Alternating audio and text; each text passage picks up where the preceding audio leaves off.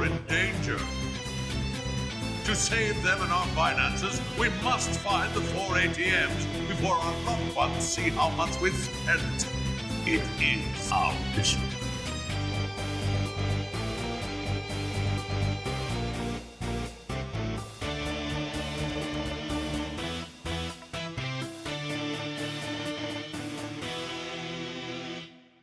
Toys! Toys, yeah! Toys, toys, toys! So many freaking toys! Toys, toys, toys, toys! Techno wages his battle to find somewhere to display all his toys! No shelving space!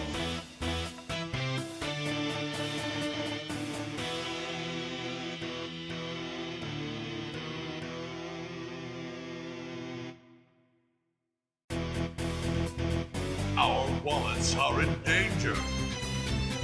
To save them and our finances, we must find the 4 ATMs before our loved ones see how much we've spent. It is our mission.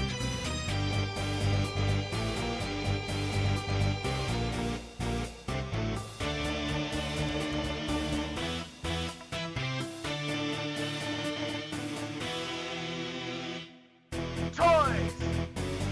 Toys, yeah!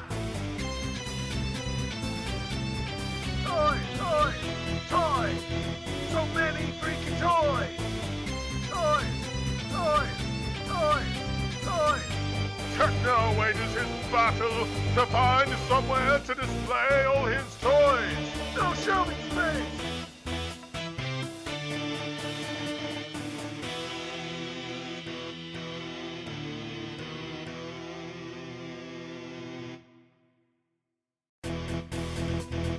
Our wallets are in danger.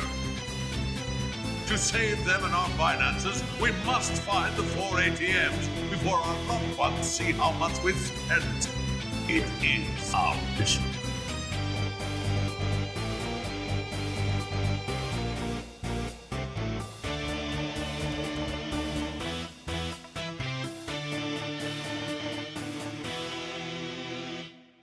Toys! Toys, yeah! Toys, toys, toys! So many freaking toys! Toys, toys, toys, toys! Techno wages his battle to find somewhere to display all his toys! No shelving space!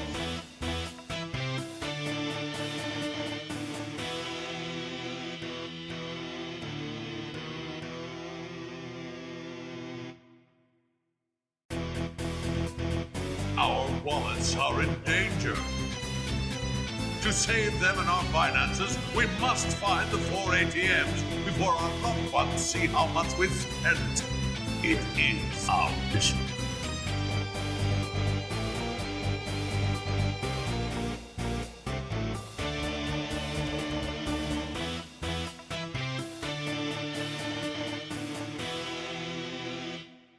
Toys! Toys, yeah! Toys, toys, toys! So many freaking toys! Toys, toys, toys, toys! Techno wages his battle to find somewhere to display all his toys! No shelving space!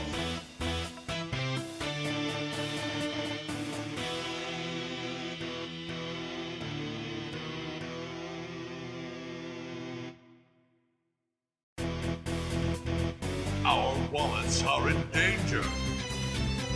To save them and our finances, we must find the 4 ATMs before our loved ones see how much we've spent. It is our mission.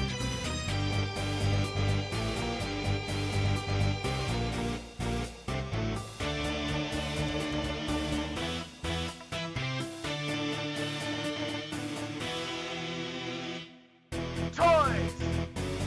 Toys, yeah! Toys, toys, toys! So many freaking toys! Toys, toys, toys, toys!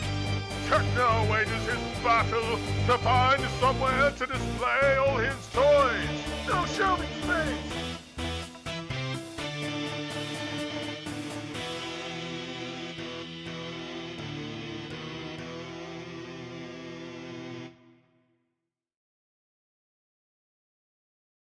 Hello everyone, and good afternoon. It's a rare Friday stream. That's right. We're actually going live on Friday for once. Mainly because I took today off. I had vacation stuff I needed to burn, and it's a long weekend. It's not quite a long weekend here in Canada, I guess. It sort of is if you take vacation around the long weekend day. That's next week. So I kind of did that. Also, it affords me time for a bit more TFCon prep. But yeah, we are live and we are doing toys because I have so much stuff that well, I mean, just look at that number in the top left corner. You can see just how high that number is of things I need to still open up. So we're going to try and cut into that a little bit today for the sake of me not constantly going at TFCon. Oh yeah, I've got that. I just haven't opened it yet. Cause yeah, that's always annoying when I have to do that. There was a few things last year where I straight up was in that boat when I was at the con where I was like, oh yeah, that thing looks really cool. I need to open mine still. Um, but yeah, how is it going, everyone? How's it going? Yeah, hello, Ramses. How's your day? How's your day going so far? And yeah, as you can see there from the bottom icon as well, I am joined by a special guest today because it's more fun to hang with people and yap while you're opening stuff. So I invited in a longtime friend who I've known for way too long, and oddly enough, it's one of those weird things where like we've known each other for years, but we very rarely actually like audio converse. So this is like one of the handful of times, and yeah, so I'd like to why don't you all right, so I'm just gonna do the introduction, I guess. Yeah, so introducing, you might know him from his various contributions, Toku wise and stuff there. He does a lot of Toku toy posts and stuff like that. Why don't you, Malunas, why don't you say a bit about yourself to the audience? And Hello. I do a lot of things in different fandoms like Transformers, Kamen Rider. Right now I've got the Undertale slash Deltarune brain rot going on. How's it going? yeah, it's going good. I'm just checking this here because I'm noticing it's doubling up the chat messages. I don't know why I'm. Okay, there we go. It looks like that's fixed now. Okay, it was doubling up my chat messages for some reason, but I think it's fixed. All right. Yeah, I'm just gonna go grab a quick drink because I just have spent so much time. Just I was gonna do this before I started, but you know how it goes with streams, with last minute stream stuff. You get distracted, and all the time I spent where I was gonna do that, I just spent getting stuff ready. So let's grab some iced tea, and then we will get started. But yeah, I guess I'm just trying to think where to begin that here. You opened any cool stuff lately? Yes, I recently got in Legacy G1 Optimus. Ooh. Um, I it was kind of annoying because like I ordered this back in November on Oh, Shop and it was alongside Earthspark Warrior Class hashtag. And at the right. time, it was a pre-order that was supposed to come out in December. December came and that figure didn't come out. I asked the seller. They said, "Oh yeah, it went to quarter one 2025," and Hmm. then it's June, and then I say, "Hey, so I guess I'm gonna have to cancel this because it's not coming out." Yep. So I finally got Legacy G1 Optimus because that was the one holdup. Hmm. Ah. Yeah. So how are you finding him so far? The Legacy Optimus. It's a very cute little figure. At one point I jokingly referred to it as Missing Link at home. Like we've Yeah. got Missing Link at home. Yeah. This guy And over here. another time I kind of jokingly said, I can't believe Legacy made the Optimus Prime that appears in all the G1 storybooks because I know they leaned a little bit more toy design. Yeah. Pretty much. Pretty much. Yeah. But Fun yeah. Yeah. idea. It is a good toy. I made Really this fun toy. uh, I made this observation, and I feel like it's a weird observation. It almost feels like if another company got a hold of Transformers and decided to make their own toys for it. And it's Hmm. like I'm thinking Playmates, for example. Like if they were like, oh yeah, our Transformers are just gonna look exactly like the original, just with a little bit of articulation, Interesting. and that's just like their version of how to handle modern Transformers. Ah. All right, I am restarting Mix Up again because it is. I don't know why it's cloning stuff. Ah, first it wasn't working. Now it's just doubling all the messages that I get. So I'm just restarting the entire software there. So because I don't know why it's doing this. Stream scuff, am I right? Sometimes I've had scuff where it's just not working, and now I am having scuff where it is just, It's working yeah, too well. where it's just working too well. Yes, yes. All right, so hopefully this fixes it once it finishes starting back up here. Okay, yeah, overlays are all up in here. Does someone want to try saying something again? Let's see if this works. Um, yeah, let's see if this works now. And hopefully it doesn't triple up messages. Because In yeah. the meantime. Oh yeah, okay, there we go. We're good, we're good. It's only one. Excellent. Good. Excellent. Yeah. So you were saying in the here's meantime? I was gonna say in the meantime, I was gonna pose this question: do you think anyone is going to make a Legacy G1 Megatron? And by anyone I mean Hasbro or Takara, because I've seen the theory of I wonder if Takara can make a gun Megatron. Oh, I mean, like, I guess you're asking. Oh, a leg. I guess you're asking, is anyone gonna make this guy? But Well, not the Studio Series style, but just like yeah. the G1 toy designed character.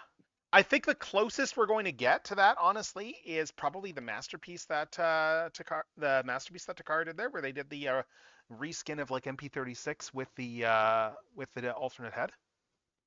Yeah. Like they did.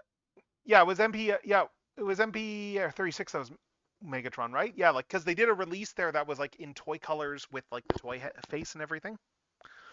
And right. yeah, it's very nice. I have the knockoff of that because like for whatever reason like the design schematics for that figure like or something leaked out like not long after that toy came out, and that included like all the add-on parts that they'd gated off the original toy. So all the knockoffs had the had the toy head as well. I'm also just I don't think anyone in the fandom would find this funny, but I find the idea funny of Hasbro trying to make a Legacy G1 Megatron that has to look like the robot mode, but has to transform into a tank. That would be interesting. I want to see that challenge now. I want to see them do that challenge of just trying to do the trigger crotch. Exactly. And make it not turn into a gun. That actually sounds like a really fun engineering exercise. I think Takara could do a missing link in theory. There's nothing stopping them from doing that. Like they don't have the same legal restrictions over there that they do in the US. It's just Hasbro probably would not import it. Oh yeah, that missing link for sure is going to happen. I'm just thinking of specifically like Legacy, like the G1 toy. Honestly, I could see that it not being a priority though, because there's a lot of other characters for Missing Link that are going to be easier to sell like overseas and stuff too. I mean, hell, look at some of the rumors there. Like I think Grimlock is on the rumor list for Missing Link, and that is a figure that I think there's going to be a lot of demand for that because Hasbro lost the mold for that years ago. Oh yeah. When that first popped up, I was just like, oh, I didn't even consider that was a possibility for Missing Link. That would actually make a lot of sense. I mean, look at Sunstreaker. Sunstreaker, that's another one that Hasbro doesn't have the mold for anymore. For like the G1 toy.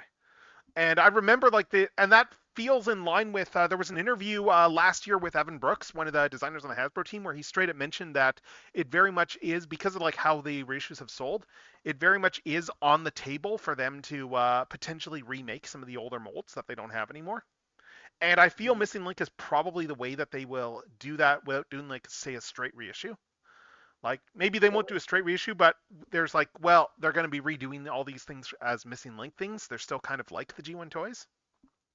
Yeah, and it would make sense to do it in Missing Link because like I'm sure that there's probably better information about the way the RC works, but I remember when it was first revealed, there was some weird description that I had to go through like Google Translate and DeepL just to get like a translation of it, but it seemed to imply that figure was going to have articulation that maybe locks into place so that it feels more like a G1 toy. If I remember correctly, I think that there's also some slight differences between the two releases too, based off of like which drafts of the concept art. Like the first one, the one that's in pink is using like the pictures we've all seen before. Sorry, the one that's in orange is the one we've all seen before there. But I think the other one, if I remember correctly, is going to be using like an earlier like non-final Floroderi head. Right. Like right. they're Yeah, I not do using the remember that. final head. They're going in the same, like, this is amazing to me. Like they are going the same vein as the rest of the 86 guys and using like the near final designs that Floro Deary did that we didn't that were like this that would have been used by like ACOM and stuff but didn't actually make it into the final cartoon. Yeah, But good yeah, stuff. anyway, we're here to open toys, so we're gonna start. So the theme here that I like doing themes for everything, and the theme we have here is because it's a Kane Shinjun and all that. As a as a Gridman type thing to link this all in, our theme is Instance Doom-Ination. If you saw the teaser image, you can probably guess like why I'm saying that. Because yeah, like I got another thing that tied in, and then I just kept expanding the scope a little bit here. But yeah, so instance domination in Gridman is essentially mind control. So it's an ability that's used by people to mind control kaiju and turn them into their servants. So you know what? We're going to So, kick this off with a mind controller. I just picked this one up yesterday actually. We're going to kick this off with a mind controller from another franchise entirely.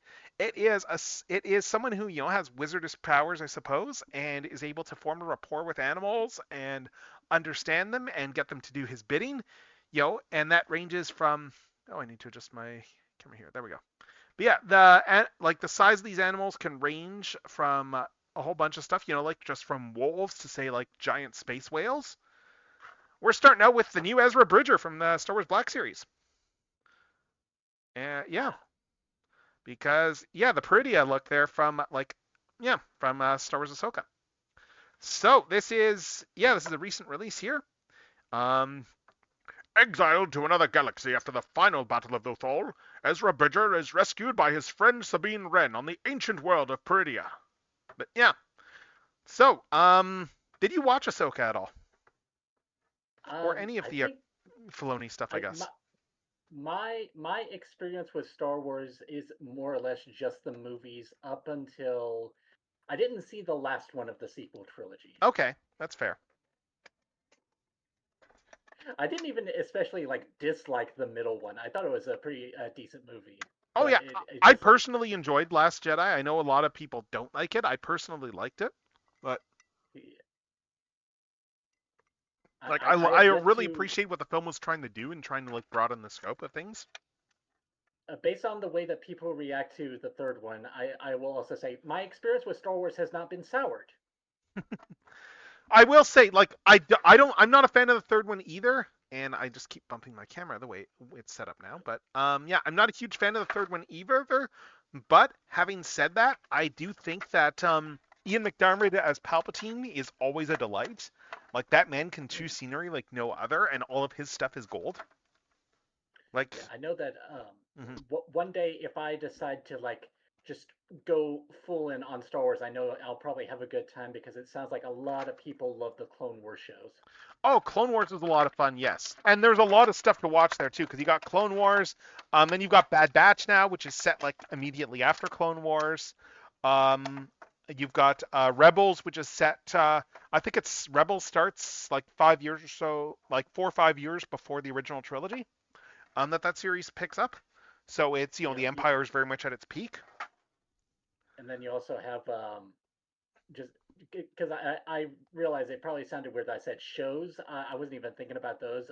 I was also thinking about the Gendy Tartakovsky one that everyone loves. Oh, that one, yeah. That one is admittedly that one is considered non-canon these days. They kind of decanonized Oh, it when they did the CG cartoon.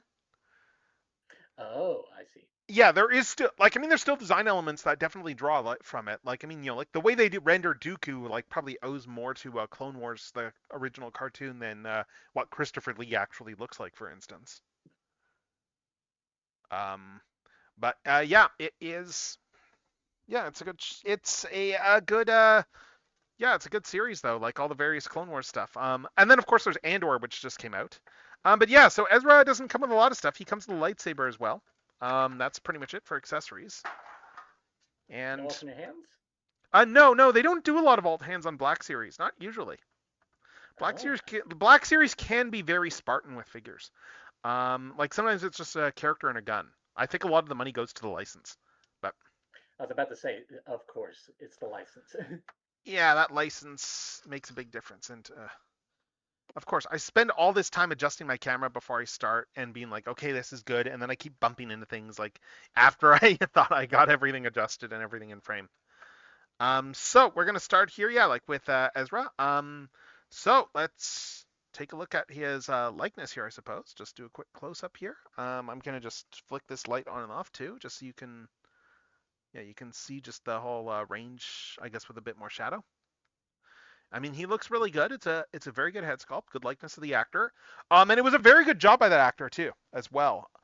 Oh right, is Dirge not canon? I thought that they has Legends recanonized. Have they recanonized him? Because they did use Dirge in the old Legends comics. Like they did keep him around. And I think at one point they were toying with the idea of bringing Dirge into the animated series. I think they didn't because of CG constraints.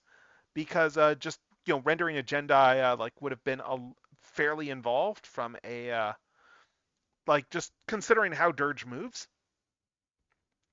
But yeah, Ezra. So yeah, he's got his hair grown out there.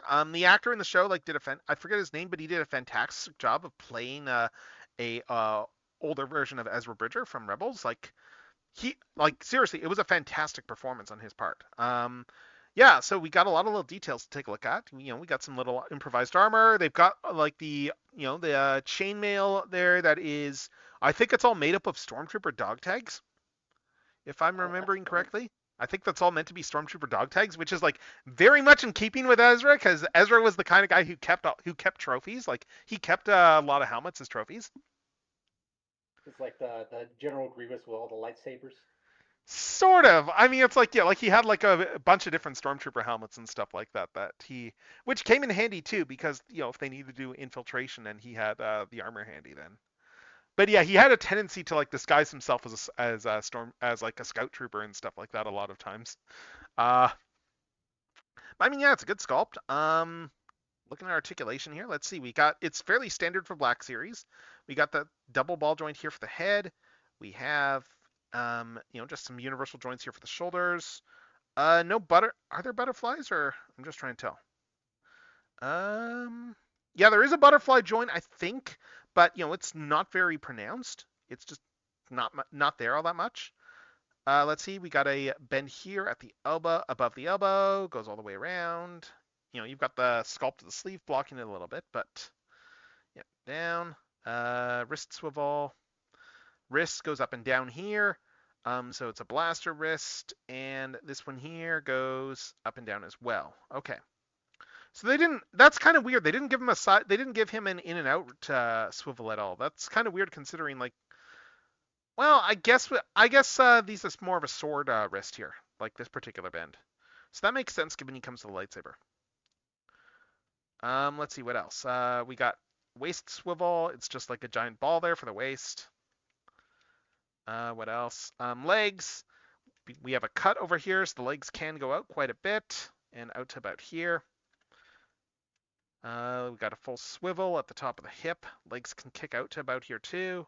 And again, that cut means we can kind of just, this can all go up out of the way so we can actually get those poses going. What else? Got a knee bend there, all the way around, 90-degree knee bend or so. We have a swivel at the top of the boot, like they will tend to do. And then we just got your standard Hasbro ankle tilts, which are pretty fully featured as far as ankle tilts go. Yeah, so that's Ezra. I mean, like, yeah, it's a good likeness of Ezra. And then we got like the lightsaber here too. I assume this is probably based on the lightsaber that he built in like near the end of the series there. I haven't looked too closely, but it's definitely not. I don't think it's his OG saber like that one Sabine had. But yeah, yeah. So just put that in the hand. He holds it pretty well. Yeah, it's a good saber. Yeah, likeness is pretty good, as I said. I'm gonna do some quick comparison shots, and right after I adjust my camera again for the umpteenth time, because I had all the angles where I liked them, and then I started bumping into everything. So that kind of broke all of my that kind of broke all my perfect angles. Yeah, that should be okay for now. So we got Ezra over there, and I've got a few Black Series figures to bring in for comparisons. I'm just gonna. Oh, where did they? Ah, okay. Yeah, there's the other one. Okay, yeah, so I can do comparison with the lightsaber actually. This must be his new one because I've got the other Ezra that they released as part of Ahsoka that is based off of his appearance at the end of Star Wars Rebels, but with the new actor's likeness. Because yeah, like Ezra went through a couple of outfit changes over the course of the series, for Rebels. But yeah, like this is Ezra as he appeared at the very end of Star Wars Rebels, but as played by the actor who played him in live action. He's wearing like the same outfit he had in the finale of Rebels. Like they filmed like a live action version of a recording that he made for Sabine. Um, and then she's watching it at the beginning there, so we kind of have like just a bit of a flashback element. So yeah. Anyway, yeah, same character here, but just completely different outfit. And probably about like what 10 years older or so, I guess. I mean, yeah, like different lightsaber styles here. Like it's a very similar saber, but it is clearly a different lightsaber. Also, one is paint. One's painted silver. That feels a bit cheaping out. Plus, I mean, he still has a blaster here as well too. But yeah, no, they got all the little details pretty well. Like even like Ezra's scar, for instance, there that he has like on his cheek. Like that's pretty much well rendered there. I've also got an Ahsoka in here too. So let's put this in. So yeah, I mean, he goes pretty well with all this stuff. I don't know what else there is to say about this other than yeah, it's a solid Ezra toy. Let's see. I just need to make sure that I grab images of a lot of the stuff. And I actually fixed my toys to unbox counter, so that should be working properly now. So yes, that's one down out of a whole bunch of stuff, and I've got a lot of things to open further. But I think we should probably do another transforming toy, do an actual transforming toy for the next one. Let's see.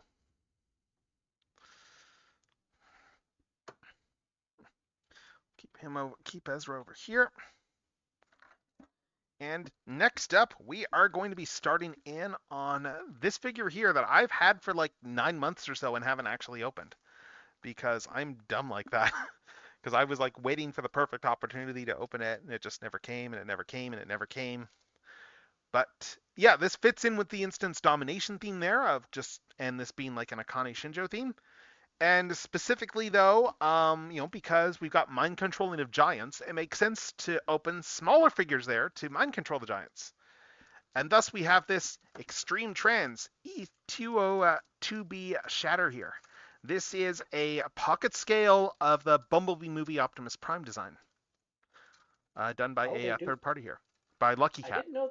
I didn't know that third party did like pocket scale of movie stuff. That's interesting. Oh yeah. There's a few things. There's been a few movie Optimus Primes that have been done there, by a few companies. Hold up. I'm just gonna make a quick social post as I tend to recap this stuff as I go. I am just gonna start doing that.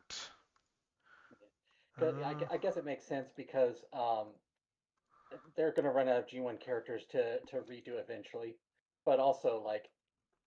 When I think of third party, I think of it being very China based, and apparently they just really like the live action stuff over there. Oh yeah, they do.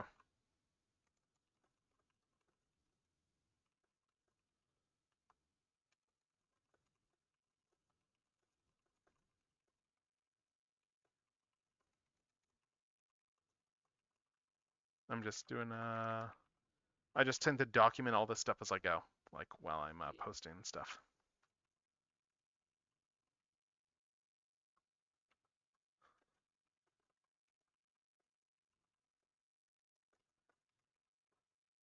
Yeah, I do have the season 1 Black Series of Ezra as well, but I mean it is gonna look very different because it's not the likeness of a live action actor. It's just based off of trying to do a live action render of the CG design. As it is with cartoons, it's like how with Grand Admiral Thrawn, there's like the two figures there. Like one is more traditional Thrawn, and one is just straight, and the other one is straight up. This is based off of how Lars Mikkelsen actually looked in the Ahsoka series in the makeup. So anyway, this Lucky Cat figure here. This is actually like one of 2 pocket scale Bumblebee movie Optimus Primes that got done. So yeah, I'm curious to see how this thing turned out. Let's see how tiny this thing is in person. I don't remember where I've heard the name Lucky Cat. What else have they made? What else have they done? They have done other stuff. Let me just. Now you're making me wonder. Geez. Let's look that up. Is this the company that made that one? Not the Dino Megazord. Um, I'm just checking.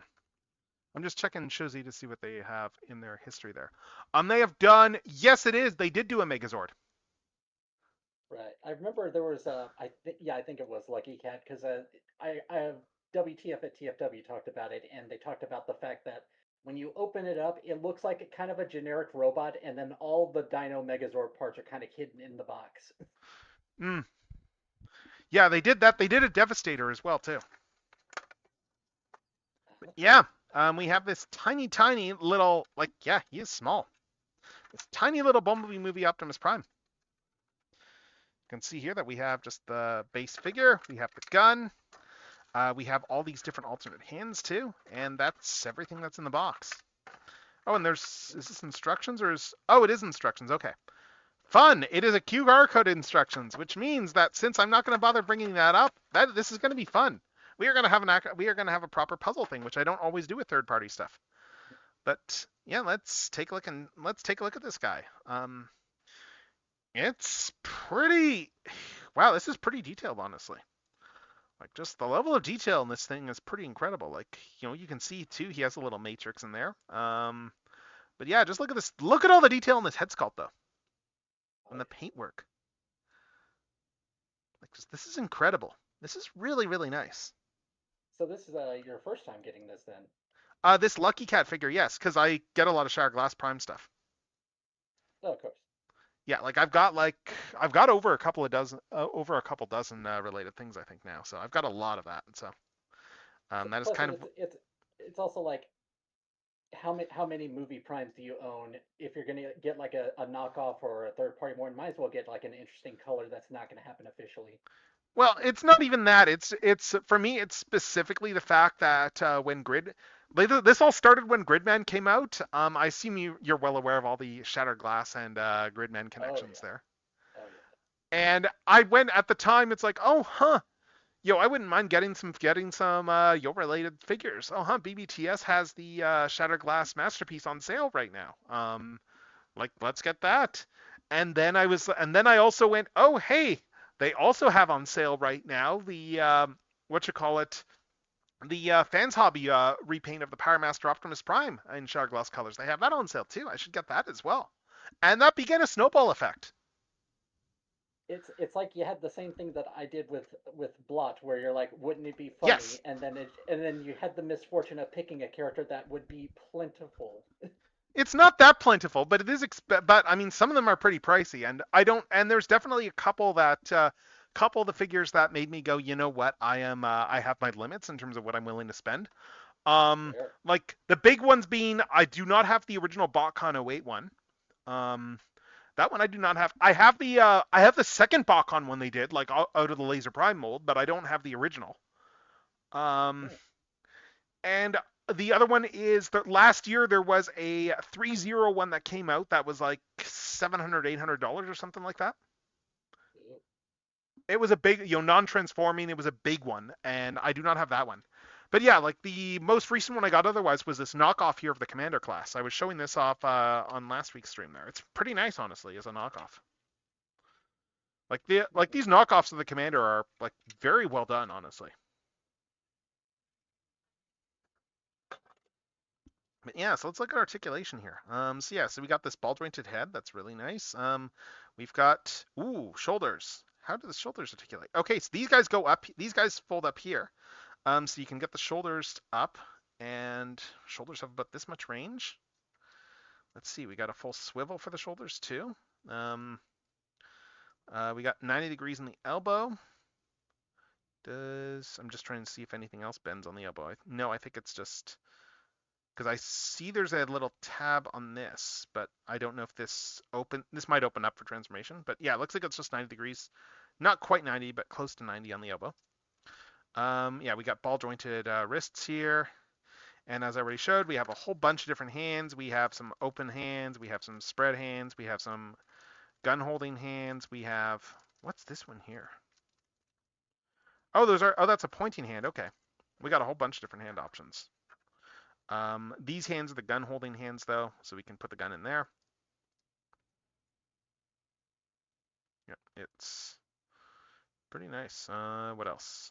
Waist. Waist is a full swivel here. Waist swivels. Yeah, some of these are a little bit tight here. But yeah, you need to pop that up in order to get this up. But yeah, no, it's pretty good. What else? Yeah, hips. Hip skirts go up to about here, so we can get the hips up all the way. Okay, front legs. Looks like this comes down, probably because of transformation. Yeah, waist unpegs there, but the hips, when you leave it pegged in, still go up quite a bit. Go up, go out. A little bit of in and out. They don't really go that far back, but as people always forget, legs don't actually go back this way.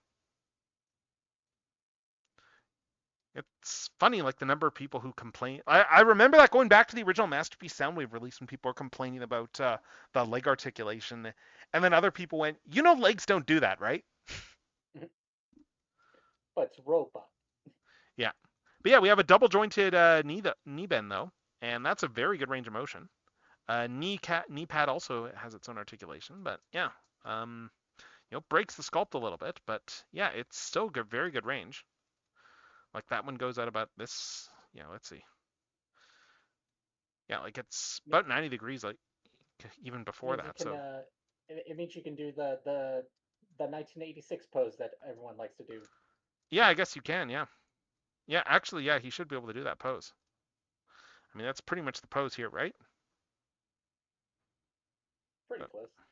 It's the Transformers equivalent of the Iron Man pose. Right. Let's see, ankle tilts. Ankles got tilts in and out. They go up and down. They're just ball jointed ankles. Yeah, he looks really good. Before I transform this though, I'm just gonna go grab one thing for.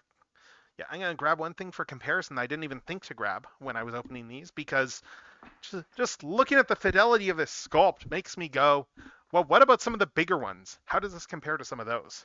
Because I have other Bumblebee movie Optimus Primes. I just need to pull things out of my shelf to get at them.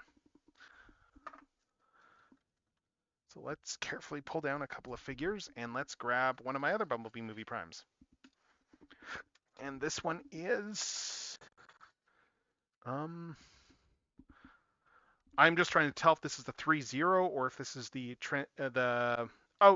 or if this is the one that's not the 3-0, but it's the looks almost the same and transforms. Like, I think this is the transforming one that I pulled down. Like the transforming third-party one, which is like an amazing figure. This thing is freaking amazing. But just to compare, like, just how close they actually got on this thing. Like, let's just adjust this upwards. Just look at this comparison here. Like, just in terms just for how much this little guy is doing. This is kind of nuts. Just from a fidelity standpoint, like all the little details, like even just stuff like, the little arrows there on the forearms and stuff. Like all that sculpted detail is still here. It's kind of crazy. Like just looking at how clean the back of the legs are. Like you would not know this transformed. You would go, oh, that's a neat little action figure if you just glanced at this. Like how with this one here, like the fact that this thing transforms is kind of incredible. At least I'm pretty sure this one's the transforming one. They both, as I said, they both look almost identical. But I think this is the one that does transform. Yeah, it's just very, very similar. Like they even copied like a lot of the art. They copied a lot of the articulation of the 301 on that one there. Like it's Like probably like 90% has like 90% the same articulation, which is kind of nuts. Except it transforms. But hey, it's amazing what you can do when you don't actually have licensing money to worry about. Amazing what you can do when you set your budget to infinite. Oh no, it's not an infinite budget. Like third-party stuff still has budgets, but you don't have the True. same but constraint. You don't have to go through all the licensor approvals and stuff. So let's see if I can figure this guy out. Yeah. Oh, yeah, right. There's a little matrix in here. So these windows do open, and this thing comes up here, and you can see there's a tiny little matrix underneath it. I just need to get this guy up. Does it go up or? Huh. It looks like it should. Where's my spudgers? Of course, I shifted everything. Oh, there it is. Let's see if I can get this up with the spudger. Oh, this goes down. Okay, that's why. So yeah, all this stuff comes out like that, and yeah, and we have a little matrix inside, and it is a removable matrix. So yeah, so this figure has this tiny little purple matrix. Again, Did this is did Bumblebee Movie Optimus have a Matrix design, or is that like an unofficial thing? I'm not sure. I know it's on the 3. I know that the 3.0 one has a matrix design, like he comes with a matrix. I think that's kind of. I'm not sure if that's from the concept art or not, though. But I know that, like, I think pretty much all the third-party ones use that as a general basis. But yeah, so we got these windows here. These are obvious. These are going to have to come in closer, obviously. So I'm very curious to see how this goes. Let's see if I can figure this out. Let's see if I can figure out this tiny little pocket scale figure. This is gonna be a challenge. Especially since I'm not sure off the top of my head what we're supposed to have in the end. I mean, I can spot a few things right off the bat. Like the fact that there's going to be a swivel up here somewhere, and oh, I didn't even catch this here. He has an upper body ab crunch too. Nice. Oh. Yeah, he's got a full ab crunch. Just yeah, that's really cool. It's not a lot, but it's there. For a second, when you were closing the legs together, I thought you were about to just like do the motions of a G1 Optimus toy. I mean, I'm assuming that's going to be pretty similar, but yeah, let's see. It looks like that all this stuff comes out. You can see that we have the front of the truck back in here. Actually, you know what? Hold up. Let me put this guy back down. I want to grab a quick picture of him first before I do that. I just tend to like document all the stuff on the way, then I can post quick photos afterwards and just go, okay, these things are really cool. So we got that guy over there, and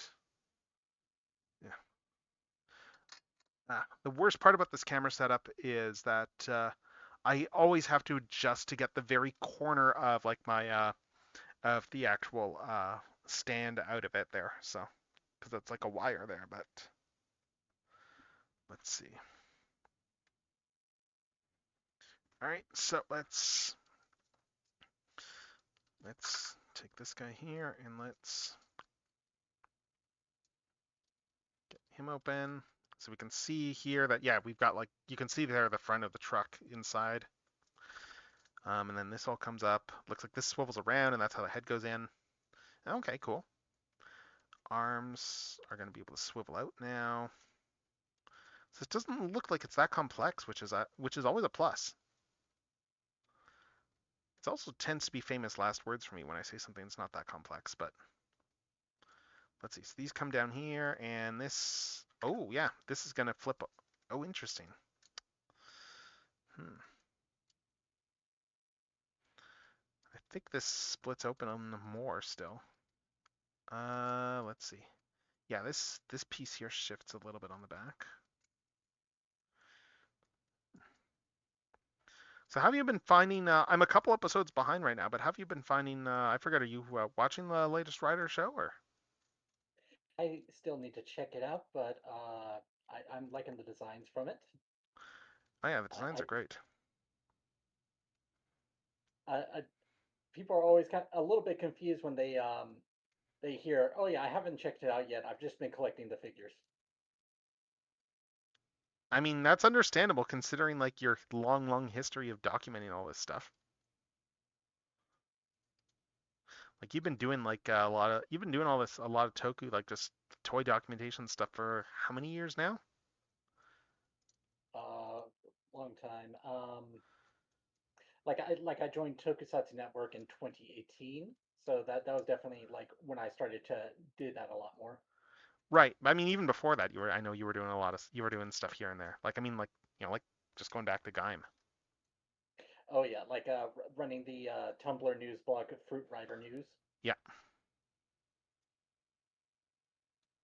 That's kind of how I ended up getting into Tokusatsu Network, in fact, because they saw that I was doing a lot of toy documentation stuff. Yeah, yeah, I remember you mentioning that. So, yeah, we got crazy. Oh, wow, these even come around too. Wow, these spin around. That's crazy. I'm just trying to figure out like all the little ins and outs of the legs because I can see that there's parts that move up and down, and yeah, these guys come out here, and those are going to cover up the thighs. It looks like. Yeah, and that's going to peg into this gap in the thigh here. Wow. Yeah, so little tab and slot. Hmm. Okay, and then we bring the knee pads up so that we can straighten these out like that. Okay, the wheels are gonna have to spin around somehow because just, well, they will. They're not touching the ground, and this is the top of the thing, I think. So how does this all spin around? Does this?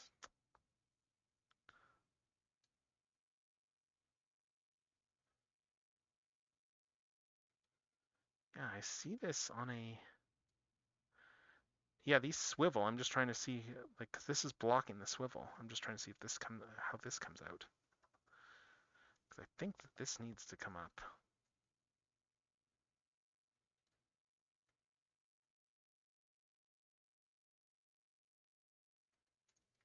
How do the wheel? Oh, okay. I see. This comes out. Okay, these come out, and then we can swivel the wheels around. It looks like. Yeah, then we swivel the wheels around, like shifting over here. That's cool. And does anything else move when we do that, or is that just? I think that's just to get the wheels down. That you swivel them around like that. Okay, so then the wheels are down like this. Okay. It's always interesting to see, like with Optimus Primes, like with regards to how they do the legs, because they either like do very little or they do an entire involved process there just to minimize them looking like legs. Okay, but yeah, we got a whole gap back here, so, but yeah, these definitely tab together, but there needs to be something in here, I think. Oh, these come out too. Okay. Oh wow. Yeah, I didn't. Yeah, there's even more that comes out of these legs. Holy cow. Yes, this opens up because these things will all. Oh wow, these also fold up. And okay, are these gonna come around or? God, they just yeah. Oh yeah, yeah, yeah. There's a crossbar here, so these swing up. It looks like these are on a crossbar that swings up. Let's see if I can figure out how this gets out. Because I can definitely see this entire piece is meant to swivel. Like, oh, I wonder, do you think any of these third-party designers would go on to do official stuff? Like, I don't know the lore. hmm. That's a good question. I mean, Takara, I think that if they did, they wouldn't acknowledge it. Obviously, there has been at least one instance of the other way around that we know about. Oh, Um, that where there's a former Takara designer who actually has worked on a lot of MMC stuff. oh, wow. Yeah, like he works on a lot of their masterpiece stuff there. It's the same guy who did back in the day who did Classics Mirage. Yeah. There were two examples like that, not in Transformers that I was thinking of. Because I've been thinking about Deltarune a lot recently. Mm, There was a very well liked Undertale fan game. It was just like a boss fight. It was called Undertale Red, and it was just against one character. And that I don't remember what they did. I think they worked on attack patterns in Deltarune. Okay. And the other one I was thinking of, a lot more notable, the current person working on Dragon Ball Super used to be like a fan artist. I mean, in Japan, that tends to be how it goes, though. Like a lot of that, a lot of the pipeline is like, fan is a fandom pipeline. It was interesting because at the time there was well, I say at the time in the 2000s there was a really well done web comic for Dragon Ball AF. Those Hmm. who know, and it was by someone who went by Toyble. And then at one point when Dragon Ball started doing like manga tie-ins for their arcade game, they had Yep. an artist that went by Toyotaro, who people compared the art styles were like, this seems very similar. And then like the fan artist on their blog said something like, I have to stop working on the Dragon Ball AF comic because I'm working on something bigger. And they basically just posted a silhouette of a character from the official comic, from the Yeah, official manga. that sounds like how it goes in Japan. So that tends to be how things go. Because like a And lot of these creators come up through fan art, so that's and it's kind of, I interesting mean, that's kind because of why Japan tends to be a bit more lax with a lot of that stuff. Because it's interesting. that's where all their future people that they can, work to the grindstone are coming from. It's interesting for Super because like one of the things that kind of comes up with Super is how much of it was Toriyama versus how much of it was Toyble and Hmm? Toyotaro, and at this point now it's just Toyotaro, unfortunately. Right, but there's still, I feel there is like that inherited will all the same. So Hmm. I mean, there's the inher. I mean, I say that, and it's like there's the inherited will, but then there's also the element of, just like the creators. Did you see that? Wow, this one's pretty involved. Did you see that Kojima interview that came out recently there? I did not. What was it about? There was a whole because Death Stranding 2 came out, so like he did an interview. I think was it with Variety? It was one of the U.S. trades. Oh hey Sleep, how's it going? We are trying to figure out how to get this how to transform this little pocket scale Optimus here right now. This little pocket scale shard glass Optimus. That is like the Bumblebee movie design. That is incredibly involved so far. It's just one of those things where I am just trying to figure out what moves because the fact that the instructions are just QR code and I don't want to go and look up the video. So, I mean, I might do that in the end. Like, I may surrender and look it up, but we'll see. But yeah, where were we? Where was I there? Oh, right, the Kojima stuff there. Yeah. So yeah. So as I said, he did an interview there where he there was a bit in there where he was talking about where he was being asked about successors and stuff like that, and he had a very much response, like with regards to like in terms of things like passing the torch, where he was like, like whoever, it's like if my studio tries to imitate what I do, they're not me. They're going to fail at imitating what I do. It's like, but there's going to be a lot of people that if there's people that are inspired by what I do, like he's not interested in passing the torch so much as he is like the torch, like kindling, like what was it? How did he put it? Like helping light the fires of future creators. Hmm. Like the whole, it's like yeah, he's one person. He was inspired by people, and and he's acknowledging that he will probably go on to inspire other people himself. But okay, there we go. Yeah, I could tell this comes up here. There's a joint right over here. Yes, this is popping out there. Okay, yeah. So this, yeah, I want to keep this. Oh, I need to. Okay, hold up. I need to bring. Oh, I need to bring the. Do I need to bring the matrix thing down for this transformation, or hold up? I'm just spotting bits. Okay, yeah. So it looks like this all folds down. That all folds down. Hmm. God, this fancy schmancy origami. Like, and I can see wheels buried in here now too. So these guys have to come out. Oh, there we go. Okay, now this is all down. There we go. We got all this out. We got all this stuff out now. Oh, that's funny. Oh, that's funny. It's the window that's on the thing here, and I just popped the rim off the window. Let's fix that. let's pop the let's pop this guy back on the window because it came untabbed. Let's yeah. All right, let's fix this. Get this tabbed back in. There we go. Yes, this all come. There we go. Yeah, it's all tabbed in now. Yeah, okay, so I can see how this is all starting to come together now. Yeah, we got. Wow, this is very. Yeah, this is crazy involved so far. Just look at everything. I hope this. Let's see. Okay, yes, this thing rotate. This piece rotates around here. Wow. Yes, this. How's this rotate around? Because this is getting in the way of that. Like I can see there's a pin. Yeah. I can see that this is meant to swivel, but this is getting in the way of like. Oh crap! Like when that went off again. Yeah.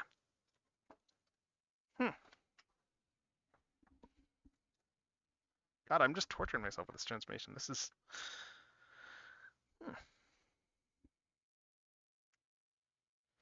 I may end up having to admit defeat and looking up a video, but I hope not. Like at this point, I'm just dedicated to getting this. Because yeah, I can tell that this guy has to swivel around, but this guy is down here, so we would have to take the matrix out for the transformation, and yeah, so I must have to. Let's see. Let's see if I can figure some of this out.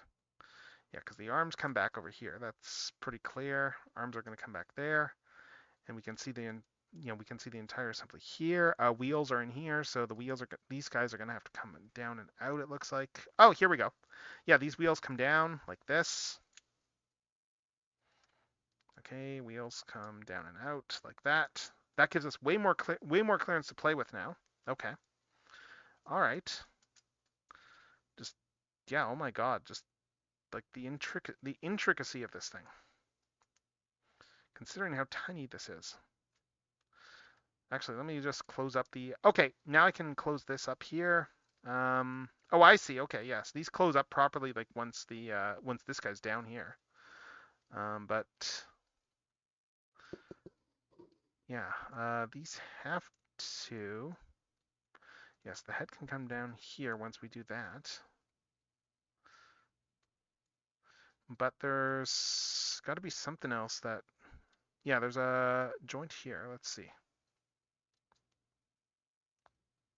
Maybe I was too hasty in trying to. No. This. I'm just trying to see here. Because yeah, this guy is gonna have to come down. Yes, this whole thing comes down over here, and then this guy needs to fold back down like this because this is going to be the. Yeah, we can see here this is the front here, and there's another slot. Yeah, this. Oh, does this rotate around somewhere else? Let's see. So where's the joint here? Yeah, because this guy bends there, but this needs to straighten out. And yeah, then there's another bend in here. Maybe this comes out?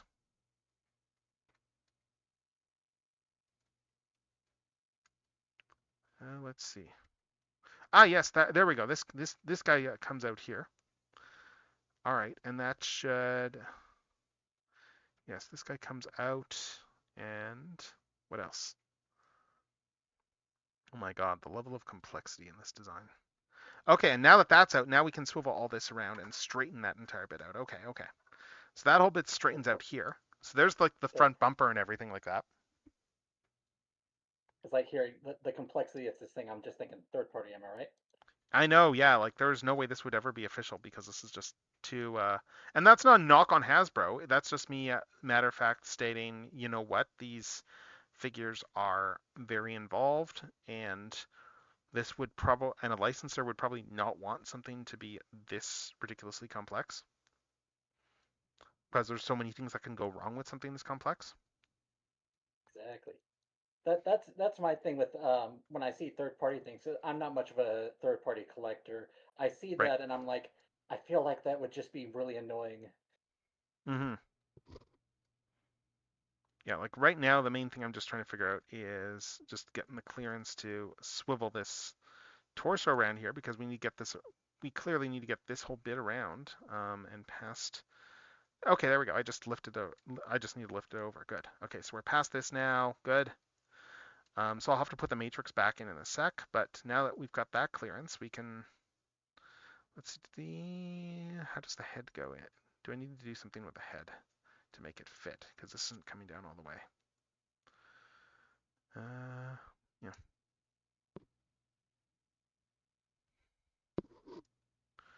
That guy goes up. This head is not going down quite all the way, and I can see we got there's a little bit of, okay, there's a forward and backward swivel on this neck. That's probably why. Okay, so there, yes, the head goes down like this. Okay. Head goes down like that, fits in this little cavity there. You can already see that this is all starting to come together now. Like we got a front of the truck right there. Okay. And then, yeah, then these arms come around here. We need to fold up the unfold panels from these arms. Like you can see here, there's a lot of panels that are folded up. Like that, this is all going to come out and form the side of the truck. So let's see. That goes there. And we got more panels in here. Just, yeah, like this is the sort of thing that they do on the larger figures, but like on a small guy, oh my God, this is kind of nuts. Like all these panels here out of the arms. And as for this hand, how does this hand store away? Oh, there's even a little slider in here too. Wow, they got a little slider just in here for the hand. Is this a swivel? Is this meant to? Oh my God, yes, it is. This is all meant that you can move. You can bend this whole piece 90 degrees there. Wow. So then we can like store the hand in like that. That is cool. Mm-hmm. The level of complexity on the Legends stuff also makes me think like I want to see more upscaled versions of these just to see how it would turn out. Mm. Competent upscales. Yeah. Well, I mean, not knockoffs that are just like we're just going to upscale a thing and not do any adjustments. I would argue we sort of have that because we have that one that I showed, the one that's like essentially the 3.0 design but upscaled. Oh yeah. So like it's very similar in terms of how it just all explodes outwards. Because you've essentially got that whole front of it essentially more or less like flips inside out and has the entire cab come out of that torso. So I'm just trying to like because I still occasionally like browse AliExpress just because I like seeing what they have on offer, and there is like this upscaled Optimus that is like I don't remember what company it was, but it is like one of the G1 pocket scale things upscaled, and it looks okay. And I have one that's one of the gun Megatrons, but they made it Bumblebee themed, and it is less than okay. It was very cheap, but it was an example of if you just upscale this and then like do it in kind of cheap plastic and don't make any adjustments, kind of janky. Oh, the cool Grimlock with all the nice colors. Which one are you referring to? There's like I know which Grimlock mold, but do you mean the G2 version or do you mean like one of the other 4 versions of that mold? Because like they've done a lot of different ones. Like, do you mean? Let me just. Where is that? Where's the G2 one? I've got it back here. I think he's behind me. I'm just trying to spot it. Oh, there's the other G2 one. Oh, there it is. I just realized I didn't finish my thought. The other thing with upscaling the Legend stuff and not making adjustments, the regular version of that Megatron upscale I was talking about, the face looks really bad because it is just like a really simple sculpt that was just upscaled. Oh no, that sucks. That sucks. But yeah, just to clarify in terms of which one you meant, did you mean because you were talking about this the other day? Did you mean this one over here, or did you mean this one over here? Like for cool colors, because like yeah, they have done a lot of different cool color Grimlocks. They've done a lot of different Grimlocks over the year, like just from this mold. That's a fascinating thing about current Hasbro's. It's like, oh, the G2 Grimlock, which one? The fact that the fact that we can actually ask which one is nothing short of amazing. Like that is a gift right there. The fact that we can ask which G2 Grimlock do you mean? Just the canonical example for me as well is, oh, also that wave that was entirely composed of unreleased G2 characters. Yeah, like that Grimlock there. Like that Oh, Grimlock that's was one like, of them. Okay. yeah, that's one of them there. Yeah, like that whole wave was like, yeah, as you said, that whole wave was like unreleased stuff. Yeah, the dark blue one that is at retail right now. You should be able to find that on store shelves still. You will want to do that before later this year, though. That being said, because it is actually being, they are doing a refresh of the later this year of the original colors G1 style Grimlock, because it's been several years since that came out, and a lot of people have been bugging them about that. So yeah, so that one's getting a packaging. That one's getting just a packaging refresh soon. But yeah, he should be out at retail now. Um, I'm just trying to figure out the complete. Okay, because we got all these bits here in the arm. These arms need to fold in, but there's also, yeah, there's also panels on the shoulders too. I need to work with. Because yeah, this guy comes down. Yeah, okay, and there's more of the. Okay, there's more of the front of the truck there. There's the other chunk there. Okay. So let's see if I can have enough stuff out to be able to actually fold everything in now. Really, this is crazy impressive. Because yeah, we get all this stuff in here. All this stuff comes in here. Like, just look at how well everything fits in here. Yeah, and then this guy comes down there, and that fills in that gap. The head is still kind of getting in the way. It's maybe okay. There we go. Head should be okay. I see what it is. There's a couple of things on the back of the shoulders here I need to fold up. I might need a spudger for those. I might need my spudger for these guys here because these panels here also have to fold. I can tell. I mean, yeah, like they're on a hinge here. Oh yeah, there we go.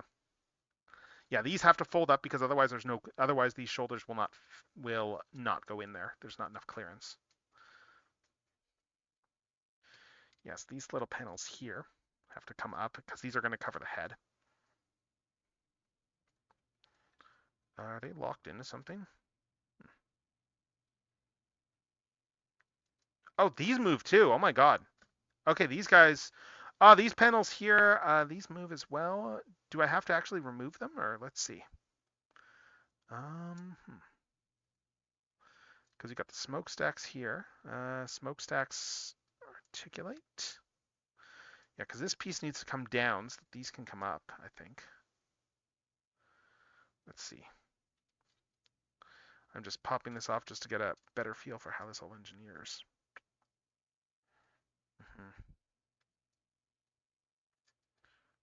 Oh, okay. Oh, I don't need to pop this off. Okay.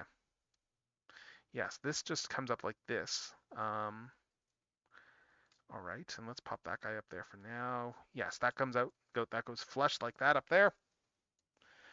Oh, yeah, the other one, they're both Generation 2 Grimlocks.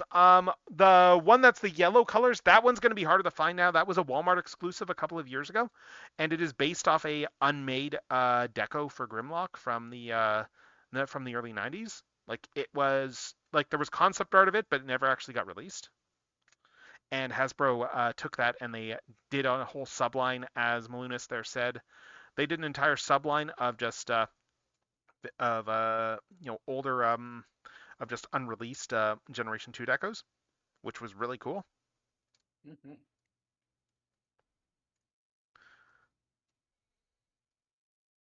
Like that is what I love about the current design team, that they are the types of like Transformers nerds who will go, you know what, let's do this incredibly niche idea that a lot of that and sell this as a store exclusive thing here.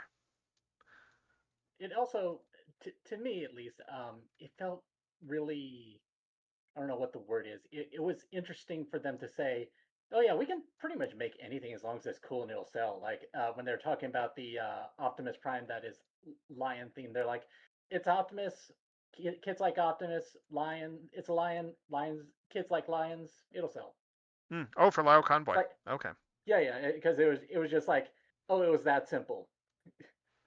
Oh, and I'm spotting even more joints as I'm doing this. Oh my god! Like, because there's another swivel up here that's gonna on the arms. Wow.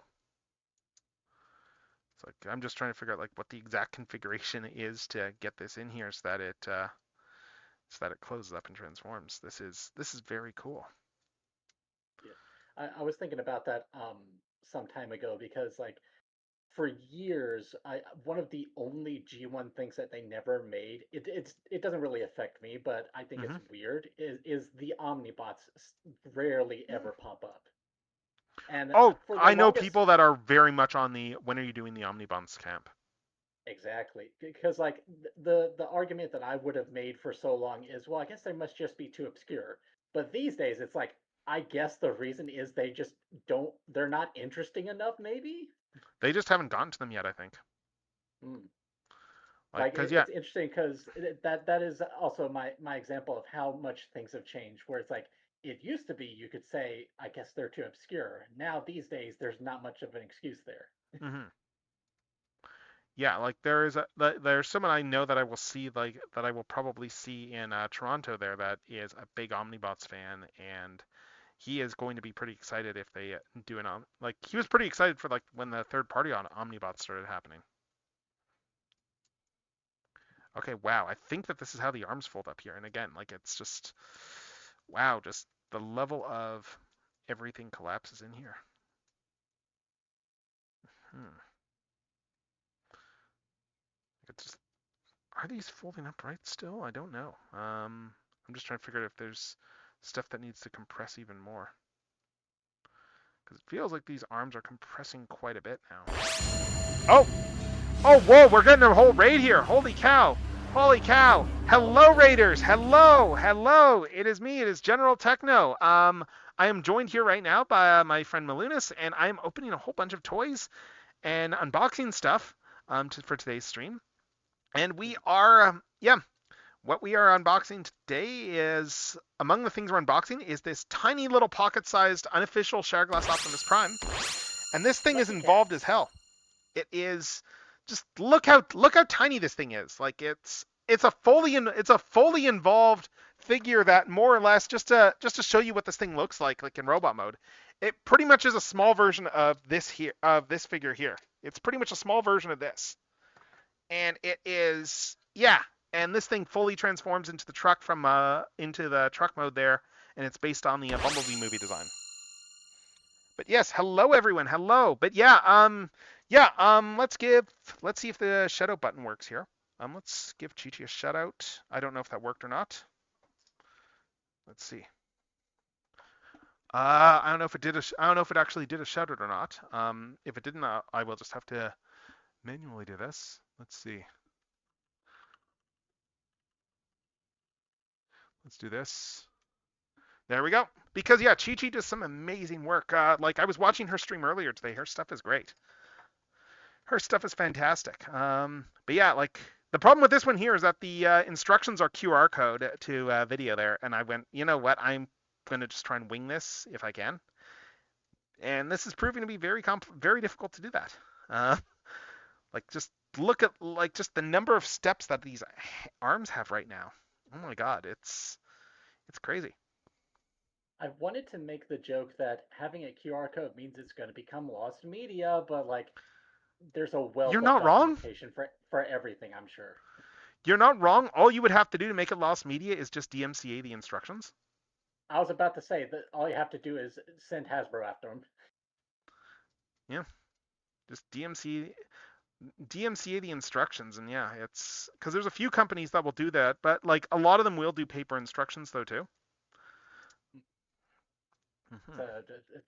I'm sure that there's many benefits that aren't this, but some would argue, oh, it's saving paper.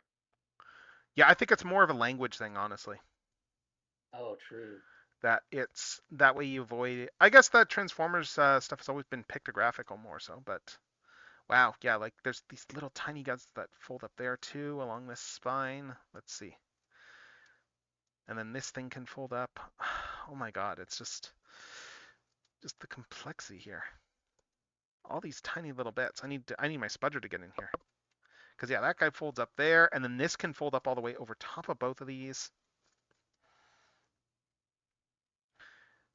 I'm losing track of where all my parts are meant to end up. Let's see. Because I think this all comes up in here too. So we got these in here. Huh. Yeah, I'm probably gonna have to admit defeat soon and just start looking up instructions because quite frankly, this is very challenging. I've gotten like a bunch of stuff. I've got the front of the truck here. I've almost got the cab. I am like 90% of the way to figuring out the cab. I'll put some music. I forgot to put music on, but I will put some music on like once I get this figured out. But I forgot to hit start on my playlist. But we will. Yeah, this one is very tricky. I've got a lot of cool stuff that I'm opening up today, though. A whole bunch of stuff. I think I've got like a dozen. I've got like a dozen more figures to go. That sort of thing there that are all getting open on the stream today. But yeah, okay. So these come around here. So are these panels? I'm just looking at this and going, well, these arms are sitting too far low, so I don't see these arms are too low, so I don't see how this is going to actually come up and cover the head. So is there another step in here somewhere that shifts the arms? That shifts the shoulders upwards just a little bit? Like, is there a slider or something in here that I'm missing? I don't think so.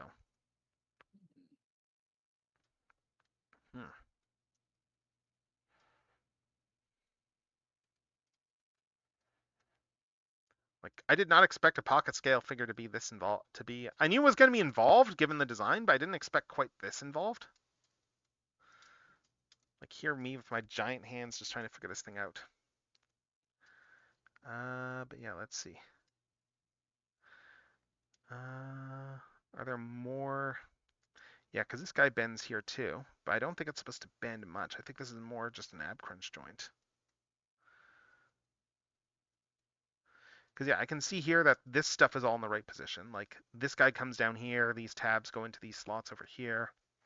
Like that bit is pretty clear.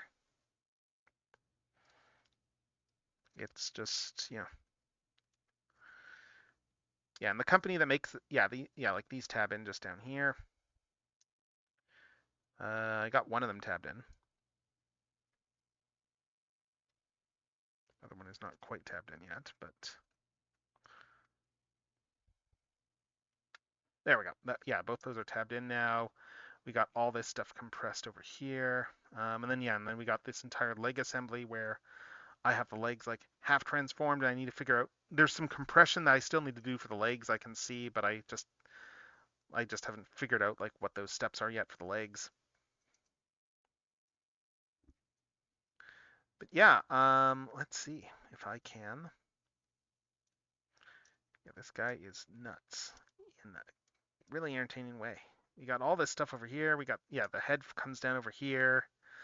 And that all just, the head just flattens out like this and comes down like this here. And then the tricky part I need to figure out is just getting the shoulders around because I'm just looking at this and going, does something... Oh my God, I see it. There is another joint here. There's a swivel joint right down here. So I see the other joint. So there's a little pin right over here. And this pin is, this entire shoulder assembly is going to swivel down, I think.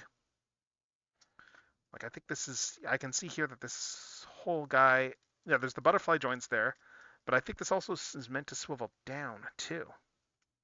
Like, the gray part on the inside. Oh, this guy popped off. I'll just keep that off for now. But I think this whole gray part is meant to swivel down, and that's how I get the shoulders down. Just, oh my God. Like the level of involvement in these arms are just so tricky. Like I can see how this stuff goes, but I'm just everything is like very tight on this tiny scale. Because these clearly, yeah, these clearly have to come down, but they are. I just, it's that whole classic. It's that whole classic thing of I see how this goes, but I don't want to break anything. True. It's also very small. Yeah, yeah, yeah. There's always that paranoia when you're doing pocket scale figures. Because I don't know if that pin is. Yeah, I actually don't know if that pin is meant to move, go down or not. Let's see, because it looks like that's being blocked a little bit. Let's see. So this comes out here. Um, yeah, because this. Let me get this stuff around here again. Yeah, because this guy comes out over here, and maybe it doesn't come down. Maybe that's just that might actually just be how this is assembled, just with a pin there. Because yeah, this looks fairly level. I'm just trying to figure out, okay, how we cover the head up. Because the head, maybe I just don't have the head down far enough. Because the head has to come all the way down like this. And then these arms have to go, okay, maybe we do have enough clearance. So yeah, then these arms go down here. And then we have all these panels here. This all comes in, and I had this earlier. Yeah, this all comes up and in like this. Oh yeah, yeah, yeah, yeah. I just need to figure out the exact positioning of the hands. That I think the hands are supposed to go like this. But yeah. Hmm.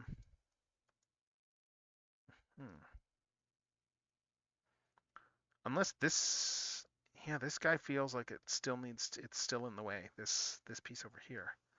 Like there's not enough. Is there enough clearance for this to even fit in? There should be, but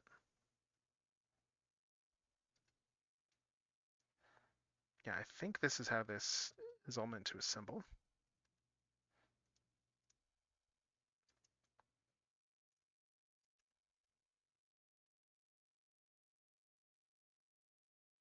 I really should go put some music on already. It's just to liven up the sound a bit. But this is, yeah, wow, second toy, and we're already getting into some. This is probably gonna be one of the harder ones I'm transforming today.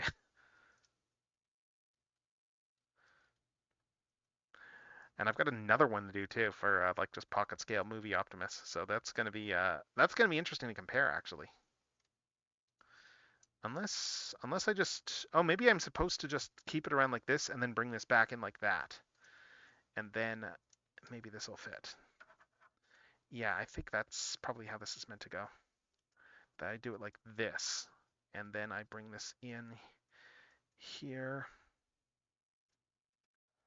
with all these fists compressed now, and bring this around. Yeah, I think this is the right configuration.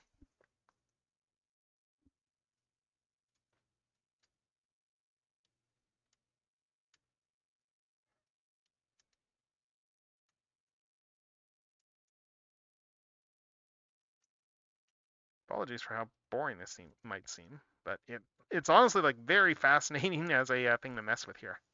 Oh wow, and okay, this guy all compresses in there for the waist. Wow, I'm figuring some of this out as I go.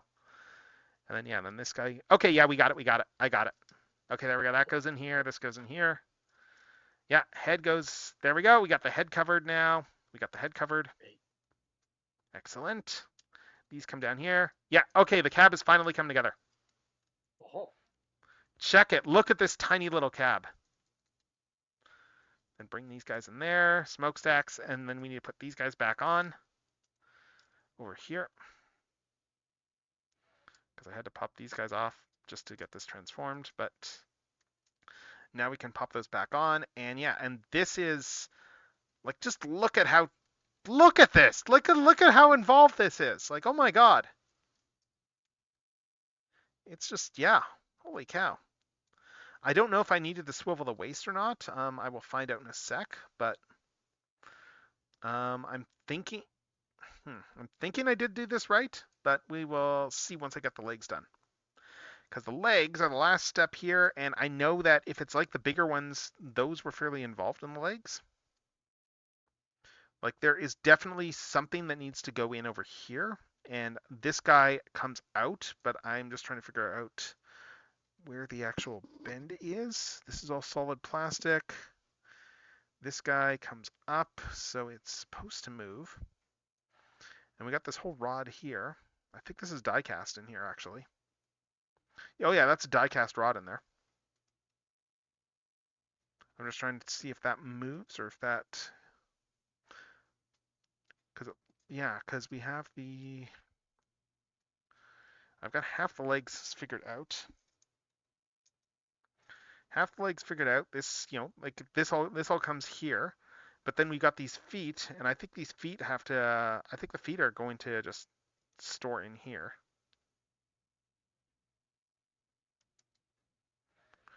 Yeah, because we got the wheels there. Wheels there. These guys came up over here, I believe. Yeah, these need to come up over here.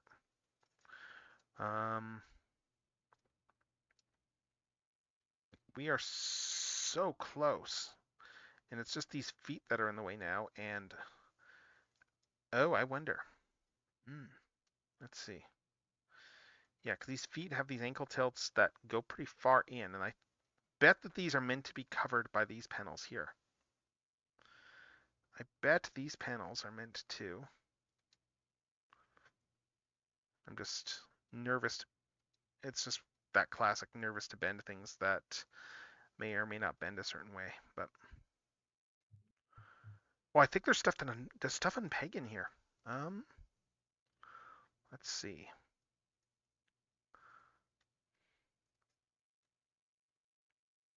Yeah, because there's a peg over here. Does this unpeg at all? I don't think so. I mean, it can, yeah. Okay, I think this die-cast guy is pegged in over there against the leg, but I don't know if it's actually meant to be pegged in or not. Do I have a picture of the, okay, fine, I'm not gonna be able to see chat for a sec, I'm just gonna look this up. I just want to get a picture of the alt mode just to see how the legs are supposed to look. Okay, and okay, yeah, these are on top. That part is right. I've got a lot of this figured out, but oh, these guys. Oh wow. Okay, so as part of this transformation, these guys these guys do come out, but they need to get over here. These little panels inside, and then that's how and that's where the feet are going to go. Yes. I see. So these guys here, these guys need to come out. Oh yeah. Let's see. Get this out, and this whole assembly here is going to have to come out here. So what is this pegged into? What is this pegged into? Because we need to swivel this all the way. Yeah, we need to get this all the way out here. And this guy needs to come, this entire bit here needs to come out. Unless, yeah, I think I'm just looking at the photos here. Again, yeah, legs are static like this. But yeah, this entire piece in here needs to come out and end up on the side of the truck. So I just need to figure out how to do that. And yeah. Again, pretty freaking amazing just as a engine that they got. I'm pretty sure that the larger one does a lot of these steps, but yeah, it's just the fact that we're getting this on such a small scale that is nothing short of amazing. Yeah, let me bring my chat back up. Hold up. It flushes the visible chat on my little app here when I reload it, unfortunately, which sucks. But let's see. Yes, this guy unpegs. Yeah, this unpegs here, and yeah, and then this needs to swivel out. It's being blocked by a bit over here. Oh, these extend. Okay, there we go. There we go. Okay, I got it now. I got it now. Okay, so the missing bit is that these legs extend like that. Yeah, these pull out that much. Okay. Yes, these extend. These extend. It just clicks when you extend them. And now we got this unlocked. Now we got this unlocked. This guy can come out all the way. Now we're playing with power. So we can do this here. This guy now has the clearance to come all the way out to the sides. So these can come all the way out now, out to the sides of the legs. And yeah, let's finish this up. So we got the front of the legs there. That pegs together here. Oh, this is satisfying. This is very satisfying. So those all come out there. Then we bring these guys back in here. And then we fold okay, and then the feet can go inside here. And the feet just all store away inside the inside here. Yes, the feet go in there. Wheels come down over here. And then we just start closing everything up. I need to bring the knee pad back up so that flat goes flush. Okay, wow, yeah, everything is, yes, knee pad, that goes in there. These guys come up here. Does this peg in anything? No. Okay, that just comes around like that. We bring these together. We got these feet just around back here. Do these push back in? I think so. Yeah, these push back in.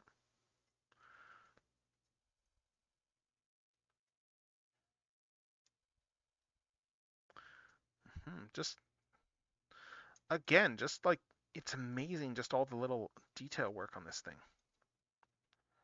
Yeah, because I just need to get the feet in. Like that. And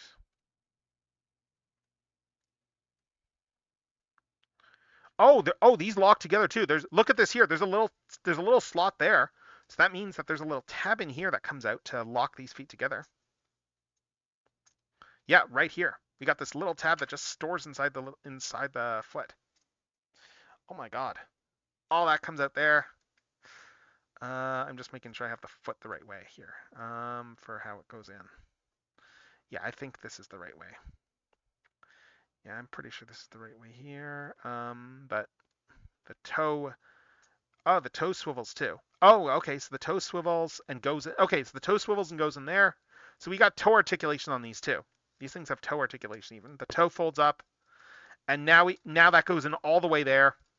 And now we can peg these legs together. And yeah, just look how clean the back of the truck is here. Once I get this pegged together, like this is amazing. Like this is cool stuff, isn't it? You still there? Yep. Yep. Yeah, just like, yeah, this is very clean for the back of the truck. And yeah, and I clearly needed to not swivel the waist here, so like I did earlier. Yeah, no worries, no worries. Thank you for coming by. I'm gonna be on for a while. I've got like a dozen things to open still, so I'm gonna be going for a bit still. So yeah, just feel free to pop back in whenever. Yeah, I need to swivel the waist back around, undo what I did there. I hope I don't need to untransform stuff again. It just feels natural. You're transforming a Transformer sprite, gotta swivel the waist. Yeah. Yeah, but I can see here that this waist needs to come up in there.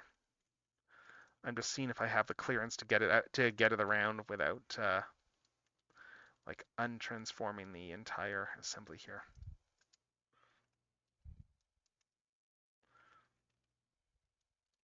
There we go.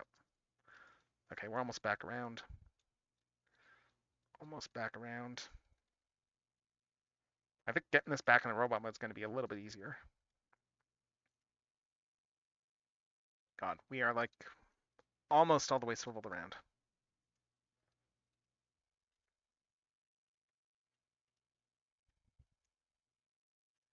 Let's see if I bring these guys, that guy up there. Oh, that's just getting caught up there. All right, almost around. There we go. Okay. All right, now we should be able to just finish this up. So we have these legs here. I just need to get these guys out of the way, and how do these fold up? I think just like this. I think these just go back like that. Let's see. Yeah, so I think we're almost done. I think we're almost done with this transformation. So we take this around here. I think this is... I just need to go and double check the back of the cab here just to see if those pieces just sit there still. But let's just... what's the images show for this? Oh my god, these legs compress even further? What? Oh, I'm sorry. What? I don't have these compressed enough. Okay, so I'm missing a step here. Okay, let's... I see. Okay, I get this. Okay. Yeah, so we're almost done the legs. We are almost done the legs. And there, I brought my chat back up because these guys came around and then we fold these back over again once we bring those around. And then these are going to cover up these bits here. Yes, that all comes down. That covers this stuff up here. And then we have these, yeah, we have these little guys here just going in there. And there we have it. That is the alternate mode on this figure. We've achieved something. Nice. This is where ideally I would put up like the text, "We've achieved something," and then like a whole bunch of like congratulations or something like that, like as the Evangelion music goes. I had to take the Matrix out to transform this. I don't know if it actually fits in here with the Matrix. Yeah, now let's find out. Because yeah, I had to take it out, but oh yeah, no, it still transforms fine with the Matrix. It's just there's nothing locking it in when you transform it, so that just makes it a bit of a pain. But yeah, so this is the whole alt mode configuration here. Let's just take a quick look around here. So yeah, so we got this here. We got we got the crack glass there, but this is a very nice cab for like this tiny little size. And then we can just plug the gun in back over here, and that just stores. In theory, anyway. Did they make a trailer for this? No, they did not. It's just you store the gun back there. It's, like just the standard, you just use the handle, and then there's a big enough gap here for this to go in, and it just sits like this. So, but yeah, it's, again, just the size of this thing. I'm just going to try and think of stuff to compare this with, just to give an idea of how small this figure actually is. What do we have? What do I have? Do I have a pocket-sized Optimus anywhere? Yes, I do. Okay, so this is the core. This is the core class Optimus here. I was literally about to suggest that one. Yeah, I've got the core class Optimus, and yeah, that's it. I don't think. Sorry. And it's transformed. Yeah. Yeah, exactly. This is the difference between like official product and unofficial product. And again, this is not, to be clear, as I say this, I am not actually knocking the official product. I am just saying there is a very big difference between the two. And the big difference being that I can take this one here, I can pick it up, and I can have it transformed very quickly. Oh, right. This needs to swivel around. That swivels around there. This guy, yeah, that swivels there. Oh, no, I had it swivel the right way. Yeah, that swivels there. This guy goes here. This guy comes up around the legs and there. And then we just bring these arms in. Bring the arms in here. And then just lock them in with the thighs.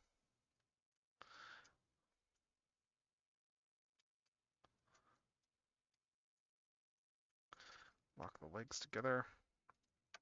But yeah, just to compare, this is like it next to the official core class Optimus that got done a few years ago. Like they're about the same size. This one's slightly bigger. But yeah, just look at that comparison here. Just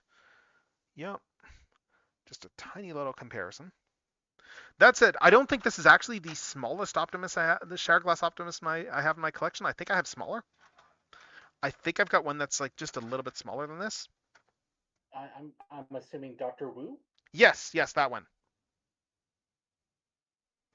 That's Yeah, the Doctor. that's my limited knowledge of the all the pocket scale stuff is that Doctor Wu is the one that goes even smaller than Core The Class. Doctor Wu one, I'm just walking over to my shelf where that is. The Doctor Wu one is like half the size of this. It is tiny. When it comes to me and the pocket scale stuff, I kind of part of the reason that I hold off against it is the idea of, oh, this is really small and really intricate in a way that I feel like I might break something.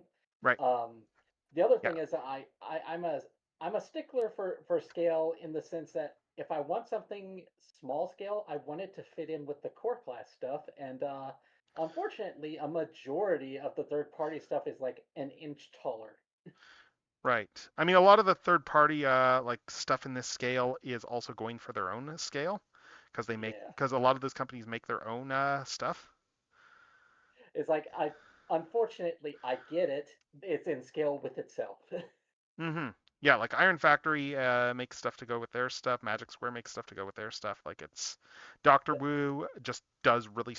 They're not going. Doctor Wu doesn't really go for a particular scale. They just make really tiny things just to Yeah. see if you can. And Like I'm just oh, transforming the the little.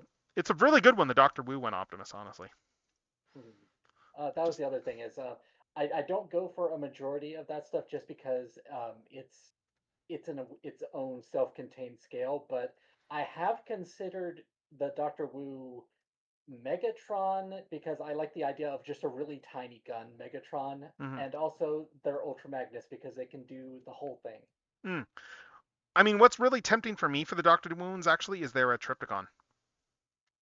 Oh, oh yeah, they also have base formers. That's Yeah, cool. they have the tiny little Triptychon, and then they have the Gigastorm repaint of that too.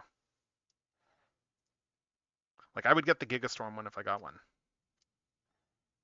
Yeah, so let's turn the head around. It's not fully covered, but yeah, this is like just to compare here, just to give an idea of scale. Like this is it with the Doctor Wu one Mm. in truck mode. So you can go even smaller somehow. Somehow you can go smaller than this one.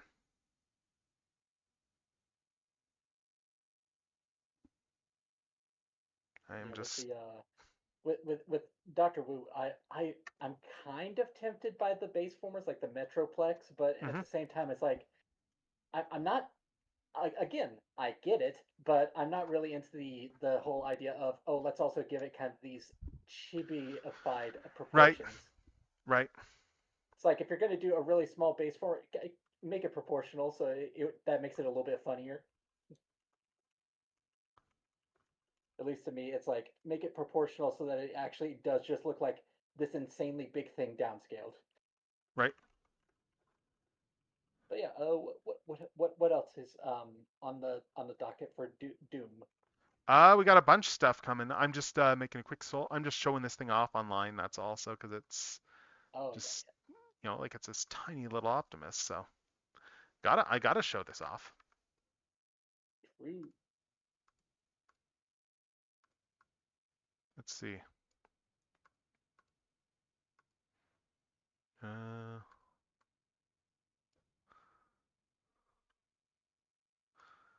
and I've got this all mode shot here. Do I have the? Oh, I've got the profile one there. Yeah.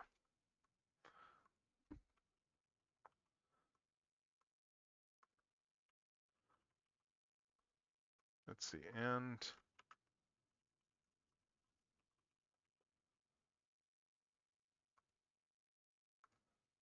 all right, which one are we doing next? Let's see. Next up, we are going to go with something a lot simpler, I think.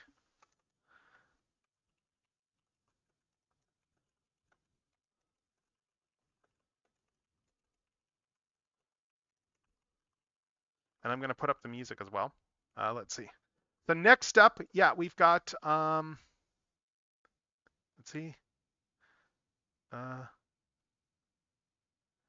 okay, is my music playing or not? I don't hear anything. Yeah, no, I don't either. That's why I'm like, why the hell am I not hearing? Is iTunes not playing my music? What? Oh, it got turned down all the way. That's why. Yeah, I must have hit the volume button just a little bit. There we go. We got music now. We got music now, and we're starting off my shuffle with like one of my favorite anime OPs. All right, but yeah, we're going to start with something much, much simpler than this. We are going to go into things that you can actually dominate with instance domination. So we are going to take a look at Studio Series Double Punch. You know, it's yet another repaint of one of the generic Scorponok minions there that we got.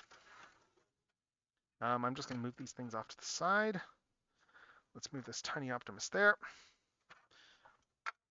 But yes, this is a repaint of the Scorponok that they did there as one of the Unicron drones from Rise of the Beasts. There's another one that's coming as well too, repaint-wise. Like, they're full on just doing all the repaints based off the different, like, named after and based off the different Beast Wars Scorponok repaints. So, like, there's going to be Double Punch and there's also going to be Sandstorm. And yeah, it's just a whole bunch of different decos of that mold. And it's old hat. That's going to be an easier thing to show off. So we're going to get to this one. Something a little bit, just make it a little bit easier. You can see this is an older release too, because it's still like a windowless box. So it's still using the slightly older box style. And it does have a backdrop as well. Backdrop here is just the end from the end of Rise of the Beasts. The entire whole area there that, that Unicron is sieging in order to get the transwarp key set up and manifest himself so he can eat the planet. So yeah, we have another generic here. Let's, this is going to go on the Unicron shelf, because where else would it go? I guess it could go on a movie shelf, but it's going on the Unicron shelf. This is one of those figures there where it's like, I honestly really like the transformation. There's some really clever bits in the transformation on this toy. So it's going to be a pretty quick unboxing because, like, I've seen this before. Other people probably have, but yeah. So, it's just got the scorpion tail here. The tail can go in the back, or we can use it as a tail weapon. I'll just leave it there for now, just to show him off. But here's the gist of it. Have you messed with one of these before, Molinas? I have not. I don't think I don't have any of the Rise of the Beast stuff. I've definitely been interested in some form of Wheeljack just because I like that alt mode, but I'm specifically waiting for some upscaled knockoff to exist because I think that vehicle will be much better, bigger. I have heard with Wheeljack, while I've not messed with it, I have heard that the mainline release, the one that was done by the West Coast design team, is the better toy apparently, like than the Studio Series one. Like, the Studio Series one is kind of like just okay, but I've heard like that the mainline one is a much more fun toy. But yeah, so Double Punch. Yeah, it's a pretty cool little drone. I actually like this deco a little more than the original. Let me grab that one. I've got it in beast mode, the original one, so we're gonna mainly do the comparison in beast mode, but yeah. But yeah, here's the scorpion mode of the other one. Yeah, you can see here it's just very different colors. I think this one does kind of feel a bit more like the drones in the actual movie. Probably just because of like the way they lit and saturated all that stuff. I was gonna say also the new one there has a more interesting color scheme, unfortunately. Yeah, it is a little bit more interesting. I mean, they're not that different. They're still pretty similar. I think it's mainly just that they just remapped the... Oh, no, it's a different color layout still. Like, just look at the chests here. You can see here it's a different color layout, like the way they did the red. It's an important thing to do with color schemes. Yeah. But, like, for the most part, they are very similar. But yeah, like, even like looking at the head sculpts here, you can see here that the actual pattern on the head sculpt is different between the two colors. Like, I appreciate that they didn't just make it a straight repaint, they gave it some variety. But yeah, articulation-wise, let's see. We have up and down. I guess, yeah, we have a whole ball joint here for the head. We have, ball joints over here at the up and down, but then we also have a full swivel there. We have a swivel here above the elbow. We have double jointed elbows, because of transformation. We have ball jointed wrist. And just these giant, grabby hands. Let's see. Up, there. 90-degree bend here. There's a swivel over here too. It's just, I need to push that one in. Yeah, that swivel was not in very well. Yeah, so full swivel there. And then we got just this ball joint and ankle there. So, what else? Tail, as I mentioned, does pop off, and it does actually become a weapon here too. And this is one thing that's really cool. It is full on designed to go in. You just put this in here and bring it in, and then it all wraps around like this, and everything just like it's just pretty much a perfect fit here. The way that they sculpted this, just for the actual tail whip weapon here, like it looks really good. Just I really like the way that they just that they sculpted the hand in a way that it just all goes inside here, and it just makes it feel like a big cohesive, like the hand has turned into a whip. It's a nice little touch. But yeah, transformation on this guy is going to be pretty straightforward. We are going to transform this. Let's see. Head goes up here. And here's where the really cool stuff, there's some really magical stuff in this transformation here. And this is why I really like this toy, because it does some really, really cool transformation steps. And they all come down to, we open the chest and this, and you will see exactly what I mean in terms of how the arms transform. Once I get this chest open, that is. Yeah, this unlocks here, this comes out here, and here's where the magic happens, because we have this entire assembly inside here for the shoulders. This all comes out. This whole thing unpegs and comes out like this. And these are the scorpion arms right here. Those are all the scorpion arms. The actual robot arms just come around, fold in over here, and they just become part of the claws. And then these are just, yeah, the actual scorpion arms there. But we're not done. We're not done. The entire body then compresses like this. And then these guys come out here. And then these are going to form the actual like rear scorpion legs, these whole bits here. But the thighs are going to compress and go inside the body. And then it's just going to all lock in here. We have these little tabs here, so it's going to lock in at an angle. Like this is like this is a pretty top tier transformation there, honestly. And then yeah, and then you just bring this up here, and it's like the original Scorponok, for movie 1, honestly, in that it full on has the same head in both modes.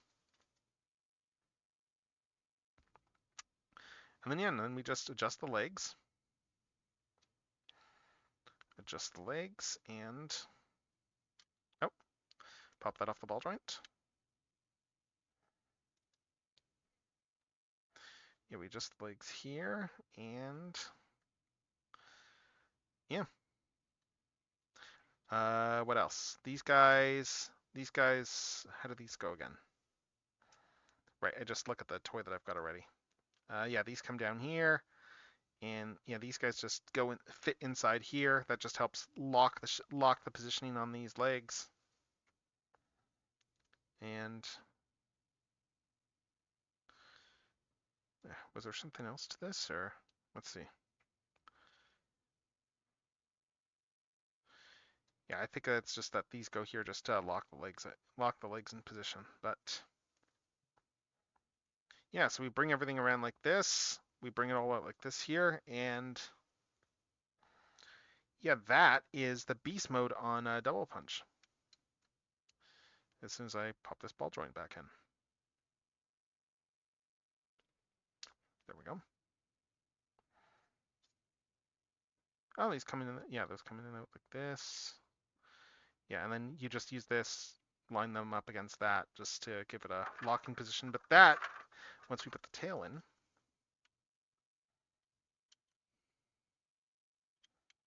there we go. And that is Double Punch in his Scorpion mode. I just need to play around with the legs and stuff. Actually, bring these down and out. And quit popping ball joints. Quit popping ball joints, guys. Yeah, because these need to come up here.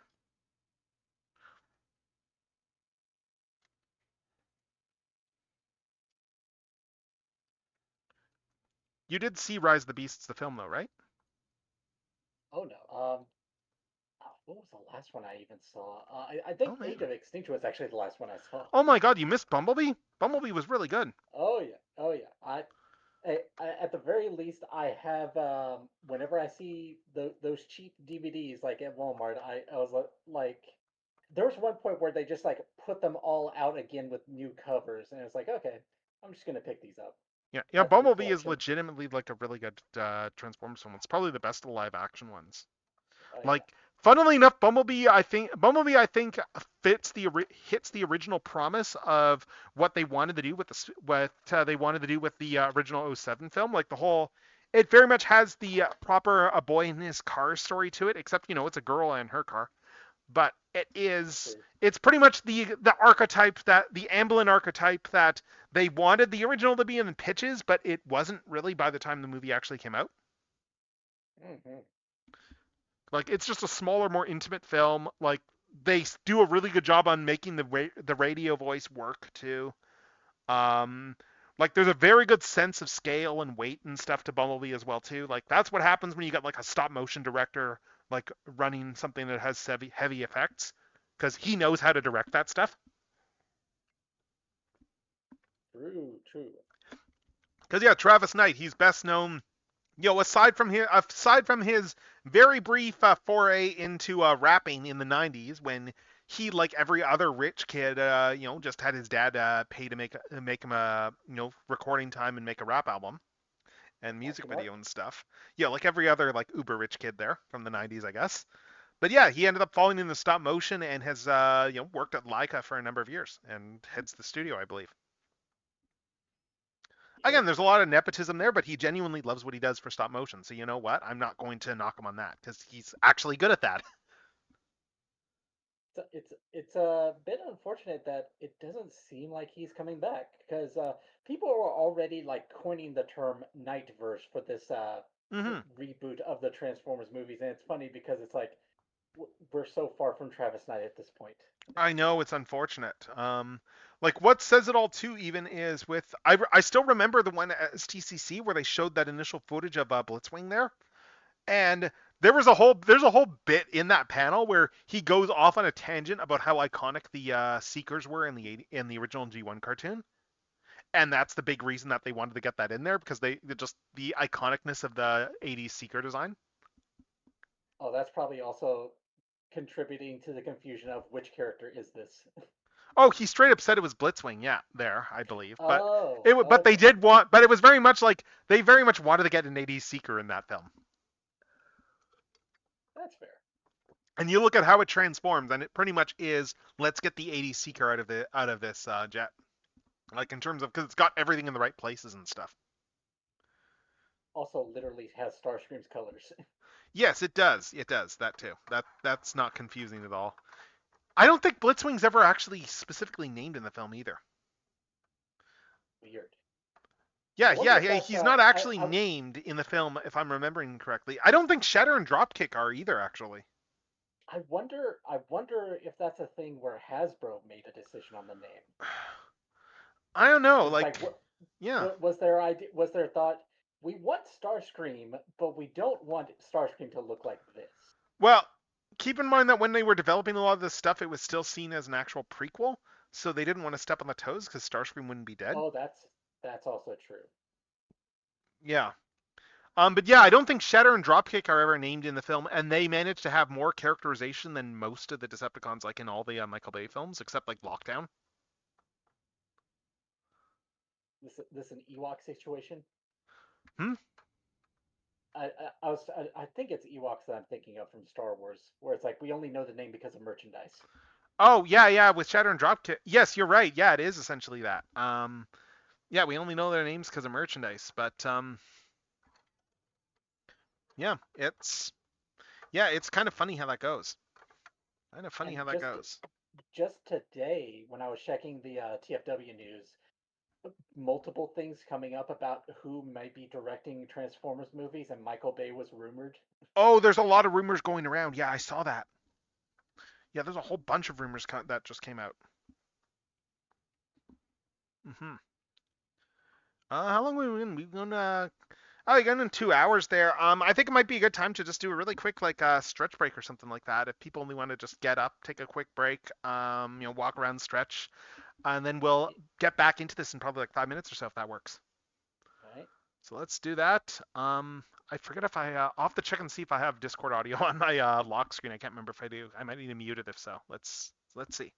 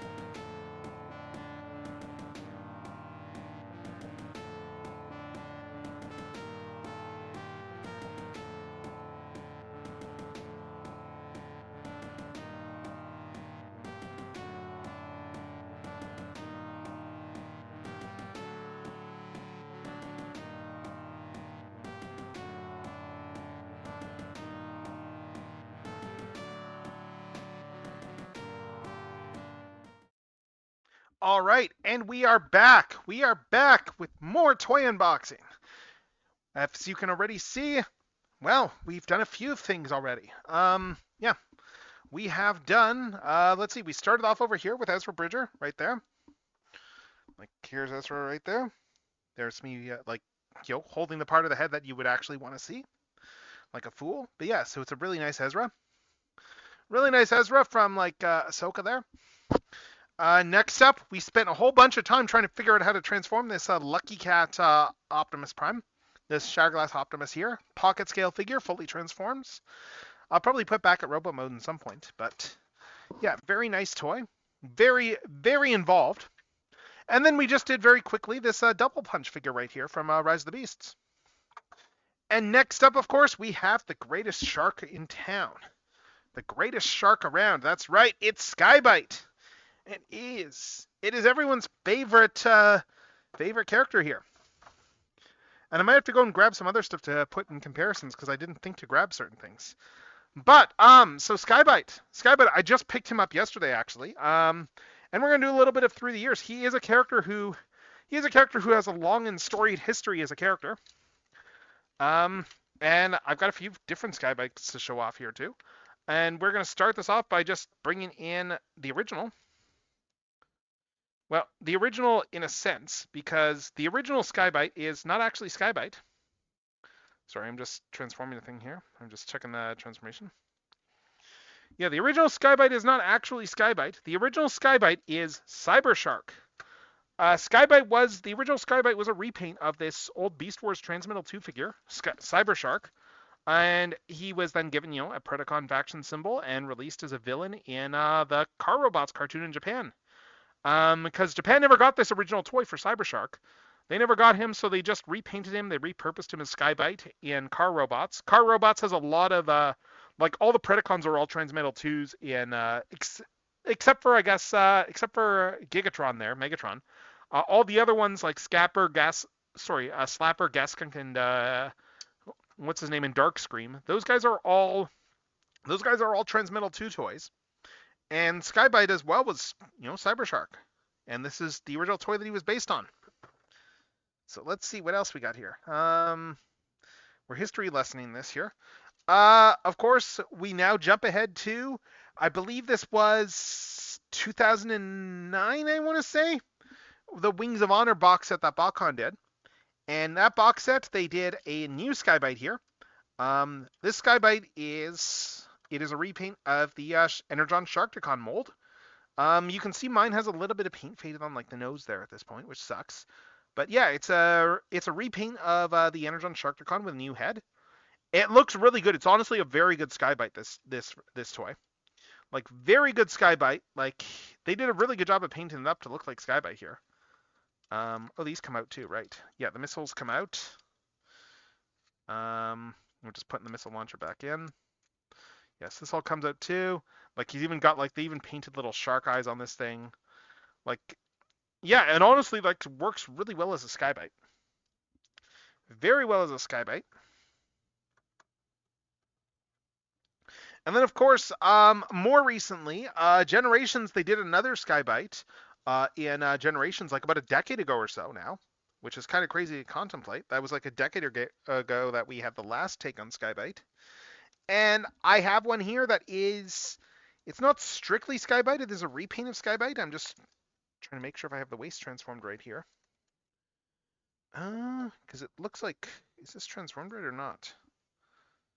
I think it is. Because yeah, I have here this repaint that they did for Transformers Cloud of the last Skybite mold, and that would be Hellwarp. Hellwarp here is, I have Skybite as well, but Skybite's off in Shark mode. I didn't really want to pull him down off the shelf from where he is. But Hellwarp here is a repaint of the last take that we got on Skybite. He is very nice. He is a nice looking figure here. It's he's got some flaws, don't get me wrong. He's got a lot of hollowness back here, for instance. A lot of hollowness back here. I had him out fairly recently because I was using him just for reference for doing my little Skybite outfit here. But I mean, it's a good Skybite though, this toy. Still evokes the character pretty well. The big difference obviously is the shark head actually does become part of the chest here, as opposed to on the original, which had the fake chest. But yeah, so the Skybite also did turn up in Cyberverse as well. I do not have that. I have that Skybite. I don't know where he is right now. He is probably off in a bin somewhere, honestly. I'm just checking to see if I have one next to me, but I don't think I do. I think he's in storage. Yeah, I think Skybite is in storage, so I can't really dig that one out. But I did want to show off. I did want to show off these ones anyway, and just use this as an excuse to dig them out. So we've done that now. We've dug out the old Skybite toys.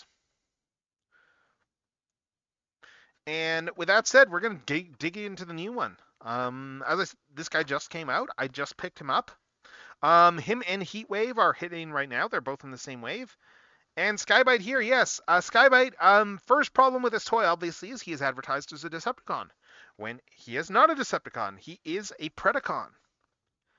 That is a bit of an annoyance for me, a pedantic individual, that they did not acknowledge his actual faction. He has been used as a Decepticon in some continuities, mind you. Like, in Cyberverse, he was a Decepticon. In the IDW comics, he was a Decepticon. But the original Skybite was and it will always be a Predacon. I mean, he's still called a Destron in the Japanese dub, but that's entirely because at the time, like, they still called the Maximals and Predacons Cybertrons and Destrons, even in Beast Wars. And he had a Predacon faction symbol, so that... And then, of course, in the actual Robots in Disguise cartoon, they actually did call them Predacons. Which makes sense, because, yeah, the Decepticons had not been active as a faction in the franchise for a bit at that point. But yeah, pulling one of the tray, we can see here a bunch of stuff. We have some shoulder pieces here. We have a little launcher here. We have these shark fins here. We have a bunch of parts. I don't think I've actually seen stuff on sprues in a while. That's kind of a surprise here. I don't think we've had stuff packed on sprues on a mainline toy in quite a while. It happens once in a blue moon, but it hasn't for quite a bit. So let's get Skybite out and let's just marvel at the majesty of everyone's favorite shark. Everyone's favorite shark who's not Captain Shark, because I'm sorry, Captain Shark is just awesome. Like, I do not want to denigrate Captain Shark.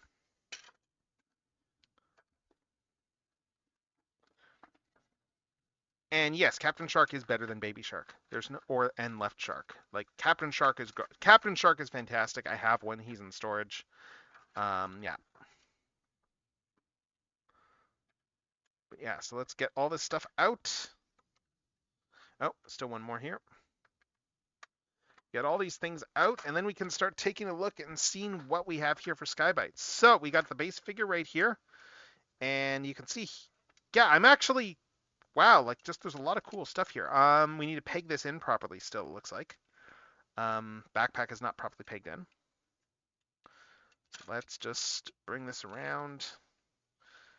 Yeah, peg this in. I'm trying to line up these tabs and slots. Okay, there we go. That's pegged in now. Bring the shark head. Oh, nice. This compresses up there. Bring this stuff around here. Close all this stuff up here. And yeah, and then we have the base figure. We need to just finish adorning him with all of his stuff. But already, this is just feeling, this figure's already feeling phenomenal. Like, I haven't even kitted him out with all of his bits and bobs yet, but he already feels amazing as a toy. I really like this guy, but this guy is like, yeah, no, this feels like a step up, honestly.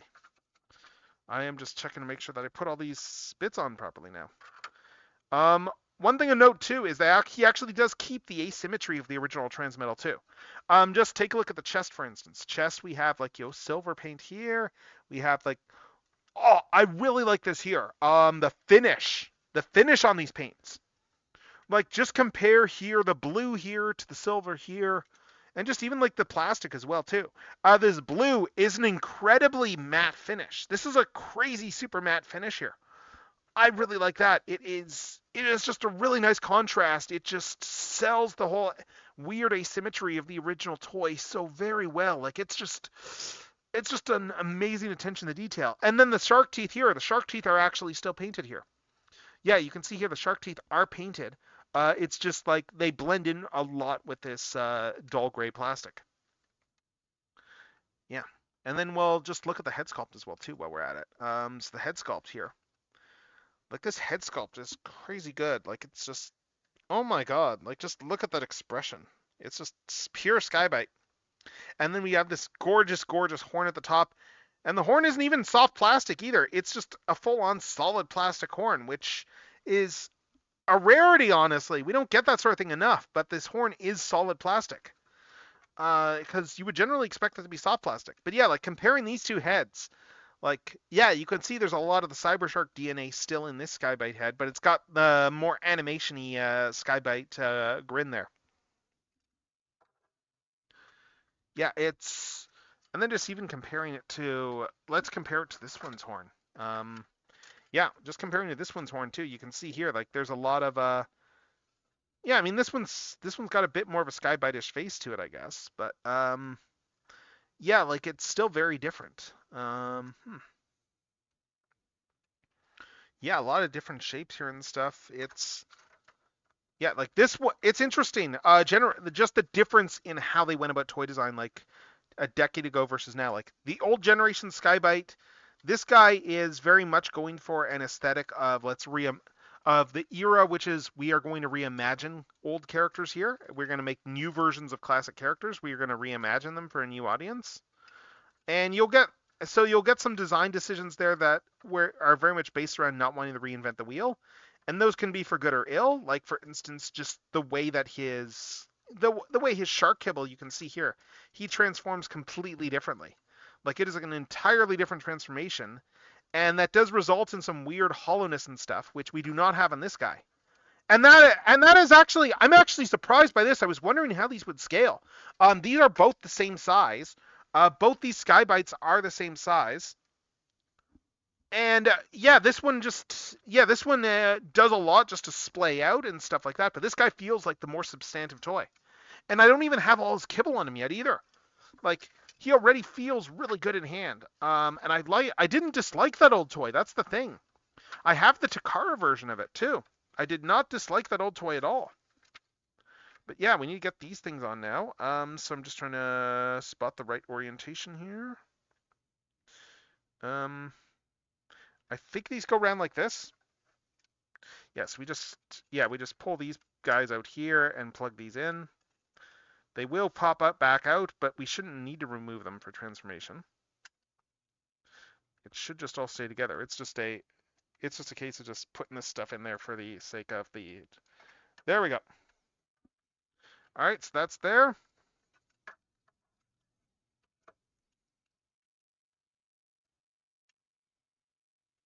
Yeah, this one plugs in over here.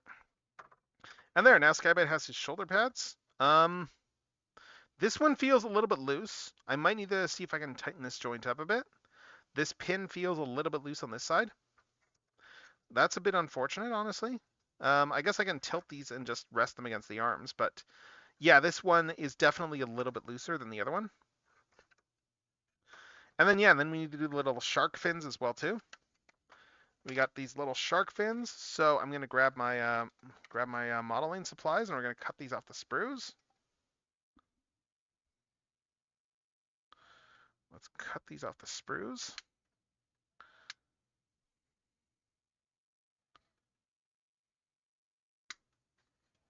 Interesting choice to, maybe it's because these are slightly soft. No, they're not that soft to plastic, but it's an interesting choice, though, to still leave it on the sprue. I'm curious what motivated that. Well, bumped my camera. I'm curious what motivated that decision, honestly. But yeah, anyway, we got these little shark guys out here. Let's stand him back up. And then, yeah, we just need to trim out the little stuff here. So we just trim those down there. Trim that down there. And then we just trim away this guy.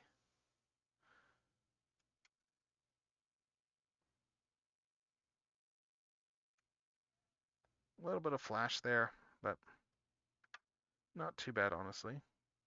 Oh, this one came off already. Yeah.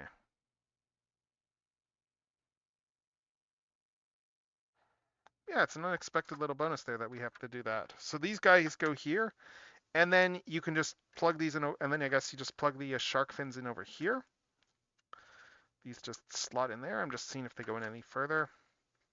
These guys, oh, these are asymmetrical too. Holy cow! Holy cow! They made these asymmetrical as well. Oh my god! Like this guy, like that guy kind of cheated. He is much more symmetrical as a figure. The like the 2014 one, the old Skybite that we got. But this guy's like full on going for like full on asymmetry in like classic Transmetal 2 fashion, and I love it. I am here for it. So anyway, this is Skybite though in his full robot mode. Now that we got all this out, yeah, this guy's a little bit loose here, but yeah, Skybite in his robot mode, like this looks just amazing. Like oh my god, just looking at this here, comparing it to the old one. Like I think the big difference really is just how the old one has these little pauldrons here. I'm just seeing if I can, because yeah, these are supposed to be shoulder pads that come around. I think I need to move these around and down like this, or I'm just trying to orient the shoulder pads properly. No, I think these still stay up like this, but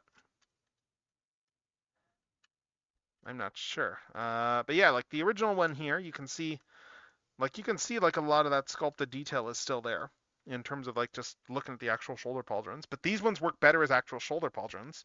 They're still giant as hell shoulder pauldrons here. There's no Predacon faction symbol in the chest, unfortunately. That's unfortunate. But yeah, just looking at all the details are there aesthetically there. It's just all slightly translated. Like the back cleans up really well in this guy. I'm just seeing, does this fold up a bit more? No, though, this is the extent to which the original Cybershark toy, his backpack folds up. Like, it doesn't really compress anymore. This guy, like, just look at how much better this backpack compresses. Like, everything goes in tight. It all goes in tight against the body. It just, oh my god, it's just amazing. It looks really good. Like, this guy's just so much cleaner. I guess these guys probably are supposed to swivel around, actually, because this is how they go in shark mode. So let's swivel these around. Yeah. Oh, no, because we want to put the weapons in the back, so I guess they have to go this way. Nice. Promare. But yeah, like, it's just, wow, just comparing this to the original mold. Like, this guy is just such an upgrade. And again, like, just let's look at heights and everything, too. I think it's these three that I mainly want to compare the heights on. But like just looking, it's just comparing the actual sculpt. Like this is this guy is absolutely like peak perfection for Skybite. Oh my god, I am really impressed. I am very impressed by this Skybite here. Like that's just like this one just looks so insubstantial by comparison. And I liked this toy. I genuinely did like this toy. I don't think I like it as much now. Like, I'm going to keep the other one still because I keep the other one in shark mode, but I might, like, Hellwarp might actually move to my sales bin on the weakness of Hellwarp relative to this new Skybite. Like, I don't need this mold twice, if I'm to be honest. Especially not when you have this much of a day and night black and white comparison. Like, oh my god, this is just, wow. Just wow. Anyway, let's bring these guys to the back here. Let's take a look at articulation on this new Skybite. Let's look at just how posable this guy is. So we have a whole ball jointed head, some very good range of motion in the ball joint too. Like he can look up a little bit. He can look to his side. Like, oh my god, he just looks so good here. This is probably one of my favorite toys of the year. He has his little gun here. He doesn't actually have a missile launcher like the original Cybershark toy did. Not a working one anyway, but it does. Yeah, it's got a little peg here. It should just plug into his hand like so. This is actually something that I consider a little bit of a criticism, the way that they sculpted this. Because the original one was like a handgun that he held as a gun. This one here has it inset, the peg.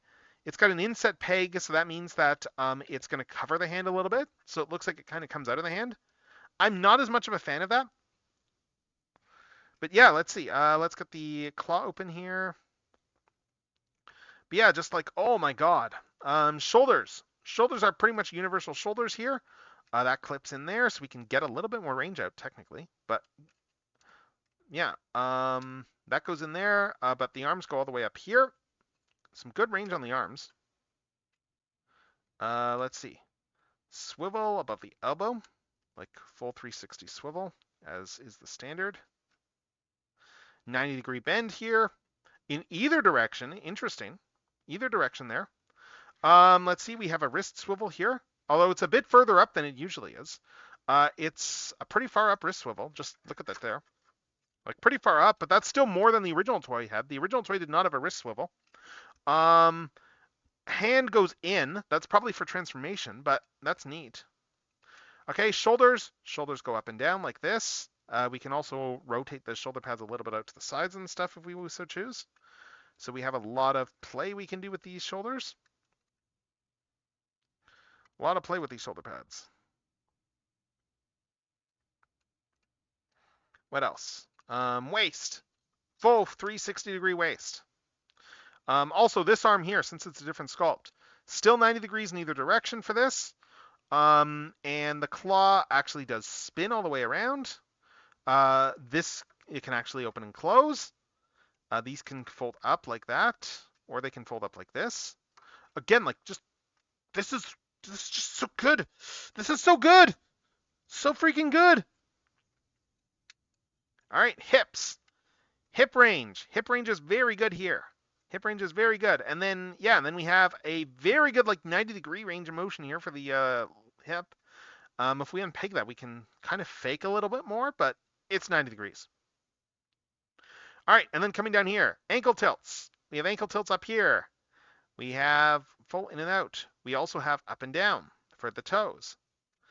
And those toes just lock into place. He has some nice solid heels here. And again, just comparing this to the original toy. The original toy has heels. Those heels do not actually work all that well. Like it's, yeah, the heels don't work super great because he still tends to lean over onto his toes. Like there's not a lot of heel support on this guy. And like even just looking at him, like you can see here, it looks like he's looking down almost, like a lot of the time, just because of the transformation. I'm just gonna bring these little guys out here. Yeah, we still have the claw here.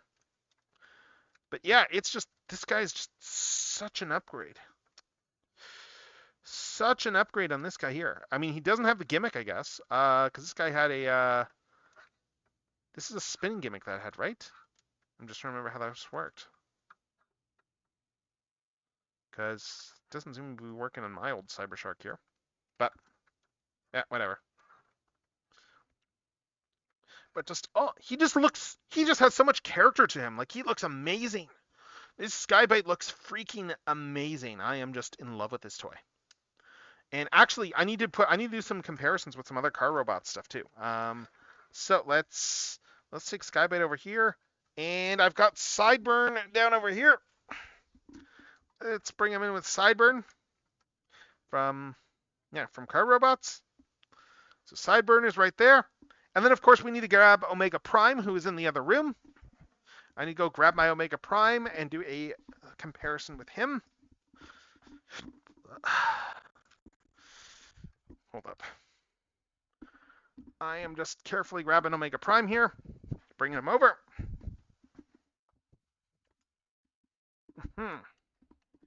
Okay, and there he is. Oh, I just knocked blue bolts. Right, the sword won't fit in my light box. I forgot about that. All right, so I need to fix blue bolts up. And then we will put Omega Prime in with him just to show this off. Yeah, so blue bolts just goes up here. Yeah, so there is Skybite, just for comparison's sake, next to Sideburn and Omega Prime. And just to pan this up a little bit more, let's angle that down there. Actually, let's plug this gun in over there.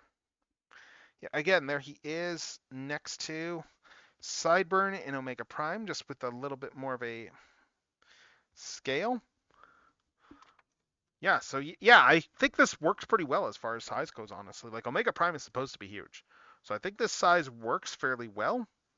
I'm going to just move Omega Prime out again. I want to get him out of the way.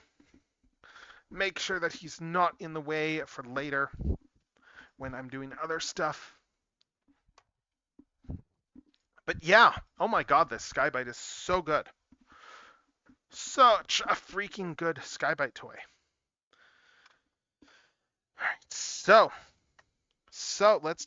let's transform him. Let's see how he actually holds up in shark mode. That's the real question. Is he the greatest shark around? We know he's the greatest robot shark around, but is he the greatest shark around? So we're gonna pull that out here.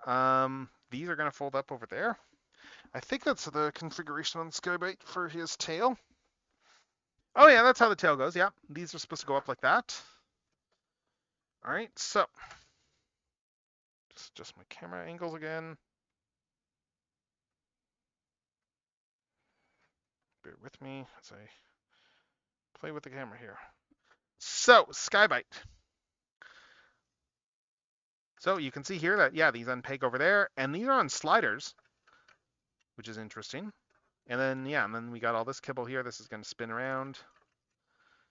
Yeah, these arms are on sliders. So that shoulder unpeg pretty easily. And it looks like that the other one goes backwards. Interesting. Yes, we got all this out here. We got the giant shark mouth in here. That's going to come down. Shark kibble. Okay, so the head's going to come up. I just need to figure out how that goes up. But it's pretty clear that the head does go up. I bet that we have to unlock the head by bringing both these shoulders out. So let's bring the shoulder out here, and let's find where the how we get the head up. Because this head needs to become the tail. It becomes a fin. That head becomes the shark fin that goes up here. So I'm just trying to let's see if I can figure that. Oh, right, of course. This pegged in there. There. Okay, so now the head's up. Yeah. So that brings the head up like this. And then yeah, then we have these arms up here. I already spotted this detail, but yeah, so you can see here that there's a cavity over here, and that hand is going to go in there. So we are going to bring the arms around. I'm just trying to see how these. Okay, so one goes. Okay, so these go like this here, and they peg together even there. That's cool. So then yeah, shark tail. Not the Will Smith one. We do not talk about that abomination. This all comes together. This all pegs together here. Like there's a tab and slot right there. So the shark tail just pegs together like this, and then we just adjust this bit here. So that's the shark tail. And then yeah, and then we have this whole head assembly here. These are all going to come up around the beast head. Yeah, let's see. Bring this up here. These come around the beast head over here. And that just closes up like that. And that covers up most of the arms too, which is impressive. And oh, look at this here. We even have, I'm going to touch on this later, but just, that's why he has elbows going both ways. That's why he has elbows going both ways. Shark tail. He has the shark tail movement. Oh my God. He can do a full like shark waving his tail. Yes, that goes there. These guys come around here. These guys come around there, and these are gonna clearly like slide in, and then the mouth is gonna be just, yeah, the mouth like the original is just over here. Yeah, they didn't change a lot up, but they did change up the transformation a bit though. Like this is not how his original legs transformed, like on the original toy. They did not compress like this, and frankly, this is definitely a smarter way to do it. But yeah, just even look over here, just all this asymmetrical sculpting here, like just on the mouth there. Oh my God, this is fantastic. That we're getting all this asymmetry. It's like Transmetal 2s are back, baby. So these all come up here. Then it's reusing these tabs and slots. I think these tabs here are going to go into these slots here in the legs. Yes, they are. Yes, they are. It's reusing slots. Yes, and those just peg in there, and that holds all that together.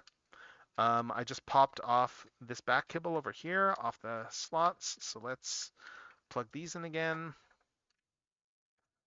Let's plug the shoulders. Let's plug the shoulder pads back in, and yeah.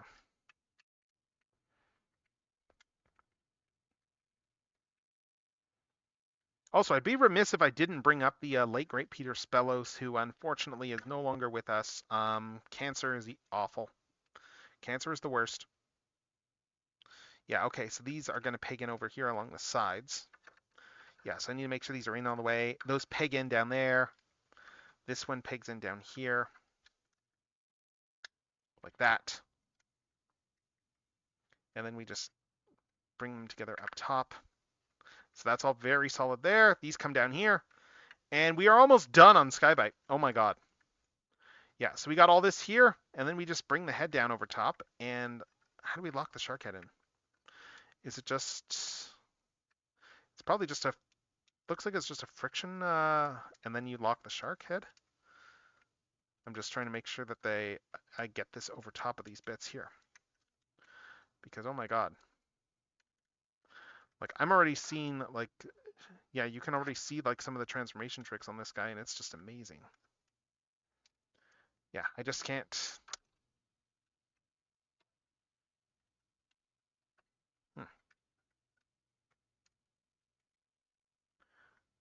Yeah, I just need to get the head up around this kibble, this back plate right here. It's just being a bit touchy.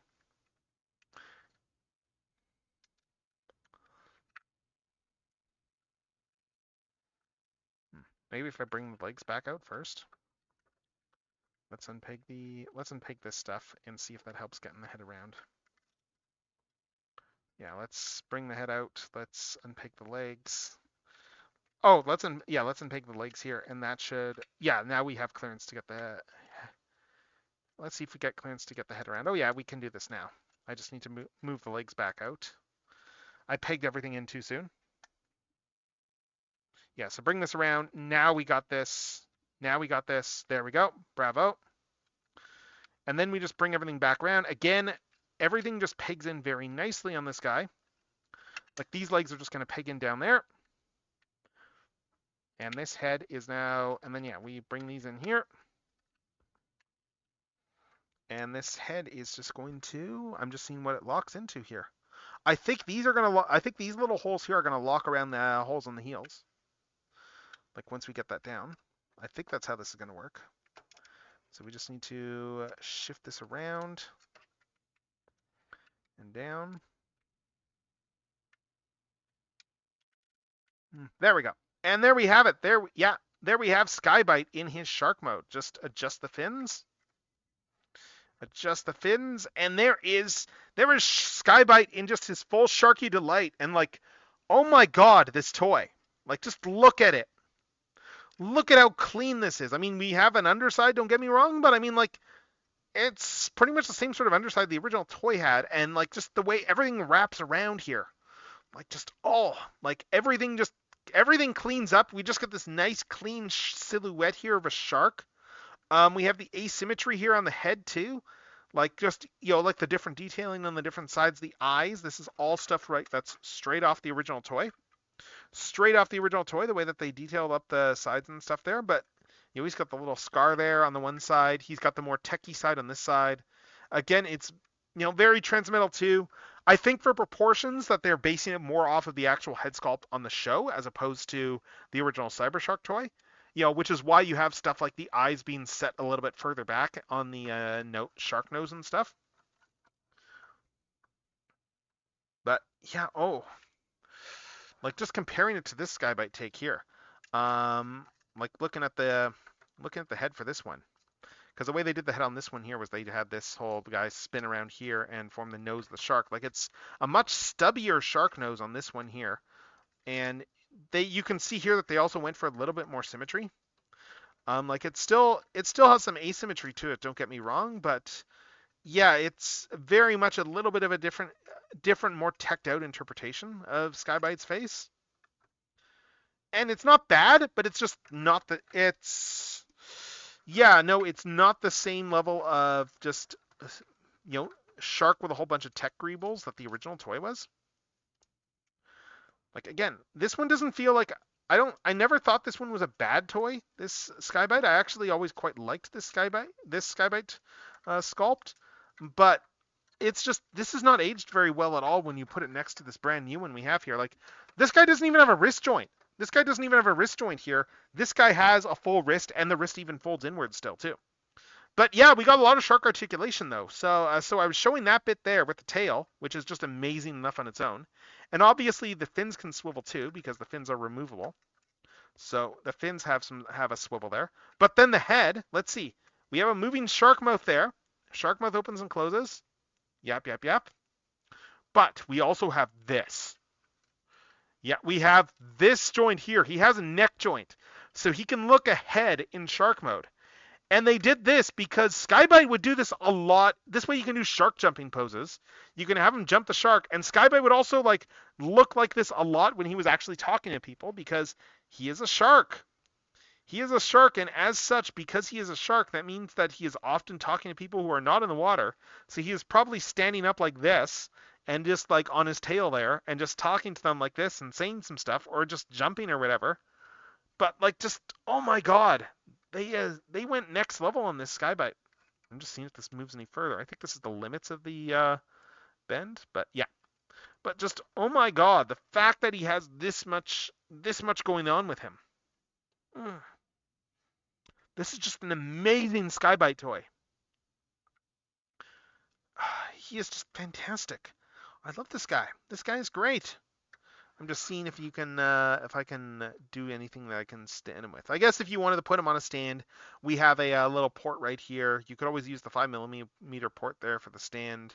He doesn't have like a proper stand peg or anything like that on him, but you could do the 5mm if you really wanted to. But like, just, oh my God, this is a fun little shark. Holy cow.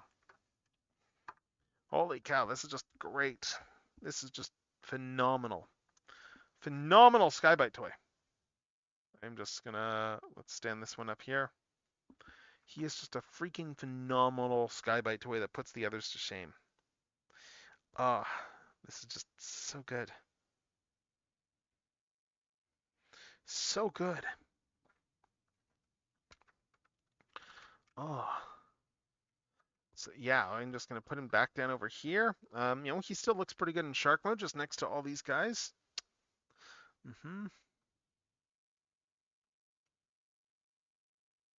Let's just do that there.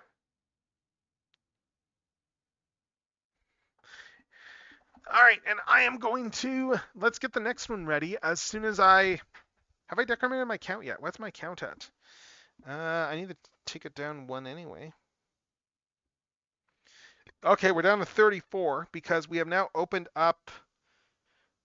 No, we should be down. Yeah, we've opened up how many toys now? We've opened up 4 toys. Okay, so we're down to 34. And oh, I missed weapon storage. Right, weapon storage. So, this is going to. I think this. Where is this meant to store?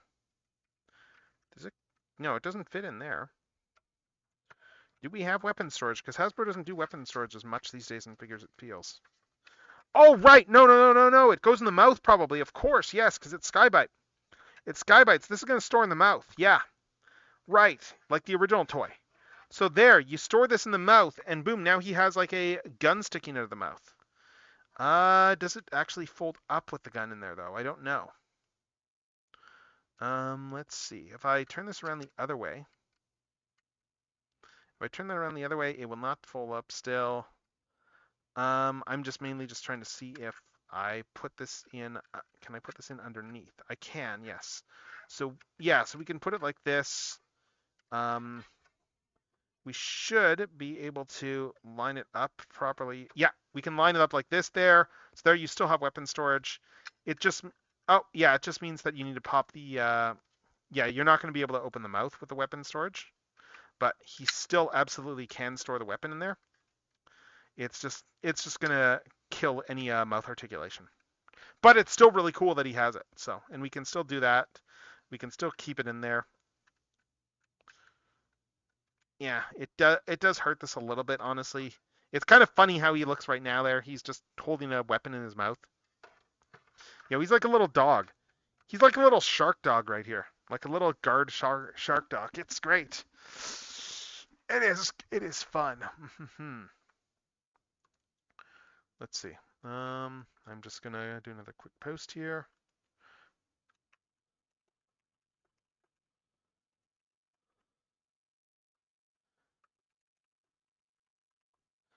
Let's see. So where is Skybite? I'm just going through all of my pictures here.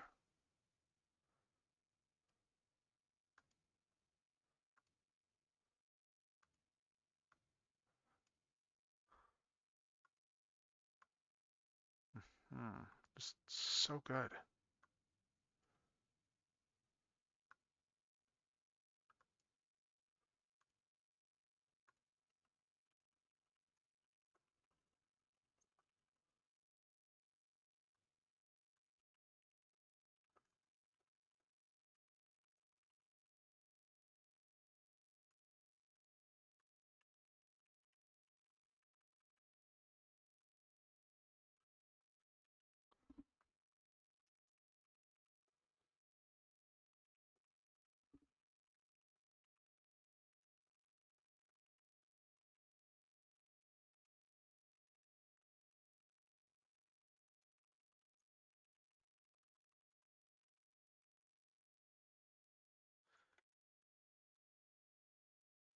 All right.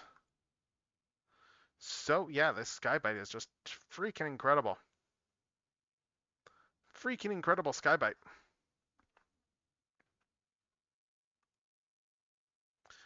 Like, I can't get over just how good this toy is. Like, it's honestly, we could just end it right here, but I'm not going to. I've got so much good stuff to get to still. We've done 4 things. What do I want to open next? What do we want to do next? Let's take a quick break from transforming toys for a sec there, and let's do something that doesn't transform. Most of what I have is Transformers, but we're gonna do this one next. So we are gonna do another instance of, well, instance domination, I suppose. We are gonna do another instance domination instance. I know that sounds weird to say, but that is what we're saying. That is what we are saying. We are going to now open up a different type of possession. We are going to, I just picked this up the other day this week there. We are going to open up the Marvel Legends Spider-Man 3 Spider-Man. That's right. We are going to do the dancing Peter Parker. And yeah, like, let's be honest. I think we all bought this because of the head. I think we all bought this because of the emo Peter head. Like, yeah, it's going to be a quick one to open. This is going to be a very fast one to take a look at, and then we're going to keep going.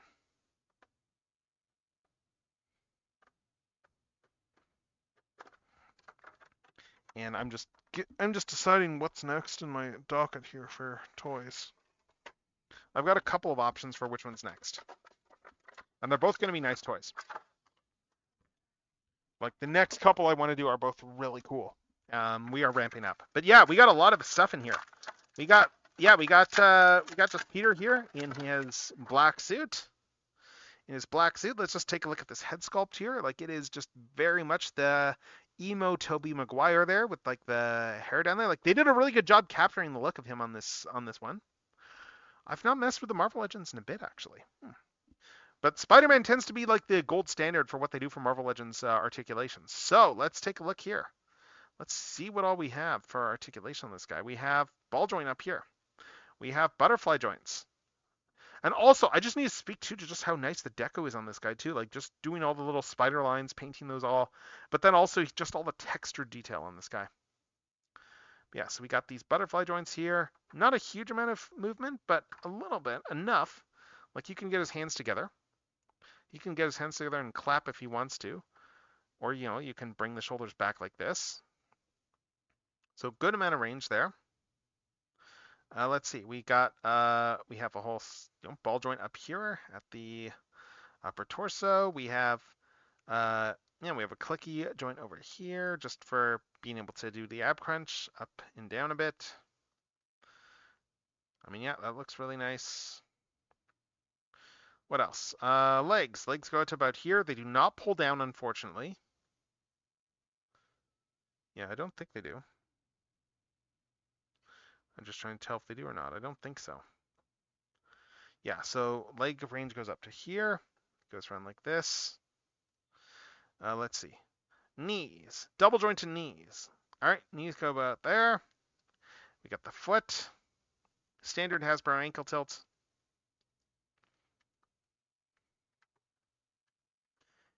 And then that is pretty much it for Emo Peter here. So this is a nice little short diversion. But yeah, let's take a look at some of the accessories though. We have the head that no one's going to display him with. We have the black suit head. Let's slap this head on. Yeah, there we go. I don't think, is this on all the way? I don't know. Maybe it was. It takes a little bit of effort to get this on though. Yeah, I guess that is all the way. But yeah, even this head is pretty well done as a head. Like it's the black suit. It's the movie style black suit there, which looks really good. It's not quite the Venom suit, but it looks good. But yeah, we're not going to display him with his head, so let's take that off, and that'll give us an opportunity to pull out this other accessory here, which is just the Venom symbiote face, just emerging from the body. So yeah, so this guy here, we put that over the neck, wrap this bit here under the arm, and then we can put this on here. And yeah, there we have like just his face here, and we got just a whole Venom symbiote head, which looks really cool.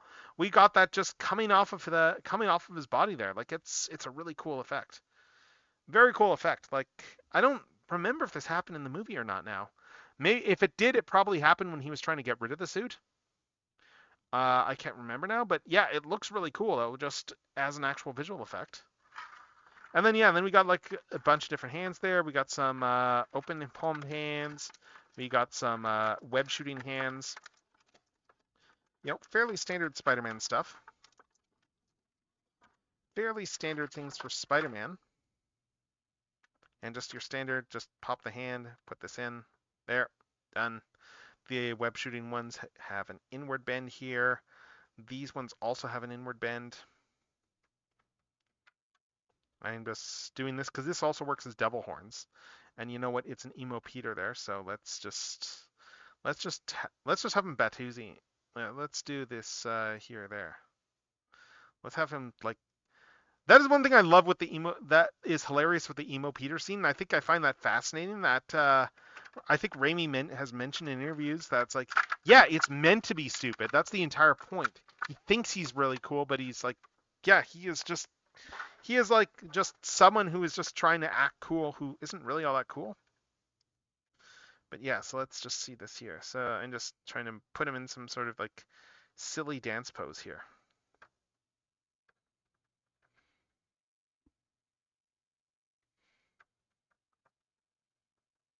Let's put him in a silly like JoJo pose-ish thing.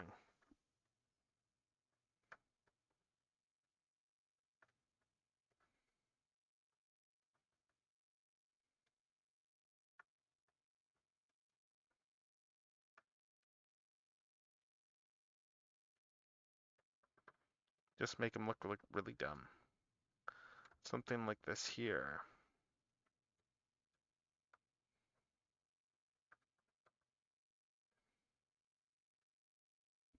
Just make him look like a douche.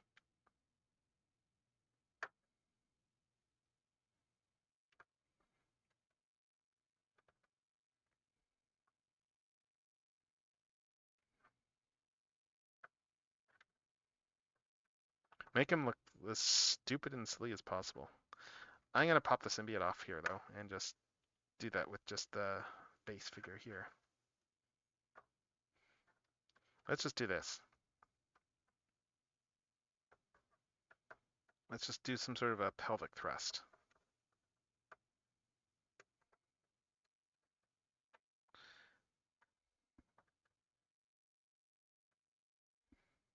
Because he is just being really, yeah, it is just like an Emo Peter here. Yeah, there's a couple of paint splotches I'm spotting here and there, but yeah, like up there, for instance, there's a little bit on the back. That's a little bit of a paint splotch, but overall, though, this guy looks good. Let's just...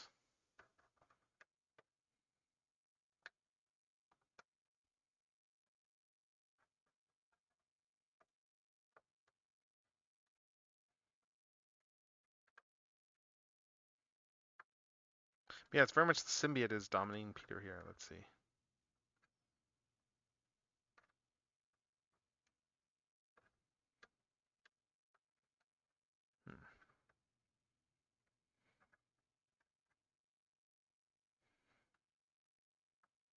Yeah, like again, it's a really good head sculpt.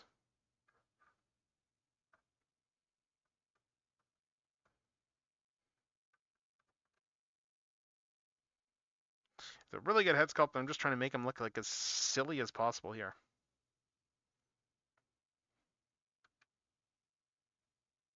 Hmm.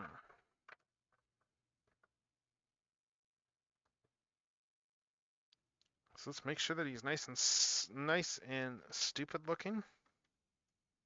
And let's zoom this in and let's grab a shot. Let's take the shot. Let's take the shot, get out of the way of my camera arm there, just blocking the side.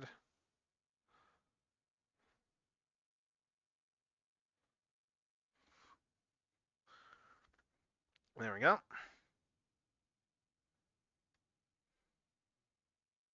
Yeah. So yeah, let's see. And we are going to keep moving on. We are going to keep moving on. I'm going to put him back over here. Just rest him back over there. We're going to put Skybite. Skybite's going to just go off to the side here. Because we're going to need some space. We're going to need some space for the next thing here. Because you know what? We've got someone like pelvically dominating, I suppose. But let's do some proper domination with an Emperor of Destruction here. Because I got this guy in last week, and we're finally going to open him now. It is time to check out reformatted R53 Tyrantron Rise. This is Mastermind Creations' take on IDW Megatron. Yeah, it is based on the Stormbringer body that the character had, like early on in the IDW comics runs. This would have been back around like 2006. This would have been like 2006 or so that the character appeared like this in some stories briefly. Like, yeah, it's crazy. This design. Oh my God, yeah, it is hitting me because, yeah, 2006 was when this design first showed up, I think, in the Stormbringer stuff. So this design is almost 20 years old. What the hell? What the hell? This design is old enough to vote. Seriously, what the hell? Anyway, I'm gonna go just post some quick images here, and let's just see. I'm gonna just post the next guy that we opened up.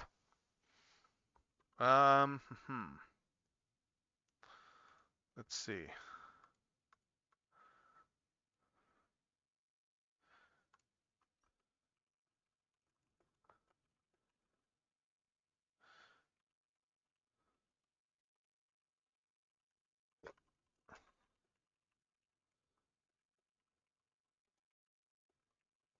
Let's see.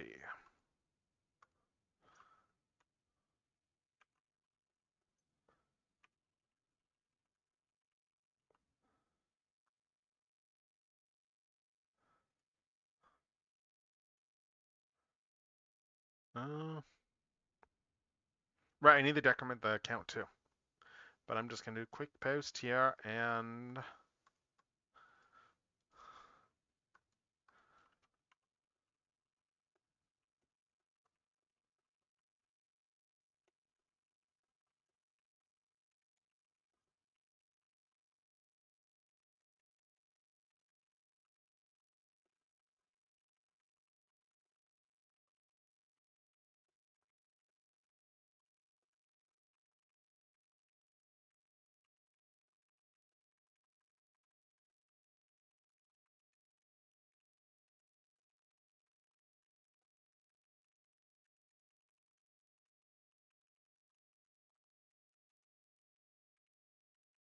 all right, let's see.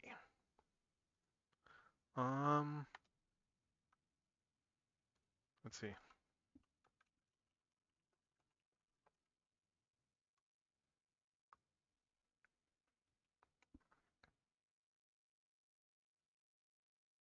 Yeah, like the box pose and everything is really nice on this guy.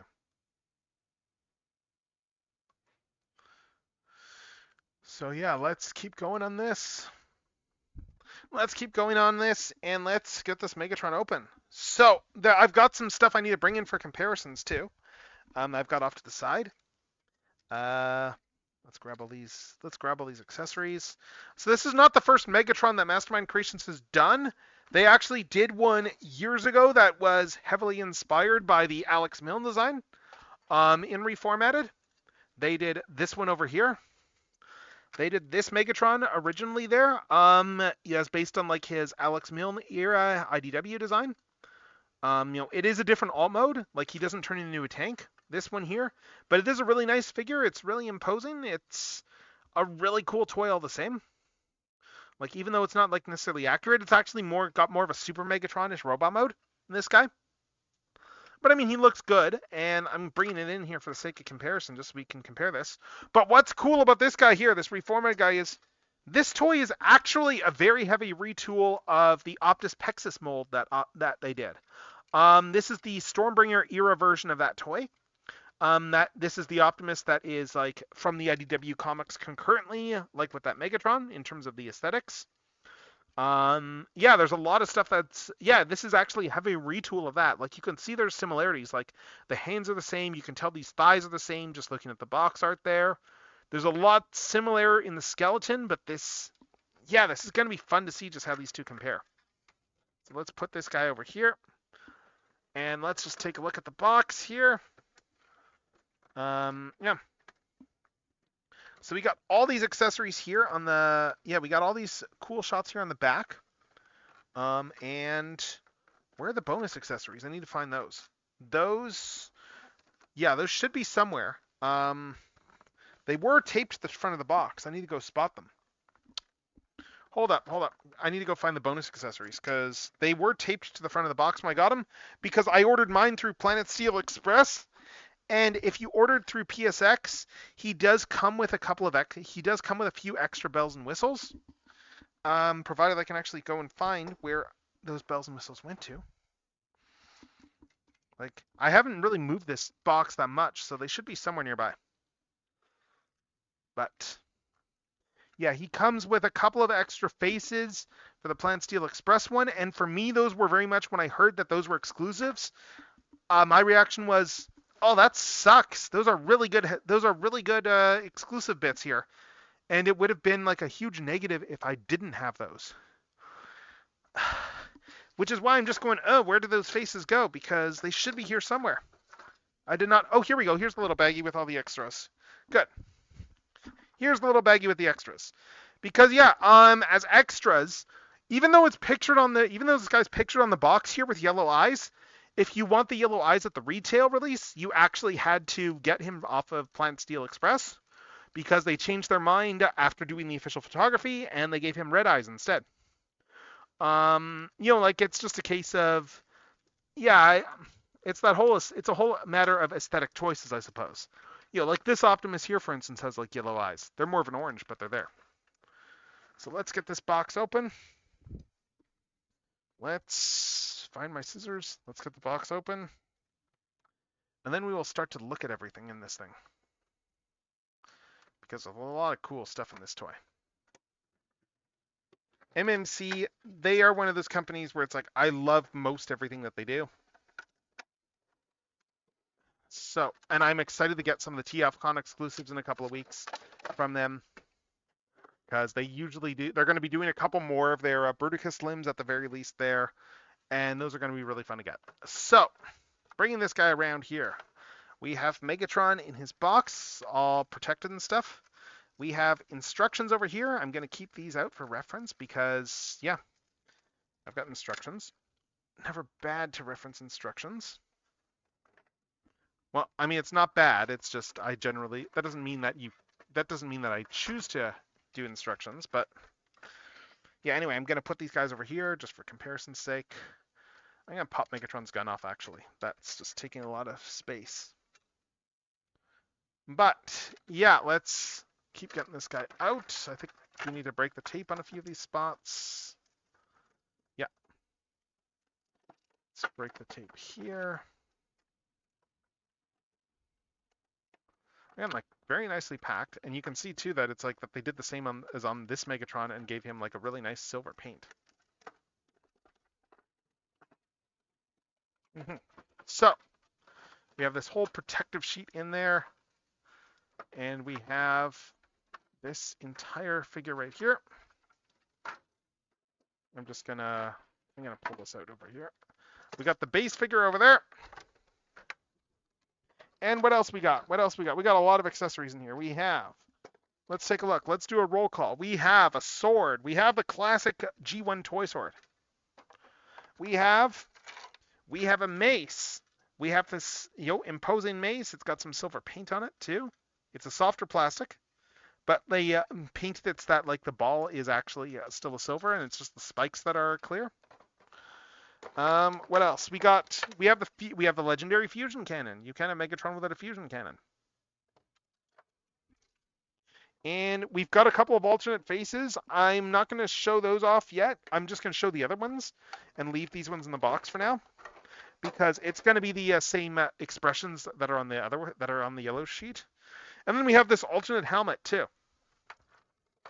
So, out of the box, here he is. Here is this reformatted Megatron. We just need to adjust all of his kibble. Adjust everything here. Yeah, we got the little guns there. We got that gun there. Bring the fusion cannon in. That is just going to clip onto the side arm like this. Yeah. Oh my god, this looks really good. Shoulder armor. I think the shoulder armor is meant to sit at an angle like this, if I remember the Stormbringer design. Yeah, it does come out a little bit, but looking at the card art. But let me get the instructions out and let's keep going on this. So, Megatron right back there.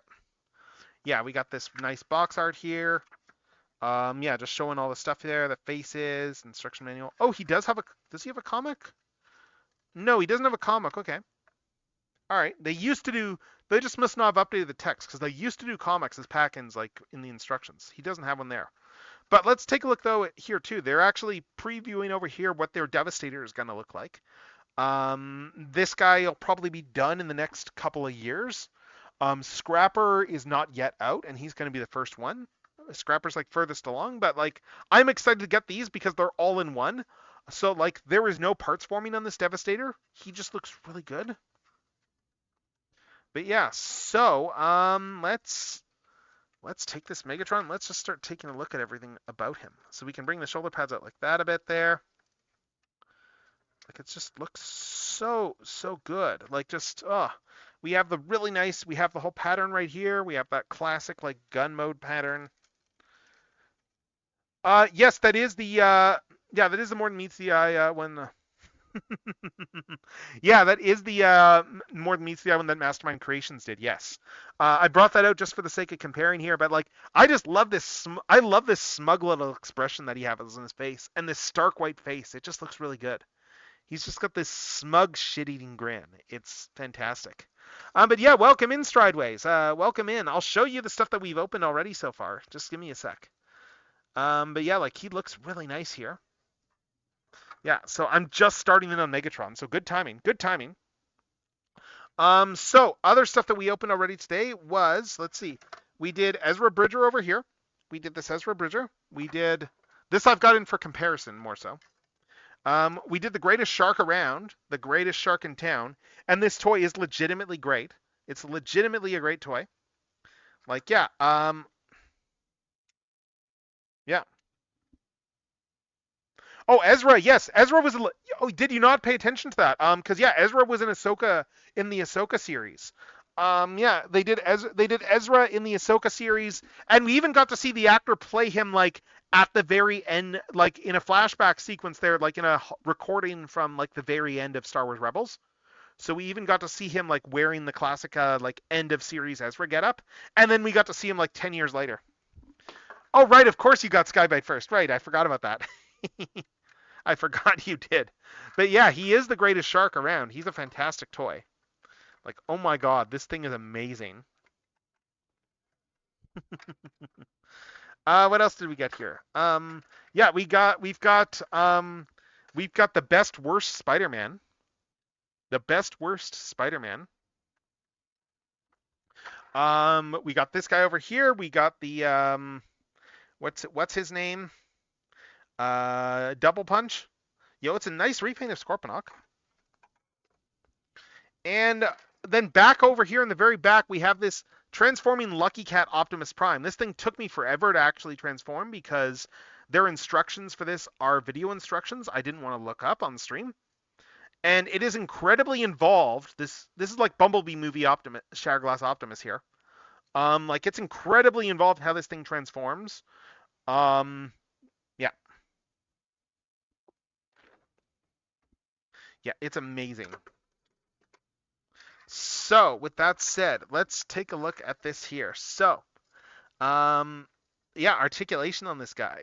And also comparison, because as I mentioned, he is a heavy retool of this guy. And we can see this if we look at a lot of little details. Like you can see here that the shoulder assembly here is very similar here. Like it still has these same shoulder bits here. And then just even the inside of the shoulder joints right here is the same. What else? We already established that these aren't quite 100% the same, but it's very similar on the leg assembly. Legs share a lot of parts there in terms of how the legs go. What else? Yeah, this whole back panel here is the same. The arms are also the same too. Yeah, these are full on the same arms. Like it's a very heavy retool. Oh yeah. Stormbringer Megatron. This is like a fantastic. Both of these were like Don Figueroa designs, and like this Don Figueroa design for Megatron is just like amazing. It's always been really, really nice. But yeah, yeah, he has all the guns. This Megatron, all the guns, and yeah, that one goes up and down. This one doesn't. This guy does swivel around there, so we can like bring it out front. Again, like gorgeous head sculpt. It's got a ball joint there, and it's also got like a tilt for up and down, and a ball joint. So like he can get some really, really good poses out of this. And we can also swap the head out too. I'm going to be doing that in a sec because he comes with a few alternate faces. These are the incentive pack-in faces here with the yellow eyes. And these are the ones I'm going to display them with because, quite frankly, Yellow Eye Megatron, not just the Yellow Eye Megatron, but also whenever Josh Bertram colored this guy, he fairly consistently, like it wasn't consistent that Megatron was drawn this way, but whenever Josh colored him, he sure as hell made sure to give him the black helmet from the original toy. Oh yeah. So it's like, so we can take this head here. We have that neutral expression. We have just a neutral. Let's see. Let's just show off all these different Megatron faces on the black head. So we have just this neutral Megatron face right here. Fairly neutral face. Let's just pop those in and out. We have this this open mouth face. Looks pretty good there. Yeah, see, I didn't dislike the redemption arc, but I think importantly, there was also the complicating factor of the fact that Megatron, there's the whole question of can Megatron actually be redeemed, even if he actually wants to be redeemed? And I think that was the tragedy that that there was the implication that he was beyond redemption, no matter what. Like he himself, by the end, did believe that he was, no matter how much good he did, he was irredeemable. And I think that's an interesting approach to take. That he was like, I am still there. I still can't actually be redeemed. But yeah, yeah, and there is the shitting grin face here. I'm actually like, yeah. Let's just pull this head off and just compare these two. Pull this off the ball joint. Yeah. Oh, it pops up too. Cool. Yeah. So pop this off the ball joint here. Let's just compare these two faces closer up. Because this is the same face sculpt on both of these. But yeah, like it's, you know what? I understand why they went with this face, why they went with the classic like, face with the the silver helmet, red eyes, because this does look really good. This is a really good shitty grin Megatron here. Oh yeah, no, that's fair. Yeah, IDW Megatron does fit with Corey's voice. Yes, I will agree with you there. But like, just it's fascinating just how much different character these two heads have. They look very different as heads. And if I slap this head on here, give him the more like accurate, give him the accurate face. That is him with the black helmet. You know what? I feel like I'm eating crow a little bit here because while I do really like the black helmet, I think this one might actually look better. I think that the red this face might actually look a little better. Let's just see how it looks with the yellow eyes. Let's get this unplugged. Yeah, that's in there pretty good. Do we want to sputter to get this out? Maybe. I think the pig might be a little bit thicker because of the paint. Yeah. There we go. I'm just going to do that, and I'm just going to do this with yellow eyes just to see how it looks with yellow eyes. And, okay, yeah, no, I completely understand. I completely understand why they went the red eyes because, yeah, looking at this here, silver helmet, yellow eyes, just doesn't really look very good. It just doesn't. Like, yeah, it's unfortunate. I hate admitting that I'm wrong, but yeah, I'm wrong, but I was wrong there. Anyway, I'm going to pop this head back off. I want to see how this one looks with the red eyes. Yeah, I feel like I need to eat crow a little bit on this. Because doing this one with the red eyes. Yeah, let's see. On this one here, the red eyes still look good, but I think the yellow eye look does look better. I think that the yellow eye look does look better on this one here. Let me just get a quick, I'm just getting some quick shots here. Yeah, and then with the yellow eyes, let's put the yellow eyes back in. Where's the, I'm sticking with this face, but I still need to eat some crow because of my being wrong that Death Cobra was we got Death Cobra, because I did not expect Hasbro to actually give us Death Cobra. But yeah, it definitely looks better with the yellow eyes and black helmet. But I am genuinely torn as to which one looks better here. I'm just gonna do a quick shot. Again, I just want to do a quick comparison of this thing here. But yeah, let's see. Here he is next to the IDW body. Definitely much more imposing than this guy is.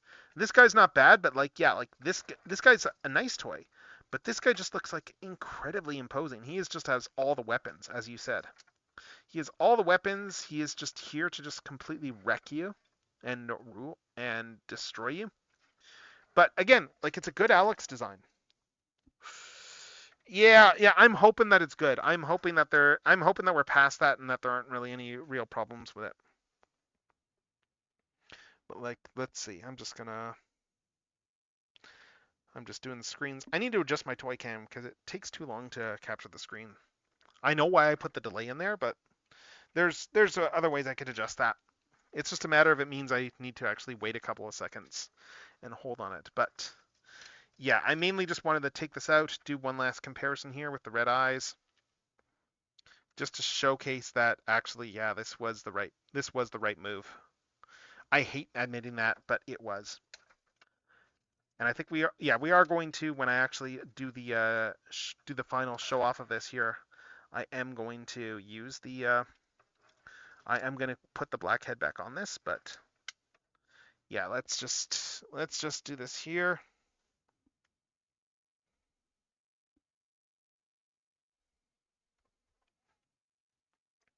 Yeah. Oh yeah, there's absolutely some animated Megatron in Alex's design. This one predates that though. But yeah, there's absolutely animated absolutely influenced Alex's designs in a good way. But yeah, that is this Megatron right here. I'm just gonna what else? I'm just putting these little heads in. I'm just putting the helmet and faces back in the baggie here. There's also this accessory here. I forget what this is for. I think this is for mounting the sword. I know this. I remember they announced afterwards that this has something to do with the sword. I think it's for mounting the sword onto something, but I can't remember like what exactly it's for. But yeah, like, sword is really nice. But yeah, let's take a look at all the articulation on this guy though, because the big thing with the Optus Pexus mold is how super articulated these were. Oh, yes. Derek's designs absolutely were a breath of fresh air. But yeah, so we got these shoulder pauldrons here. The shoulder pauldrons can go up and down. You can configure them a little bit, play with them a bit. Head sculpt. Head, as I said, has a ball joint up there. We have an up and down bend there too. And the head also pulls up a little bit too. We can also pull the head up. So, I mean, I don't know what that gives us for, maybe that's for transformation. I can't remember. What else? Ab crunch. This mold does have an ab crunch to it. I don't know how pronounced it's going to be. I don't know if it's going to be blocked on Megatron or not, but let's see. Yeah, because it's there. The joints are all there still for it. Oh, no, there we go. There's the ab crunch. So, yeah, so he still has an ab crunch. Still have a bit of an ab crunch and a bit of a bend here as well, too. But, yeah, we can get him around like this. Yeah, it extends out and up. So you can actually get a good, that's a very good amount of range you can get into this ab crunch here. Let's see. Shoulders. Shoulders have butterfly joints. They go up and down. They can also go up like this. This kibble kind of starts to get in the way. It can go up like this. It's just, as I said, you're going to have to deal with all of the tank kibble, but that's just the design. Like, physics are a thing. Physics are an unfortunate thing. What else? We have a full swivel here at the base of the shoulder. And also we do have a swivel inside here too. So this can all come up in here too, and that can still stay in place. That's less useful on Megatron because Megatron has these giant shoulder kibble, but it is an option. So you can do a lot of like subtleties with the actual posability. Oh, on the pauldrons. No, they cannot. No, these guns just stick out to the side. This one does rotate, but this is the only one that does. Let's see what else we got here. Yeah, we got all this back armor here. Again, just gorgeous, gorgeous stuff. What else? Okay, so elbow. We have this whole really nice design on the elbows here. Pull it out here. You can see that it's very 3-0, very like what you call them, flame toys-ish, in that you bend it out here, and we have like these pistons that come out. And yeah, and then we have this full range of motion here for the elbow. Let me just pull the fusion cannon off to show this off. But yeah, the elbow has this range of motion to it. Like you can get, like, look at just how organic this looks. And then we can get this up even further here too and just make it even cleaner. Like this is an incredibly clean sculpt here. Incredibly clean. It looks really good in the elbow bend. Yeah. So that's great. What else? Just bringing it back down. Hands. Hands are superposable hands. Yeah, so the hands are fully articulated. Hands are fully articulated here. The fingers are all slightly different lengths too. Looking at this, you can see here that the fingers are all like the slightly different lengths you would expect. They have some splayage too. You can splay the fingers. They are ball jointed down there, and they all have, the finger and thumb all have the articulation you would expect from a finger and thumb. There was also an in and out to the wrist as well too, and it swivels as well. So because of that in and out, like we can full on take the figure like this, and we can full on have him like doing a handstand. Like he can do we can pose him and we can have him do a handstand. Like that is just really cool stuff. So yeah, we can just have him, or like just like wave, like hello there, I'm Megatron. I'm going to kill your entire populace. Hello, pass me the football. Pass me the football. I'm open, damn it. I am open. Let's see, we have a side to side here as well too for articulation. There's a lot of life to this sculpt.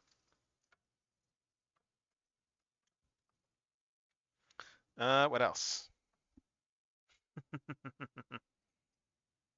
Oh yeah, I love Sunbow Megs. Legs. Legs have a lot of posability to them. So the legs are up here. We can move these things these pauldrons out of the way here. These guys can also shift up and out of the way too.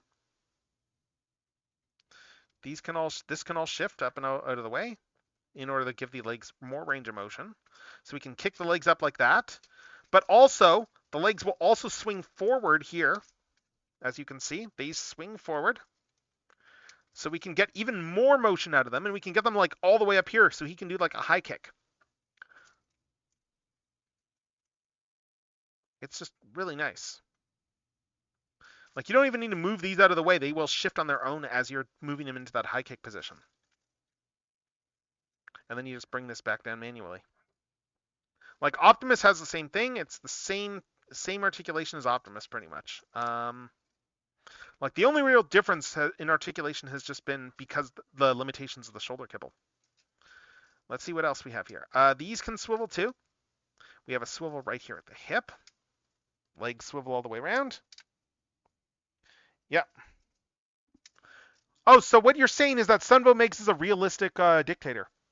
Because a lot of them are buffoons, and a lot of them are like not actually the most competent people, but are like buffoons and idiots who are surrounded by buffoons and idiots. So it's actually not that inaccurate there. Okay, but yeah, let's see, knees. Knees have this piston system as well. This whole piston is connected to the knee pad. And we can get, look at the entire shape we can get here of just the articulation on this knee. Like, the knee pad just bends, we got that piston still attached with it, and then we can move this further back. Like, just look at how good this looks. Look at how good this looks amazing. Just, it is a very natural robot knee movement. Just the fact that all these panels move automatically is amazing. Let's see, ankle tilts. Toe goes up. Toe goes up. We also have like what else? We got heel. Yeah, the heels can also come out a little bit too, it looks like. Yeah, so we can get this. We can get the feet down like this. Oh yeah, the feet can come down like this even.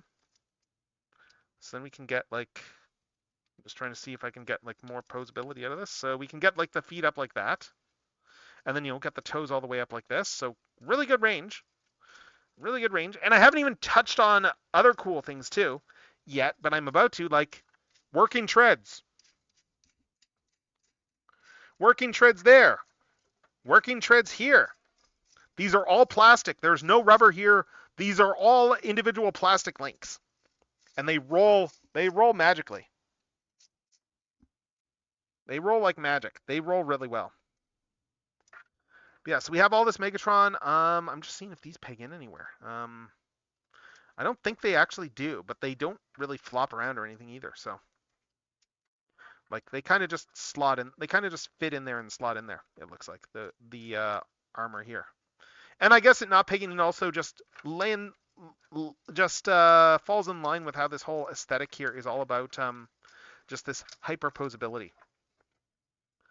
But yeah, just Megatron looks amazing here. This is just an amazing looking Megatron. I'm very curious to see if we're going to get any repaints of this guy. Very curious to see if they'll find a way to do repaints. Like, yeah, we'll see what happens. But yeah, just also I need to note as well too, like just plastic color wise, like the treads are not the same. MMC is usually very good about like getting their plastic colors.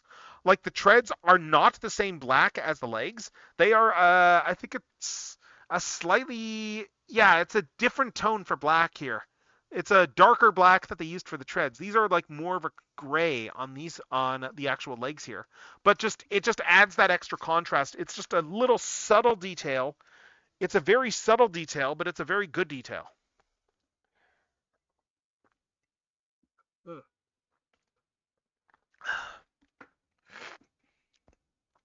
Mm-hmm.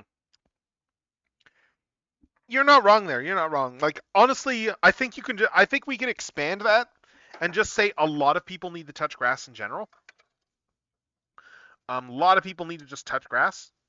But yeah, so for holding his weapons, let's see. So we have the sword. Sword just pops into the little slot over there. And then we just wrap the hands around it. And there, now he has his sword. Again, I love the fact that he has this. And there's actually a second little thing there. So, you know, with all this crazy level of articulation that this guy has, like we can take him around like this here. And let's see if I can get him to two-handed this thing. We should be able to two-hand it because there's a second slot up there. So we should be able to, let me just get this one in here. I'm actually going to wrap this. Let's do this one over here first.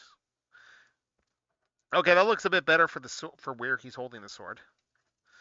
But we can take it in. We can use all these all these joints.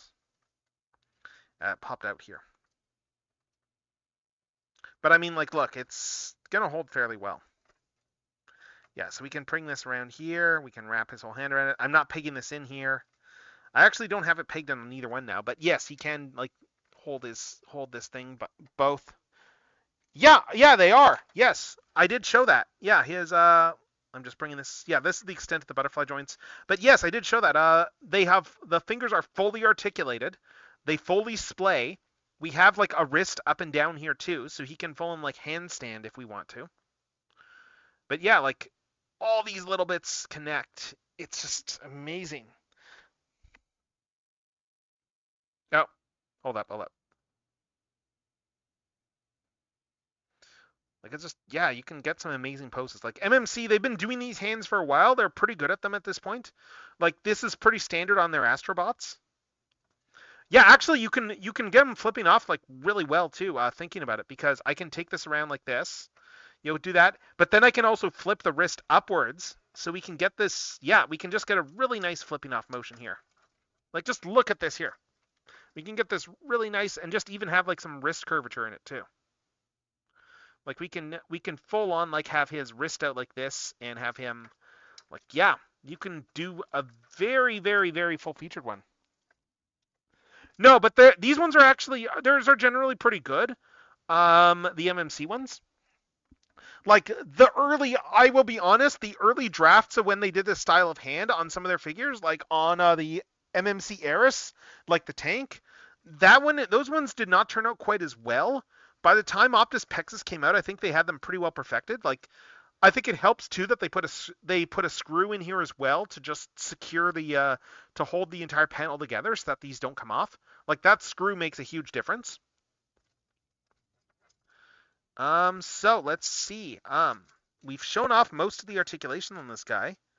So now I'm just gonna put him into a more neutral stance, and I'm just gonna do a quick shot of him and Optimus first. Let's just put his gun in here. I have Optimus's rifles too, but they're actually right in front of me here. Like he was holding them on my shelf, but they just came off like in between that when I put them in. And yeah, so we got Optimus with one rifle, and I've got the other rifle right here.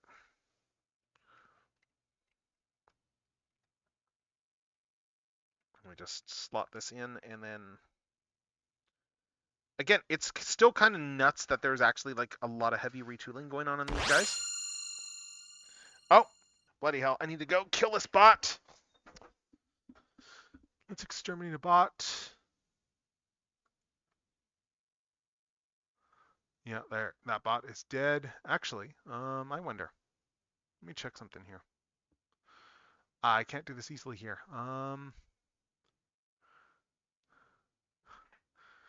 Let's see.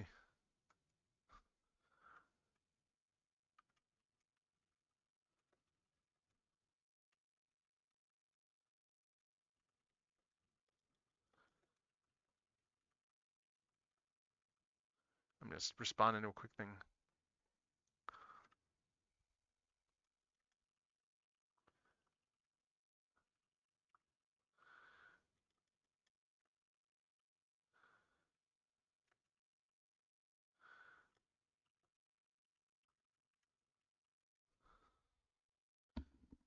All right, so yeah.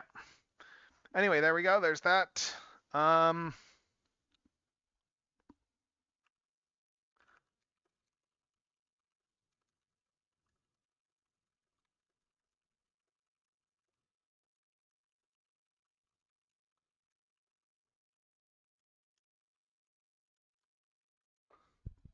Anyway, let's see.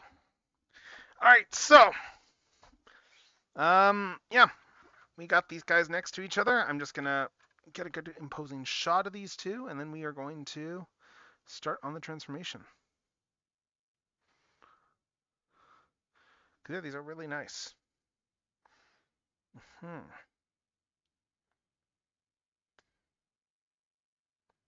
Anyway, yeah, so Megatron, let's shift Optimus back here, and we are gonna keep going. So let's start on his transformation, shall we? All right.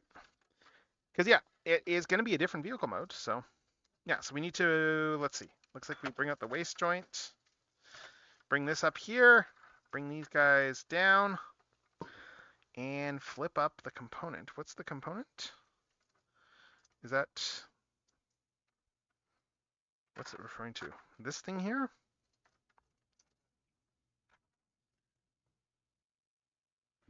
Yeah, it is this. I think it's this, or let's see. I'm just trying to make sense of what some of this stuff is referring to. Yeah, it is this thing. Okay, yeah, it's this thing we need to flip up here. Okay. So we bring these, yeah, bring these down over here. Yeah, bring these down. Oh, these do lock in. Okay. Or not. No, maybe they don't. Yes, this comes down here. We flip this. Okay, we flip this guy up here. Yeah, this guy flips up. And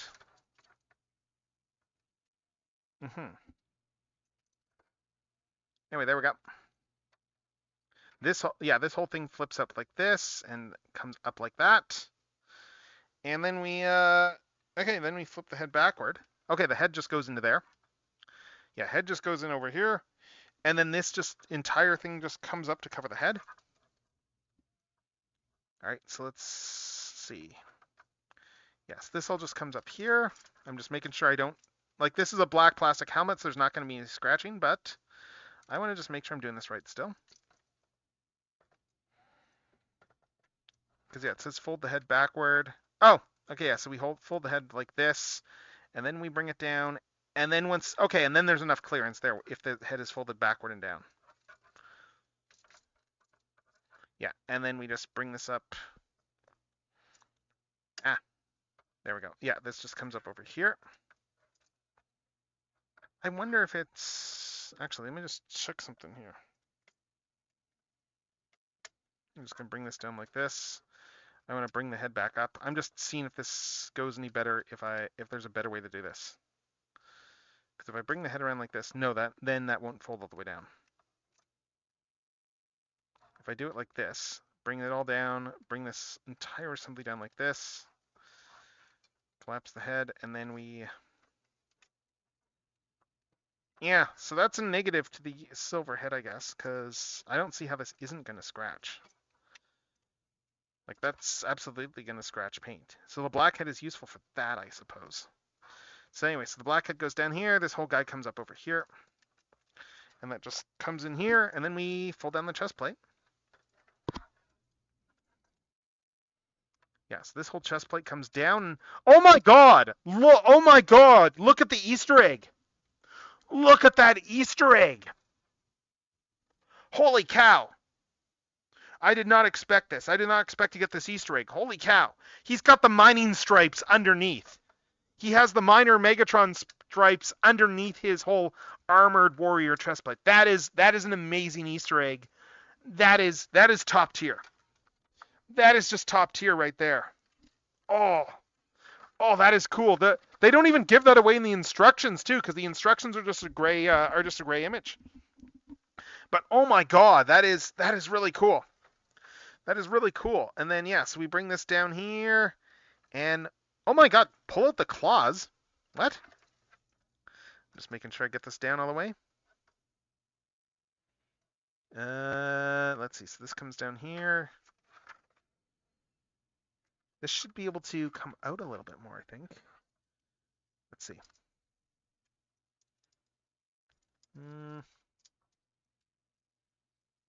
Let's bring this up like this. There we go. Get the chest plate down. There, like that.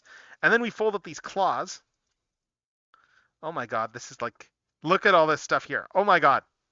So we fold these little claws out here. We bring these little claws up over here, I guess. And then we flip around the chest armor to position and pull the claws out and around the edge of the plate. Okay. Let's see if... Flip around the chest armor to position. What do you mean by that? Okay, so we do this here. Oh, wow. Oh, wow, this is cool. So, yeah, so we bring the claws out. Bring the claws out, and then we flip this entire assembly back over, and then we bring the claws out this way. Wow. Yes, then these claws just come out here. Wow, just the little details. Yes, these claws just come out over there then. Wow. Okay, and then let's fold up these fists.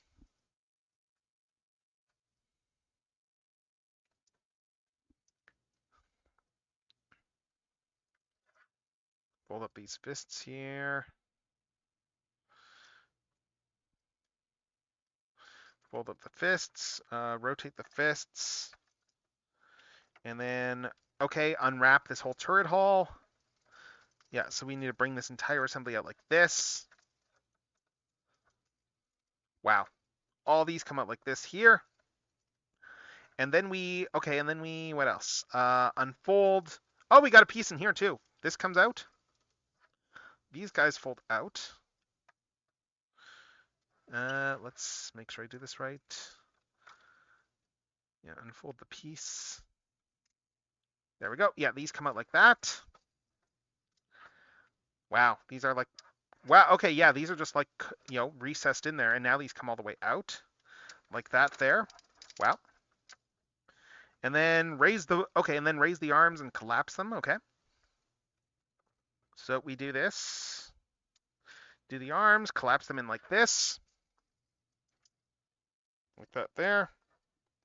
And collapse in smaller blocks. And what next? Fold down the tread assemblies, okay. And then we raise the arms backwards. And yeah, these all come around like this. These come up like this, I guess. And then, and then we lock all this stuff in here. Okay. Yeah, so now we have these tabs here. These are going to lock into the slots here, and that's going to secure the arms in place. Arms just come in like this. Yeah, so that just secures the arms. So we have, oh, this isn't quite straight. Hold up. Let's see. So this, straighten that out there, and then bring the arms in like that. There we have, that is the whole front of the bit here. That is, this is cool already. Yeah, so we have all this stuff here, and that's going to be like the top of the tank, it looks like. Let's see, what else? Rotate armature to position as shown. All right, so armature is... Oh my god, do these cross over? They do. Holy cow. Holy cow, look at this here. This is just a... Oh my god, some of the engineering on this thing. These things cross over. The armature crosses over here. And then that pivot point there in the middle, this guy here, it tabs at the pivot. So like these will come around like here. We will tab these over here where they're pivoting. We just tab it like here in the middle. And this guy, I bet, let me just, hold up. Let's bring this back around. Yeah, this guy here tabs in over there to this peg. Yes, this one tabs in there. And did that tab in right, or did this just pop off? Yeah, I just popped this off. I didn't tab this in. Hold up. Let's fix this. I just popped this off the joint by accident. But I think it should tab in there. Let's find out. No, maybe it doesn't tab in there. Okay, I think it just sits over there. It doesn't actually tab. But this guy does. This guy. Oh, and I just popped this guy back off again. Yeah.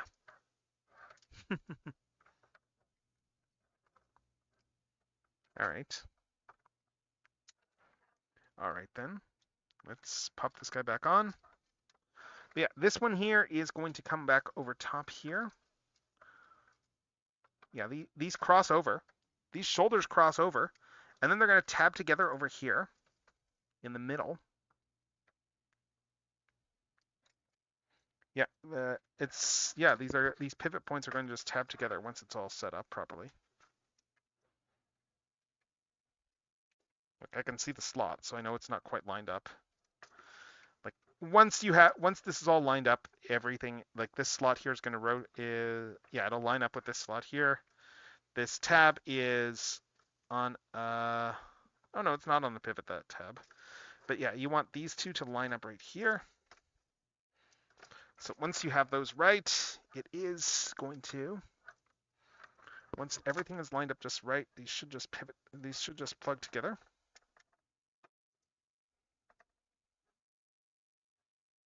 Hmm.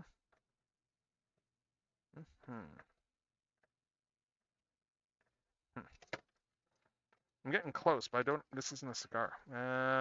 Close only counts in horseshoes.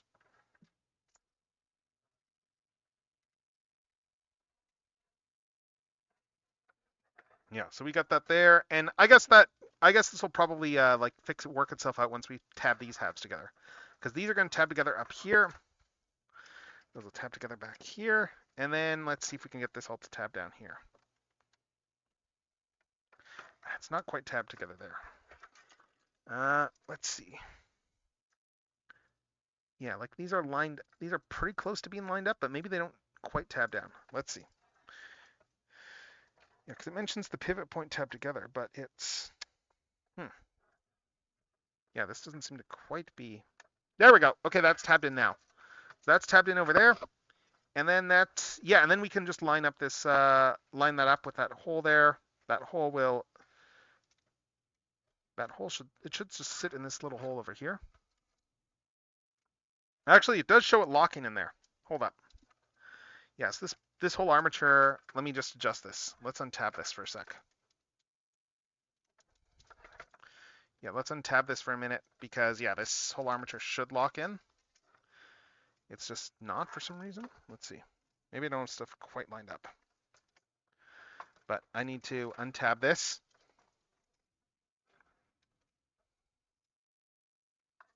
Yeah. Yeah, because this is all supposed to, I think the angles are wrong on this. Hold up. Bring the head down a bit. Yeah, and then the arms need to come down like this here. There we go. Arms are in position.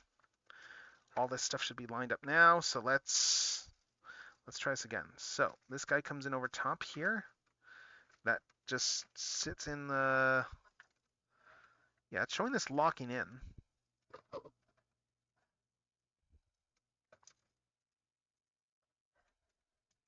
Okay, yeah, that does lock in. Okay, so this one locks in here. And once that guy's locked in, then this guy just comes around over top and just locks in over here. There we go. That's all locked in. Good, good. But just, oh my God, I was not expecting the shoulders to cross over like that. Like just, oh. So this all comes like this here. This all just comes like this for this mode. And then, okay, we go to the, finish the turret. We extend the cannon barrel and fold the connector forward like this. And then this goes into the turret here. This just tabs in over here. Yeah, we just tab the cannon into the turret like that. And that is the gun. And then this just comes down, and this is the gun turret right here. Yeah, and then this all locks in place. Where does it lock? Okay, this just comes down over here and lock in place. Is there an actual tab and slot, or like I'm not seeing an actual tab? Oh, there are locking tabs, I think. Just back over here. No, that's no. The tab goes down like the tank turret goes down like this over here. So this just all comes together like this, and there is the tank turret. Well, wait, it's showing a locking. It's showing a lock, but I don't see any. I don't see where it locks. That's the thing. It says it locks, but I don't actually see an actual tab and slot for the lock, for it to lock with. Yeah. I mean, it still sits in here very comfortably. It's not going to move, but like, just look at how cool this looks. This is amazing. This whole tank turret, like, wow, wow. Oh. Okay, so okay. So now these come. Okay, so now let's see. Rotate assembly forward to correct position and tab in. Okay, so these guys come forward like. Okay, these guys come forward like this. Yeah, these tab in back over here now. And this all rotates forward. And then we fold up the panel and slot in the cavity to secure, and then repeat the other side. Yes, this all comes up like this. This all... Is this the at the right angle? No, I don't think it is. I need to unpick the chest. Hold up. I think the chest still needs to be... Oh, yeah, okay. So, yeah, that's why. So these little tabs here, I didn't do this right. These tabs go into these slots back here. So that's going to angle the chest like this for alt mode. So the chest is going to be angled like this for alt mode here. And then these are going to come around and, yeah, we are going to bring these around, lock these into the guy at the back there. Lock this in over here, and then we are going to bring this around here and just lock all these tabs and slots together here. We got what? We got a slot over there. We got a tab over... these tabs move. That's why. Okay. So yeah, so these tabs do swivel. Okay, so you're gonna want to play with these and adjust these little guys here. Oh, they probably do that. Oh, I see. They do that so that these tabs move out of the way. Okay, so we want to bring that up there and just line up the... Yeah, we'll start this by, yeah, like plugging in this back guy over here. Plug these in here. Yeah, this goes around like this. This locks in over there. And then we want to just, line up the back tab, bring these guys up, lock these guys in there. Bring this guy up and lock that in. And then we use this tab here, line up the back tab and then the front tab. That's the easiest way to do it. Get the back tab in, then do the front tab. Yeah, this guy's plugged in there. Yeah.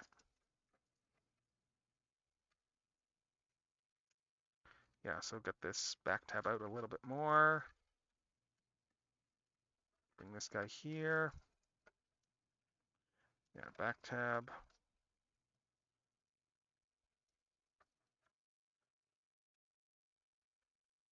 Yeah, bring this all around.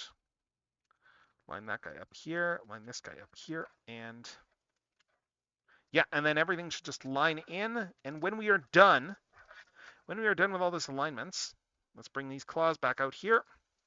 So this is the front of the tank so far. Like, just look at this thing. This is amazing. This transforms completely differently from the Optimus. Like, there's a lot of differences in how Optimus transforms. I think the arms still ended up on the back, going back this way. But, like, there's just so many differences between, like, the turret and the way the entire chest transforms and the shoulder kibble. Like, this is amazing. And then extend the waist joint. Right, because the waist joint extends up over here, too. So we get this, we pulled this whole joint out as well. Like, we got all these different extensions on the joints. Oh my god. This is just amazing. This is pretty amazing here. And then, okay, then we rotate the waist 180. So this entire assembly comes around. And then what else? Hip skirts come up. Let's see. It says flipping both hip skirts. I'm just making sure I do this right. Yes, the hip skirts just... Oh, this waist, is this one up all the way? Let's see.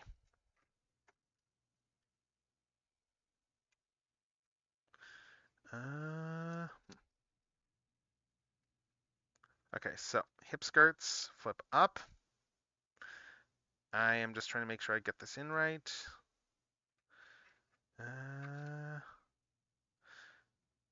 Because it mentions, oh, these bits here. Okay, these flip up. That's why. Yes, these guys flip in. Yes, it's not the side skirts. It's these front guys here. These flip in and underneath the waist, like this. Yeah, Optus Pexus did this as well with the hip skirts. So those flip underneath. Those flip in here, and then we open up the knee panels here. What else? Slide the piston connectors to release them. Right. So these are the piston connectors. Like, that was what did that whole really cool pistony effect there when we did these. Now we want to detach those, and we want to release those connectors. We can open up the legs there too, I guess. See a lot of the stuff in the legs. And then slide the thighs upward. Oh, we don't open these yet. Okay, let's close these up first. Because first, we need to take these and we... Oh, right, the thighs. Yes, I remember this now. So these thigh panels here, these slide upward. These thighs. I'm just remember... Yeah, okay. Yeah, they don't slide very much. Like, they slide a little bit, but they do slide upward for this part of the transformation. Yeah, so we want to slide these upward. Like that. And then we open up the shin panels.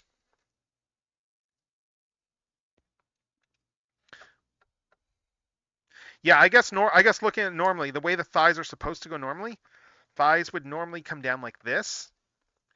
And we are sliding them... Yeah, the thighs would normally go down like this, and we are sliding them up to there.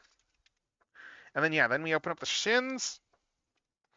And we flip up the wall piece from inside the shin.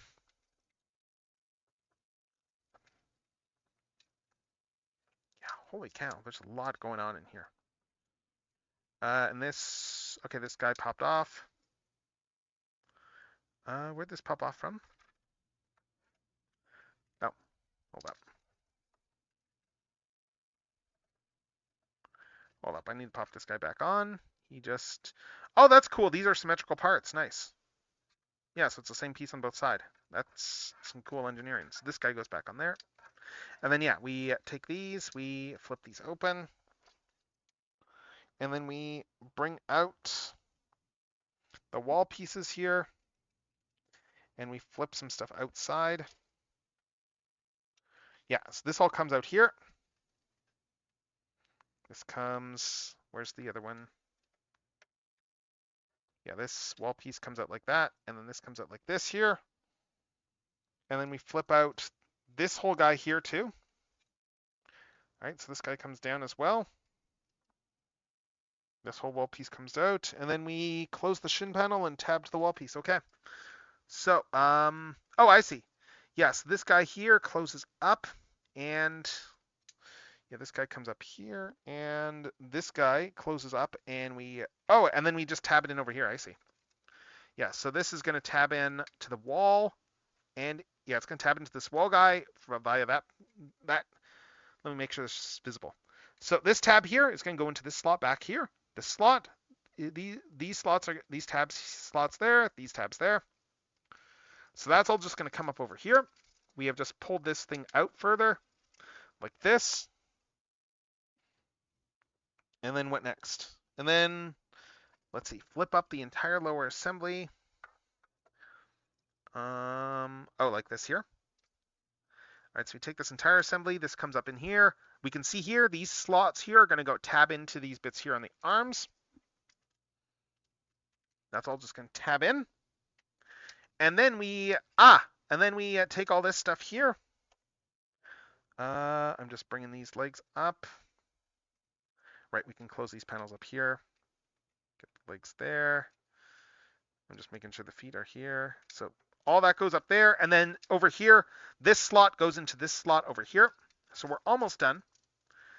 So yeah, so these all line up over here. I'm just going to bring this up for a sec. Yeah, so this guy is going to, yeah, we want this guy underneath to go in here. There, everything is tabbed in there. That is all tabbed in. And now that we have all that done, now we just push this entire assembly forward. Peg these legs. Oh wait, wall came down. Let's plug this back into the supporting wall, and yeah, you're gonna want to make sure it's pegged into that supporting wall bit. That tab is pretty thick. These guys go here. Oh, I missed a bunch of steps here. Hold up. I missed this. The toe and shin panel. These fold up too. The toe and shin panel go up like this, and yeah, it should snap peg in over here. So why is it not? Yeah, so this shin panel goes up there. I just need to get the legs in because this toe is going to peg in right over there.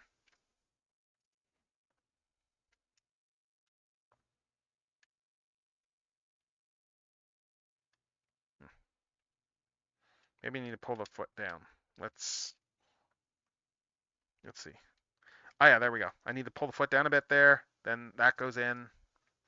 That pig's in over there. And then this one comes, yeah. So bring this out. And then pig this in over here. And then this all just comes up like this. I'm just seeing if I can bring these in any further. I think this is how it goes.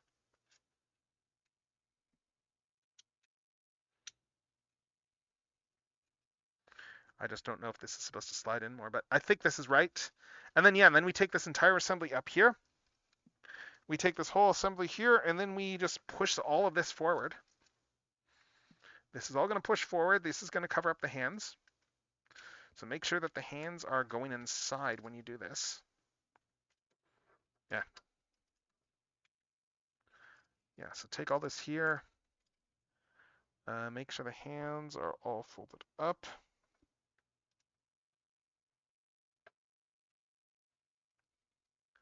Like this is the weirdest part, trickiest bit here. So the hands fold up like that. And then, yeah, all of this is going to push up and over like that. And does this go in further? Let's see. Collapse the knees in.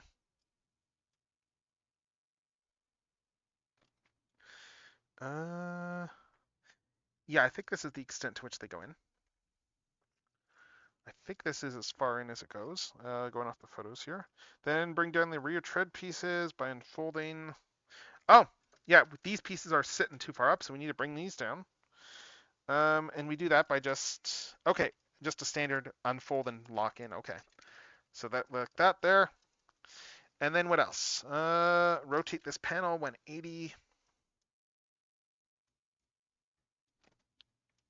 Oh my God. Wow. Let's unfold this here. Okay, because we need to actually do some stuff with the panel in here. How do I unfold? How do I do that? Yeah, bring these down, and then how do you rotate this panel 180? Because, oh my God. Like, where is... Oh, no, I'm looking at the wrong side. So those come down like this. And this guy here, we rotate this 180. Okay. So this comes all the way around like that. So now we have those little, like, guns facing the front. Yes, this comes around like this here. Now we have these little, oh, that lines up like this. Okay. So now these little gun details all line up on the front of the treads. That's cool. Yeah, so we got all this stuff here. Those gun details line up there. I think we're almost done. And that is, yes. So bring all this back down here. Make sure everything is pegged in. And that is the Stormbringer Megatron in his tank mode. I'm just checking. Is the underside right? Did I fold up the legs all the way? Yeah, no, this looks right. This looks right going off the photos. This is right. So yeah, this is Megatron as he appears in the IDW Stormbringer comics, more or less. It is a very impressive. It's amazing just how different this looks from the Optus Pexus mold in its alt mode. Like they got a very different looking tank out of it. There's some very heavy retooling, but it's still very much the same frame. Like just, oh, this looks fantastic. So yeah, this gun here is on a ball joint, but it's so it can go up and down a bit. It's on it's not on a ball joint. It's on a swivel, but then it's also got an up and down. So this missile launcher can go up. This gun is fixed. This gun can go up about there and down. So we can have some decent angling there. The whole turret obviously can go up and down. And it also can pivot a little bit. Not all the way around, but it can still pivot a fair amount. Like we can still get about like 45 degrees or so out of the turret. Which is pretty good. So that is this whole alt mode here. Like this is really cool stuff. Like just look at how good this is. This is just, oh. Yeah, I'm just checking to see if I have the legs folded up all the way. I think I do. And I need to just peg these toes back in because this came out again.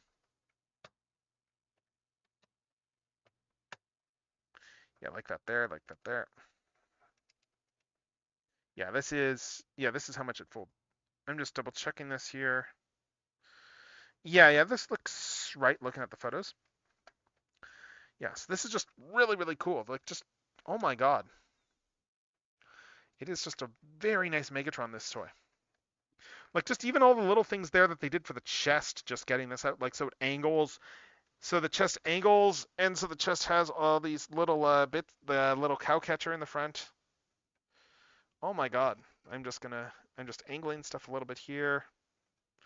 Let's adjust this for the sake of photography, because, like, this keeps shifting.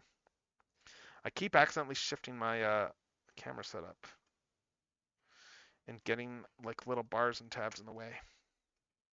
After making all this effort to try and get everything looking good. But yeah, that is the tank mode for this guy. That is the gorgeous, gorgeous tank mode for this guy. I'm just gonna move things around and get some photography of this. Like, it's just, oh, this is just so nice. Such a nice tank mode. Such a nice tank mode.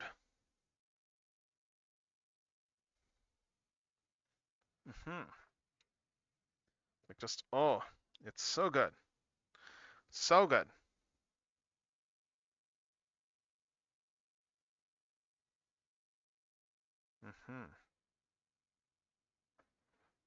Let's see what else. Yeah, we just do a side view. Yeah, holy cow. It's just, oh, like there's some amazing steps in this thing. Like, just honestly, the fact that those shoulder pauldrons cross over to make the turret, I did not expect that at all. And just even like the angles on the front of the, like, as I said, the angles on the front of the tank are like really ridiculously good.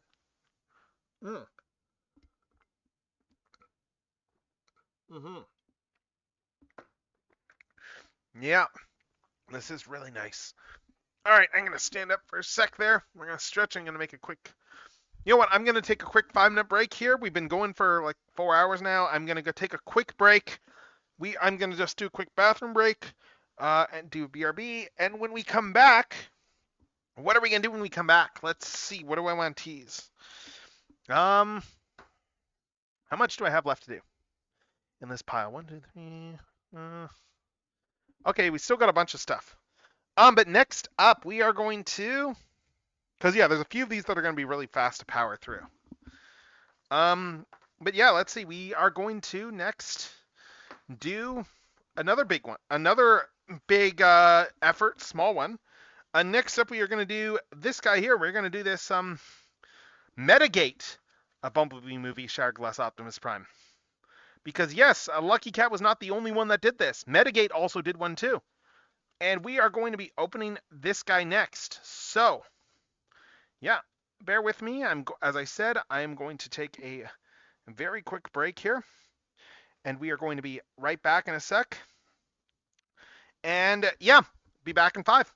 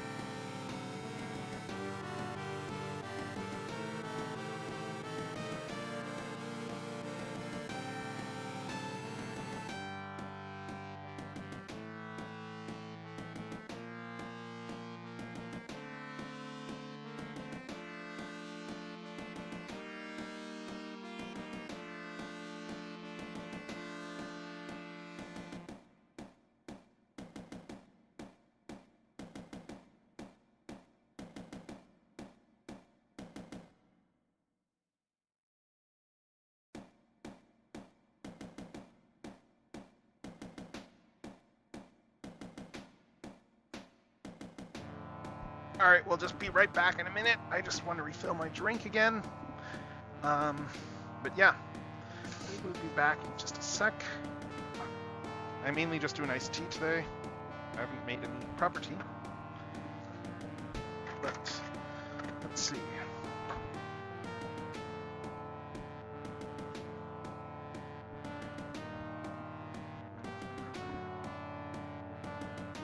I actually do need to make more iced tea, but yeah.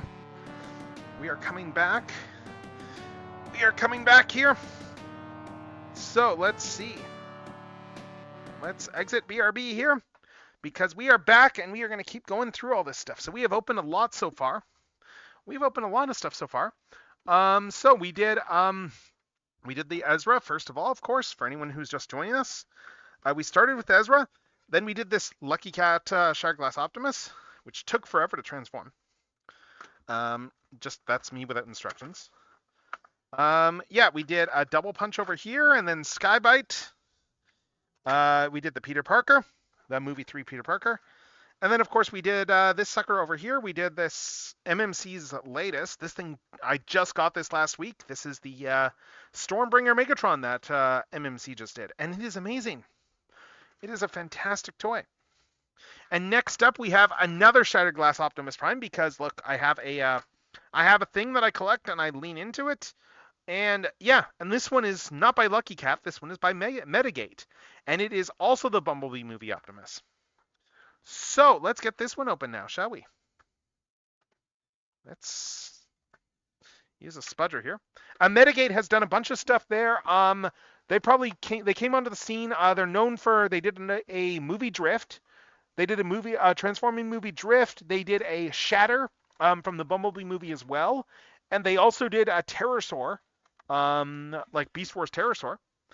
And this is their take on a Shatterglass Optimus Prime. So let's see how this looks. Yeah. Let's see how this one looks here. I need to pull the tape, I guess. Where's my scissors? Let's cut the tape. And I guess I can actually put the thing away for the Megatron. I can put that away, and I can, yeah. So anyway, this Optimus here, you can see here that already that there's some big differences between this and the Lucky Cat one. Like color scheme wise, this is a little bit different here. Yeah, this one is not really going for the 301 so much. It's kind of them doing their own thing a bit more. Yeah, you can see here that the actual color scheme here, this is more in line with your traditional like Shatterglass Optimus, but like your traditional Shatterglass Optimus as seen in like other lines. Like I'm gonna do a comparison of the purples in a sec, but we got that there. He comes with a couple of alternate hands if you want the splayed open hands. I'm gonna just keep these in the. Looks like it's just a case of you just swap these out. I'm just going to keep them in here for now. And then, of course, we have his rifle because it's an Optimus Prime. And they have made an interesting decision to just cast the rifle in purple. Yeah, I'm not sure what I think of this decision to just do the purple rifle. Okay, then. Okay, so anyway. He does have an actual paper set of instructions, though. So that's a plus. But yeah, so we can just slot the rifle in here. Rifle just slots in here. Again, just comparing the sculpt on these rifles, it is pretty much the same rifle. This one's a little more toyetic, though, in terms of the sculpting. A little more toyetic on this one. But, yeah. And overall, though, you can just see that this Optimus here, it doesn't clean up quite as well as the Lucky Cat one. It doesn't clean up quite as well, but, I mean, it still looks really good. It's still got all the detail at the back. It's not quite as well painted. Like, again, this is essentially like a shrunk-down version of the 301. This guy here feels like it's going much more its own way. Like, I mean, you know, we got the green windows, for instance, there, and just a very different tone of purple. As I said, it feels a little more toyetic the way that they did this one here. And actually, I might have put these ones back on wrong when I put these back on. Yeah, I did. I put these back on the wrong way. Let's fix that.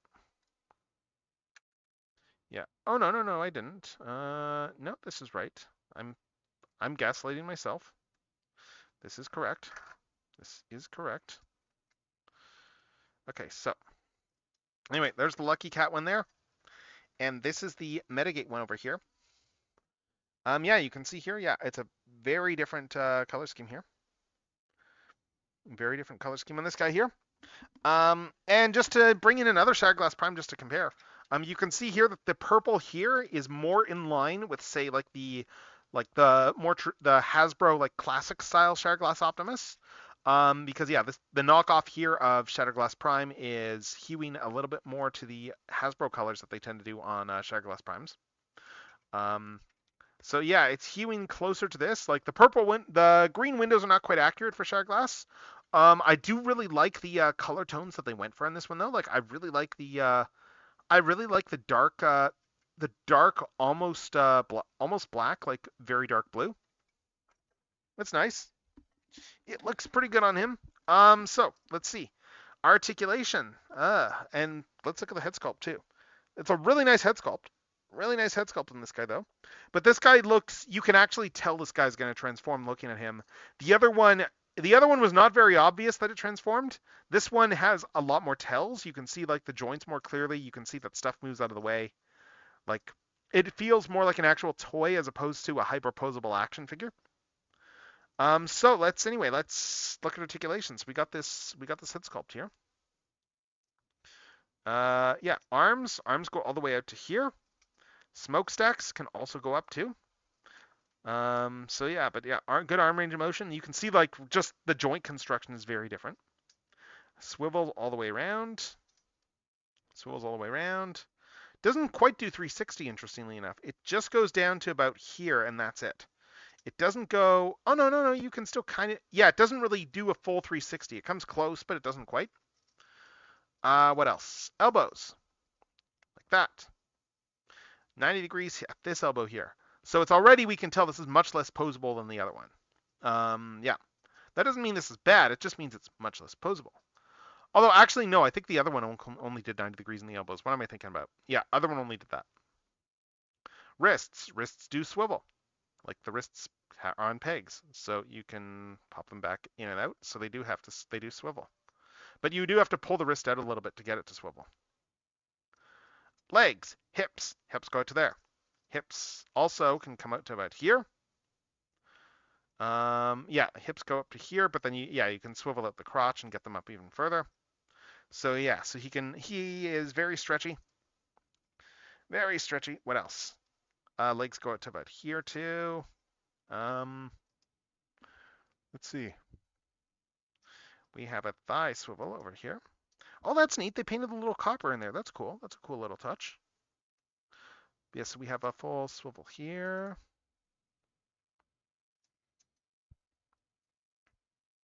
All right. Let's see. Legs. 90 degrees there, but then we have this bend here too. And overall, the legs are like very posable as well. But yeah, again, you can see this is a much more toyetic thing here. Like even just with the size of these little, the hubcaps there being like those pins and stuff like that. Yeah, let's see. That goes like that for ankle tilts. Toe has a tilt. No, maybe the toe doesn't have a joint. I think that's transformation stuff. So it's definitely less posable than the other one. We do have an ab crunch as well too. He does have an ab crunch. Pretty good, pretty fully featured actually. Oh man, this looks really nice. Look how far forward you could get him. This looks really cool. But yeah, it's a very different toy. Very different toy. This one actually feels like a toy. I think that's the big takeaway from this. This one is absolutely, you can tell that this is just a highly posable toy, like a transforming toy. You can tell that. Like you can even see the bumper in here too. You can see the bumper for the truck mode. It doesn't have a matrix either, it looks like. And they didn't do anything like cool, like say doing crack on the window or something like that. Again, that's just, this one is straight up going for the 301. This one is just like more just doing an Optimus. And these instructions are over here too, and it looks pretty straightforward. So let's see how he transforms. Let's pop this out and let's see how he transforms. I'm actually curious to see if I can figure how much I can figure on my own. Let's see. So yeah, we can already see that there's bits here that are going to unfold. I might take a stab at doing this one on my own. Yeah, we can see that there's bits here that swivel on the arms. Yeah, like these swivel out. Yeah, these come out here.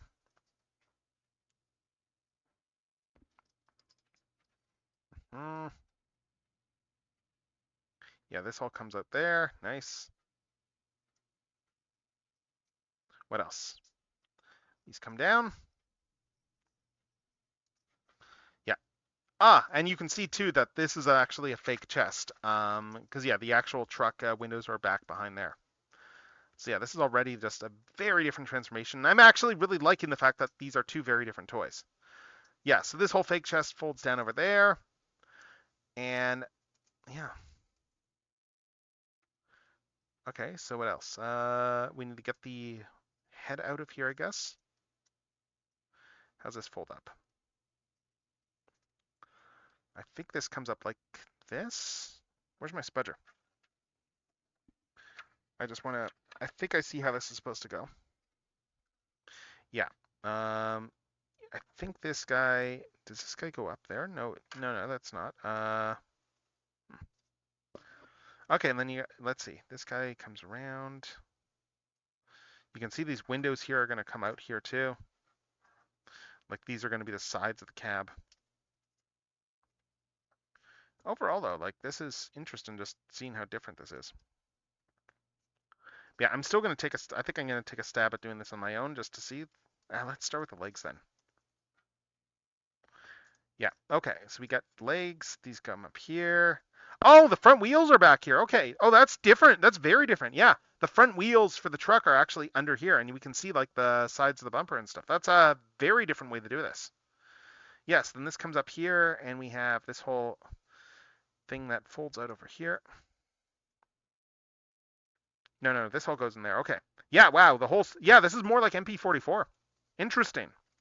They went the MP44 route, and they put the whole side of the truck in here. That's cool. Again, this is what I'm liking. I'm liking about this toy already, that it made some very different choices with its transformation. Like they made some very different choices with the transformation on this one, and I am here for it. Yeah, and then this stuff all folds up here. Let's see. Oh, does this come all the way around for the out crunch, or let's see. Yeah, because this needs to come down still too.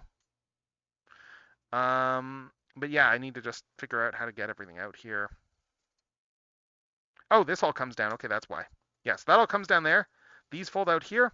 And then, yeah, this is actually a lot easier so far. I'm figuring this out pretty quickly. And then, oh, and this is the roof. Okay. So roof is down there. This all comes down here. Front of the truck is back over here. Yeah, wow. This is, yeah, very different. So that goes there. We have some painted windows on this one too, which is nice. Yeah. And then arms. Okay, smokestacks need to end up on the back. So how does all the arm stuff transform? Okay, arms are going to go in like this. Let's see.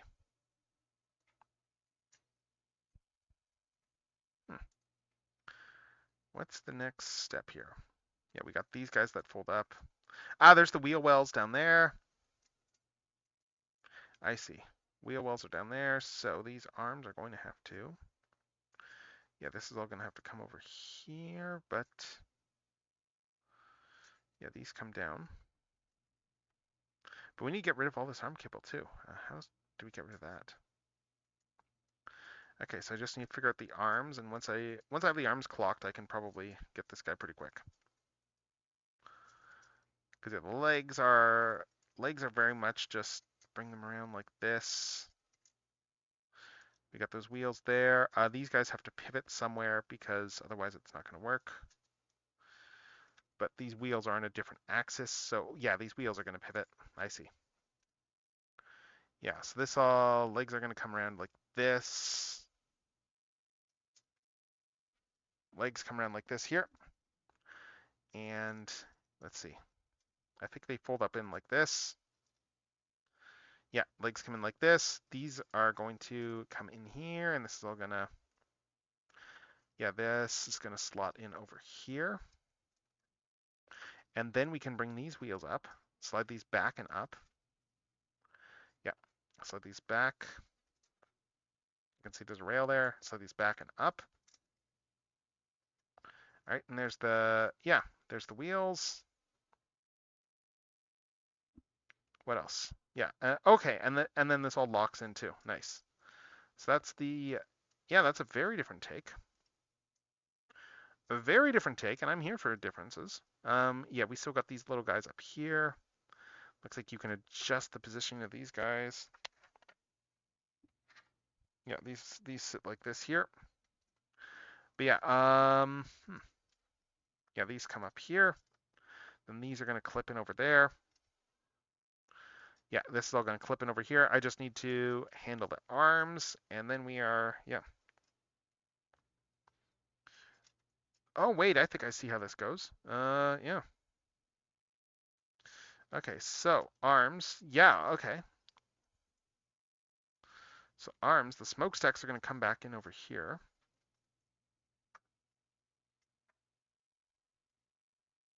Yeah, arms go down in here, and these arms are going to...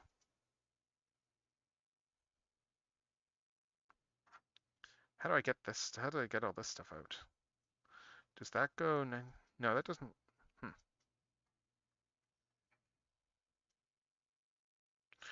Oh, does it go like this? Interesting.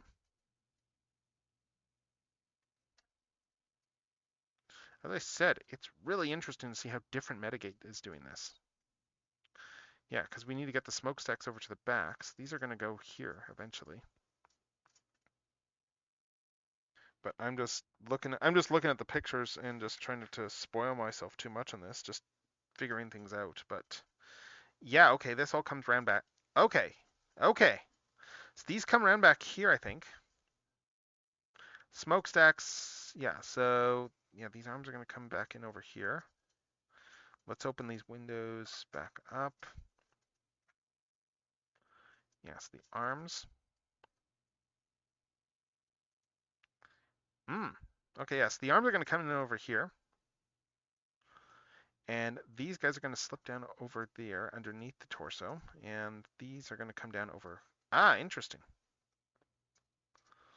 Okay, so let's unpeg some of this stuff here. Yeah, I pegged some of this stuff in too soon. So let's see. Arms are going to come around over here. Yeah, arms come in over here. Nice. Arms coming this way, and then, yeah, and then we just get this guy around here.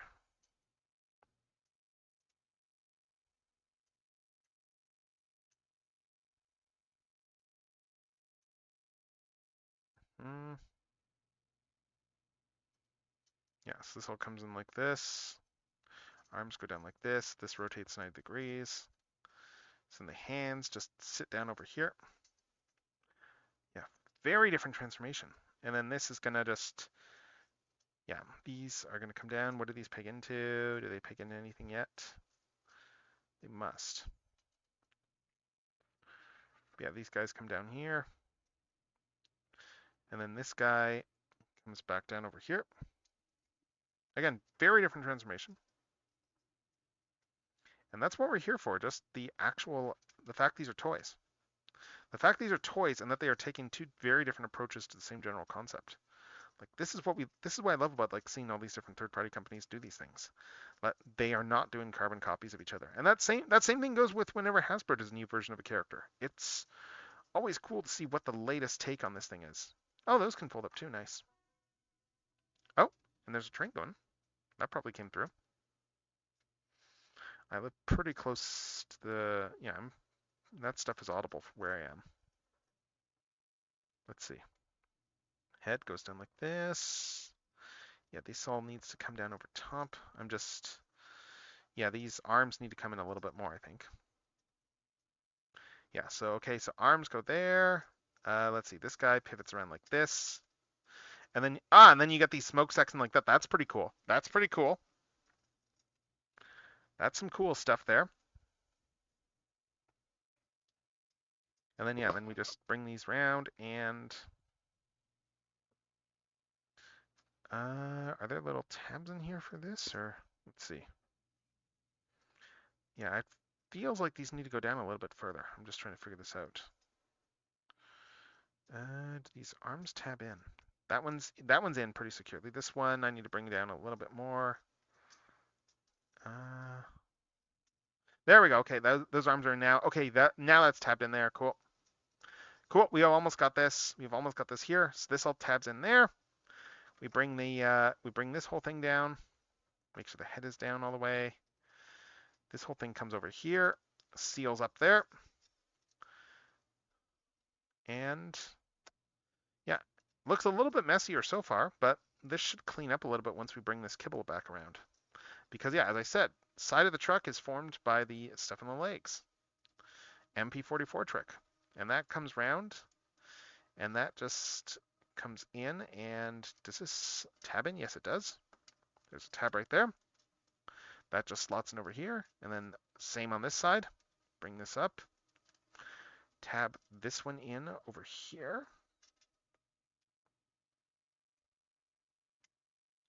Like that. And is that done? Or let's see. Okay. I'm just seeing if the legs tab together because it seems weird. Oh, there is a piece out here. There's a tab. There is a thing right there. You just need to push it from behind a little bit to get it out, I guess. But there is a thing in there. There we go. Yeah. So there is a connector here. Use this, plug it into the legs like that, and yeah, bring everything together. And this is Metagate's take on Bumblebee Movie Optimus Prime in alt mode. Yeah, it is. Well, let's see. What do I got to say about this one? It was certainly a lot easier to transform. I'll give it that. That's definitely for sure. It's definitely also a lot gappier too. Like they were definitely going for making like a more fun, playable toy with this. Like this one feels like a lot more approachable as a figure. But like obviously like there's no real comparison between these two. It's hard to compare them. Like just the Lucky Cat one just goes for a very different aesthetic. This one is a lot gappier. Like it's an understatement to say it's gappier. It is a lot gappier. I'm just checking to see if did I miss anything with regards to gaps? Is there anything that there is a panel here. Yes, there is another panel that covers gaps. Right. I just spotted that. So let's untransform the legs and let's fix that because we need to get a bunch of stuff out to do this. Yeah, I need to open this back up because yeah, I missed that there's a panel right over here and that is going to cover up a lot of the stuff. So let's get this all back untabbed. Let's untab this guy again. Let's untab this guy again because I need to get the arms out.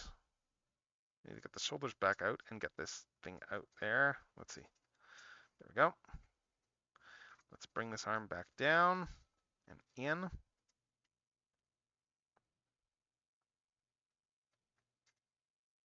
This. Tab all this stuff here. Bring these in. Like this. These go... Oh, these can go behind this. Okay. Yeah, these go behind this kibble here. Okay, and then this one goes, yeah, behind, like this. There. And then, okay. So we take all this stuff here, fold all this back up. And okay, it's not quite as bad now. It's a lot less gappy now. Let's just peg this guy in over here.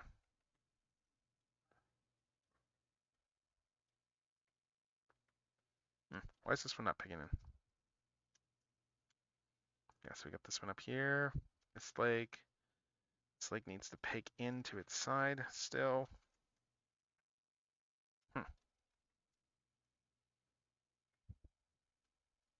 Oh, I need to just shift these up a bit, I think.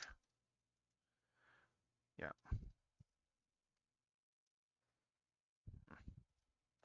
Yeah, because this tab is not tabbing in. I don't know why. It should. It's supposed to. There's no reason why it wouldn't. Yeah, like it's a very different approach. And I don't think it's a bad approach. I really do not think this is a bad approach. I just think it's a completely different approach.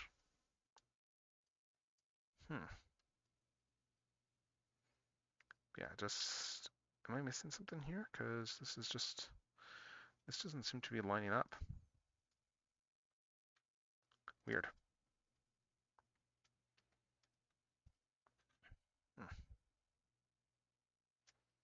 Why is this one not lining up all of a sudden? Let's just try untabbing the legs, see if that helps.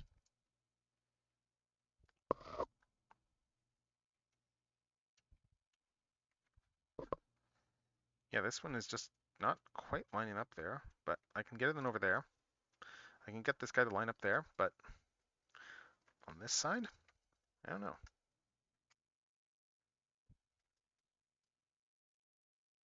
Let's see, bring this around.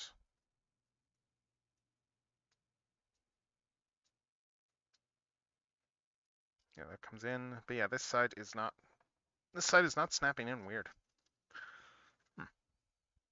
Something's not lined up right on this leg. Something I'm doing is not lined up quite right. There we go. Got it. Okay, now that's pegged in. So now we adjust the smokestacks, and now we can properly compare this again. So you can see here that, yeah, this one is definitely a lot more toyetic. You can see like just the shoulders just coming through still. It's a very different take. Let's just take some shots here. Let's take some images. Because, yeah, very different take here.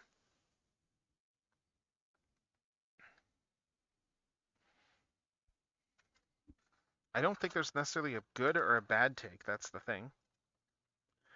But yeah, it's just a very different take.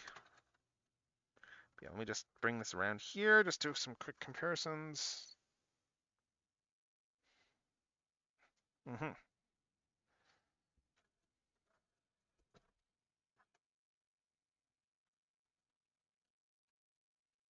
Yeah, like neither one is bad. They each have their pluses and minuses. Like Medigate, this was definitely a bit of a more. I think this was a more fun toy overall to transform. Does the weapon store? Or let me just see that. Let's see if the weapon stores. Yes, it should store in the back. Okay. Ah, that's what these little pegs are for. Okay. We just peg it in over here and it stores. Yeah, and then this one just goes in between. Like so.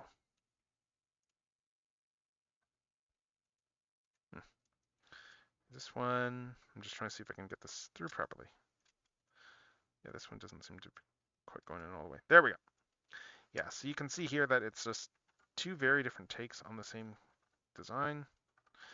Neither one of them is a bad. Again, I will stress, I don't think,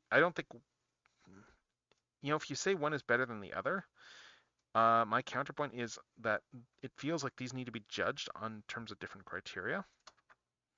Like, this guy here is just straight up like, it's a tiny version of the 3-0 toy. This guy here. It's a tiny version of the 3-0 toy that is for good and for ill. It makes it very tricky to transform and get everything just right. This guy, you can pick this up. You can fiddle with it. It is a much more fun toy to mess with. And I think, honestly, overall, I generally do rate fun above everything else. Because these are toys, damn it. These are supposed to be toys. We're supposed to be enjoying what we're doing. We are supposed to be enjoying what we are doing with this stuff.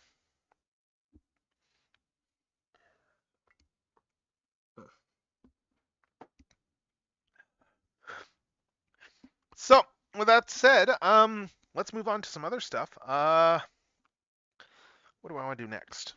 Let's see, I've got, how much stuff do I have left in my stack? I have, let's see, 1, 2, 3, 4, okay, yeah.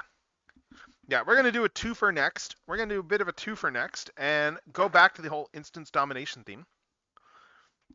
We are going to do a twofer next. Go back to the theme of instance domination.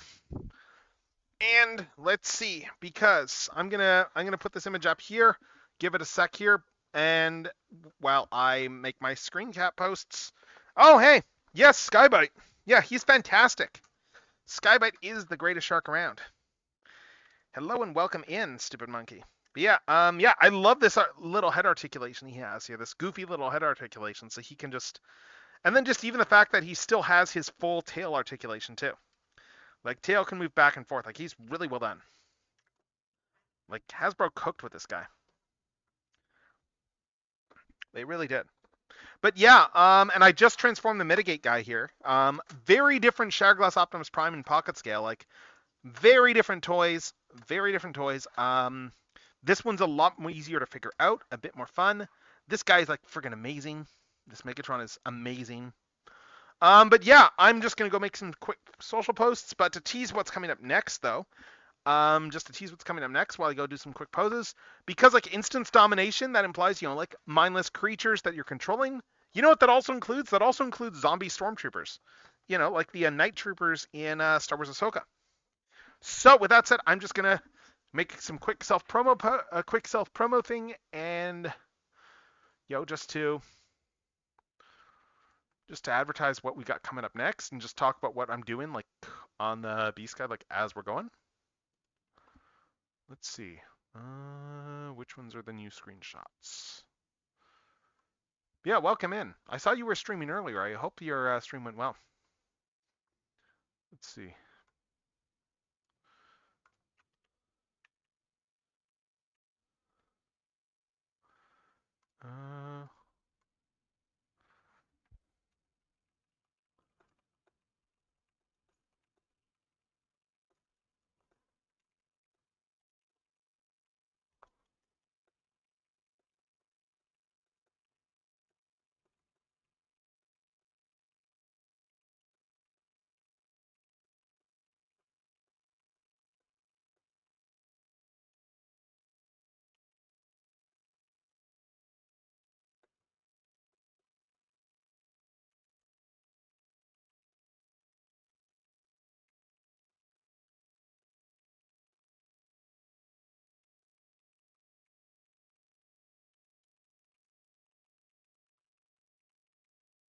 All right, let's see. Just making a quick thing here.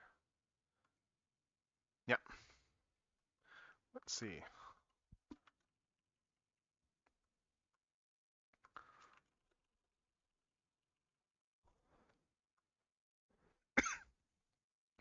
All right. So the Night Trooper, yeah, these just came in here. And yes, this is from the end of Star Wars Ahsoka there, where I will let this read here. Loyal to Grand Admiral Thrawn and inhumanly persistent, the Night Troopers were once stormtroopers, now animated by sister magic of the Great Mothers to become a macabre fighting force. So the Night Troopers, their story there in the actual show there is just a case of they were stormtroopers. They were stormtroopers that Grand Admiral Thrawn, like in his attempts to escape Peridea, he made deals with the Great Mothers there that were living there because they wanted to get the hell off the planet too. And he was going to take them out. He was going to take them off the planet in exchange for their help. And that help included, as soon as he realized that the interloper that he was dealing with was Ahsoka, and more importantly, as soon as he found out that Ahsoka's master was Anakin Skywalker, Thrawn pivoted his entire strategy. And Thrawn essentially became that guy who actually read TV tropes, because he immediately switched to a tactician level of, look, if she's Anakin's apprentice, I'm not going to be able to properly predict her actions. She's going to do crazy stuff, and the crazy stuff is probably going to work. So you know what? Instead of trying to actually beat her, I'm just going to adapt a tactic of delay as long as possible so that I can escape. And as long as I can delay her, then I win, because I don't need to actually defeat her. I just need to get the hell off the planet. So with that in mind, in the final battle there when they were storming Thrawn's compound, so the Great Mothers, if anyone's seen Star Wars The Clone Wars, you do know that, like, Night Sister magics in an episode of Clone Wars there when the Separatists attacked the Night Sister planet of Dathomir. So the Night Sisters retaliated against the Separatists by just using their own dark magics and reanimated all their ancestors as zombies in order to fight the droid army that was attacking them and killing them all. So that's what happened here. Thrawn had a whole bunch of stormtroopers who were dispatched there. They were fully briefed on, like, this just speaks to how loyal people are to Thrawn. Like, they knew exactly what they were in for when they volunteered. Like, he was very clear that he was like only taking volunteers for this mission there. But yeah, so the stormtroopers there, they were there as sacrificial lambs for Ezra and Ahsoka to mow down and kill, and then the Night Sisters to resurrect as zombies. So they are night troopers. They are zombie stormtroopers. They are undead. And yeah, these are all. You can tell here that these are all. These were all originally dark troopers. So just going off the actual helmet here. This is a dark trooper helmet. Not a stormtrooper helmet, I guess. But yeah, so they've got the better armor, and they're the more skilled troopers to begin with. And we have all this gold armor, all this gold in here too. And the bandages. It's based on like Japanese samurai practices there for when you're rebuilding damaged armor, and just using all those fasteners there. Apparently, it does actually make the reforged armor is stronger for it with like all of those little bits. But it's a cool little touch. Aesthetically, it looks really cool, and it fits with just the general like Lucas's interests. But yeah, just look at this really cool looking head sculpt. Like, it's just really cool, just this broken helmet, and you've just got this undead zombified face in there. Like, it feels a lot closer to... Sorry, this isn't the Dark Troopers, this is the Death Troopers. It feels a lot closer to what the original vision of the Death Troopers was, which I believe the original idea was that there was some level of reanimation that was going on with them. I can't remember now. Like, that got dropped by the time they were showing up, like in Thrawn's cadre, but it makes sense as a Grand Admiral that he would have Death Troopers at his disposal. Yeah. Anyway, though, let's look at posability. So we have double jointed neck. We have a neck up and down, ball joints at both the top and bottom. Shoulders are glued down here, so they are going to move up and over the armor when you move the arm. They're glued down over here. It's soft plastic. Bring this around like that. What else? 90 degrees. These are going to go pretty quick. Like, I mean, yeah, it's just night troopers. And then we're going to get back to some transforming stuff, because I have a bunch of transforming stuff still. We're just taking a quick break. But yeah. Yeah, so proper waist joint there. It's all fairly standard Black Series articulation, really, so I don't really need to dwell that long on them. Yeah, we have this knee bend there. It swivels around. Doesn't quite go around all the way because of just all the kibble there. Yeah, it doesn't quite go around. It does more so on this, but just the kibble on this side kind of blocks it. Yeah, so swivel over there. And then just standard ankle tilts. And oh, this is like one of my favorite songs from Kamen Rider Forze right now. That's playing. But yeah, no, these guys look really cool. Comes the blaster. Blaster can be held over here. Just, wrap that around the thumb like that. So there, they got just a standard blaster. I don't think it really stores anywhere on them. I think it's just like they carry the blaster. But yeah, they look really cool though. Like it's a can this zombie dance the Thriller? Good question. I'm just trying to remember what the Thriller looks like exactly, but yeah, you can't. They're reasonably posable, I guess. You could put them in some dance poses. But it's a really cool bit though, like in the series though, just from the standpoint of like, yeah, just using the knights. It feels like a lampshade that they were setting up a bit there, because they had Marok earlier in the series as like as reanimated himself, and I assume the implication was that he was like reanimated by Night Sisters or something, like, and that he was like a dead Inquisitor, just based on how he died and how we held like the green energy is very emblematic of Night Sister magics. But yeah, so we can get this over here. I can put him like that. I'm just going to crack open the other one really quickly just to have him in the back. Honestly, I don't buy as many doubles on troopers anymore these days just because of space, but I do like getting a couple of the cool designs just so you can have a couple of wingmen there and just do an actual battle scene. Not that I ever do that stuff, but yeah, so Night Trooper 2. Again, nothing really to show other than it's just another Night Trooper. I've actually got a ton of Star Wars figures like in my queue to still open up. Those will probably like the other Stormtroopers will the other like Star Wars stuff I've got in my queue is probably going to come closer to it's like that stuff is probably all going to be more so closer to like sometime in July or August, because I've got some Akane Shinjo stuff to open with that. Let's see. So we got this guy here. I'm just trying to do some stuff here. Yeah, so we could get these guys here. I mean, yeah, they look pretty cool there. Yeah. So we got those two troopers there. We got these two troopers just dancing about. I've actually got some stuff I'll put with them. I'm going to put Enoch. I've got Enoch over here and Thrawn. I'm going to just bring both of them in. So we got Thrawn over here. Just your standard Lars Mikkelsen, Grand Admiral Thrawn. And then we've got, of course, we got Enoch. We've got like Thrawn's. We got Thrawn's commander of like his Stormtrooper legions, who has a really cool design. Like I really like the design of the Stormtrooper helmet, of just how it's got just this golden face like glued onto it.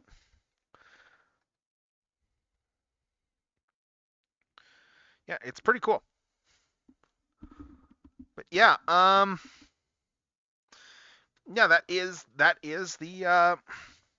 It's a shame the name Death Troopers was already taken, because otherwise these guys would have easily been like actual proper Death Troopers. But yeah, let's see. Let's do a quick post and let's see. Yeah. Oh, let me show you what we're doing next, because next up we only have one non-transforming toy next. But we got 4 things and then Triptychon after this. And the next one is one I have been wanting to try and figure out. Is one of those ones where it's part of the reason why I put so many like Beast. I expanded this because I really wanted to get this one open before TFCon, so that way I could tell people whether or not it's a good toy, because it's going to be in the dealer room. And that one is, well, that one is this guy. It's a Masterpiece Scorponok. It's a Masterpiece scale of Beast War Scorponok by Robot Toys, Lord of Venatagon. And I'm really excited, and it looks so good. Like, it looks really good. I've heard good things about it, and we are going to crack this one open next.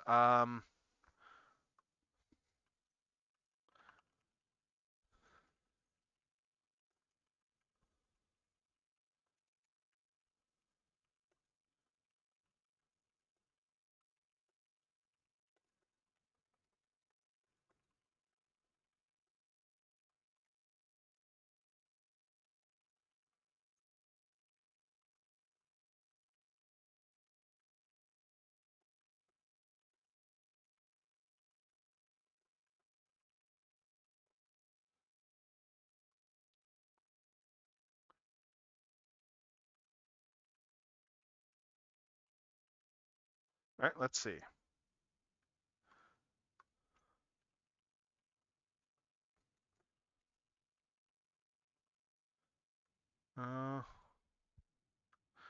Anyway. Yes. Anyway, next up, as I said, Lord Venatagon is next. And this guy, there's not really much in terms of box photos, but he very much is going for the cartoon appearance of Beast Wars Scorponok. And given that we have Rat Trap coming out in a few months, so Rat Trap is going to finish off aside from Air Razor, I guess, is going to finish off all the Season 1 Maximals. Yeah, we are starting to get third parties of some of the other Predacons, because people are realists and they know Takara is not going to actually make them. Like, there is a Masterpiece Waspinator that is up for pre-order there that by the same company. And that's part of the reason I wanted to try this guy, so I know what to expect. So, we have all this stuff coming out of the box.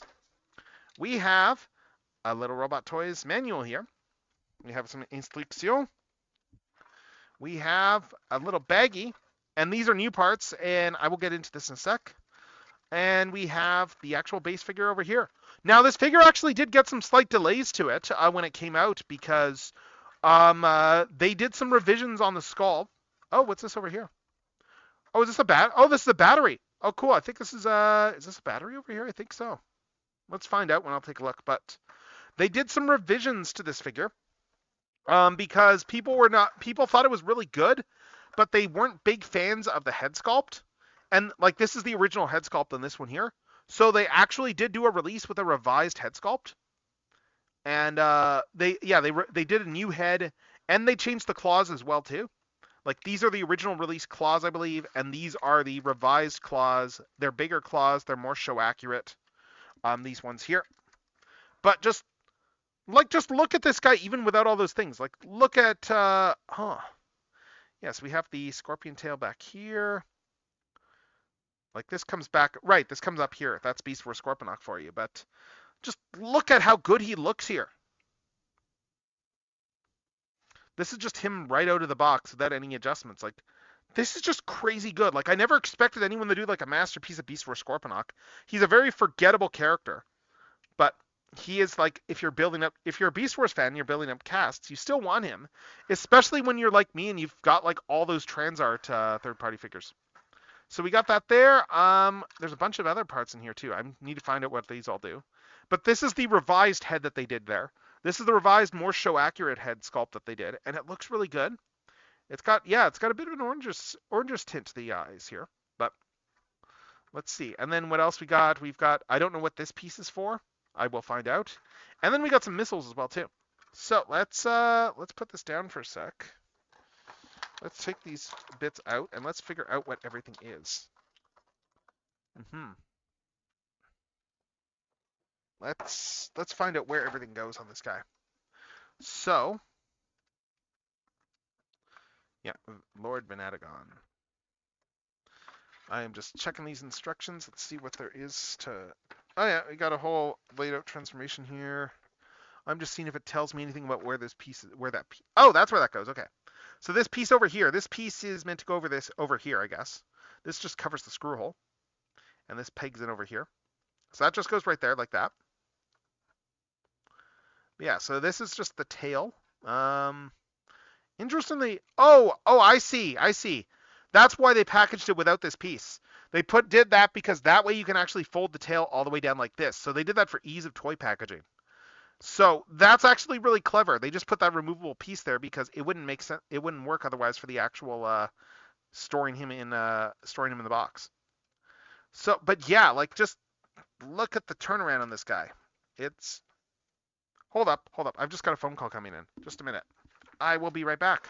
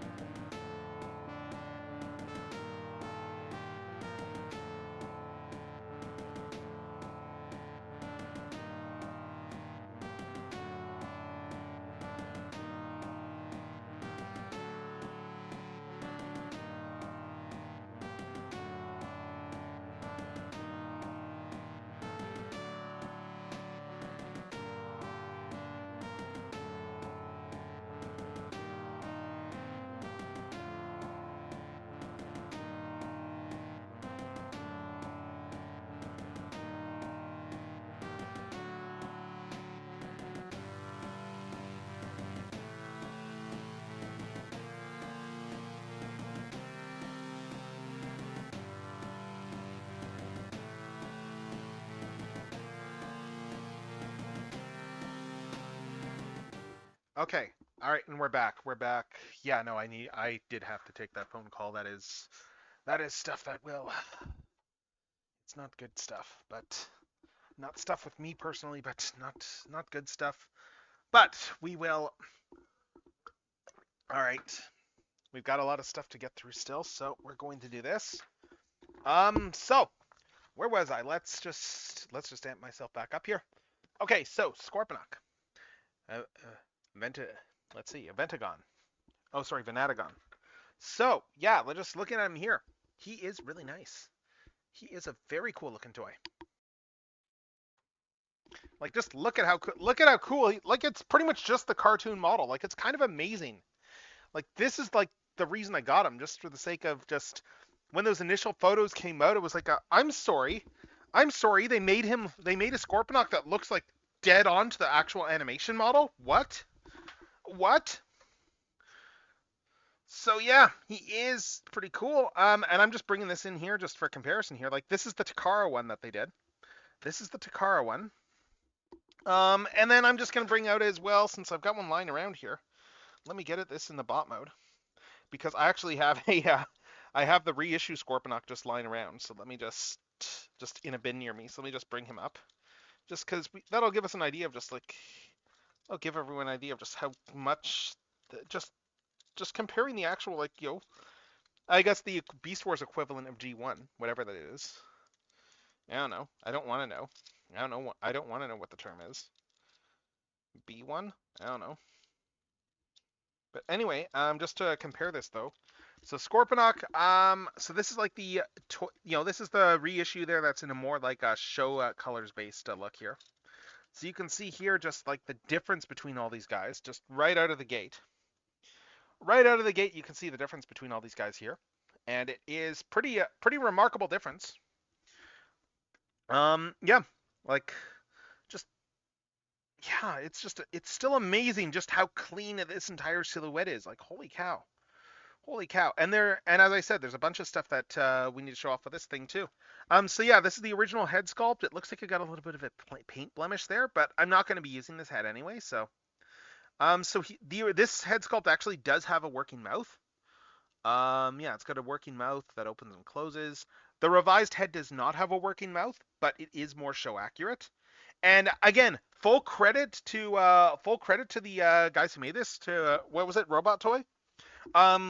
Full credit to them for taking the feedback that people had when the initial pictures went out, and they actively pushed this figure back like a month just to do new parts, to do the new head and stuff. So, like, full credit to them for listening to feedback and making like minor adjustments on their toy. So this does have a gimmick in this though, and I think this is why there's the paint blemish, and that is because we can take this up here, we can flip the head up, we can flip the helmet open like this, and you can see here that, oh hey, there is a gimmick in here. There is a gimmick, and how do we get this gimmick to work? Let's see. How do we get this gimmick to work? You just open up the head, and I'm just checking this here. Open up the head, and we need to rotate, and then we can rotate this entire piece in here 180 degrees. I'm just gonna use a spudger for this. I don't want to like do any paint blemishes unless I have to. Okay, so yeah, so open this up. This will pull down. Rotate this around 90 degrees. Put it back up. And yeah, what this ties into is, you know how like in the original cartoon there, Scorponok had yellow eyes sometimes, but he also had red eyes other times. Well, that is their solution to this. They just gave him changing eye colors. So yeah, Scorponok has both red eyes and he has yellow eyes on this toy, and that is a really cool way to handle that. So let's swap this head out though. I think it's just on a ball joint. Yeah, it is. So we should be able to just swap the head off the joint, I think. I'm just trying to figure out how this goes. I don't think there's there's no screws here, so I think we should be able to just swap the head out. Because yeah, this is the more show accurate head, and yeah, just putting this one back in for a sec. You can see just looking at these two heads just how much of a difference this is in terms of the aesthetics. Like, this one is very clearly like, this is just straight up the show head for Scorponok. Like, it's uncanny just how good this head sculpt is. Like, this one's not bad. This is a good update of Scorponok. I would have been fine with this one honestly, but then we got this option as well, and this one's just like that much better of an option. Like just for considering you're trying to get something that's a bit of a masterpiece. Yeah, so we could pop that head off, pop this new head on. I'm just trying to make sure I get this on here, and maybe if I do it like this.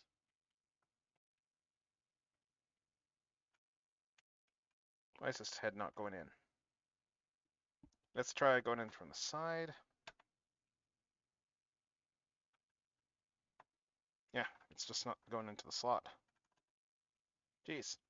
I got the head off, but let's get this guy in.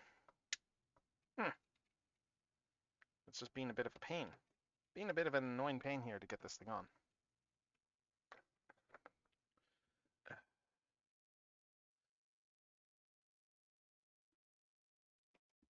There we go. Okay, that's on now.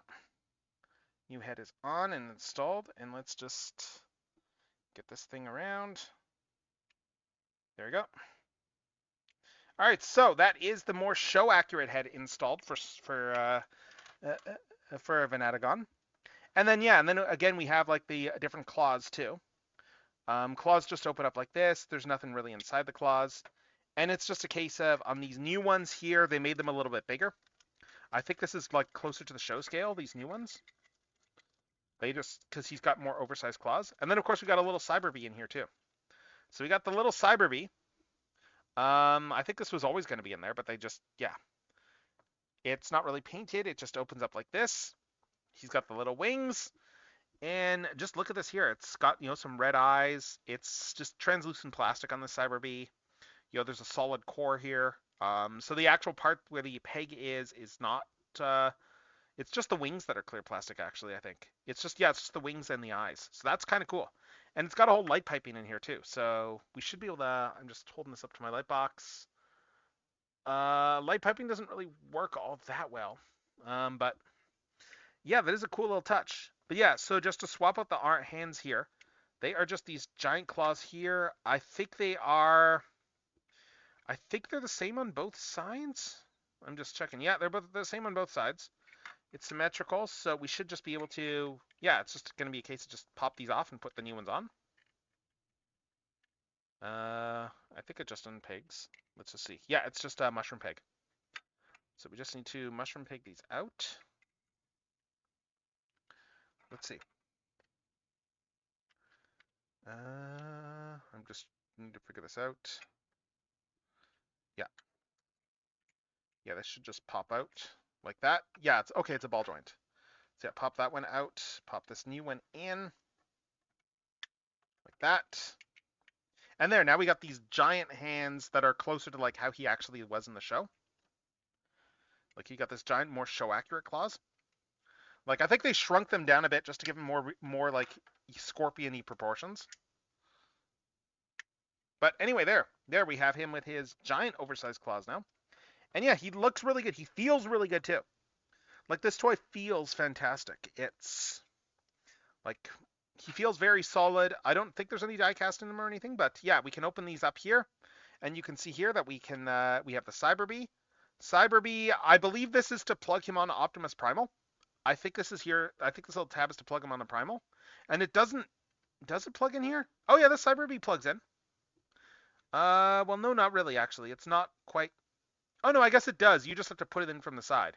Cyber Bee has to go in on the side like this here, because of just the little knife on the back there for the little stinger, and that stinger just fits into the little slot there inside the arm. So yeah, you can put the Cyber Bee in over here like this. So you can have them shooting off the Cyber Bee. We can also just put these missiles in here too, and I'm probably just gonna keep the missiles in here actually, because it's Scorponok, and you know what? Scorponok shoots missiles. So Scorponok's missiles will go which way? They can go in like this. Can we slap them the other way? They will close this way too. Sweet. So you got options for how we store these missiles in here. We can put them this way. We can put them this way. So yeah, Scorponok. This looks really good. And I really like the clickiness of these closing up too. Yeah, so Scorponok, let's take a look at his articulation and everything too. So yeah, again, we got this really clean silhouette on him. We have a ball joint here for the neck. Neck can move forward. Again, this neck does have, it still has the same head gimmick on it. Still has the same head gimmick. I'm just gonna get a spudger in there just to bring this down, because it seems a little bit looser. Let's see. Yeah, just get this in back here. There we go. Pop that down. Spin this around. And these are painted eyes on this one rather than light piped. So actually, I think this head is a little bit better. So he's got painted red eyes now instead of light piped red eyes. And I think that the yellow eyes do look better on Scorponok, honestly. But yeah, if you want to get red eyes, now you can get the red eyes. So yeah, that looks really cool. I'm just gonna pop this open and I'm gonna switch the eyes back. I'm just gonna switch the eyes back to the other color. Again, like, it is really awesome that they put this feature on the toy. It's a nice little extra to just go, well, we're going to just do both eye colors. I just need to get these eyes out. Then spin it around and then get it back in. And there, now we got the yellow eyes again. It is more of an orange than a yellow on these eyes, but I mean, like, it looks really good in person. Like, it looks really nice. So, articulation. Let's see, we have these shoulders over here. These are butterfly joints. Shoulders can go in and out. I think we can lock these too. Yeah, so, no, it doesn't quite lock, but we can, yeah. We can close them up pretty well, like this here. Butterfly joints go forward like this, so we can get, pretty good range for the joints there. What else?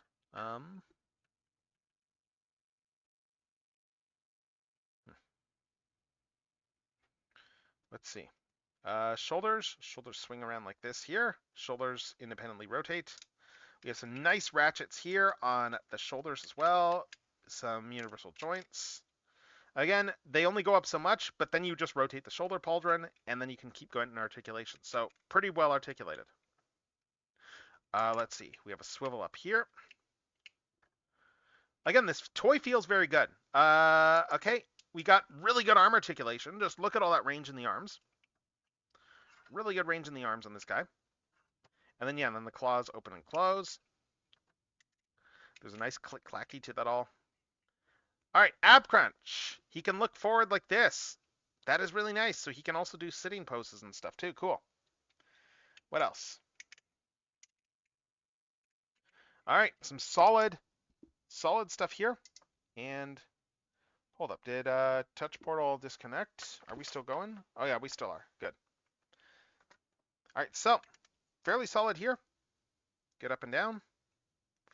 Yeah, good range of motion in the hips here. We got a swivel all the way around.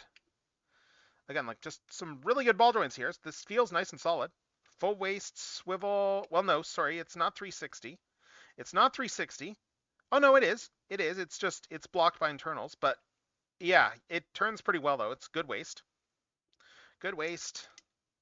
Okay, let's see again. We got a 90-degree bend there. It is double jointed though.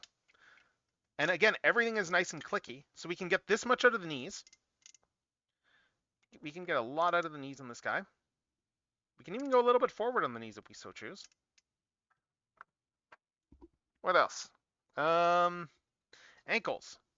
Up, down, tilts here, tilts here. That's a cool way to do the tilts. So yes, he has full ankle tilts. Yeah, like, this is a really poseable Scorponok. And then there's tail. Tail goes up here. Tail goes like this. I have seen chatter. I need to look into this myself. I've seen some chatter about that. Apparently, some of these links are assembled in the wrong order, supposedly. And there's been people who've been going in and fixing that. And that does give you a little bit more range on the tail when you adjust the order of these parts. I would need to look into that. But, I mean, like, it's pretty poseable as it is. Like, yeah, it holds its poses pretty well. Like, it's a scorpion tail. It looks good. And again, just comparing it to these other ones here. Like, just... yeah, he looks really good, like, compared to the original toy here. Like, he just looks so much cleaner. He looks incredibly clean as a design. And then just, yeah, and then the mess that is the Kingdom one here. Yeah. Kingdom one did not age very well in terms of, it didn't age very well when it came out. Like, it is a very flawed release. The Takara one only makes it marginally better. But like, just this guy is just really nice. And yeah, and you can get some proper, like, yeah, because Scorponok's one of those guys you picture being hunched down. So like, the fact he can pull off a hunch down, like a hunched over, like, just silhouette really easily is just chef's kiss. Like, yeah, just look at how good this is. Look at how good he looks here. Oh, it's just really nice. It is really nice there. Anyway, transformation. Let's transform this guy. Let's figure this out. So yeah, we're gonna unpeg this whole bit here, and you can already see, like, oh my god, look at how much stuff is folded up in there. Like, I need to just highlight this again, because yeah, it's a Scorponok, and look at what we got here for like the visible scorpion legs. Like, this is pretty much accurate to how it is in the show. We got like those tiny little like scorpion legs just on his back. They all just shrink through the magic CGI. But then we open up this chest, and we have this giant array of scorpion legs that are all just like accordioned up inside here. So, let's start transforming this, shall we? Let's see. So these, I'm just making sure I follow this stuff here. So we got all this stuff here. These guys go over here. And then we spin the waist around. Okay. Yeah, spin the waist. And then we, what's next? I think I want to get this back up. I think we keep pulling stuff out of here. Oh, hold up. And I just popped it off the joint here. Let's fix that. There we go. Yeah, so we do that. And then we bring the beast head out. Like the very derpy, show accurate beast head. And oh, this is interesting, just the way it's attached. It's just on this little ball joint over here. It's just on this ball joint here. And that means that we swing this around. Okay. Oh no, I'm jumping ahead of myself. Yeah, let's follow the actual order on here just so I know what I'm doing. Yeah, so we pull this all out here. And then, okay, we pull this guy out over here now. Okay, so this all comes down. We pulled this whole thing out. Yeah, this comes down over here. This whole guy comes out over here, and I'm just... Oh, they put some good color images in here too, just to give an idea of how this is supposed to go. Cool. So, yeah, we need to get this assembly out like this, and it's going to, once it's all done, this gives me an idea of how much I can stretch this thing. Yeah, so it's supposed to look like this when we're done here, and then we just start pulling out all the legs, I guess. Yeah, we can start bringing these legs out. We got a whole mess of scorpion legs in here. Oh, okay, now it shows bringing up the beast head. Okay, so the beast head comes out. Beast head comes out, swivels up over here. And then while that's happening, we bring this head back down and put this head inside. While the beast head comes out and over here, and then it just pegs it over there. And beast head's just gonna lock in here. And then, oh, okay, we can fold out the little mandibles here. Let's pop this piece. Yeah, this comes out over here. These just come down over there. Let's see, so this comes there. What else? Okay, these side bits here for the hips, these come out. These hip bits come out and out like this too, and then this all comes down. Okay, cool. And then what next? This all comes down, and then something goes up. But what goes up? Oh, does this slide up or?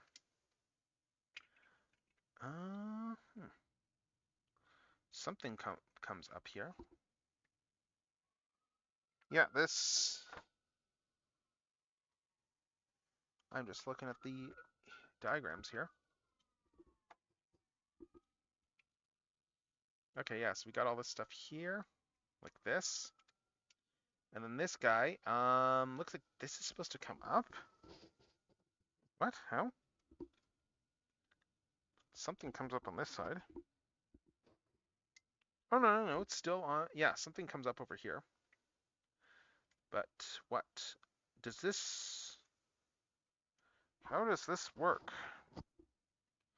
So we got all this here, and what's it showing me now? It's showing me that this guy here is... Yes, that folds down there, and then it's showing me that... Okay, so we got all this stuff over here, and... Oh, this guy here, okay. Okay, so this chest comes out, I think. Is that what it's showing me, or...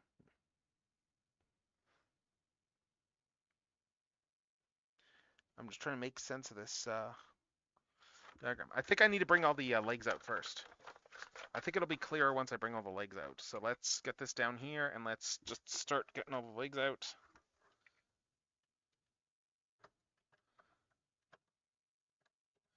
And that's just going to be a case of, yeah, these ones.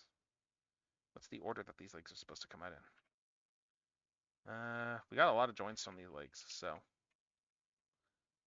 Look at all these pin joints. Okay, so you can bring this out here. And then bring these ones out here. And then, yeah, these come out here. These come out over here then. And then we can get these guys out all the way.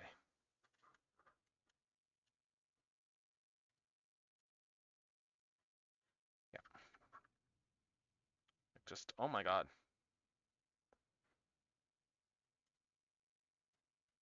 Yeah, and then this guy is going to just be able to swing out afterwards. Let's see. Yeah, this guy got stuck over here, but I just need to get these legs out, and there. There's one set out, and then these guys.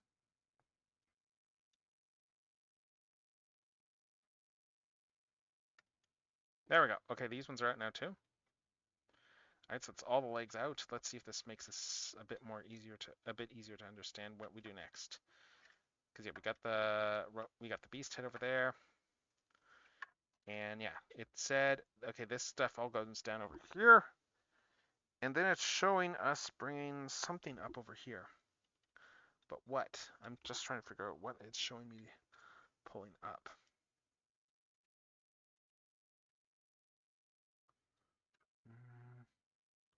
I think it's this guy over here, but I don't know how much it comes up.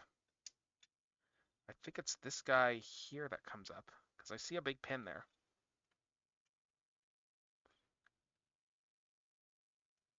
But I don't quite understand how it...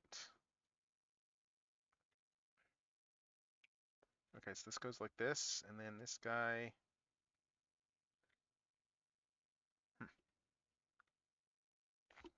What's it showing me? It's showing a big panel up there. Yeah, we got... Let me just look at this here. So we got this open over there, and then over here it's showing some sort of panel here that is... Yeah, coming down like this.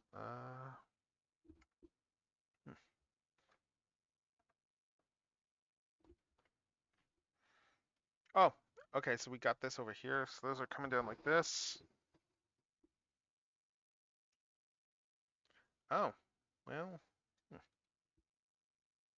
this is interesting so far. So we got all this here. Oh, does this all swivel? Is this all meant to swivel as well? Let's see.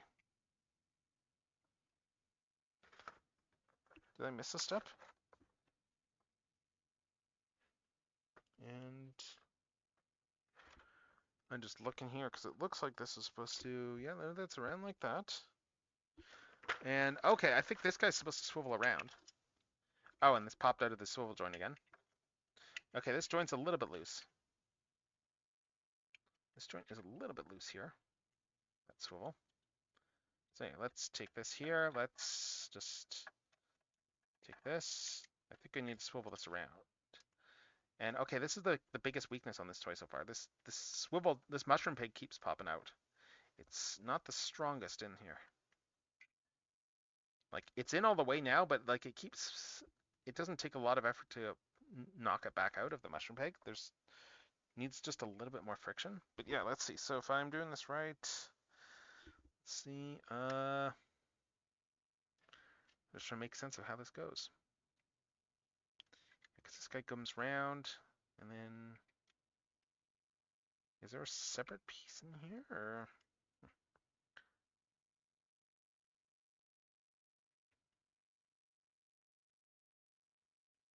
Because yeah, this is supposed to come around like this. That's pretty clear, but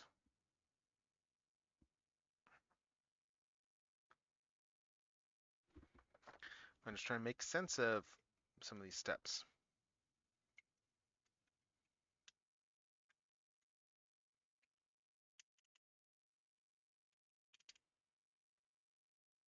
Because we got all this over here. We've got this guy back over here.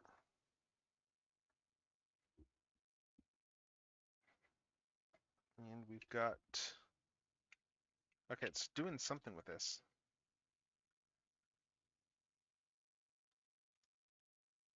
Okay, this guy back here is moving in a way that is,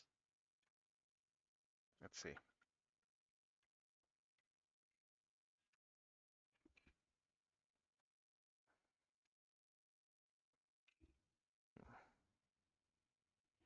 Maybe this is supposed to come up. It looks like this, oh, I think this whole assembly here. Is this whole assembly supposed to come out here, or? I'm just trying to make sense of this next step.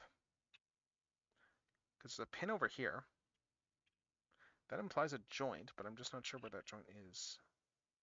Oh, that pin joint is for this, right? Right, so that's here. Okay, so I think this is all just supposed to go like this here. And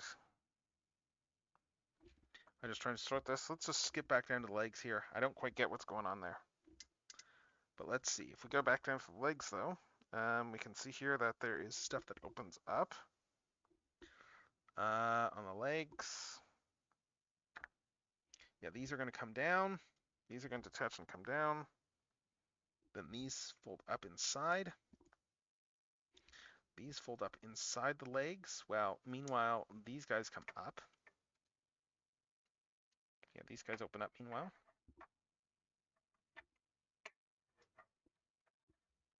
Back of the leg opens up like that.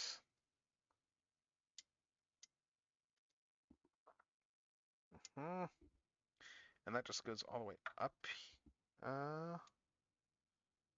Yeah, these open up here. We fold up these little spikes here. Cool. And then these guys go up in, yeah, these guys here. And then these guys come up inside. Like that. These guys go up in here. And these. Okay, ankles. Oh, that's interesting. So ankles, it looks like there's an actual transformation step to bring these around 360. Interesting. Use the ankle tilts in the transformation. That's neat. I'm just trying to make sure that I'm not forcing anything. But let's see. Yes, this comes around like this, and then we just fold the ankles up like this. So that's cool. So then when it's done, when it's done, this ankle is supposed to just go up. It's supposed to go like this when it's all done. Cool. So it just all folds up like that. Let's see. Just get that around there. Fold up this ankle. It just goes in like that. This just comes down, nice and flush. And then we bring this down over top.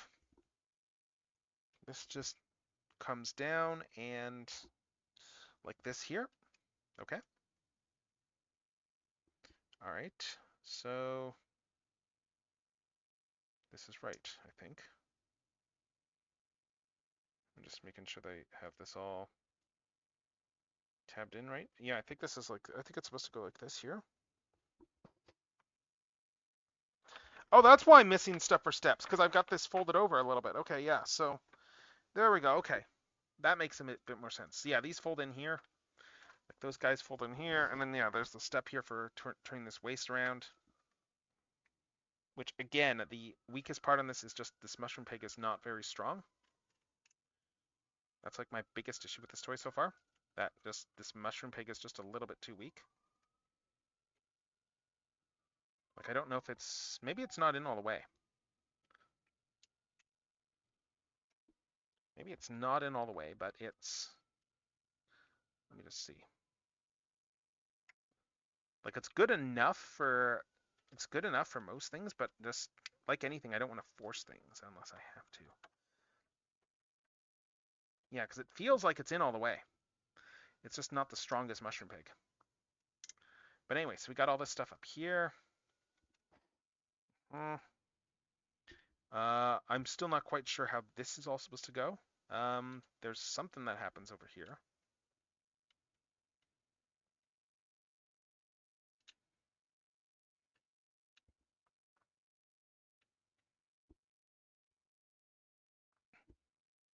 Oh, okay, I think I see. So this guy here is, yeah, because we have this guy out here, and I think this guy here is just supposed to like come in here. And yeah, lock in over there, I think. Or is it that this guy comes down over top?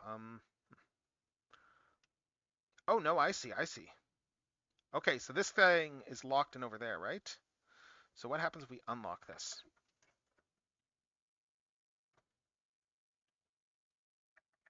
If we unlock that, there we go. Okay, yeah, I see. So this all unlocks here. That's why I was confused. This all comes down like this. That's cool. All right, so that's all going to come down like that there. That makes more sense. And I bet that these guys are, no, they don't fold up inside. Okay. All right, so let's see how this goes. Okay, now we can go back to that step I was confused about, because it looks like that we come around here, and yeah, now that we got all this open, now that we got this whole guy open here, we can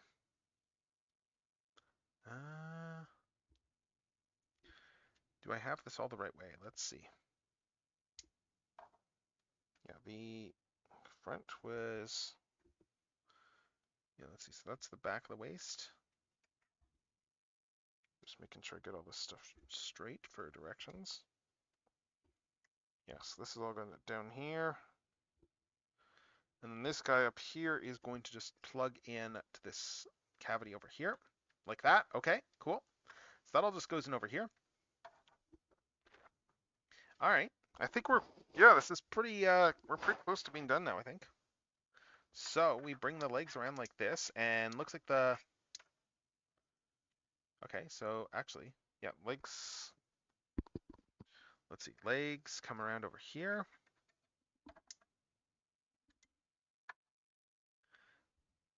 Yeah, legs come over this way like this, and they peg together, or let's see, so they come around like this.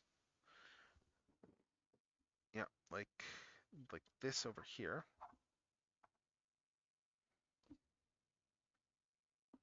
All right, so we got legs like this here, and then we bring this whole assembly underneath, it looks like. Okay.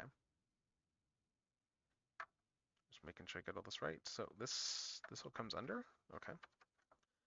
Okay, so we got all this here. We got the scorpion legs there. This guy's gonna come down over here. And then we want to bring the legs underneath, I guess.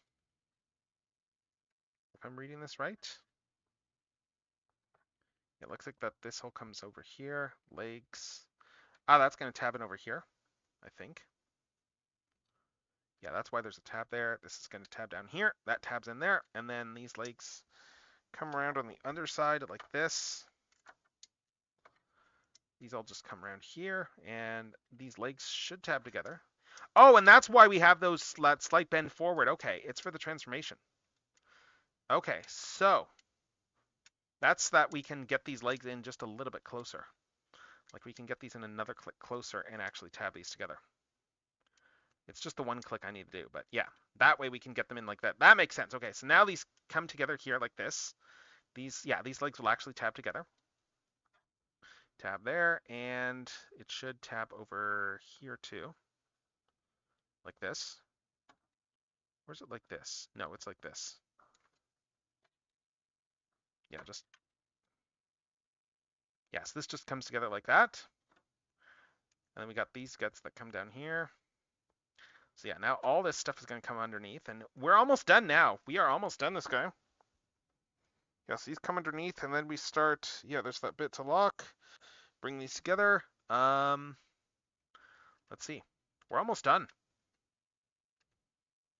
We are almost done. So that goes there. These legs feed in underneath the head. And it looks like looks like there's a couple of slots underneath the head there that these tab into.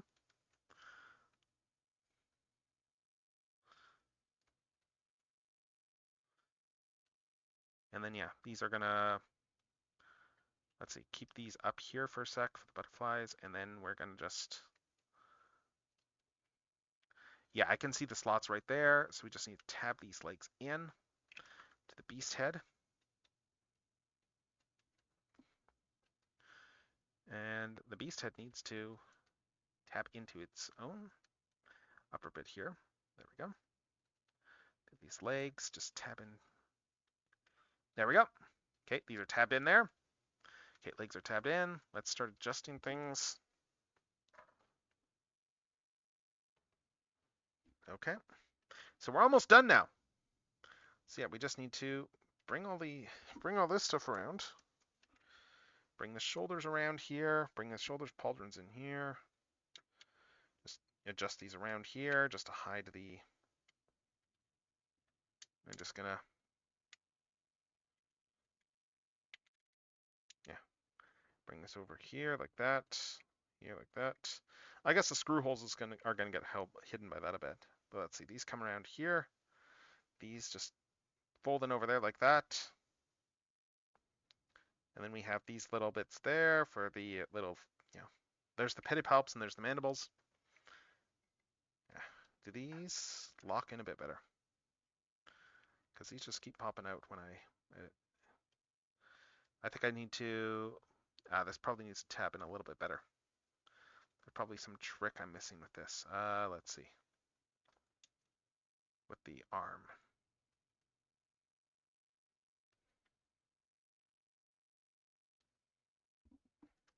Let me just check here. Is there a beat I'm missing with these arms here? It looks like it just bring these in. Yeah, with those open. Tab these in, and then, yeah, I think this is it here. You just have these sitting up a bit. They're supposed to sit up a bit like that. So yeah, just do the final adjustments. Final adjustments here. Make sure everything is in. And let's see. Yeah, so we got all this stuff here. We got got the scorpion legs over here. Bring all this down over here like this, and then just keep, just expand all these legs out, and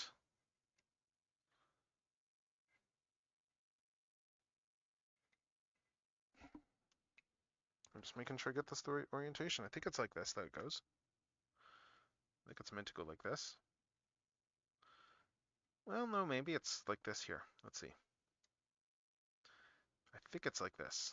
Yeah, it's like this. So bring these legs around. Bring these legs around like that.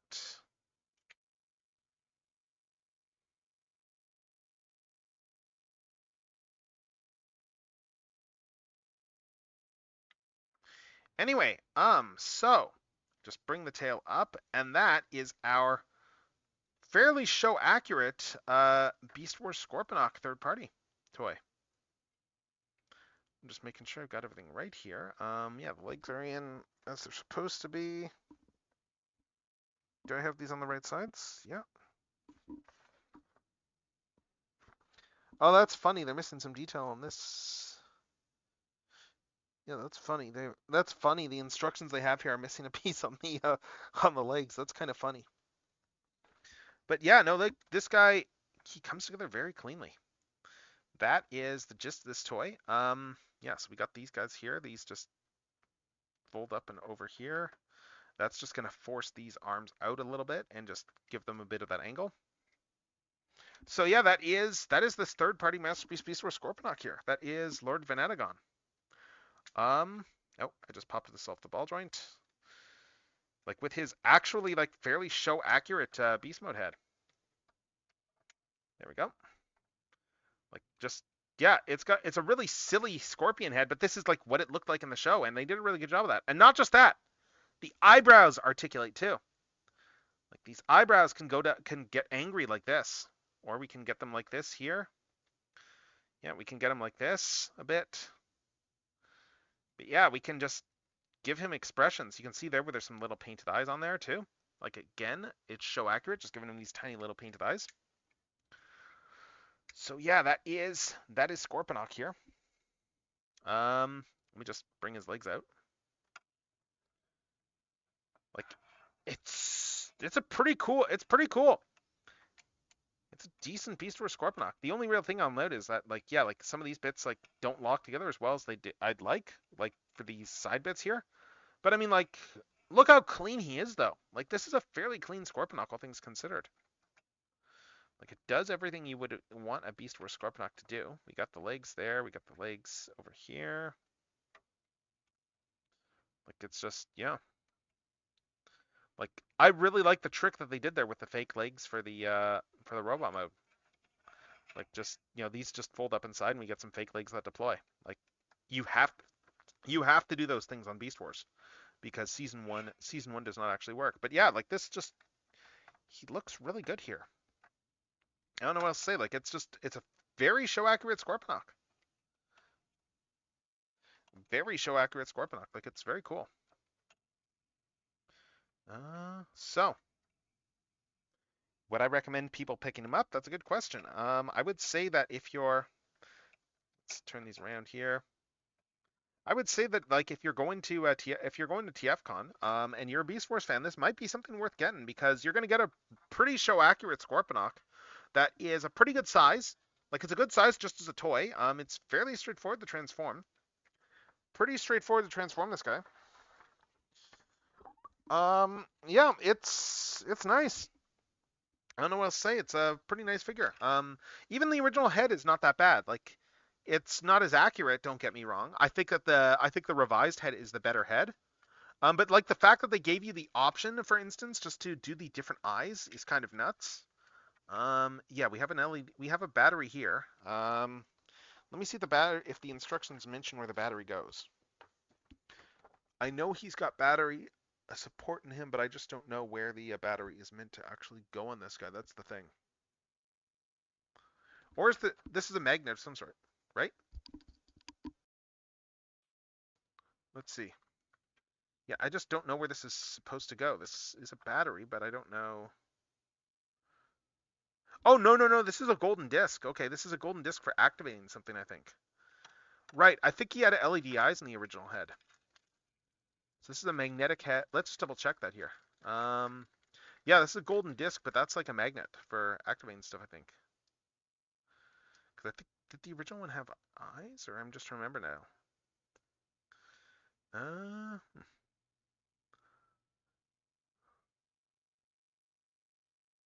I honestly don't know what the point of this is offhand. I'm a bit confused by it. Because I don't know if this guy's batteries or not, but either way, it would have been in the original head, not the revised one.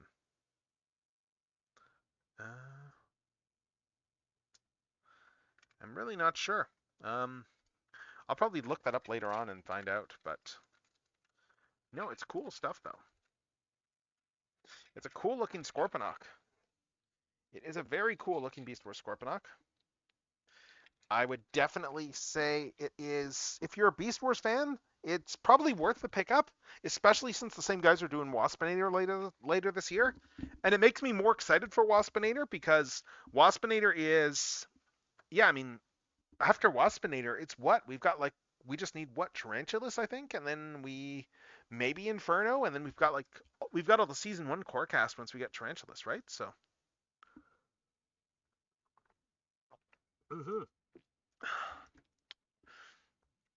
No, I'm just trying to think here. Scorponok, Megatron, Waspinator, Tarantulas, and who am I forgetting?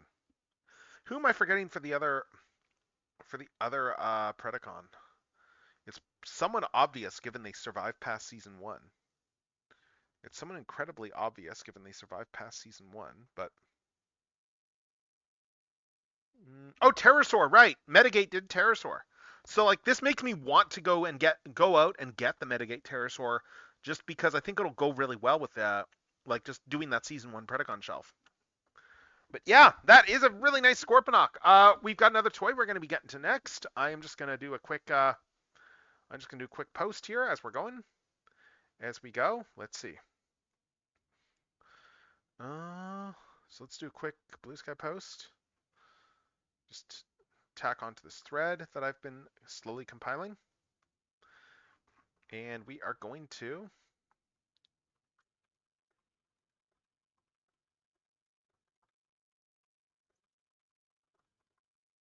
let's see.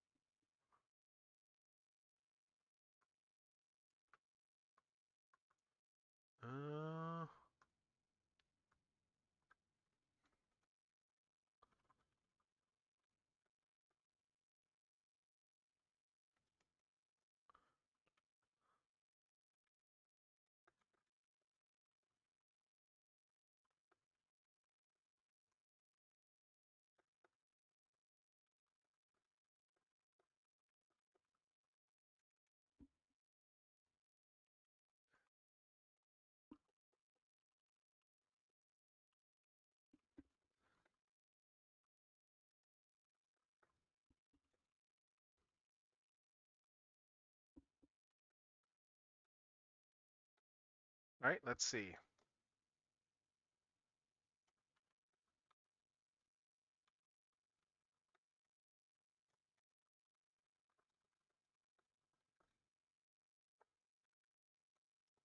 I'm just doing this quick post.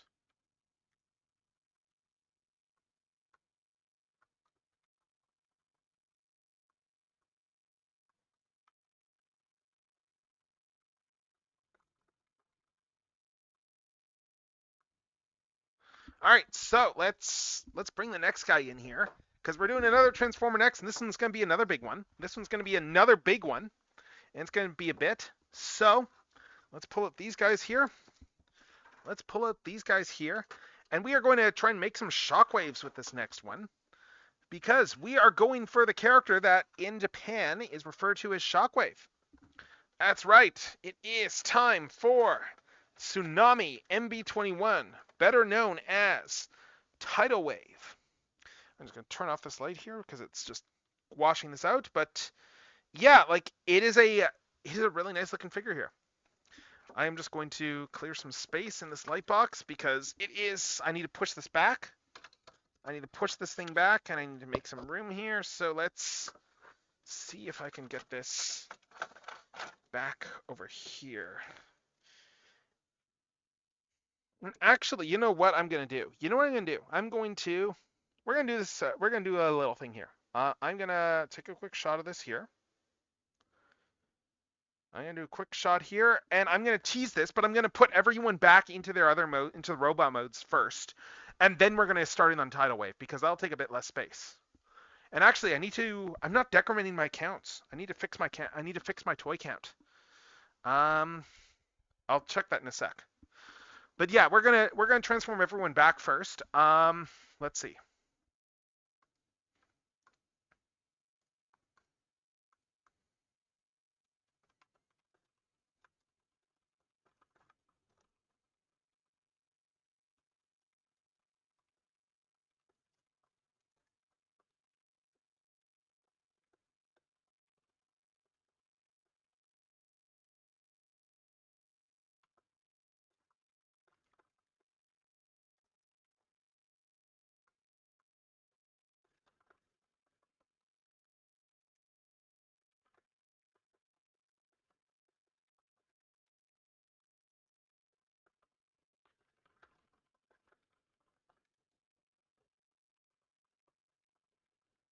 All right, let's see. I'm plugging this here.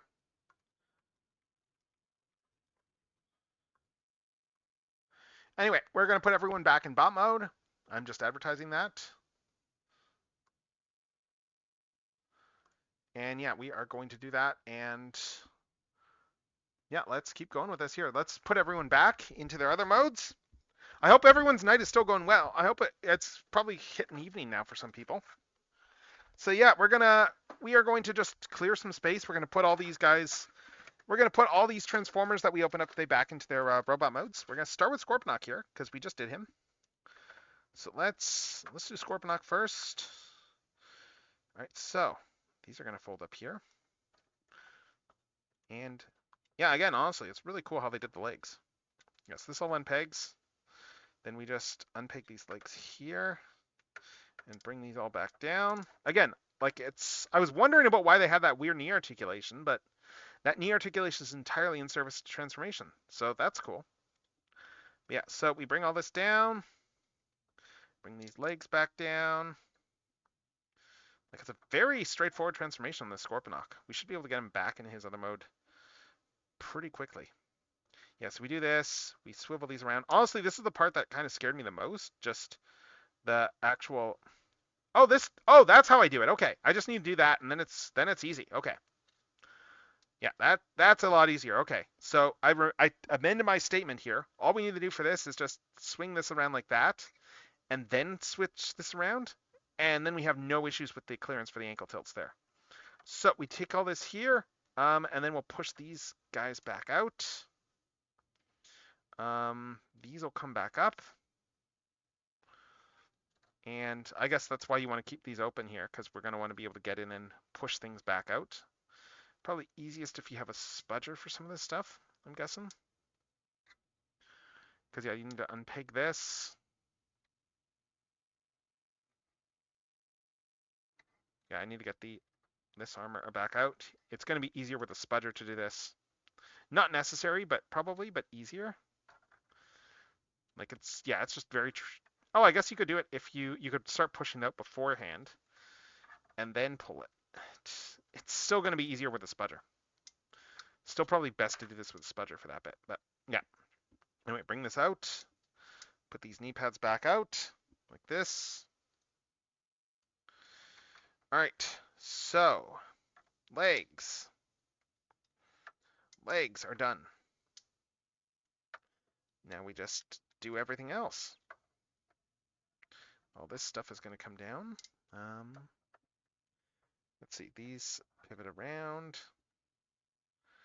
Yeah, these swing down 90 degrees like this, and then this all comes up here, and that's going to fold together. But first, let's just undo this stuff here. Oh, right, we need to unpeg this guy. I almost forgot, we need to unpeg this guy back here. So unpeg the waist from the backpack. This is a tight, you know what, I'm going to put this up here. This is a tight peg over here. Waist just comes out of this peg here. Wow, this is really tight. This is probably like the tightest one on the figure. Just getting this guy back out.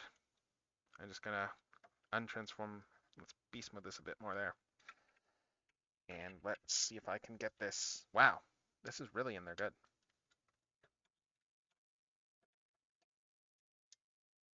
Yeah, because it's just,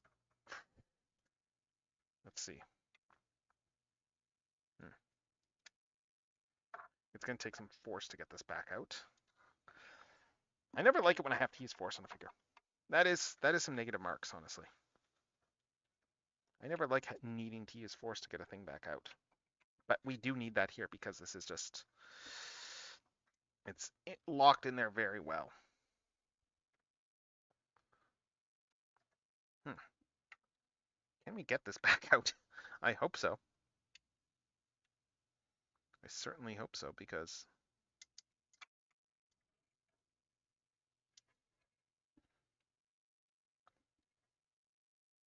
yeah, it's in there very tight. There we go. Okay, yeah, it takes a lot of force. You need to use some good force to actually detach that. That's just the way this is, unfortunately. Like, you need to apply some force, otherwise it does not come out.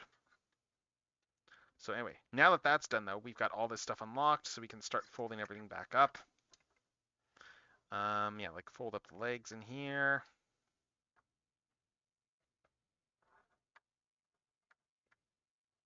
I'm just trying to remember the best way to fold these. I think like this.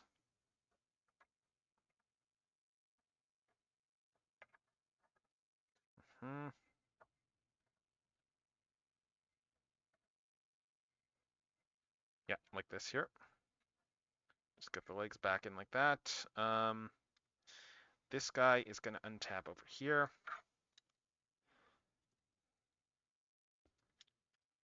We want to untap this from the back.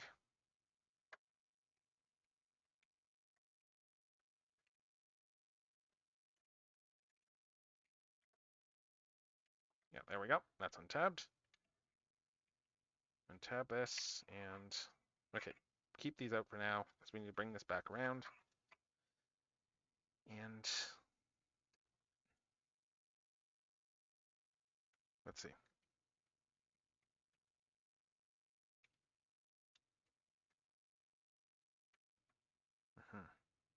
Okay, get the beast head out. Sorry, the robot head out. Beast head is just going to fold in inside. Like this. Pedipalps go down. This just goes in back there and just stays there. And then yeah, I need to get this unpegged over here. This guy's unpegged is pegged in pretty good here. Okay, there we go. That's in. There we go. All right, that's out. So now you got all this stuff here. You can bring this guy around here. Bring these back out. And we just start folding up all the little scorpion legs inside.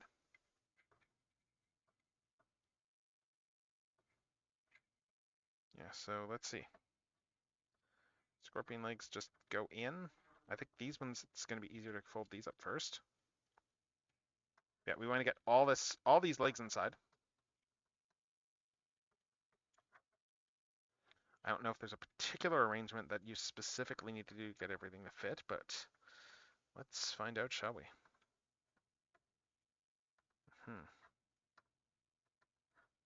Let's see. So we got all this in here.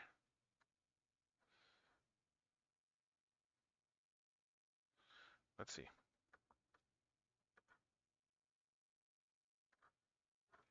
We got all these guys in here, and then what else? These guys come back out. These are gonna like fill in the rest of his thing there, and these guys come back out there. We want to get these in. We need to get this entire, yeah, this comes up here. This tail needs to come, right, this swivel. Let's see. Right, this needs to come up over here. Let's just see if I can remember how this all goes without having to pull the instructions back up. Because yeah, we need to get all these legs in here.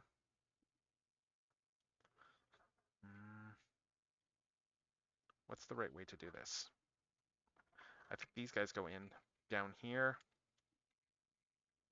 Yeah, bring these legs in over here, and then, yeah, because this needs to come up over top. And meanwhile, this all swivels around here.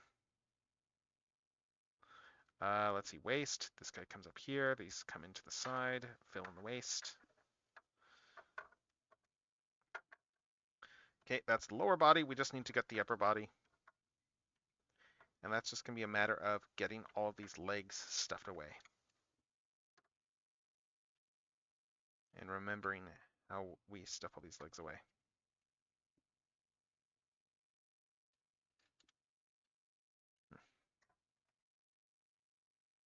Yeah, because this all comes up here. And let's see, this all comes up here. And then, yeah, these guys need to come in. Yeah, that's my other biggest complaint with this figure. The mushroom peg like does not like staying in.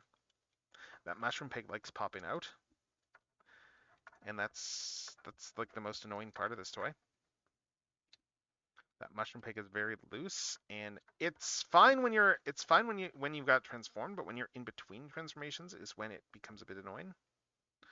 But yeah, I'm just trying to remember where's the instructions. I need to. It's just a matter of getting that leg configuration right. Because yeah, we want the legs like this here. Yeah, we want the legs like this here, but we also importantly need to be able to peg this thing in over here. So I think, yeah, it's just I need to make better use of the space here. Yes, legs, just fold all these little legs up like this here. That'll work.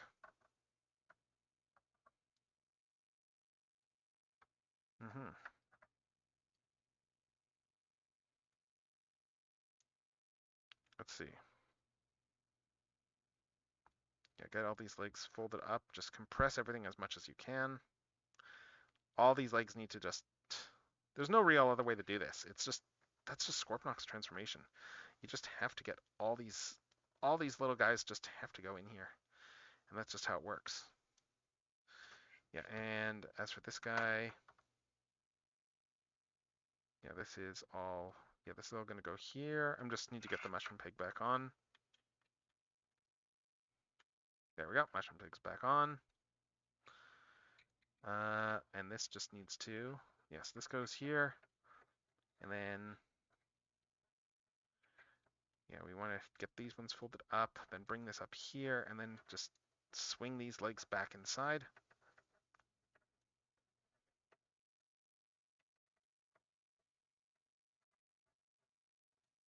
Let's see.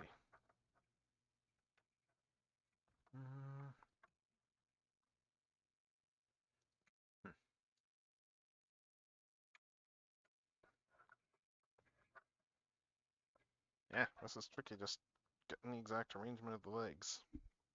It does show in the diagram how these are supposed to go, I guess. So I think it's supposed to all be like.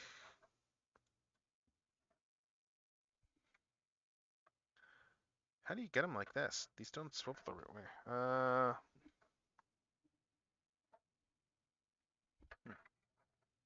Let's just figure this step up here. Figure this step out.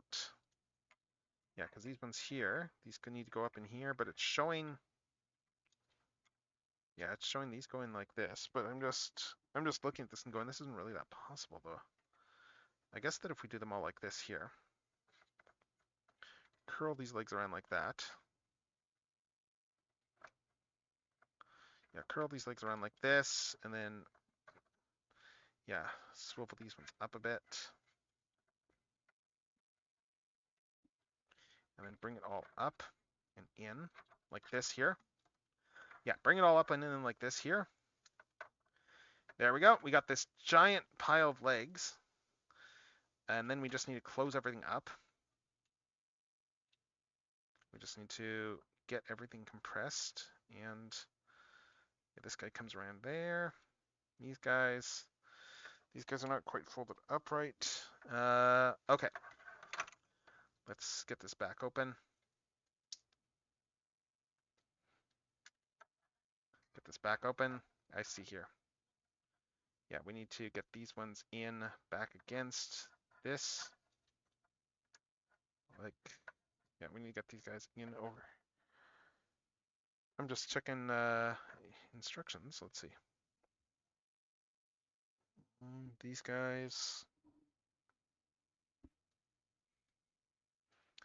Okay. So these. Okay, so these legs go like this. Okay. There's a very specific way it looks like these have to go in to fit. And specificity can be annoying. So, but yeah, this is still a nice toy, but it's just, yeah, it's just a little annoying that you need to. They show you, like they do. I do like that they have a picture showing, and this is how you want to get the legs transformed if you want to store everything. I very much appreciate that. Yeah, it looks like that it's just a case of we bring everything in like this for the legs, and then we just bring all this stuff up over top. Mm-hmm.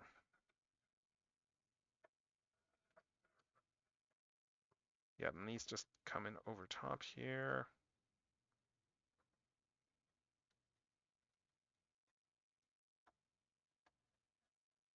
Yeah, and then let's just re-mushroom peg this. Again, that's the weakest part of this toy, this weak mushroom peg.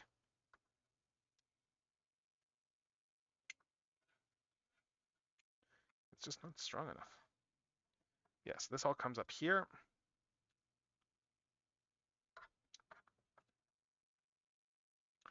And we need to bring this all over top and in, and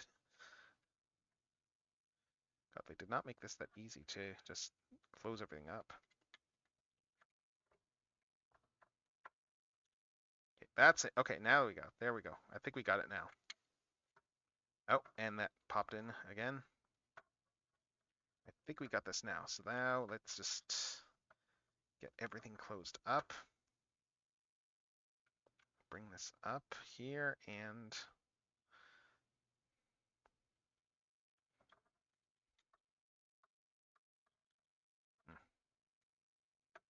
yeah, I just keep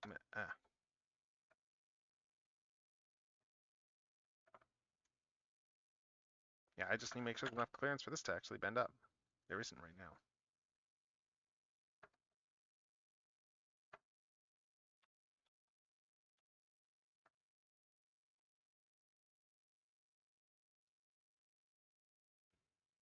Mm-hmm. Right, because this needs to.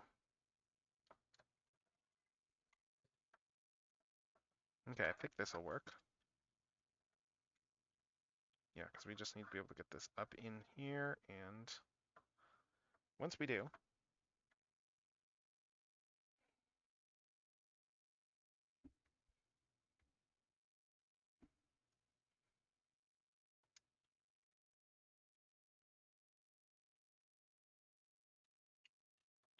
just gonna pop this off again.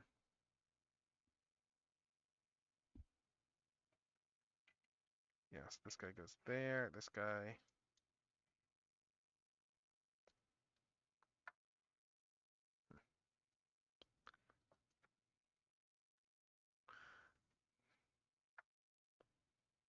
Yeah, the only negative with the very specific order really is, well, the main negative with the very specific order for parts is just, it means that you need to spend a lot of time finessing this just to transform it. Because yeah, we need to get this up, and there we go. We're good, we're good, we're good now, I think. Yes, that's up there. Now we just need to get this down. Get you back down.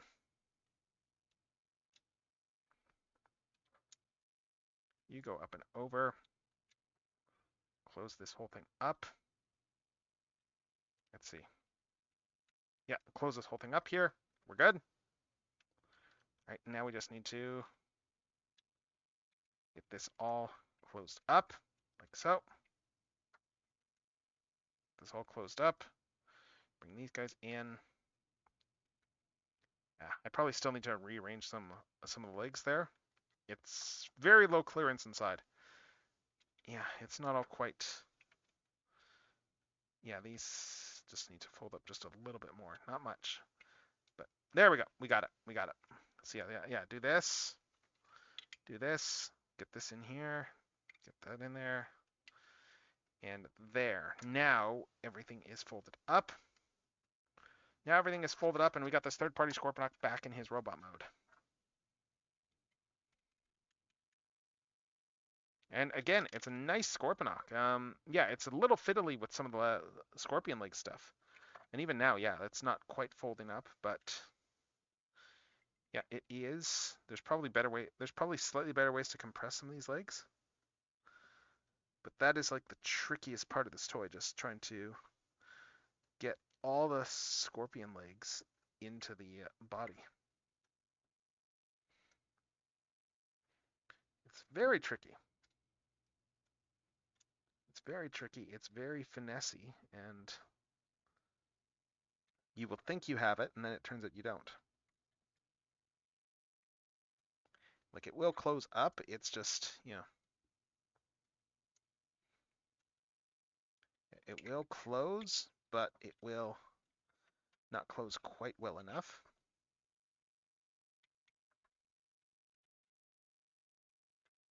I mean, I'm going to have to play with this a little bit more. Yeah, it's not quite closed. Legs aren't quite closed there, but I think we're good enough for now. I think for now we have it good enough. There we go. Yeah. We got it. We got it good enough. But yeah, that is this guy in a gist. That's this guy in a nutshell. He has his flaws, but yeah, it's still very impressive as a Scorponok. So we'll take that guy there. We're gonna do this. Oh, he does have ankles. He does have heel supports. It's just, yeah, I just bumped him down. Yeah. So anyway, so that Scorponok is there. So let's put the Metagate Optimus back into bot mode, and then we can do the proper comparisons of all of these too. And again, I really like the transformation on this one. It borrows a lot from MP44 and how it transforms. Because, yeah, you can see here, it straight up has the legs formed using parts from the, that are coming out of, the sides of the vehicle. And that's always fun when they do that. So this all comes down here. We get these really, really clean legs. Legs just cleanly transform like this. And it's very fast. That's the nice part. Like the Lucky Cat one is probably gonna take me a bit longer to transform, but like we already got the legs done here. That was really quick. And now we just need to bring everything else in. Like we got this waist over here, so now we can, waist pauldrons go in there. And then we just undo all the stuff with the arms. Smokestacks. I really like the way they did the smokestacks too. It's clever. There's some legit clever stuff going on in this guy. Yes, we take all this, we unpeg this bit here. These fold in. And then we can bring the arms out. Arms just come out. Arms just come out like so. And what next? Arms come out. These guys fold back up into the shoulders. Bring these entire arm assemblies out, and then everything is going to be really straightforward because we have, like faux chest. Faux chest goes back over here and just goes in behind. Sorry, the carbo chest goes back in here. The faux chest comes up here. This guy just swivels around, goes in here. Yeah, we are just about done this Optimus. And then we just fold these panels around. It's a very good transformation. It's a good pocket size transformation that isn't too difficult. And it has pretty good results. Like, both modes look really nice. I do like this guy. It's a good one. It's a good egg, this toy. It's a nice, fun little toy.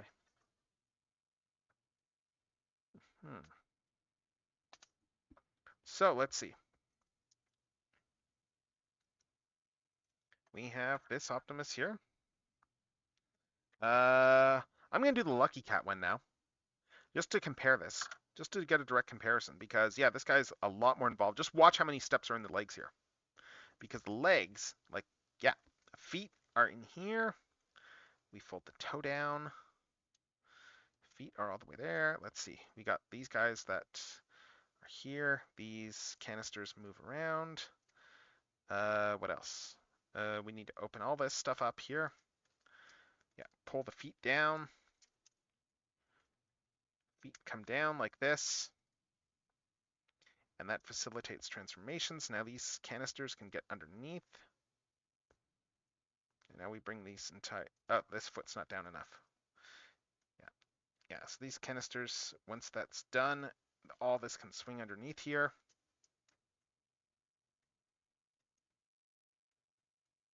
Yeah,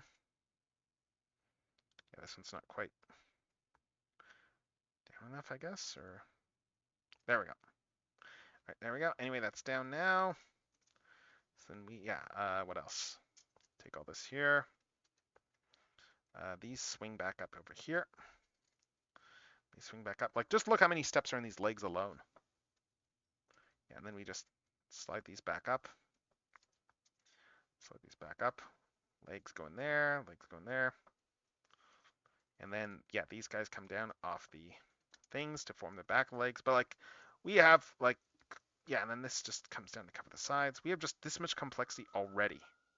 And we have just been doing the legs. We've just been doing the legs, and it is already doing this much in terms of steps.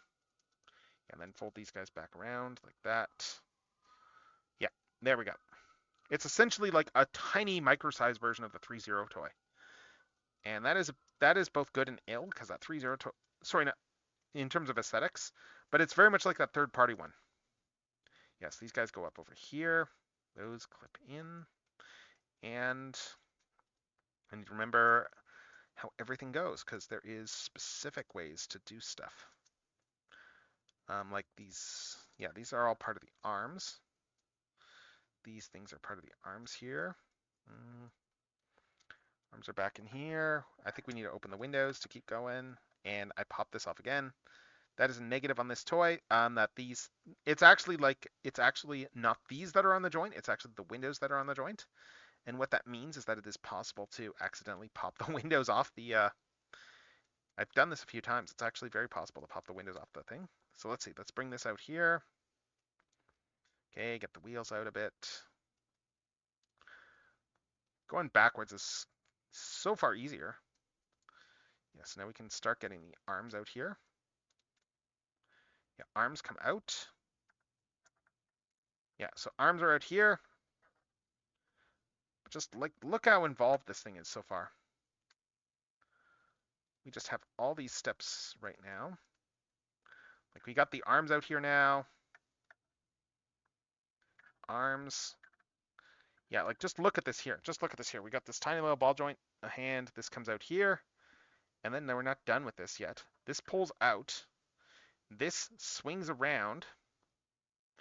And then this guy here, where does this guy go again? This guy, that doesn't go in there. No, there's another step I'm missing. Oh, right, this folds up here, and then here. And that all folds up in there.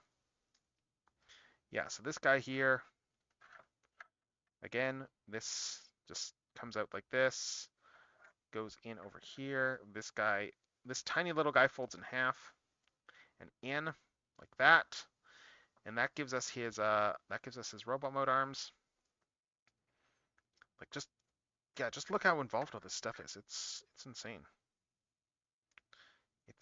Oh no, I don't have this right on this side. Yeah, this goes in over like this, yeah. And then back down, okay. Yeah, so we got all this stuff here with the arms. Here's the arms. And now we need to switch out the grill with the fake one. Just gonna bring those up because it's gonna be easier to mess with this. Yeah, because these guys are gonna slide up inside. This guy here. What else unbolts? There's a bunch. This guy comes up here. Yeah, the windows. This whole thing is gonna swivel around too. Let's see. Yeah, this all opens up. This whole backpack bit opens up here. This all opens up like that. These come up here. And then, yeah, wheels are going to go inside the chest. Like this. This entire torso is going to swivel up here. Yeah. Let me just make sure I get this right. Yeah, so we got all this here. Bring the head up. Bring the head up, swivel it around. Yeah, this entire torso swivels around now. Let me just make sure that I get this out of the way. There we go. Yeah, this all swivels around. Like this. You'll want to make sure you hold those closed just to keep the matrix out of the way. Yeah, because this all comes around like this here. These open up. We got a little matrix in there. Like removable matrix. This all closes up around this, and these close in here and lock in, and then that gives it the slanted thing here for the windows. You come down. Yeah, we're almost done now. It's just a matter of folding up the backpack. Because yeah, this backpack here, this is just going to end up on Prime's back. This all comes in.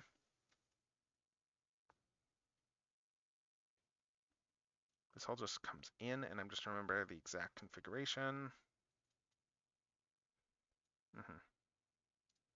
Yeah, let's bring this down here. This actually gonna be easier if I bring the wheels out, I think. Let's do that. This all collapses in.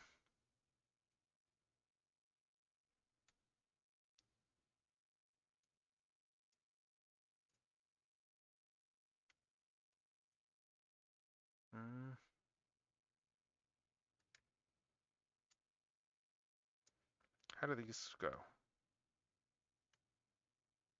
Because yeah, it's just these guys that I need to get out of the way now. Oh, they go this way. Yes, these fold down this way. Yeah, you see what I mean though, like in terms of how complex this thing is. Oh, wait, except no, this can't go that way because I can't fold this back down.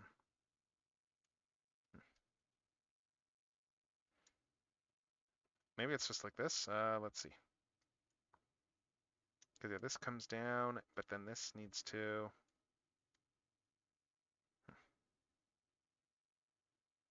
I just need to get this last bit figured out. Oh, yeah, it does go like this. Okay. See, this all comes down like this. These guys. Is this right? I don't think it is. I think these guys. Yeah, I think these guys come up here and they slot in over here. I think. Yes, this all slots in over here. This guy comes down and this goes over top of him. Yeah, that slots in there. Yeah, and then we are almost done now. This Optimus is almost done. We got just the lower half of the back. That's just over there. And we just bring all this down. Bring all this down here, and yeah, that is the gist of this. I'm just trying to see if I think there's another locking point in here. Yeah, okay, yeah, this guy locks in down here. Yes. Yes, I need to bring this guy up, and this guy is going to lock in over there. Oh, or I'm going to pop it off the joint. So let's pop it back on the joint, and then we'll keep going. Pop the waist back together. Let's see. This guy here came off his joint too.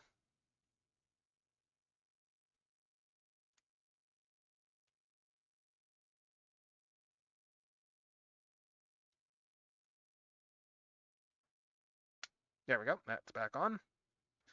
Right, so yeah, we just need to bring these back in here. These tab in. Yeah, these slots here are going to tab into this back piece here, and then that's going to close everything up. Oh, that's why I missed these tiny little pieces here. These tiny little guys on the side also need to come out. Like that's why I mean like this thing's tiny. Now everything should go together. So yes, that goes in there. That goes in there. These guys here. This guy is going to tab together here. Like that. And then yeah, and then we just adjust everything. And that is the Lucky Cat Optimus, which is quite frankly an amazing work of engineering. Like just consider that we got, like, look at all that detail we got out of that little guy. We got like all of this out of that. Just fold these back down. Like it's kind of insane just how posable that thing is. Just yeah, oh my god. We got a lot. Just look at this thing all around. Like you would not it's not easy to guess that this thing transforms. It's just yeah, it's bewildering just how involved this toy is. And it's got things like, an ab crunch and all that stuff too. Like it's just wow. I'm just trying to see if there's a way to lock in the ab crunch. I think I'm missing something. No, this is in as far as it's going to go. No, this is right. Okay. I think it's just a little bit more spry because I messed with it now, but Yeah, like it is an incredibly involved. Like just look at the comparison between these guys here. These are like two very different aesthetics that they're going for on this. Let me just bring this down here, bring this in.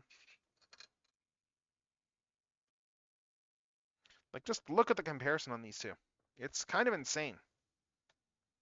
It's frankly kind of nuts. But yeah, so we got those guys there. I'm gonna do Skybite next. Skybite is a lot of fun. This is a fun guy, and then we're gonna get to Tidal Wave after we do the Megatron. Yeah, Skybite is just a barrel of monkeys.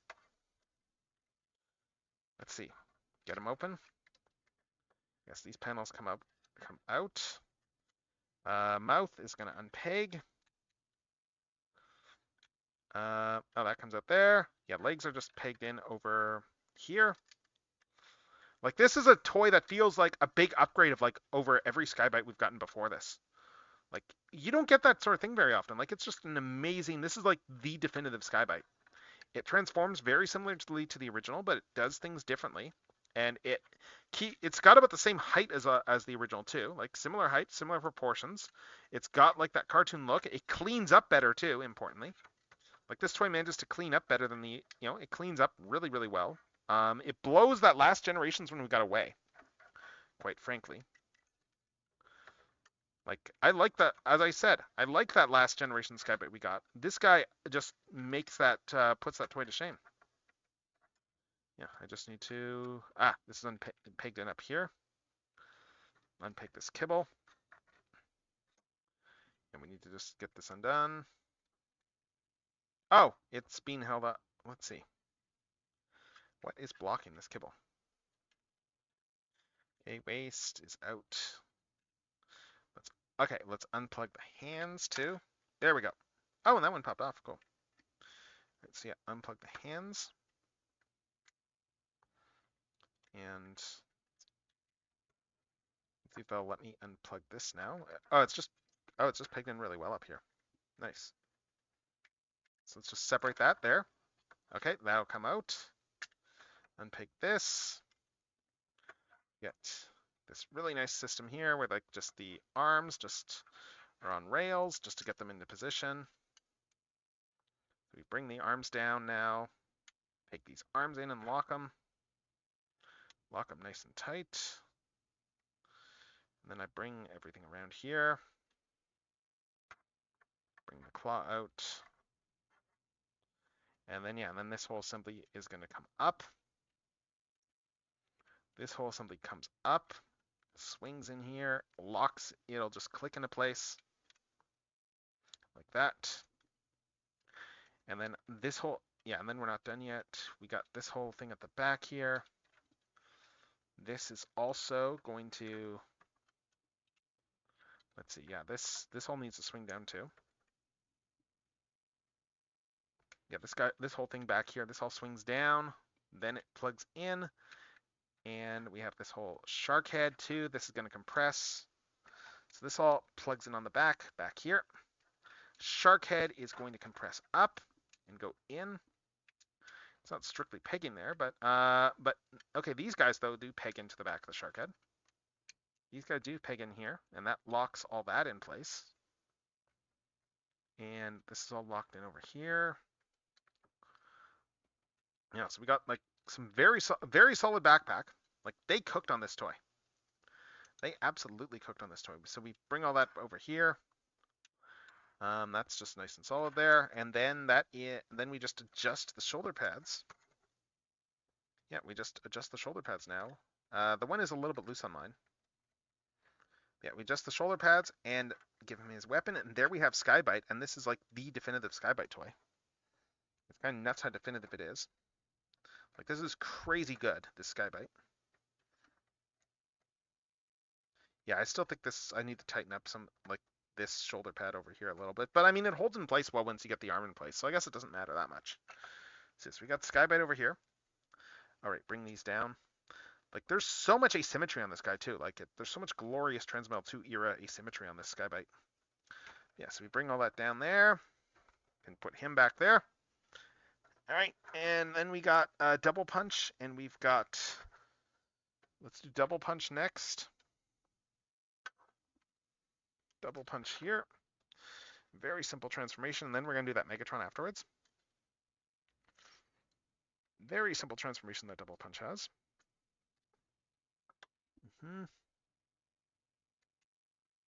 Let's see.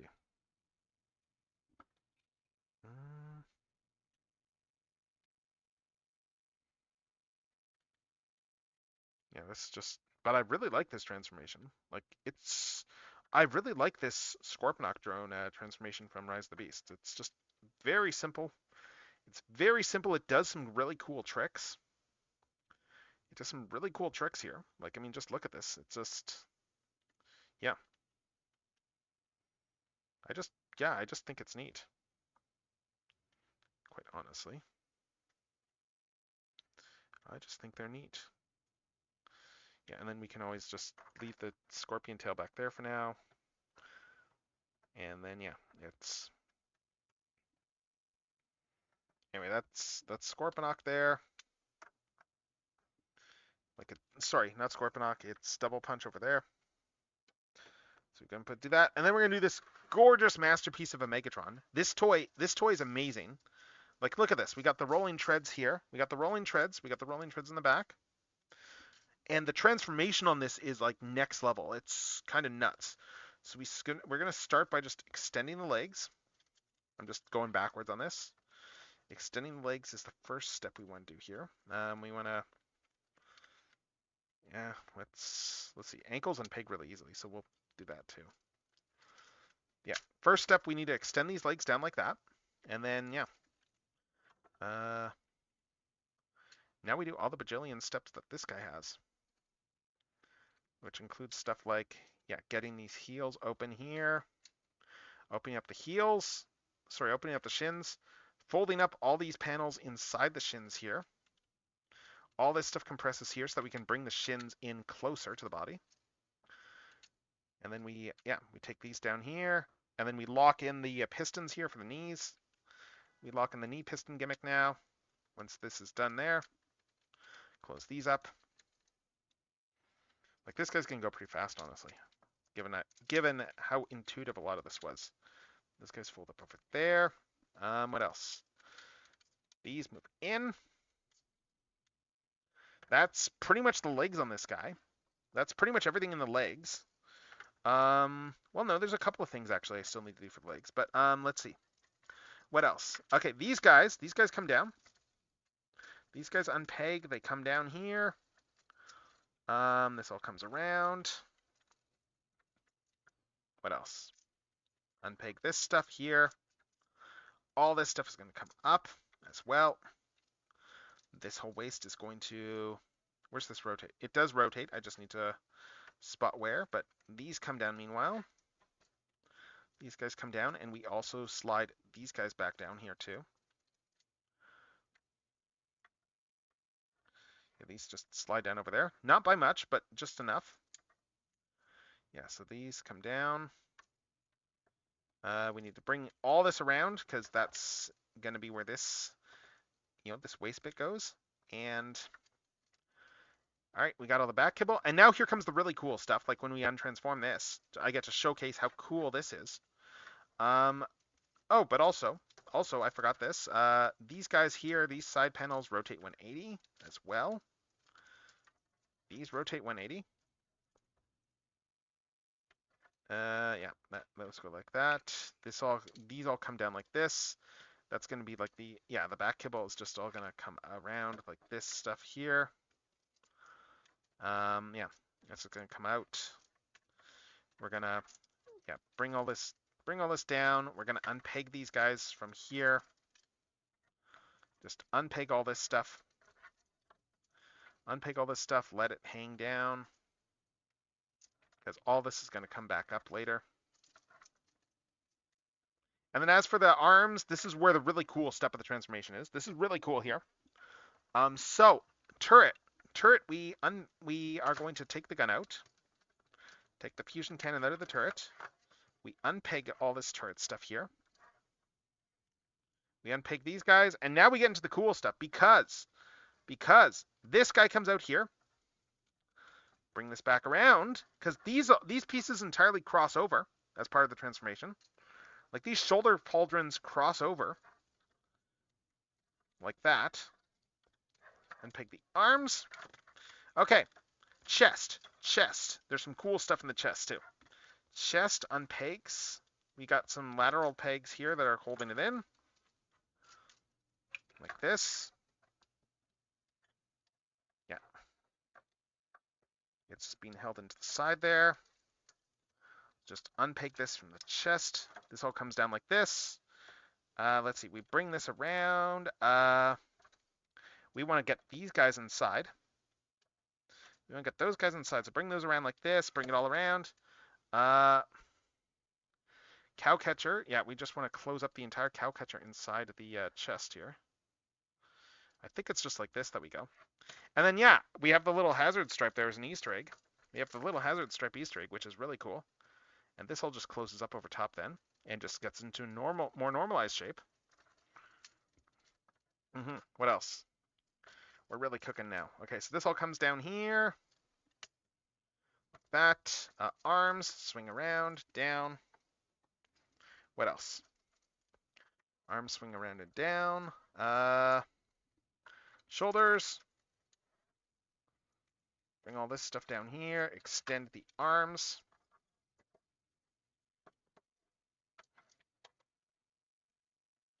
I guess we can bring that guy down too. Yeah, arms are just going to come all the way down here. Let's just swing these guys up.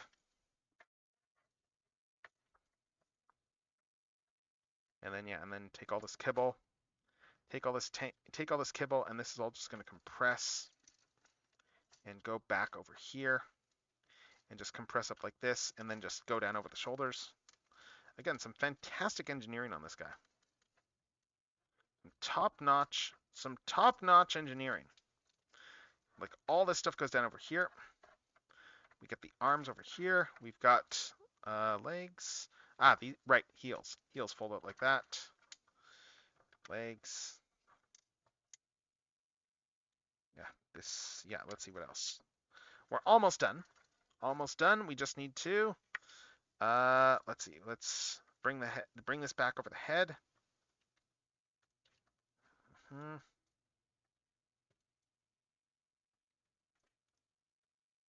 Yeah, this guy needs to come back up and over. It's a little bit tight as far as clearances go, honestly.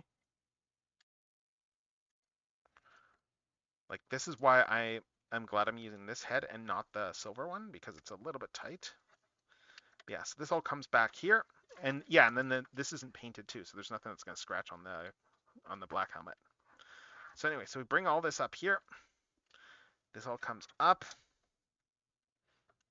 Head is in. And what else? This guy folds up over here. This guy just all compresses over here. This all, let's see. Yeah, this all comes down like this. This just comes down back here to sit over here, and then we need to just bring all the kibble back around, because all this is going to just sit up on top, like so. I just need to remember the exact arrangement this takes to do that. I think that this comes around here, and yeah, this is the tricky part. Just remembering the exact arrangement of parts that put these pauldrons in place, because they don't really lock in. Yeah, they don't really lock in here, unless they do over here, actually. No, not really. Let's see. I'm just trying to see if these do lock in or not. I don't think they do. Yeah, because I could do this, but that's going to be sitting out too far. I'm just going to double check the instructions on this one, just to make sure I'm getting the backpack right. But yeah, this is just amazing. This Megatron is like top tier. It is a top tier Emperor of Destruction, And where is the box for this guy? Okay, there's that. Ah, here we go. Here we go. I just want to make sure I get the arrangement proper for the kibble. Let's just make sure I get the tank kibble in the right layout.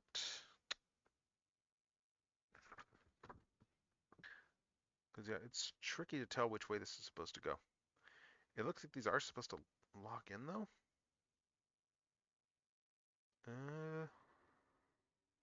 Yes, these do lock into the back, I think.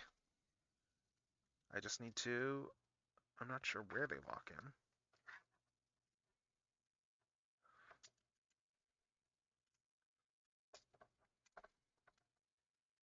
I think that it all sits down around like this. I think it goes down like this, yeah.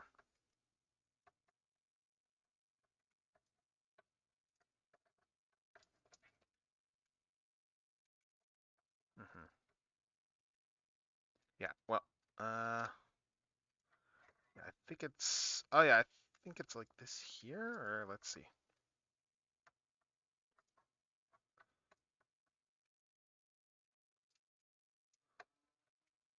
Yeah, this all comes down over here, I think.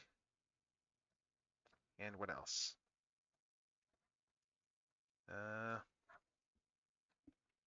just trying to make sure I get all this stuff set properly.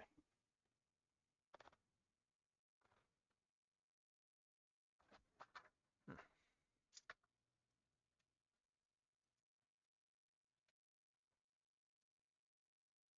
Yeah, because if we do this like this here, these will come down like this. What does this lock into? Because it shows it unlocking. That's the thing. It shows these unlocking, but I don't actually see a locking mechanism in the actual, aside from just frictioning in. Yes, that guy goes down there. Yeah, I just need to, yeah, you go there, you go there, and you guys are gonna go up and, oh, I think it locks in over here. That's how. Okay, so I think this goes in like this, and then, oh, maybe it locks in just via the treads. I don't know, but I am just gonna, let's see if I can find any reference at the back. It's just, yeah, it's just getting that back that is tricky to figure out.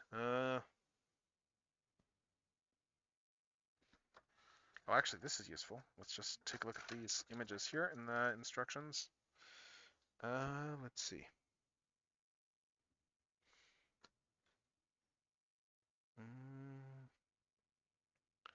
I'm just trying to figure out the back orientation.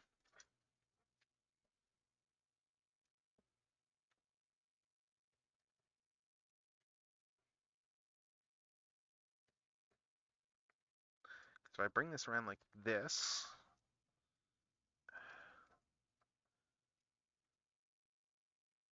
Oh, there we go. I think this goes like, yeah, because these go in like this here.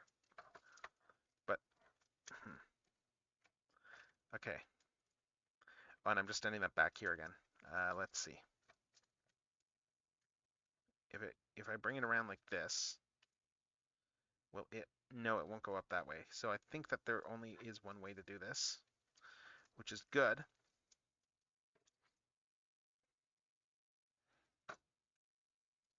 And that way would be to come down like this here. And yeah, it's just there's nowhere to peg this in, that's all. I'm just a little surprised by that.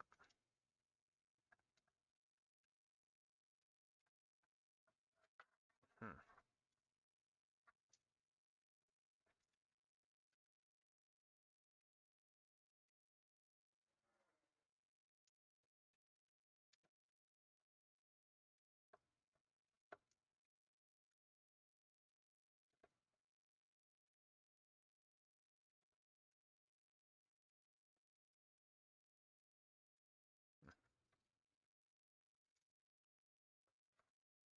Yeah, because this all folds up in here, this all comes down and goes straight down, and these should probably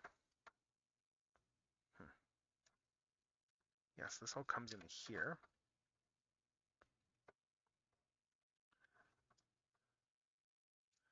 And yeah, these won't plug in there, so pretty obviously. But yeah, this all comes down like this, I think. Yeah, I just don't see a way to actually lock these. It's just interesting.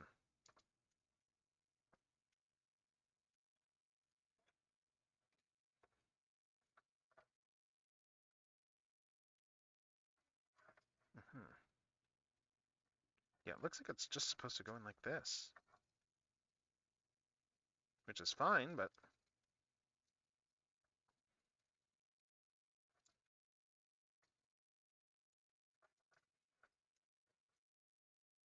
Yes, this will just slots in over here, I think. And I'm just double checking this again. It's... Oh, no, no, I've got these on the wrong... Okay, yeah, no, this isn't right. These need to go around the other way somehow. Okay, so these come up like this somehow. Let's see.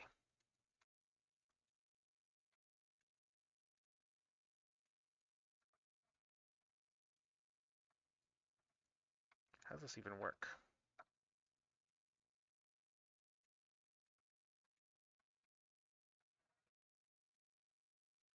Because yeah, I'm looking at this and seeing that it's showing that, yeah, this detail is supposed to go on the other side. So these need to come in over here. Ah.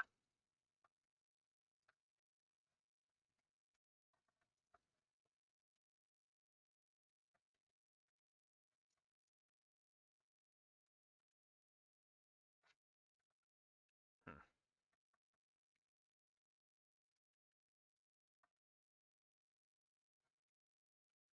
Yeah, because this all needs to come up. And these need to go flat, I think.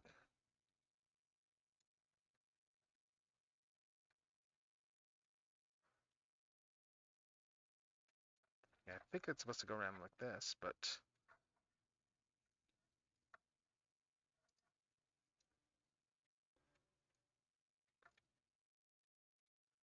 Unless it's not.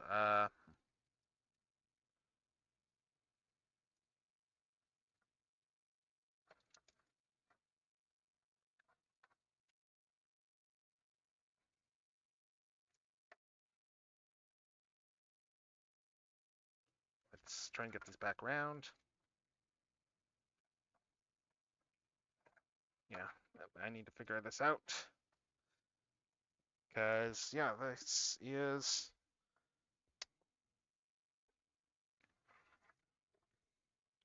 Yeah, these need to go around the other way. I just need to figure out how. Yeah, these are supposed to go around like this.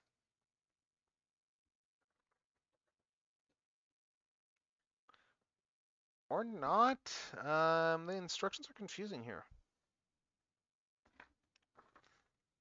Yeah, no, the instructions show these on the backs, so I don't know.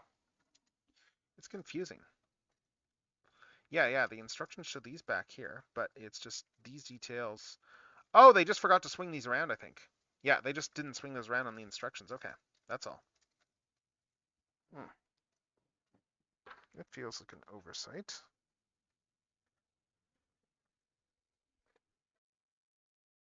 Oh, no, actually, oh, these are supposed to... Yeah, no, that's the tank mode configuration. Okay, this is the robo mode configuration. That's why I'm confused. Okay. Oh, and these should... Okay, these should lock in... There we go. Now that makes sense. Now I see where these are going to lock in. Okay. I was wondering about that. So yes, we take all these around here, and then there should be some... Now these tabs can probably lock in. Like, let's see.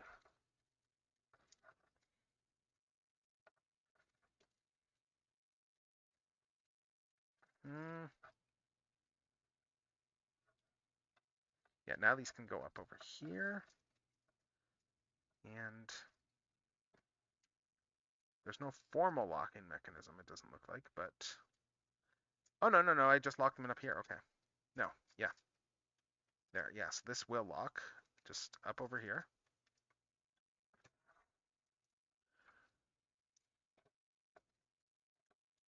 I just need to get this around and up.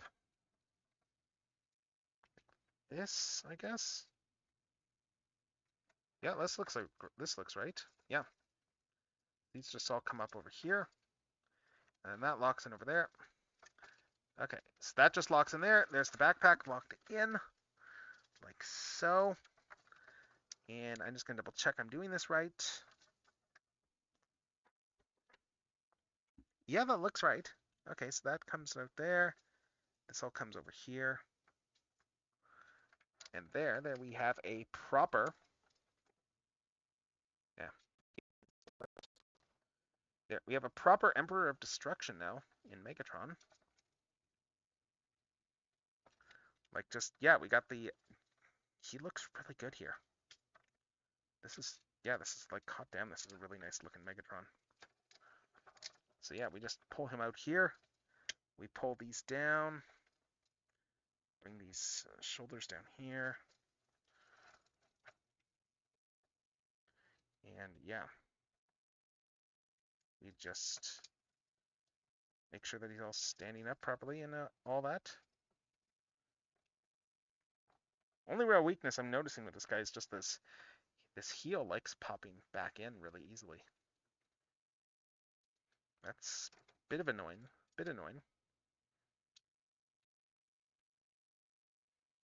It's a little annoying that heel likes popping back in, but oh well.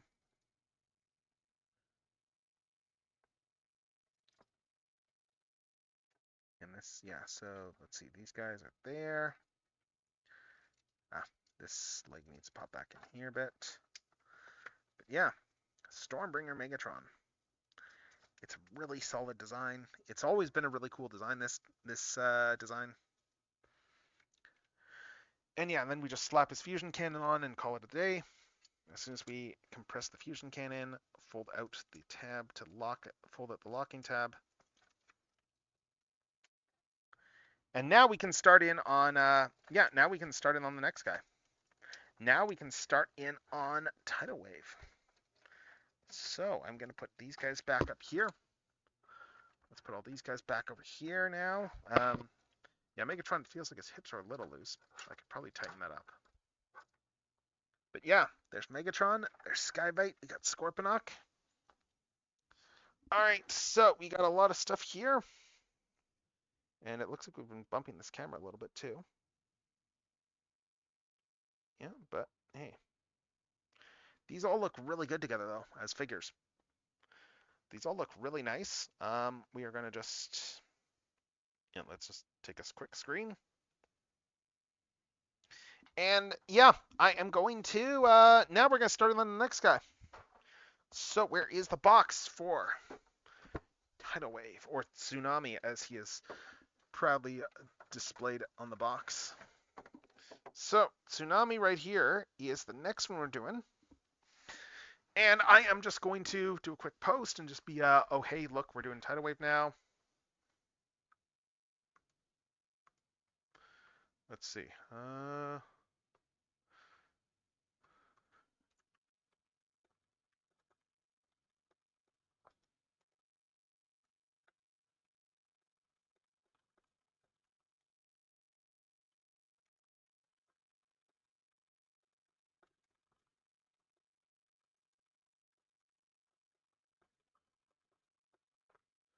Let's see. All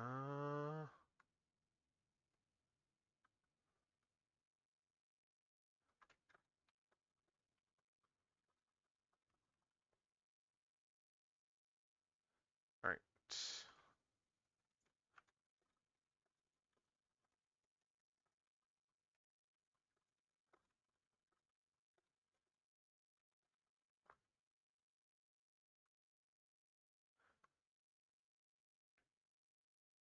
So we will be right back in just a few minutes. And I'm just going to do a quick bathroom break, and then we're going to start on this thing.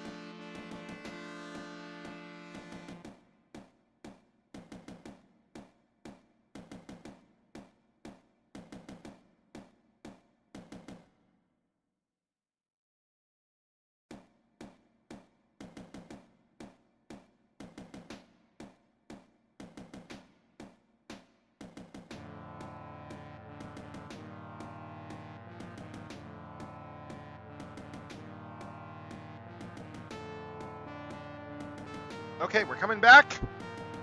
We are coming back. And we are coming back with Tsunami himself, MB21. This is the Fans Hobby Tidal Wave here, and you know what? I think we're going to need to make sure I have a little bit more room for my camera. So let's make a little bit more room in this light box. But yeah, it is a big toy, this guy. Master Builder. It is very much done in the style of a Transformers Armada box too, which is really cool. What else?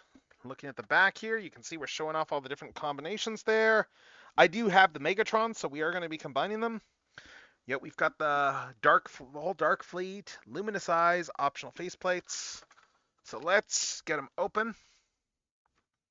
Let's get him open. I got this guy courtesy of ages 3 and up.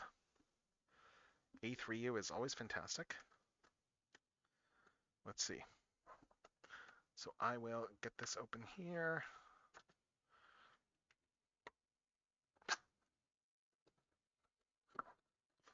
Get this guy open, and I will. It's going to be easier to pull them out of the box outside of the light box because just like my entire setup. So let's get the tray out, and let's just take a look at the tray here. So that is the tray. Let's get the instructions.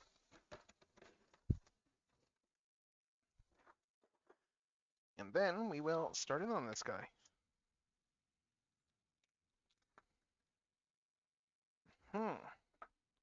So, Tidal Wave, Tsunami, MB21. We got the usual nice instructions. A couple of faces, some missiles, and we've got the whole Dark Fleet in here. So, let's get the Dark Fleet open.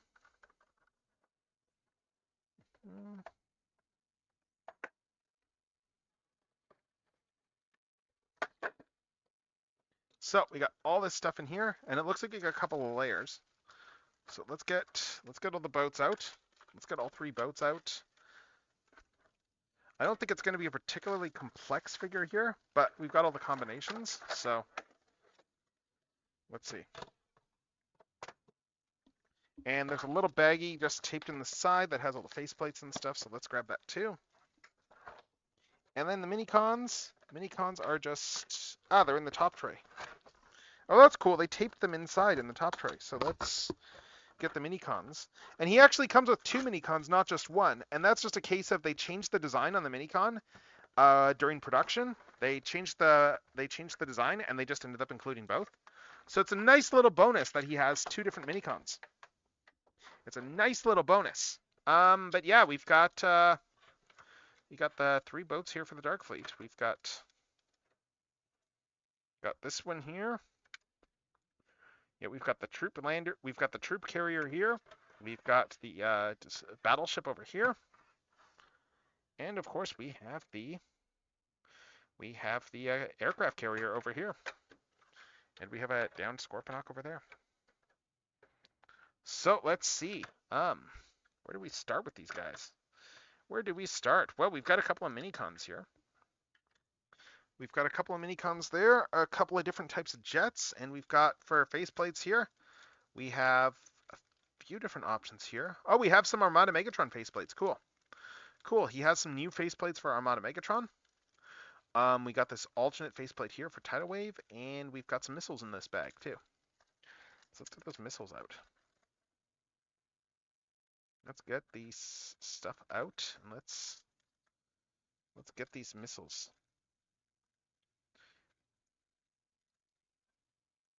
I'm curious what's different with the faceplates, actually. But yeah, so we got these 2 missiles here. And let's start fishing through the instructions on this guy. So first we're going to get to showcase gimmicks, because Fans Hobby does a lot of play pattern stuff on their things, and we're going to need the carrier for this stuff, for the gimmicks. So the original toy for Tidal Wave had a full-on working. Actually, let's just take a look at some of these guys first. Like, just look at this aircraft carrier. I love that we've got the entire control tower here. It clearly folds up, but it's like even like the antenna like can all spin around here. This is like really cool stuff. Like we can like rotate the antenna. But it's like it's a nice aircraft carrier here. It's a very nice aircraft carrier. Like, it looks really nice. It's very clean. The destroyer, again, like, it's tidal wave. There's not a lot of fancy stuff to do with this, I guess. But yeah. Oh my god, check this out. It's all linked. It's got the minicon gimmick in there. They still have the minicon gimmick, but you don't need a minicon to run it. We can just slap the minicon in, and we can just, yeah, work the cannons in and out. That is really cool. And then these, yeah, these can all go up like that. So that's cool. Troop carrier, it does have minicon ports that pop up over here. I don't think there's any gimmicks associated with them. I think it's just, oh hey, this thing takes minicons. And yeah, and then it's just, yeah, it's just troop carrier. Not really a lot to this guy. But let's start looking at features, because the carrier has some cool features. You know, we've got the, oh, nice. We've got, what is this here? We got some runner, we got, is this a launching for the feature for the carrier? I think so. Let's see. So we can, okay, we can push these up here. Oh, this is cool here. I think this carrier actually launches planes. So let's take this here. Let's put that there. Put this guy here and then press the button. Yeah, yeah, it straight up shoots off planes. It straight up has like 2 bays for, this thing straight up has two separate bays for shooting airplanes. Again, this is cool. Like, just look at the power on these too. This is really cool. This is really cool. That is really awesome there. So we got that as a play feature for one. Bring those back in and fold those down. Like, Fans Hobby is really good with putting actual play functionality in their toys. But we also have another bit here, which is that we can bring this up here. And yeah, and yes, we have entire landing gear for we have a whole landing bay for a minicon. We can actually like land plane. We can actually like we have an entire like ramp here for the planes. So we can take this guy here. We can fold them up like this. We do need to compress the minicon a bit. Fold up all these wings. Bring them in here. And then we just close this up and it just stores inside. And both of them can do this actually too. Both of these guys can store inside.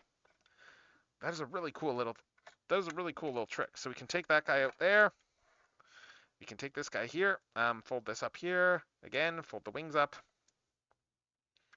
And we can just, yeah. This guy is not going in quite as well. But let's see. Is this, interesting. This is kind of getting in the way here. Maybe if I put him in this way. No, it doesn't really fit in that way. Let's see. Okay, there we go. Oh no, it still goes in. There we go. Yeah, so we got this here. And then yeah, then we just bring this up here, and then we can bring the planes up to the loading dock. It's a really cool little trick they got on this thing. And then of course this entire the entire bit for the carrier here, this can all collapse. Yeah. There's just a little slider on the side here, so we can bring this down and up and bring this in, and then just fold that down there and bring it flush. And then this just goes over top there and closes all that up there to protect it. So that's a cool little trick. So what next? What is next with the? Oh, okay. Oh, this is to do the Dark Fleet. Okay. Right, so we got the Dark Fleet here, but now we need to do the combined vehicle mode. So once we get all this stuff down here, we bring this guy down. Oh, actually, does this need to go? Let me just check this here. Am I doing this the right way? Yeah, so this comes down here. This guy goes down here. This all comes down here. And then this guy can go over top. I don't know if there's a specific way this needs to be this antenna needs to be oriented, but yeah, all this closes up here though. The antenna all closes up. This all comes down, and then that just goes like this. And what else? Yeah, we got all these in here. And that is just how you get them ready for the combined mode. Yeah, we do this here. We bring these down here, and this will do the combined boat mode there for where that combines. This guy here, we take him. What's this here? Oh, we have missiles. That's where the missiles go. Okay, so missiles on tidal wave. Let me grab the missiles for tsunami. They are just tiny little missiles. These ones here. Where's the other one? Where is the other missile? Oh, here it is. So we got these two missiles here. These are going to go in here. They will just go in the sides here. And once we have those in there, we can just shoot the launchers. Pretty good power on these. Fans Hobby does not skimp on their action gimmicks, which is nice. They absolutely do not skimp on this stuff. They actually full on have a don't shoot yourself in the face warning here. But yeah, so for this guy to get him in combined mode, we are going to bring these out over here. I'm going to accidentally shoot a missile in the process. And I'm going to have to find that later. Is it down? I've got a whole bunch of packaging around me right now. It's going to be tricky to spot. Let's see. I'll have to find that in a sec. But yeah, we're just going to bring these down here. Yeah, so bring all this down here. It's not going to shoot missiles when it's in this mode, I guess, because we're using those same things there. But yeah, so we bring this down here. We are going to... What about these? These are going to... Just looking at this here. Oh no, for combined mode, what are we doing for this? Oh, combined mode, we just... Right, we bring it all over here, okay. And it feels pretty good. These are some nice solid ratchets. So yeah, so for the combined boat mode, we do this here. Combined boat mode is going to involve this. And I just shot the other missile. Yeah, these things are really easy to fire off. Fair warning, these things are very easy to shoot. And I'm just going to leave them out for now, because otherwise I'm going to keep shooting them. I might end up putting them in storage, because these shoot way too easily. But yeah, so we got this here. And then we take the third boat here. And this is just going to be a split the boat. We got the this is all just the pants here. And for this boat, we just want to, what are we doing here? This boat, we take, I'm just trying to see what we do here for this one. Looks like we open these up for the combined mode. And then we bring this panel up, I guess. Yep. Okay, this panel comes up on both sides. This panel comes up on both sides here, and then we just bring everything out. Like you can see a bunch of stuff unfolds here. Yeah, we bring this out over here. Yeah, we bring all these out here. And looks like we bring a lot of these out. Yeah, we want this guy out. These are thin panels too. These are pretty thin panels. So we want that guy out here, and we want this guy out over here, I guess. Oh! Whoa! Hello, Mini Potato! Hello! Hello, Raiders! It's me! It's General Techno, and we are doing a really long toy unboxing stream today. I've only got a few toys left to do. And yes, I said a few. I've only got a few, and we've gone through a lot already today. Look, this is all stuff that I've opened up today. Yeah, hello, Creepy Goth. Hello. Hello. So yeah, so we got a lot of stuff here. We got this third-party Beast Wars Scorponok masterpiece. We've got this amazing Skybite. This Megatron over there, the Stormbringer Megatron. That thing is like incredible. I'm torn as to whether or not that's my favorite one so far, because like Skybite and Scorponok are both really good. But yeah. It is Scorponok. Yes, this is a third-party Scorponok. This is a third-party masterpiece scale Scorponok here. Like, just look at how close this is to the animation model. Like, it looks really good. Like, he even has a whole gimmick here where you can actually change the eye color. Like, I can bring this out here, and I can bring this out. Where's my spudger? It's easiest to do this with a spudger, but let's see. Yeah, we have a whole gimmick here where we can bring the eyes out, and once we yeah, spudger's over here. Whole gimmick here where we can bring this out. We can just unlock this piece here. It's just locked in there a bit. Yeah, let me just show you this. Because yes, he can do the different eye colors. It's just this piece is just being very finicky. It's not spinning around. It should spin. It should just come out and spin, but okay, there we go. It got it unlocked. You can just spin this around like that. Lock it in. And there, now you have your red eyes for the times that Scorponok has red eyes in the show, because he had both in Beast Wars. So you can do both eye colors on this guy. Yeah, I'm going through a lot of stuff today because this is going to be my last unboxing before TFCon, and I have a lot of stuff I want to be able to say I've actually messed with. Also, fun things, like these are both pocket-sized versions of the Bumblebee movie Optimus Prime design, but in shower glass colors, and it's really interesting to see how different both of these figures are. And yeah, thank you for lurking, Mini Potato. Thank you for trusting me with your raid party. Hydrate, rest, do whatever it is you need to do for the rest of the night. But yeah, these little pocket guys are really good. But yeah, we are just starting in on doing the combined like boat mode for Tidal Wave right now. This is the Fans Hobby Tidal Wave. And yeah, we're gonna bring all these bits up here. And this is where we start with this. So, I bring all these down, I guess. Or is it? I'm just trying to figure this out. We bring these back down in here. Okay. I'm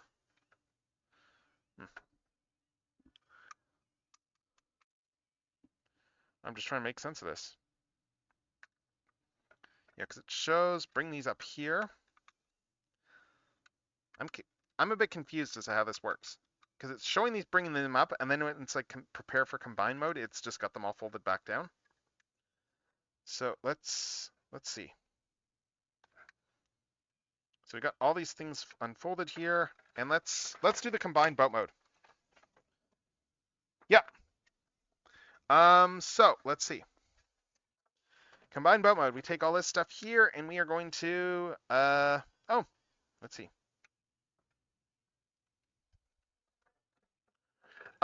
These are, I see.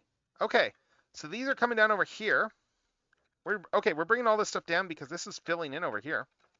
This is filling in this entire cavity here. Oh, that's cool. So that just all comes down there. That fills in that cavity. And then we fold this guy down here as a ramp. Yeah, we bring this whole thing down here. Let's see. This one's not going down as far. Let me get this stuff here. Okay. Oh, it doesn't. I'm just trying to make sure I get this in right. Because yeah, it looks like this all has to go down as a ramp here, but this guy is being a bit more reluctant to fold. Let's do this. Let's pre-fold this a little bit. It shows me doing all this as a ramp here. Okay. So we bring this guy in. Once it's down, we want to get a ramp. We want to get a ramp going. Some of these pieces are really, really thin. So it's just make sure you grab everything properly and be careful. But yeah, so this goes down there, and there's a stopping point here, so it's only gonna go down this far. But yeah, so we bring all this in here now. Let's see. I'm just looking to see here. So we bring all that out. That goes down there. And then we bring all these in here. Okay. And what next? What next? So we got the carrier here. Carrier here is going to come in over here. We're just going to slot this here.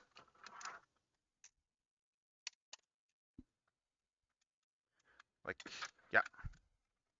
We just need to get it into these ratcheting joints here. There we go. That's nice and secure. There, we got the front of the carrier. This one is not nearly as big as the Titan, funnily enough. The Titan class figure is actually bigger than this guy. But yeah, and then for the rest of this, we just take this whole assembly here, and we plug this, let's see. We plug this in over here. Yeah, so this just plugs in. There's a nice satisfying click. And then we just bring these around here, and let's see. I guess these just slide in over here. Yeah. Yeah, and I can see there's a little tab that this just tabs in there. So these just come in here. This just tabs in. All right, that just tabs in over there. And then we just, bring this down.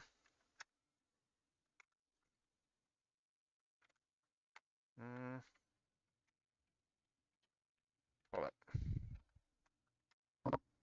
Why are these not going down all the way? I'm just trying to make sure I get this. There we go. Yeah, these don't seem to be quite folding down all the way in this mode. Weird. All right, but yeah, this stuff just all tabs in over there. And I need to figure out why I don't have the clearance for getting these down.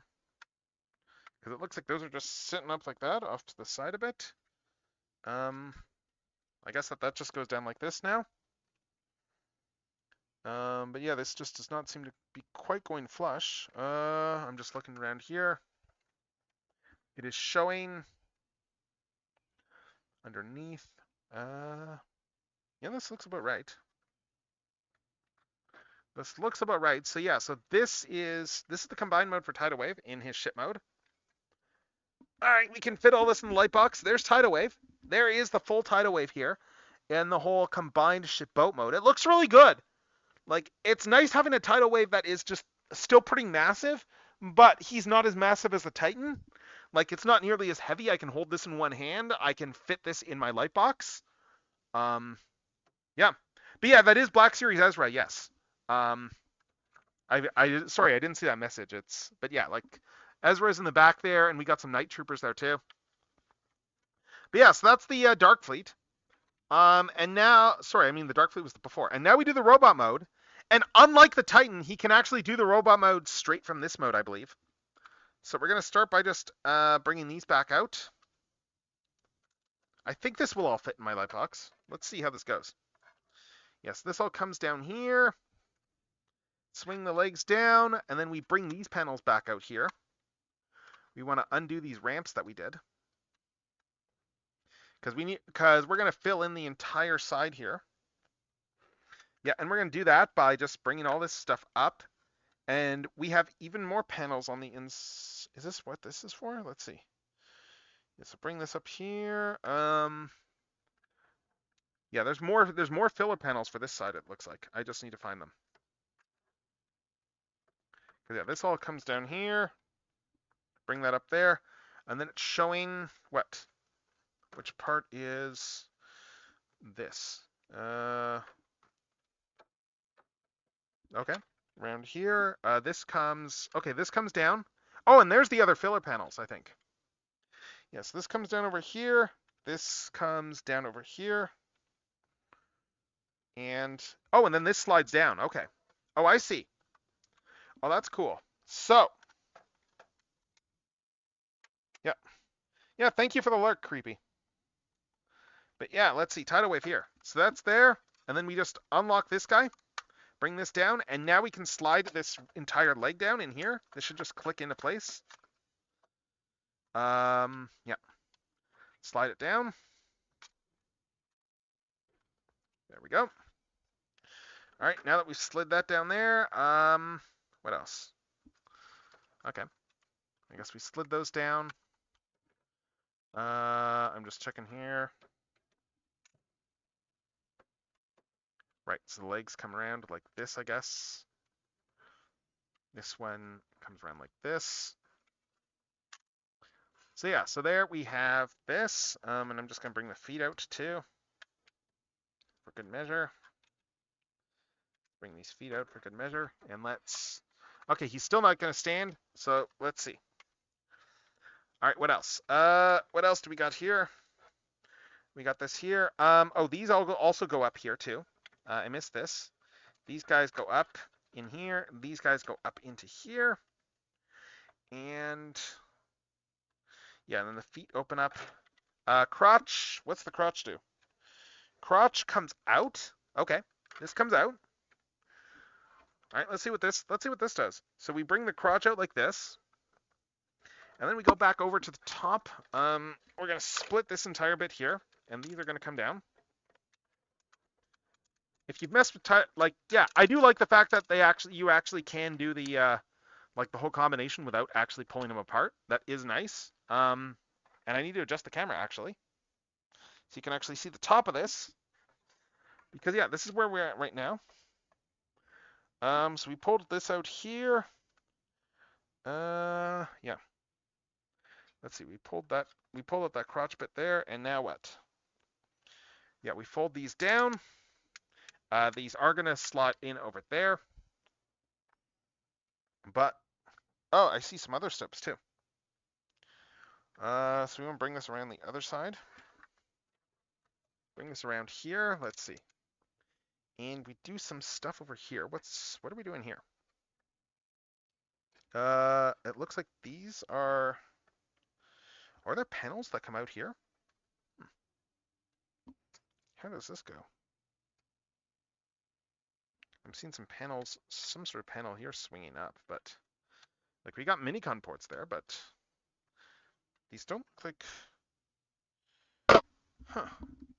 These don't look like solid bits unless, oh, I see. There's something up in here. Okay, we got these guys here. Oh, were these meant to be down already? Maybe. Yeah, because we got these guys over here. I'm just looking at this here. These guys down here. Were these meant to be out? Because they weren't in the box. I'm just curious on that now. Let's see.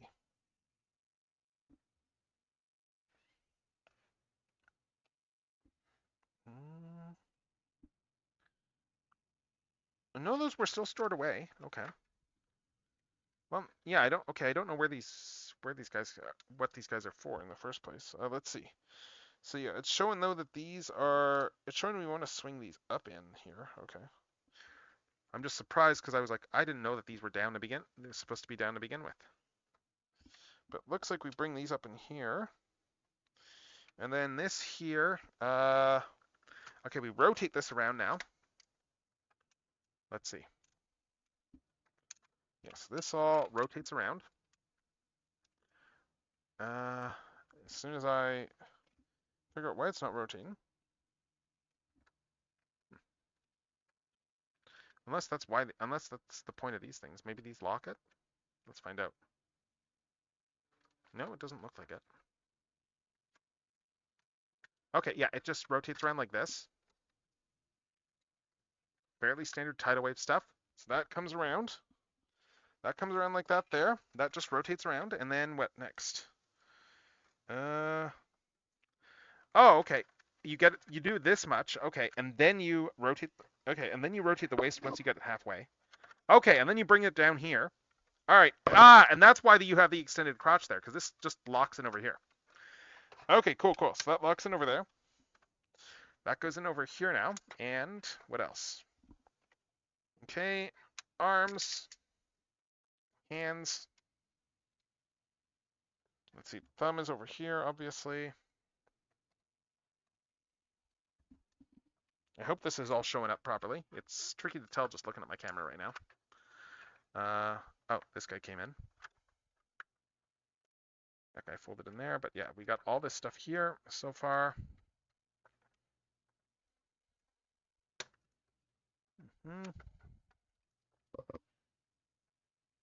Yeah, that there, and then, okay, go to the back. This is where the head probably comes up.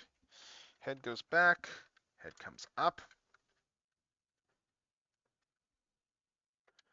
Those there. And yeah, and then we just close this up here. We fold up, yeah, we fold these back over here.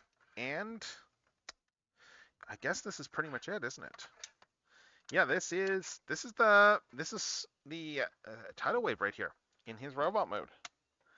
This is tidal wave. So I'm just gonna make sure I get everything locked in here. Everything's secure. Everything's secure, and yeah, that is the full combined tidal wave. So yeah, he looks pretty good here. Um, we do have an alternate face sculpt for him here. It's just like him with an open mouth. I'm just gonna put this in, and he does come with a battery too for his light up functionality. So that's cool. We're gonna put that in too. Yeah, we got a battery right here. Um, yeah, so tidal wave. Let me just see. Let's adjust this camera up a little bit. Yeah, so tidal wave there. He is big. Let me just show off some of the articulation on this guy, I guess. So I'll start with the legs. So we got these ankle tilts right here. Some nice ankle tilts. And they also can go down like that. Heels just are out there. Knees about 90 degrees. And now that he's on his knees, we can actually bring him down, and I can better show some of this functionality. Um, very very fluid. Like there's ratchets there. It's got fairly decent ratchets, but like they don't feel like they're overly like weak ratchets or anything. Let's see. Waist, we have a little bit of a waist, not a lot of a waist because of just how far down this sits. They took a different approach than the Hasbro one took for the crotch for Tidal Wave. Because they've got the whole limitation of all this being like the crotch plate. So they took a slightly different approach. Like he still has a little bit of a waist, but it sits a little bit above the crotch area. Let's see. Yeah, we got the swivels here. Yeah, some nice ratchets here. It's pretty fluid. It's pretty fluid to transform all this stuff. I will show this again here because you weren't here for this the first time, the Minicon gimmick. And I should actually transform the Minicons too. Because he comes with two Minicons. That's because they changed the jet design like in development, so they just kept both in them. So we've got we got two different types of jets here. Yeah, we got two jets. We got two jets here. They are both nice jets. And he actually does on the aircraft carrier, I was showing this earlier, he can actually launch them off the carrier deck. Like there's actually like a spring-loaded mechanism to actually shoot these guys off the flight deck, which is really cool. But yeah, so I'm just going to transform the Minicons here. Let's bring it up like this. And then this one here, it's just legs are on sliders. There's one slider. Legs are on sliders, like that. They're a little bit loose, the legs, but let's see. So, Minicon. It's a tiny little one. It's smaller than like the Armada Megatron Minicon. This is Fans Hobby that made this one. This is Fans Hobby. They've been doing a lot of Armada and Energon stuff recently. Last week I actually opened up because they did the Armada Jetfire and Overload for like in shattered glass colors there. So I opened those up to go with my Armada Shattered Glass Optimus that they had done. But yeah, they've also done the Armada Megatron. They've done Energon Optimus. They've done Energon Wing Saber now. Yeah, they are very much doing a lot of that. They are very much doing all the upgrades.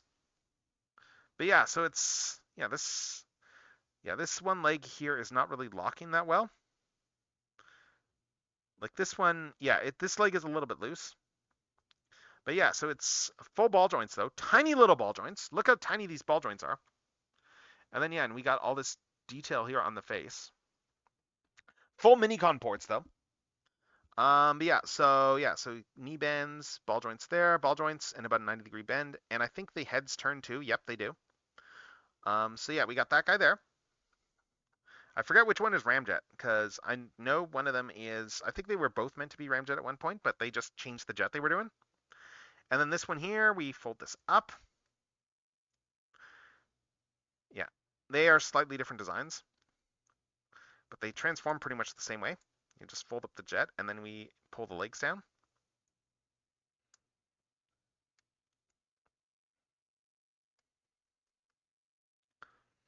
Yeah, so that's just like that. He's a little bit tighter in terms of his legs. Knees are a little bit tighter, which is good. And again, it's the same sort of posability there where we have these knees. We have 90 degrees here. We have just these shoulders. Like they are both really nice Minicons. Just get this to focus. Let's just try and get this to focus here. But yeah, they're both very nice minicons here. They're both really cool. But what else? Minicon functionality though, as I was referencing, I can have him hugging a tidal wave right here, and then I can use the minicon gimmick. Actually, does the gimmick still work in this mode? It should. Did the gimmicks? Huh. Weird. Does the gimmick only work in alt mode? Because he does have the full gimmick where, like, in alt mode there, where this, maybe it's just an alt mode thing. Because, like, in alt mode, this whole thing can press, yeah, it's not moving now. But in alt mode, this whole thing can press down and, like, do the whole rotating the guns. Oh, Fans Hobby does a lot of this sort of stuff, because they've done Headmasters. Like, they've done Headmasters and Power Masters as well. And those are pretty much, like, the same level of articulation. Like, they've done a lot of they've also done a lot of Master Force stuff. So they've done like God Jinrai. They've got a Metal Hawk just coming out that just came out there. That's got like Pretender Shell parts. They did Overlord, Minerva, Ghost Shooter, and Cab. Their Double Dealer is really nice. I love their Double Dealer. It's a fantastic toy. And they do a lot of TFCon exclusives as well. They tend to do a lot of repaints of their toys for TFCon. Yeah, let's see. Oh, they did Buster and Hydra as well in the Dreadwind and Darkwing colors too. Yeah, we got this nice heavy ratchet here. It looks like it only goes to about here. So it's a bit more limited in terms of articulation for moving outwards. But I think that's just a consequence of the design. I'm just trying to making sure that this is locked in here. There. Let's see. Wow, really good articulation in the arm here. Again, nice and clicky. Nice and clicky above the elbow. And then fingers. Fingers are just individually articulated here. Oh no, or are they? Yeah, they're all individually articulated. They've all got 2 points of articulation on the fingers, but they don't really spread out or anything, so there's not a lot you can do. Oh, the Jurassic Park ones. Yeah. Yeah, they did those as Amazon exclusives too. Yeah, those are great. Those are fantastic toys. I really like the yeah, they have the T-Rex, but then they have the other set too, where they have the Dilophosaur and they have they have a Dilophosaur and they have the Jurassic Park yeah, they have the actual Jeeps there as well, and the Jeep turns into Wayne Knight's character, like Dennis Nedry there from Jurassic Park, which is really cool. Like, they actually did a pretty decent job of doing a robot likeness of him, which is kind of insane.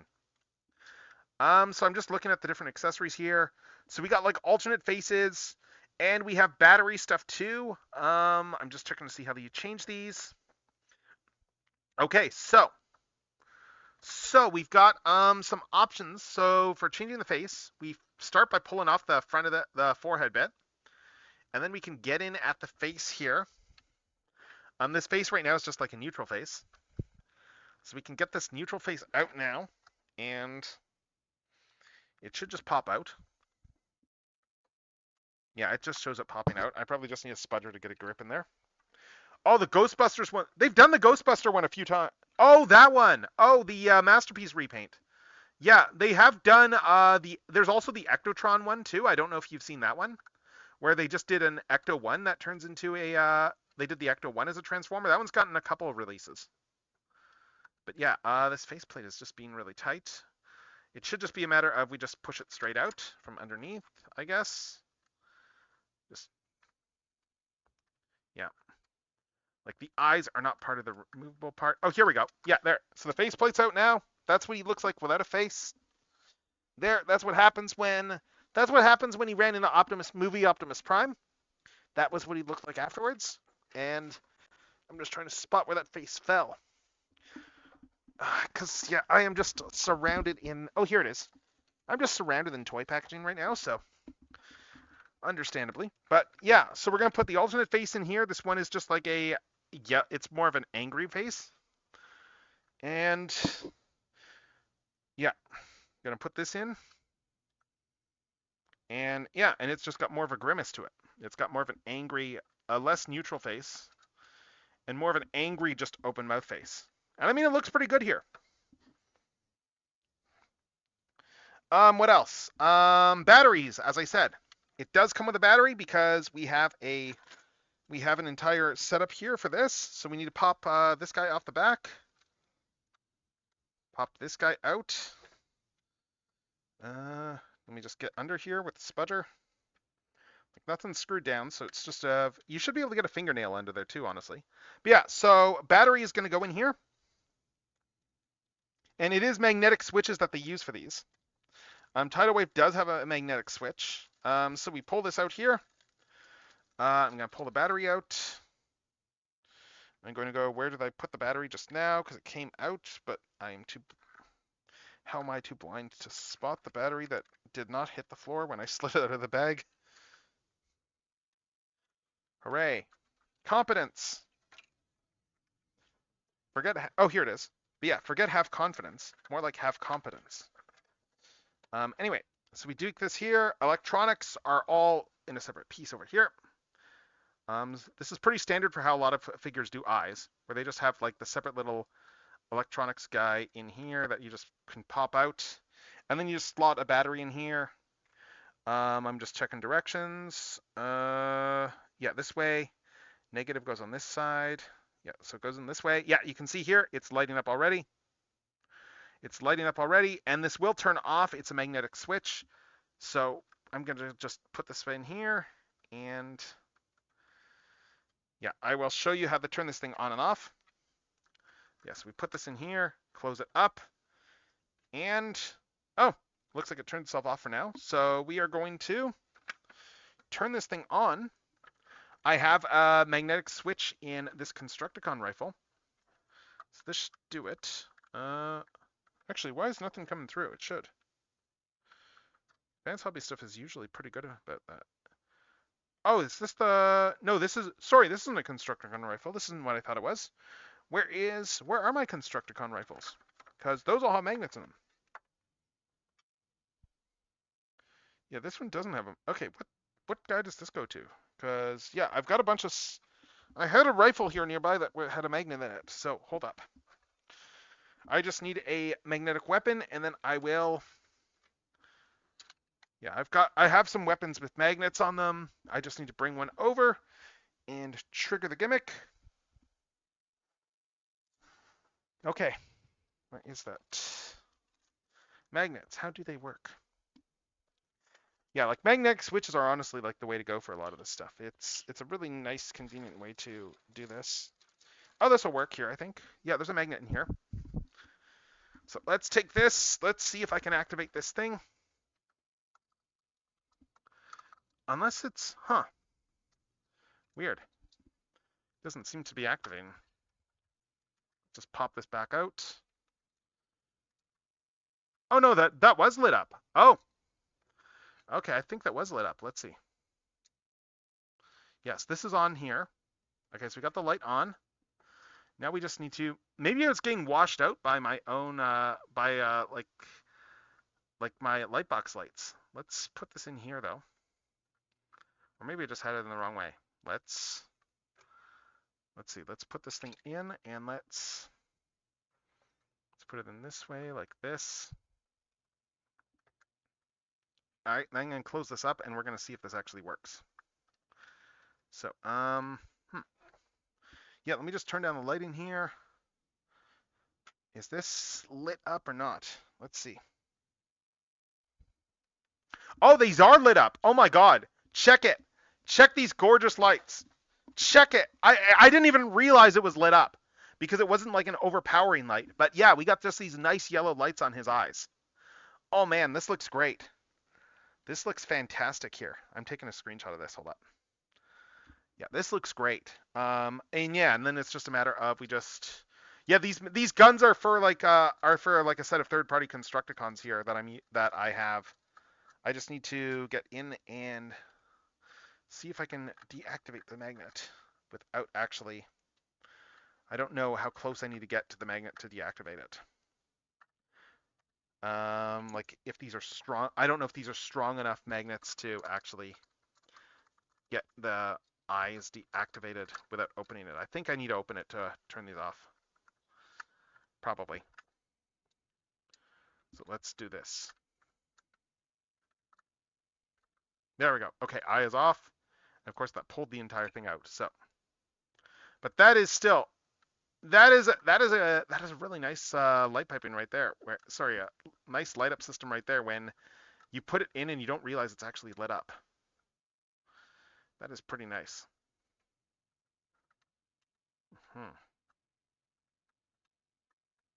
I mean, it's also like concerning because what happens if you turn it on and it's not lit up and you drain the battery? But hey, yeah, I like these magnetic setups though overall.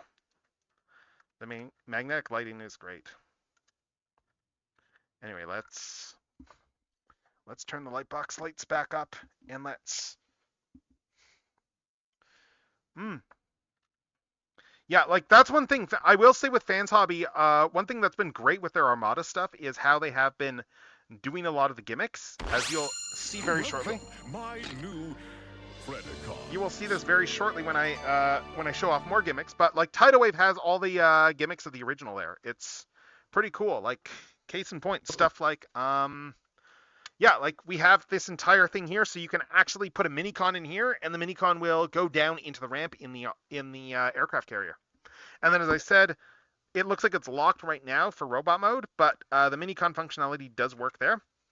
And yeah, we have a nice ball jointed head there. So yeah, some very good posability on this guy.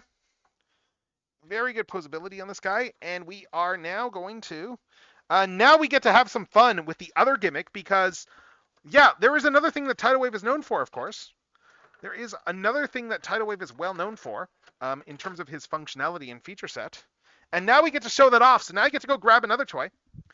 Now I get to grab another toy. I get to go and I get to grab... I've been waiting for this for a couple of years now. I get to grab this guy. This is the Armada Megatron that they made. This is their Armada Megatron. There's actually a couple new faces for him included with Tidal Wave. I haven't taken a close look at them. I don't know if I want to change any out. But let's see. Because, yeah, it looks like it's a... more of a frown and a yelling. I'm kind of fine with the heads we have here, with the faces we have here, but... And I think he's actually got magnetic switches for his eyes, too. I forget. I'm just making sure that I didn't accidentally turn anything on. Hold up. No, it doesn't look like it. Okay. So anyway, so now we are going to get into the combined modes for this guy. And I say modes because they actually have a couple different configurations. They have the classic one. They have the classic configuration, but then they have like two other configurations that make his proportions a little bit better. So I think for all of those... Yeah, I'm just looking at here. I think for all of those, it's going to go better if we put him back in boat mode first for Tidal Wave. So I'm going to take this Tidal Wave. I'm going to, let's see, let's detach all the bits here. Let's transform him back in his alt mode. Close this up. Nope, that works. That works, okay. I can just pop these off and yeah. I'm going to want these off to the side. Yeah, I'm just going to detach everything here. And right, this needs to come around. You want to turn this around here too. And then, yeah, and then bring this back up. Put this back in. Yeah. So bring this all the way back around. Yeah, this thing took a little bit to click into place once I got it, but there we go. There we go. Okay, this comes back over there, there. And now you can see the minicon gimmick in action. Like the minicon gimmick does work. You don't need a minicon for it. Yeah, so we can take this, and then it's just a matter of this guy. It's just snap this off. Just remember where the connection point is on this. Because it just disconnects at the crotch. I'm just trying to remember where it disconnects. I don't know. Their stuff is very sturdy, but I'm just going to play it safe. Where is this? The connection point for that was where?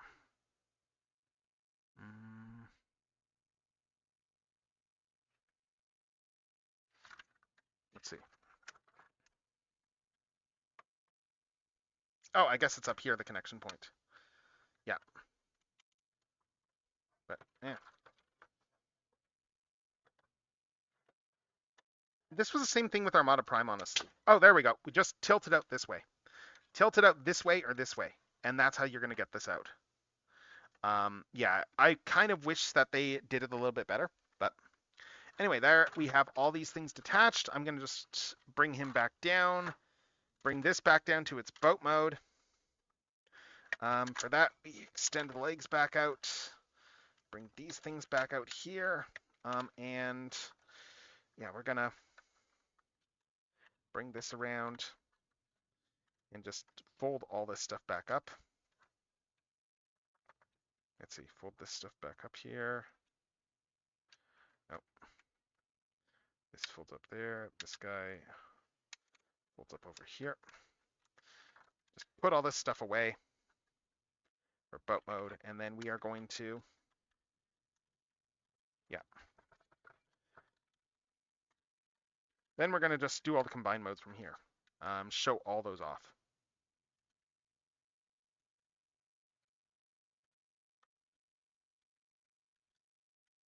Okay, so this goes down here. This guy comes around. Yeah, and then this guy closes up here. And this comes down. There we go. And then it's what? This comes back around here. This comes back around here. Yeah, so we're going to bring all this stuff over to the boat modes, and then we're going to go from here. So I need to pull, let me pull this camera out a little bit. Let me pull this camera out a bit, and we're going to do the combined modes here with Megatron. So, we are going to start by taking Megatron and getting him ready. Okay, yeah, yeah, thank you for the follow, too. Let's see. I know I'm saying that a bit late, but... Okay, so we start by bringing these back. Okay, let's see. Okay, bring this around. Let's see. We're going to want to bring this around first. And I'm just trying to remember how that goes. Let's see. So this goes here, and how does this swing around again? It's been a while. I think it's a case that we swing the entire top and bottom around. Yeah. So bring this guy around here.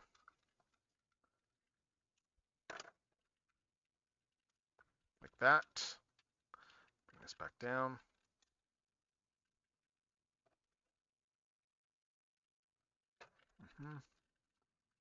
That goes around there. Yeah, and then this is going to lock there, and then we just swing the waist around.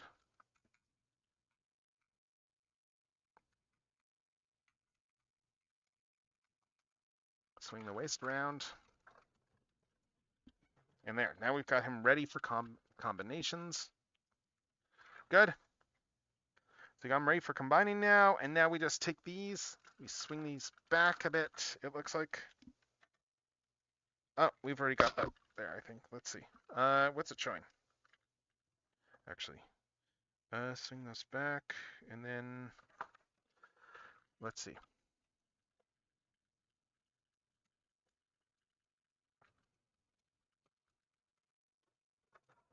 I think it's just showing, put these back over here. Which, yeah, so let's go there, and then swing these guys forward a bit, I guess. And then, yeah, then we got the boat modes. So we're going to start with the standard one. So we got the aircraft carrier.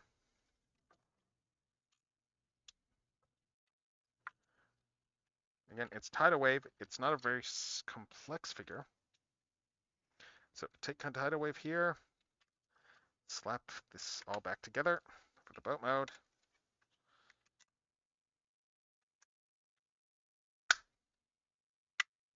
Yeah, so slap all this together here. And then we just, yeah, it's just going to be straightforward. So fold up this dagger here because he has his dagger. We take this here and Yeah. Bring the hand out. And then we just slot this in over here, it looks like. Yeah. It's just straight up just slot this in here and it just locks in, it looks like. Yeah, it just goes in like this. There. It just goes in, snaps in like that. And that's why we want to move these up a bit, I guess. So there's one. There's one, and then we just, it's tidal wave, so we take the other boat here. Bring these together. Okay, this is everything in here? Oh no, yeah, so we want to bring it around like this for this boat.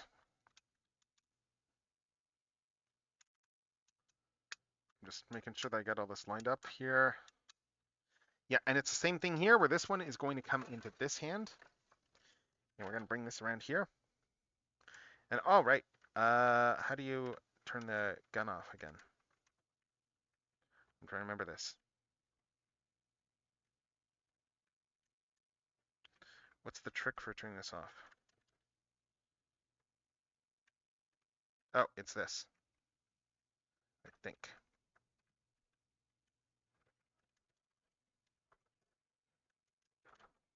Okay, there we go. That's off now. Bring him back around. Got Megatron over here with all this stuff.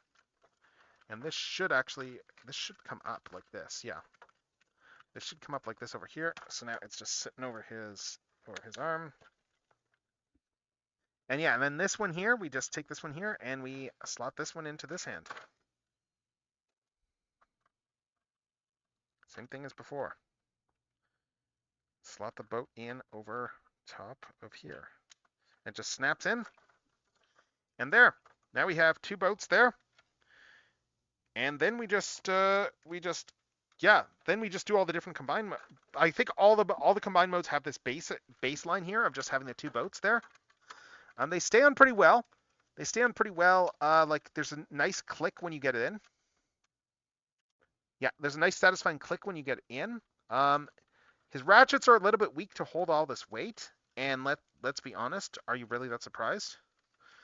Unless, oh, yeah, no, the ratchets are a little bit weak with holding all this weight from the boats. I'm not overly surprised by that, mind you. Yeah, oh, I popped off this guard here. This came out. Let's get this back on. Where did this come from? Oh, over here. There we go. Yeah, I wish I could remember what the... There we go. There. I think it's just a matter of cocking and uncocking the gun for this turning on and off.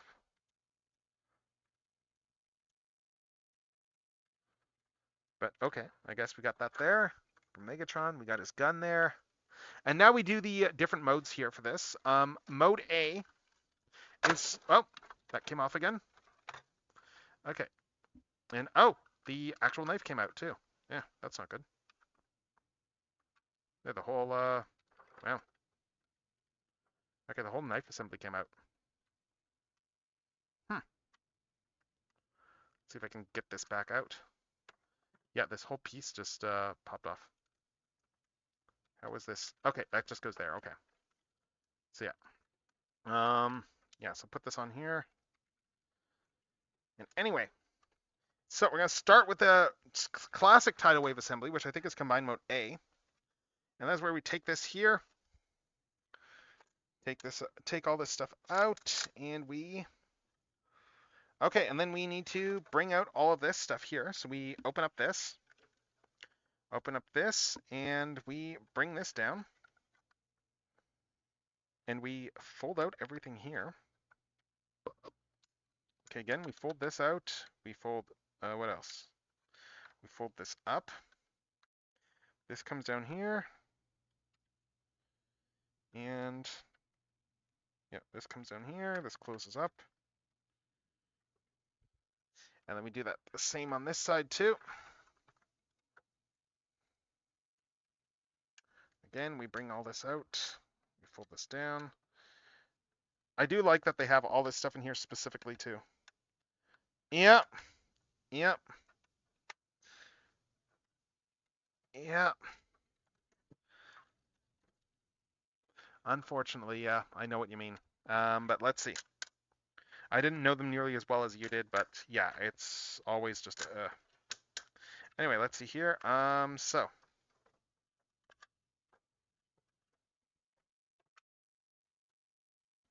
let's see. We got all this here, and then we what next? Okay, this will all come around.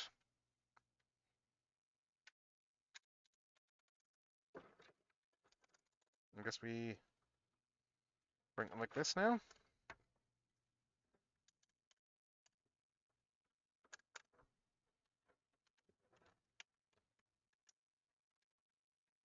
Yeah, so we bring these like this.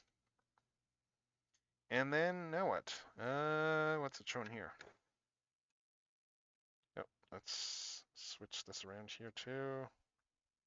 There we go. Take it like this here, and then we slide these down. Yeah, so we slide these down here. And then what else? What next? We slide these down, and then we take this stuff here, and what's the next step here? Oh, okay. Then we fold this down like this, I guess. And then bring this up. Okay. Like this. Let's see. Yeah, I guess we bring this down like this here a bit. I'm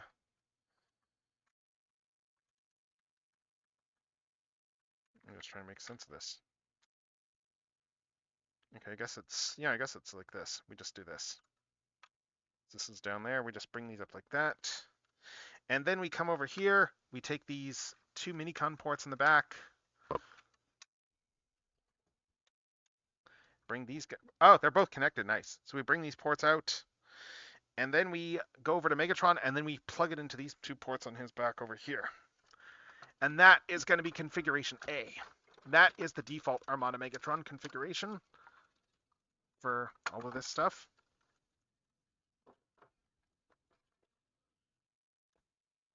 Oh, nice. It's going to slot in over there too, I think. And let's see. Just making sure I get this in. Yeah, because it shows these coming in over here. Oh, and that's why we need to move these forward. Okay. Oh, and it's going to lock into, it's going to lock into this bottom slot too. So that's nice. So we got like a few different points of connection for this.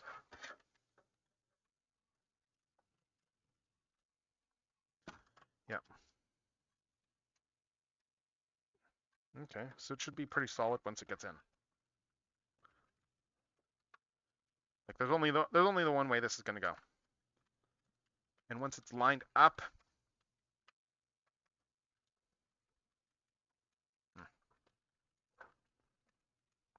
it's going to be pretty solid. But why is this not fitting in? Like this little slot here should just go in. Let me just check this here. Am I doing this right? Yeah, no, that's right. Yeah, because it should go into this slot over here.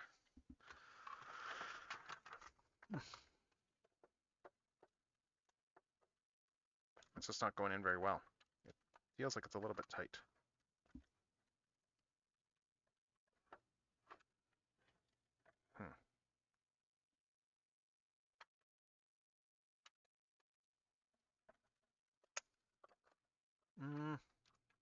I'm gonna pop these off here for a sec. See if these might go in more easily without these on. I've kind of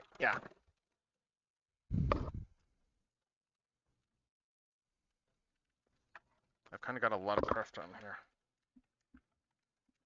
and this one's in pretty good. There. I'm just gonna see if I can get this in properly now. Now that I don't have all that backpack kibble, because this should just slide into the back here.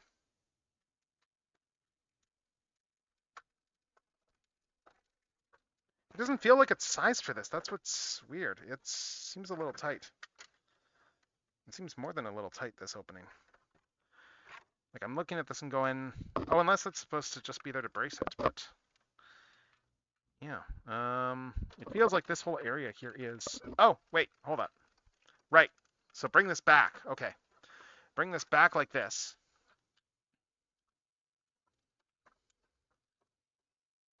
There we go. Now we got it, okay.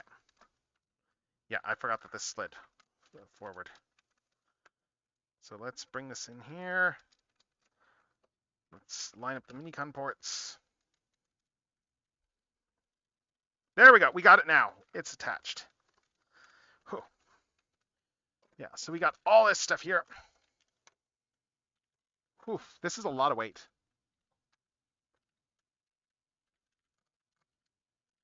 So we got all this stuff here on Megatron. He is straining to hold all this weight from just this whole wing pack. But that is the base setup here. I'm just gonna put these arm weapons back on, and let's see if that helps counteract some of the weight. Oh.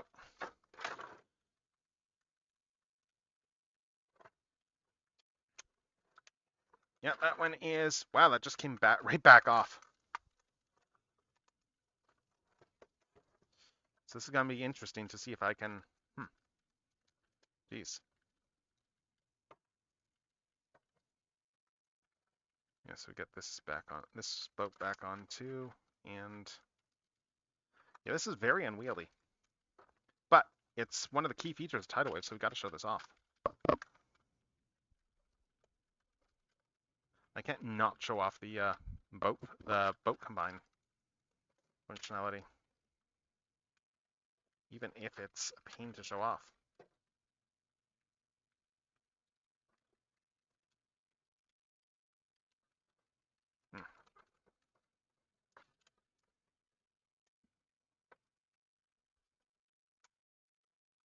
Like, it's definitely more unwieldy than the Hasbro one in terms of getting all this together. Definitely a little more than unwieldy. Yeah, and then we take this, we bring that back there, and then we put this whole backpack on.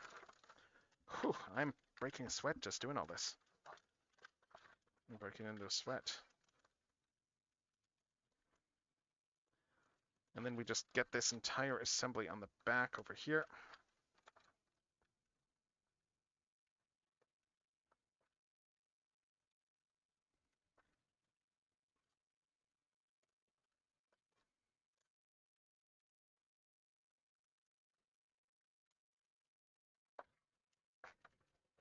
Oh, it's not all the way back. Hold up.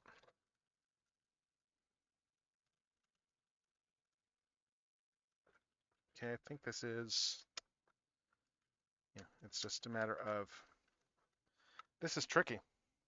It is, yep.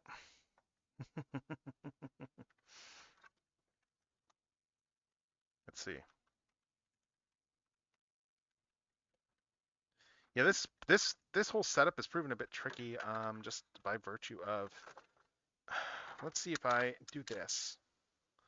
If I do this, it's going to make it a little bit easier, I think. Just to have less of that to deal with right now. And then I need to slide this whole torso back, like this.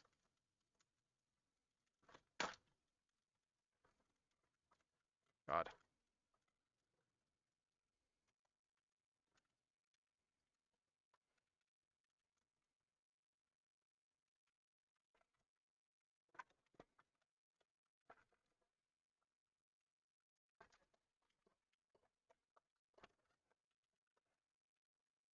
It's because, yeah, I need to slide this whole torso back and it's just not pegged in quite yet. But, okay, I think we got that. Still though, sheesh. We got all this stuff here. We got that there. We got, yeah, like it's pulling the arm blades off. Just snapping this on.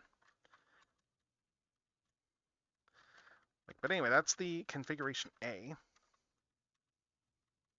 I just need to get this one back in. Oh, it is not staying on very well. This is just like crazy heavy. And I'm just trying to find how to get this back on because there we go. Yeah, like these are staying okay.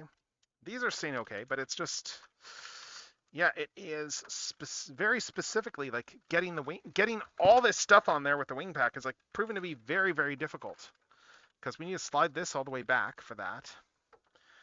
And yeah, we need to slide this whole thing all the way back. And doing that makes it, yeah, and then these shoulders are getting in the way. It's just not, there we go. Okay, we got it. We finally got it. Hold up. Let's see if I can get this to hold. Oh my God, we got it.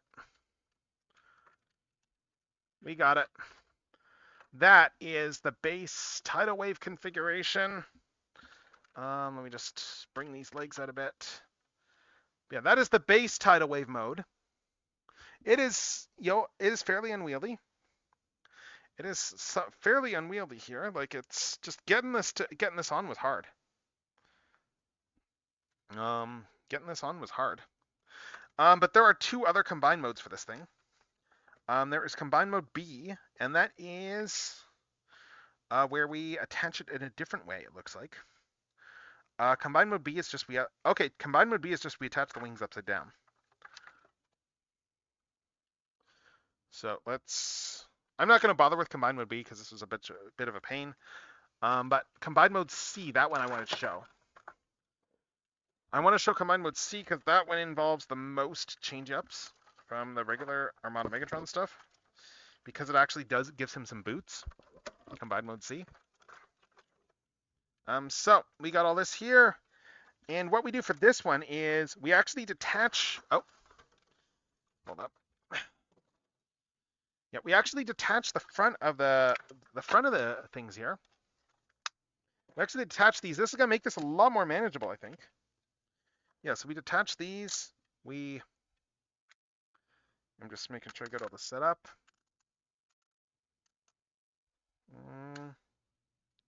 Yeah, we detach those. We get this much lighter backpack now, so this should probably go on a bit better. It's a much lighter backpack configuration, so let's see if it's any better for actually staying on. Still goes down here. Yeah, so for this backpack here, it's just a smaller one, more form-fitting, and we just slot this in over here.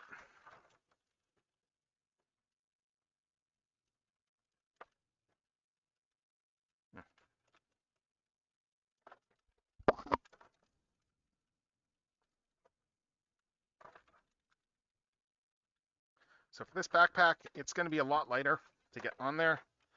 Oh, and these need to rotate around, I guess. Yes, these come around like this for this backpack configuration.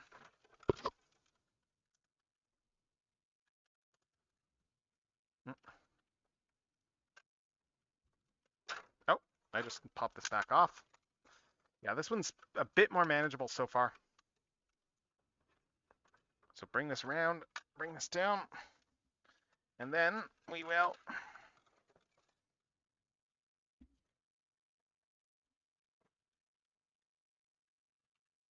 do this, slot this in. Okay, so we bring that in there. We got this much more manageable backpack. It doesn't weigh nearly as much in the back. Not nearly as heavy. So that's nice. And then we got all these booties here. We got these booties right here that come off. And these are just going to be a case of... Oh, this looks easy. We just fold these down. Looks like we can just fold this down here. And then we just slot this onto his foot. And then we fold it back up. I'm just making sure I do this the right way. Yeah, it's this way. Yes, this one just goes here. He just stands on it like this, and then we just close this back up here. And there, now Megatron has these giant booties. And then once we do that, what's the last step it's showing here? Oh, there's a heel support that folds out too. Okay, so this folds out here, that gives us some additional heel support. And no, this just goes up to the top and closes the top up. Okay. Yes, this guy comes out at the bottom, that goes up, closes up the back of the boot. And then yeah, for this one too, this comes down, he steps in.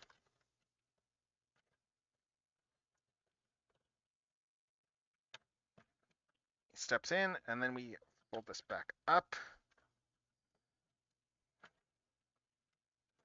And this one's not quite going on. Oh, his foot's not quite in.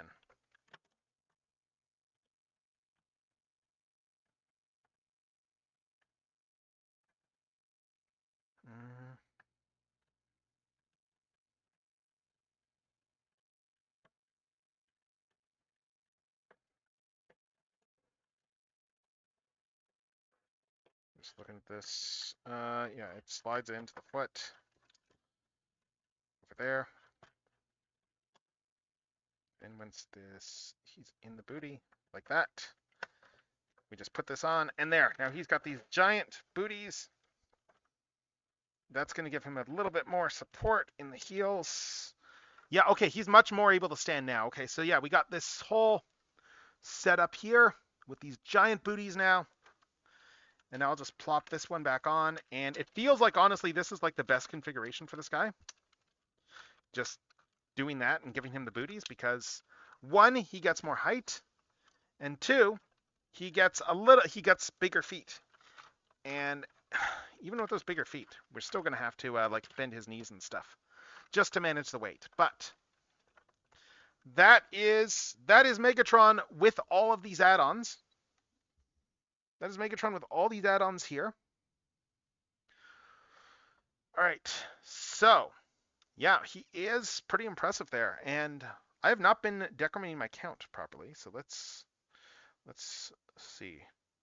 We're at 8 anyway. Let me just double check this. 1, 2, 3.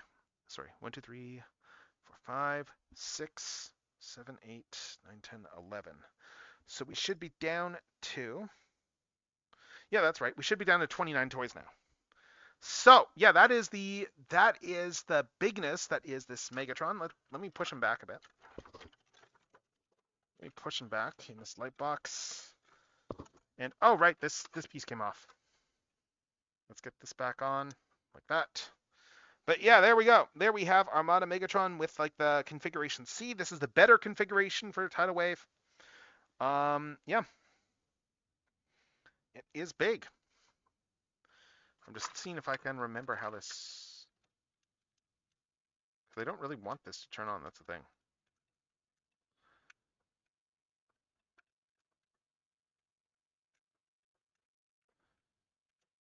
Okay, I guess I'll just do it like that. But yeah, so there we have Megatron with Tidal Wave.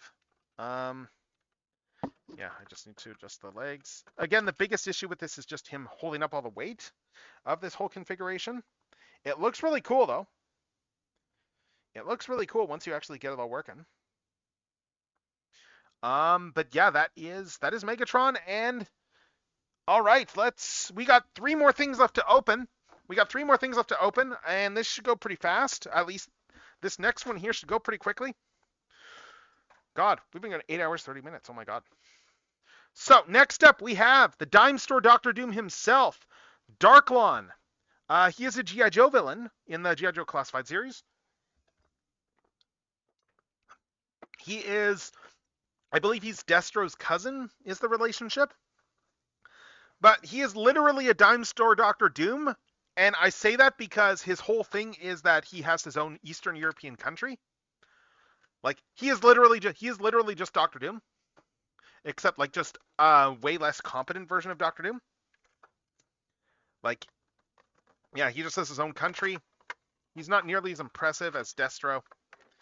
Like, his main claim to fame is he's related to Destro and he does stuff with Cobra. So, let's get Darklon open here, and yeah, and we have the base figure here for Darklon.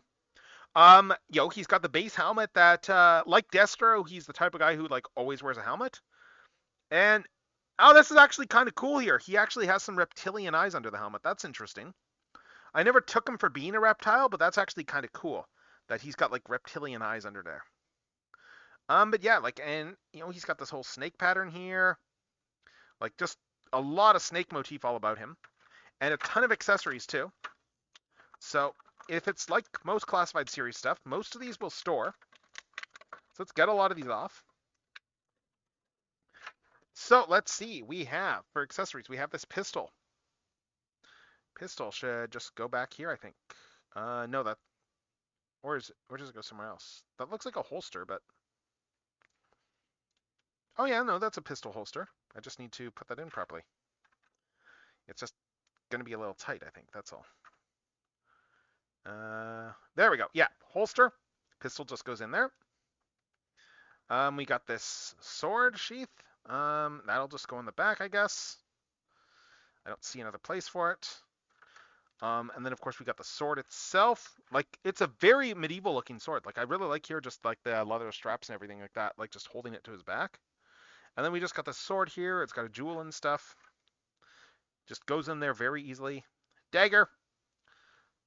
Dagger just goes down there. And then, yeah, and then we just got this giant ass rifle of some kind. I don't know how he's supposed to hold this. How do you hold this rifle? Like, there's no... Oh, it goes like this, I think. Ah, yeah, I see.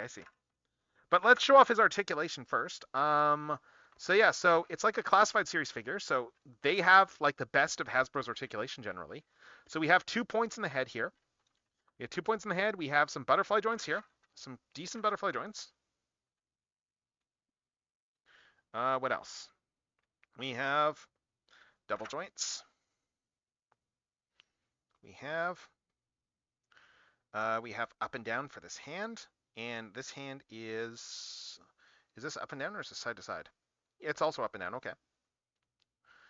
All right, but yeah, full wrist swivels. We got a swivel up here too. Classified series is generally pretty good. Yeah, we've got swivel up here, swivel up there at the top. Then we have a waist swivel as well too.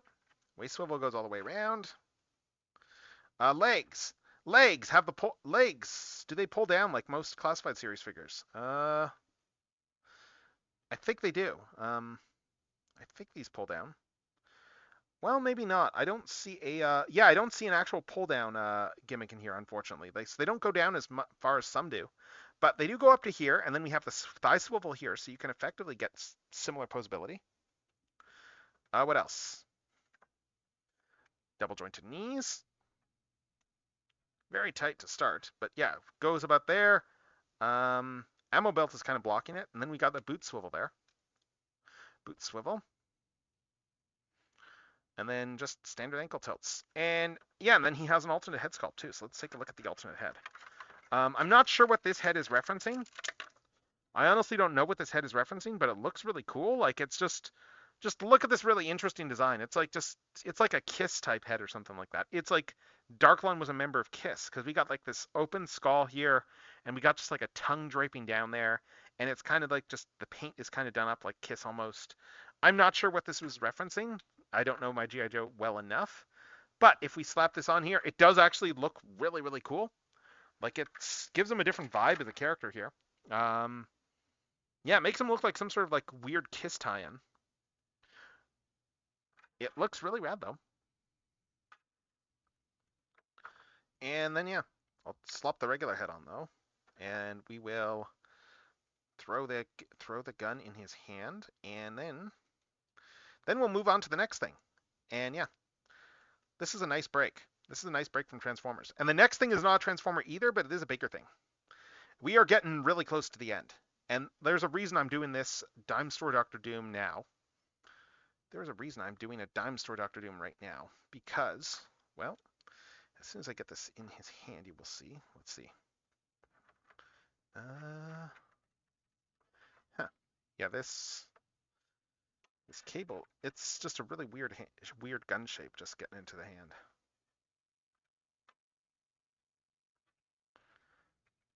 this wrapped around and in there. Because yeah, it's the tricky part is I need to get around the thumb too. But I think it would be even harder if I did it on the other hand. Or not. Let's find out actually. Oh yeah, no, this is gonna be like pretty impossible to get in on this hand, I think. But well, yeah. Well, maybe not. Yeah, no, it will. Let's see if I can get this in his hand though. Because I want to have Darklon holding his weird gun. His weird gun that is not very well designed for hands. Because once it's in there, it's not going to come out very easily anyway. This is why the soft plastic hands are alright for this sort of thing. So let's see.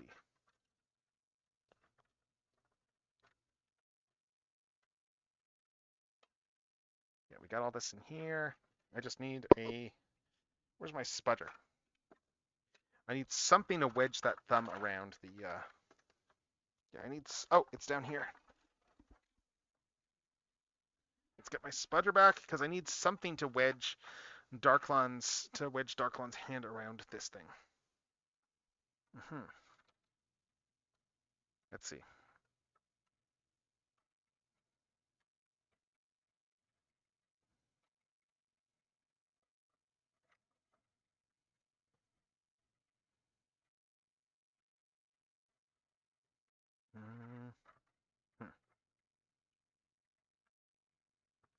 They didn't make this very easy. It's a very, very difficult gun design. I pity the people who had to do the toy photography on this thing. Because that must not have been a fun job. Yeah, let's see if I can get this open. I just need to pry this out. And then pry this thumb out like that. Okay, I think we're almost there. Got the thumb around there. I just need to get the fingers around. And the trigger finger out.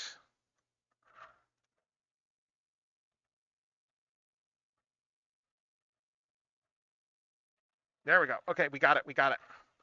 Check it. We got it. We got him holding his gun. It only took like 5 minutes, but we got him holding his gun. And it's a weird, unwieldy gun that Darklon has here. It's a weird, unwieldy gun, but it's a gun.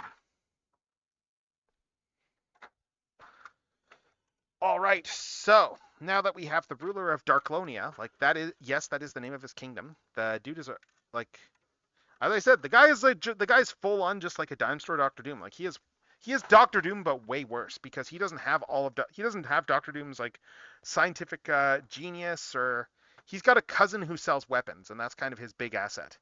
He has a cousin who's a weapons dealer. So that's really like Darklon's whole thing. Yeah. Let's see. Anyway, I am going to...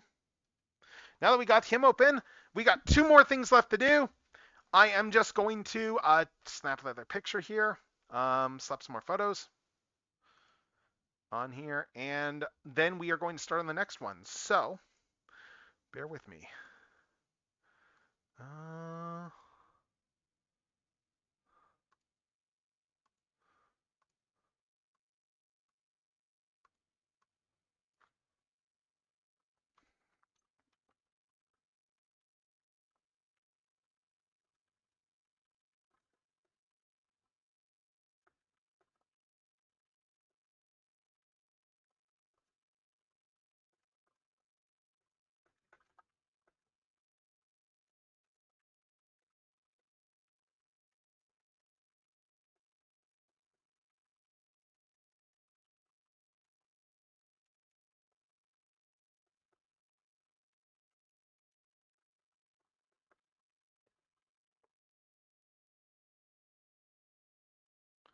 All right, let's see. I'm just posting this here.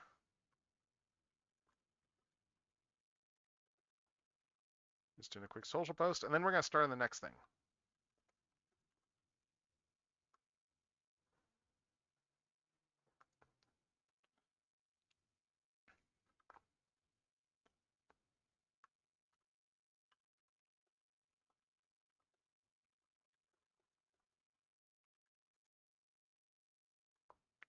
All right, let's see.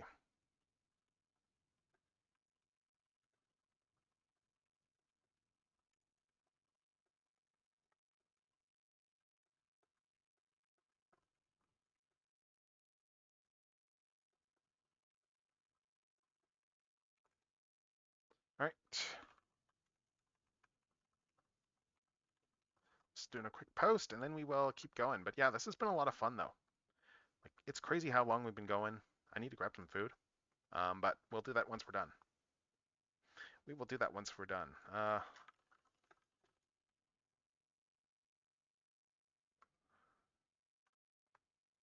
All right, so let's get on to the next thing here.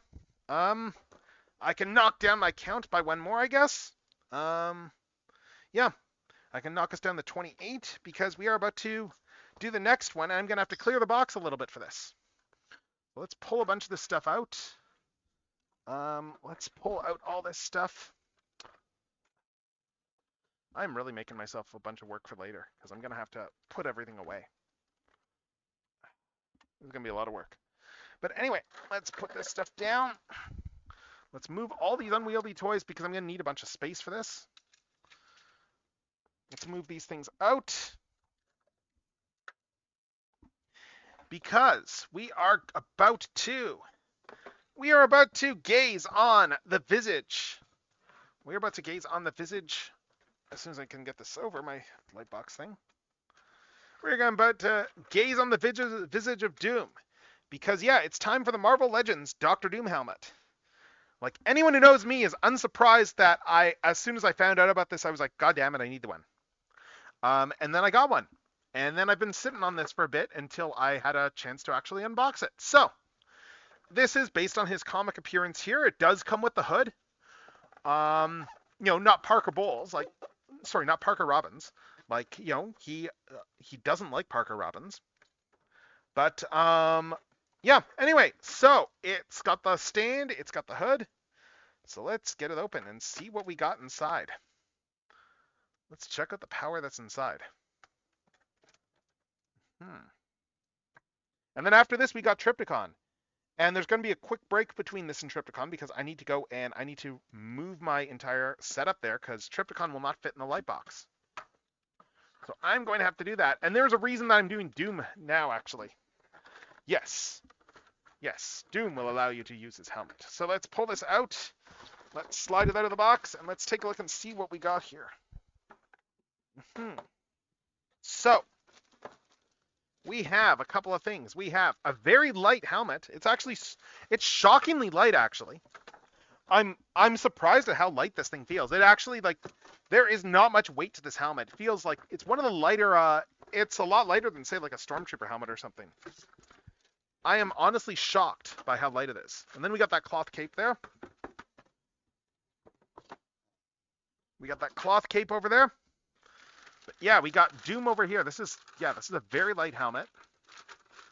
Very light. And let's just take a look and see what we got for this setup. So we have some padding around the eyes. We have the little grill. We got the grill over here. I'm curious to see if there will be anything that shows through the grill, actually. It might. Oh, yeah, it might show stuff through the grill. I honestly don't know. It looks like we have a separate grill piece over top of here for the mouth. Interesting. Yeah, I'm very curious to see if that actually shows me. Yeah, I think that I don't know if this is translucent or that's going to be interesting to see. But yeah, so we have this Doom helmet right here. We have the cloth cape right here. This is just the hood, of course. If you want the cape, you will have to get the cape somewhere else. But we have the whole cape here. The whole hood here. The hood feels really good, actually. It's a pretty solid hood. Let's see. Bring this out. Bring this out here. And it's just going to be a case of we have this hood, and you have an elastic side over here, and then this is what's going to go over the head. And then we will put the helmet in the hood. So I'm just going to do a quick demo of this. So it'll be like this here. So yeah. Oh, this is going to look really nice. This is going to look really nice here when it's on a head. And then we've got the helmet stand and all that stuff. So Because yeah, I do appreciate that they put a stand in here, and it is like all adorned with like a like just Doom aesthetics. So we've got the bit that the helmet goes on.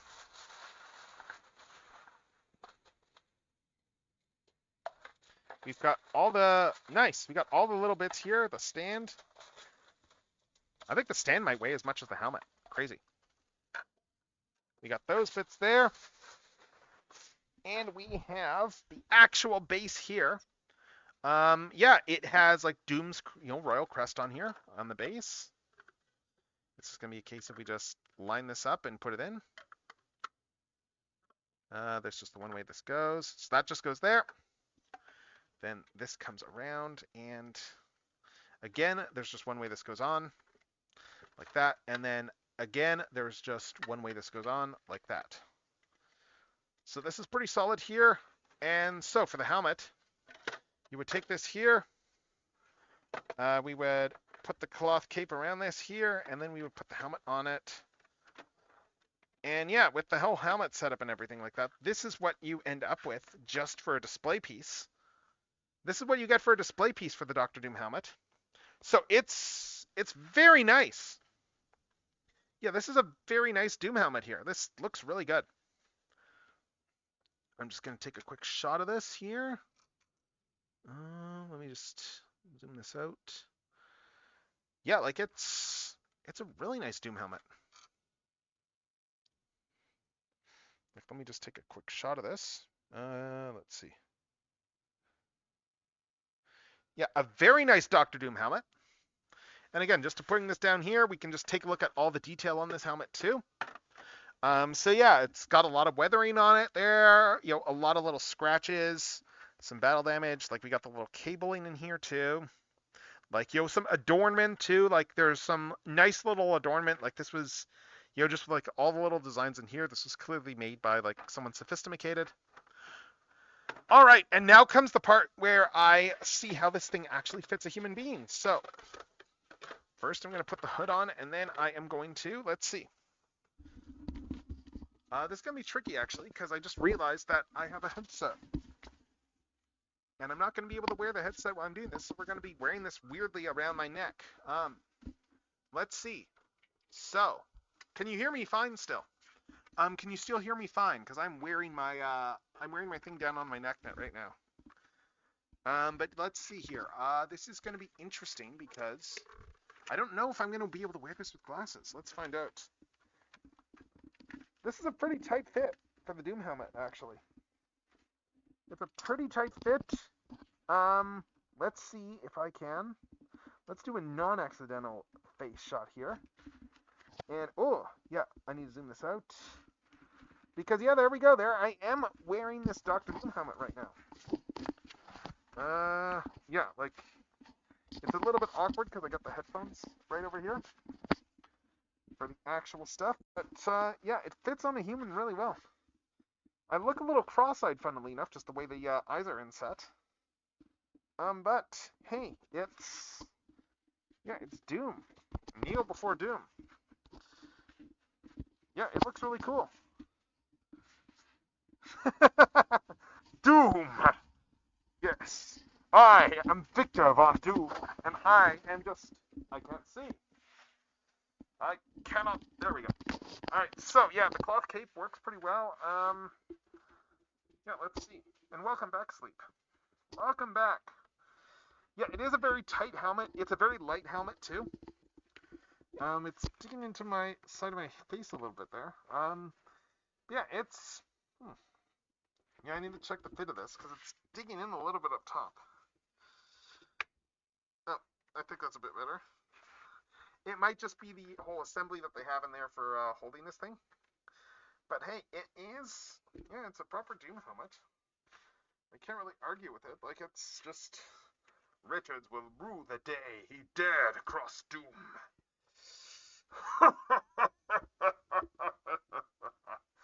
I am Doom. Look upon my face, Richards, and despair. Alright, yeah, let's see here. Yeah. So it's weird lighting right now, because yeah, I'm just like, all my lighting is in the light box. Let's just try turning this down a little bit. Okay, I think that's a little bit better. Maybe not. But yeah, no, it's a cool Doctor Doom helmet, this whole setup. It's funny there too how I'm not even trying it. Just like I've just got a fairly neutral expression right now, but it feels like I just have this permanent. It just feels like I have this. Just looking at the face here, like it almost looks like I have this like permanent, just I don't know, this permanent intensity. Even though I'm not really showing much intensity right now. I don't know, but it's really cool. It's pretty cool that this thing exists. Anyway, we have one more thing to open up. We have one more thing to open up now. And that thing is going to be coming. I'm going to need a quick break before I can do that because I'm going to need to move my filming setup because it is too big to fit in the light box. So, bear with me. I'm going to just do a BRB and we will be back in like 5 minutes with the last thing on my list.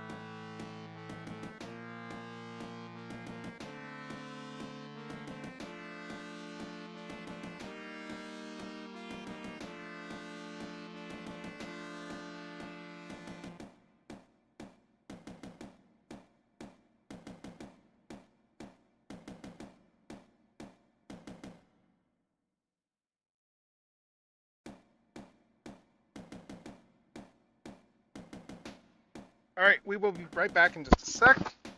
I'm just finalizing stuff. Like, why is my headset not fitting properly all of a sudden? I don't know. It's just suddenly not fitting right, and that's not good, because I use this thing all the time. I don't want to buy a new headset.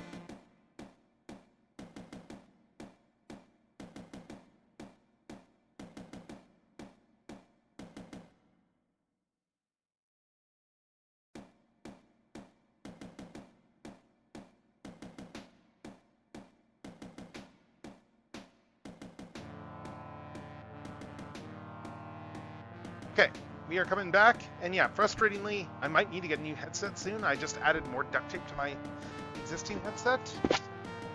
But yeah, let's see. Let's get going on this. Let's get going on this Triptychon, shall we? I'm just double checking some stuff here. Oh, this will work nicely. I was gonna wear the Doom helmet with this, but frankly, logistically, that's not gonna work very well. So I just need to grab my scissors. Yeah, just grab the scissors, and then we will come over here, and we will start this. So yeah, yeah, we're gonna be doing this just wearing the Doom hood. I was gonna do the helmet, but you know what? Yeah. So anyway, a slight immersion break here as we do this. Yes, I've got a human mech apparently, but yeah, we are going to be opening this guy up next. Age of the Primes Triptychon. This is a new Titan class Triptychon here. It is a re-release of the previous one that we got it like probably a little over a decade ago. And it is just done up in a new color scheme, a new cartoon inspired color scheme more so, rather than the toy. But yeah, let's get this thing open.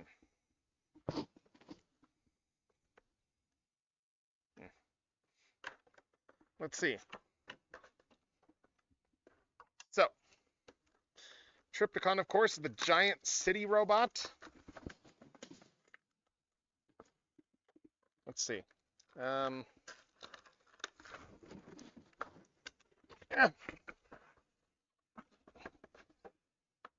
Yeah, I was going to wear the whole Doom helmet, but honestly, it is a little tight on a human. Yes, it was almost a decade ago. It's scary. It's not quite as nice to say the Black Zarek Legacy box in terms of how that thing opened up, but yeah, here we have it. Here we have Triptychon. Not tryptophan, Triptychon. And yeah, we are going to get this guy open. Yeah, I'm wearing the hood at this point for more of a mystique sort of thing there. Like, let's be honest, if you see, like, my Dr. Eggman cosplay photos are all over on my own feed, so my face is hardly a secret, but, I mean, I've also been at this for, like, yeah, I've been at this for a bit today. But yeah, we're going to get this open. We're going to get him out of the box. The big difference is, as I said, it is a cartoon colors Triptychon more so. They went more for like a darker black as opposed to the more charcoal gray of the original Trypticon release. There's also much less clear plastic on this toy. There was much less clear plastic on this Trypticon. Like they got rid of most of the clear plastic on him. Like there's still some orange clear plastic, but like a lot of the stuff, like all the clear plastic on the ramp, for instance, that's just gone now. And here is the central part of Trypticon. I guess, yeah, it still keeps up the antagonist vibe. It still keeps up the antagonist vibe, and it lets me actually see. So, I've got a couple of legs. I've got a couple of legs here.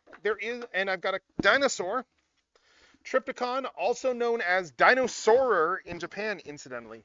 Like, not dinosaur, Dinosaurer.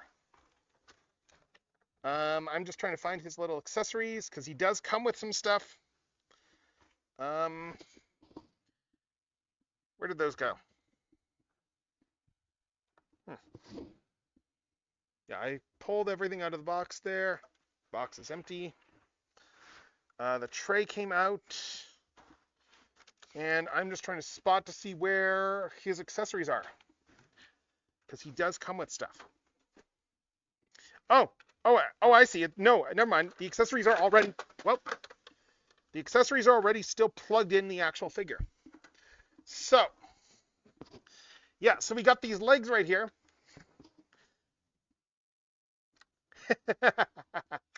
So we got these legs right here.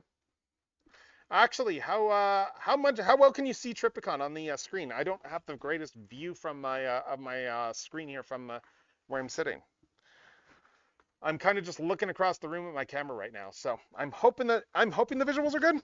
If I need to move the camera down, let me know. I can adjust it. But yeah, so we have these giant dinosaur legs right here. Yeah, giant dinosaur legs. There's an elastic on this one still.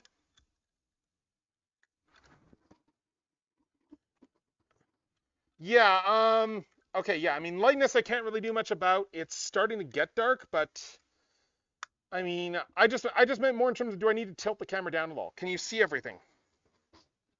Can you see everything on the, can you see everything, or do I need to tilt the camera? I thought I angled this all right, but I'm not sure. Actually, I should probably, yeah, so we got these giant dinosaur legs here. These are going to just slot into the main body. And yeah, actually, did he not have instructions or anything? Yeah, I'm just trying to find the paperwork. It must have slid out when I pulled everything out.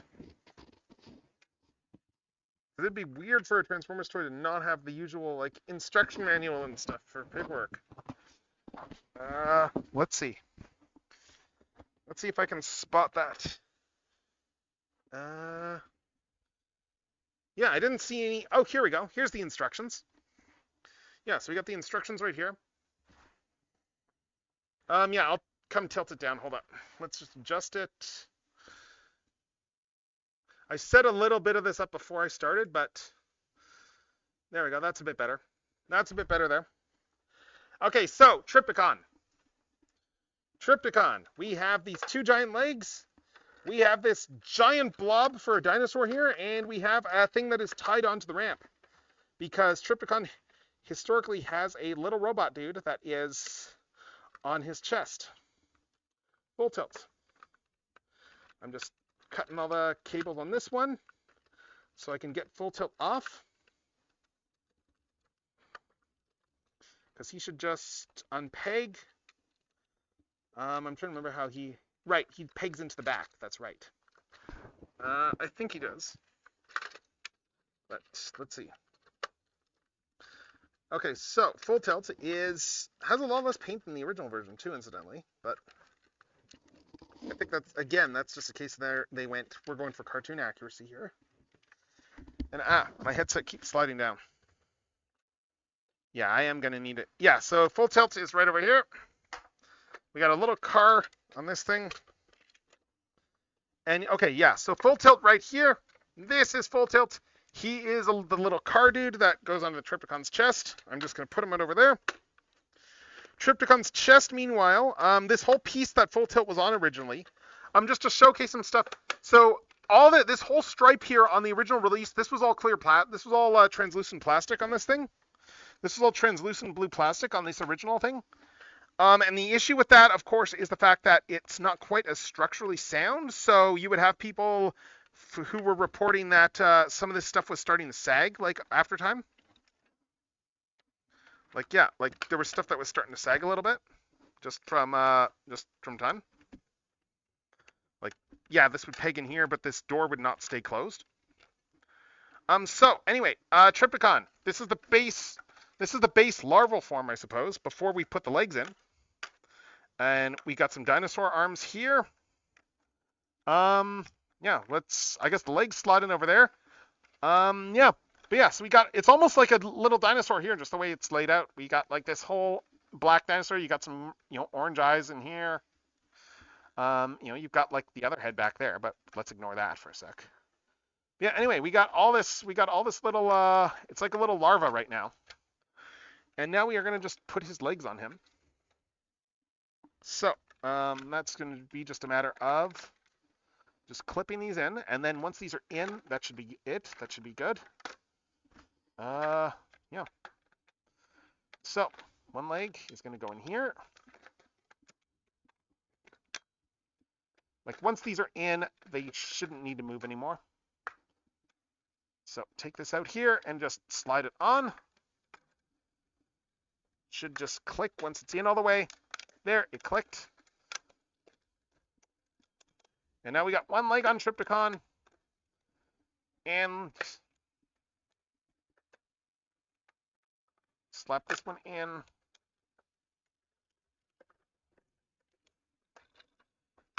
And there is Triptychon's other leg. So there. I'm just trying to get these two. It doesn't look like these are. Oh, there's a locking mechanism in there for the legs. Is that new? I forget. But yeah, there is a whole locking mechanism that they have in here. For just locking the legs in place. I'm just seeing if it actually works or not. Or if this. Oh no! This locking mechanism isn't for the legs. It's to lock the sides in.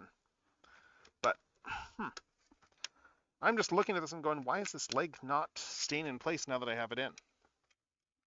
It doesn't feel like it's. Yeah. Yeah, it doesn't feel like these legs are really locking here. But, weird.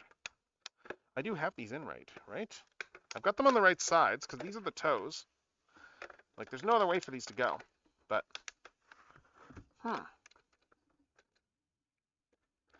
Anyway, though, let's get this guy into his first mode. We're going to do the base mode first. We're going to do the, let's do the spaceship mode first. Spaceship mode is going to be, how do you do spaceship mode on this guy again? Spaceship mode, right, is this side at the front.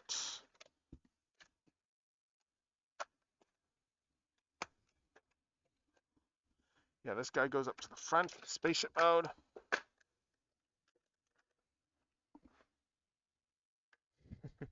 They don't, but there is a comic that was done with Triptychon there for Transformers Legends that very much gave him like Shin Godzilla multiple modes. So there was like a larval mode for him as well. I'm just checking to make sure I got this all in for the thing right. I'm just looking at the instructions. Did I put these in the right way? I thought I put these in the right way, but I'm just checking this here. Yeah, because the legs.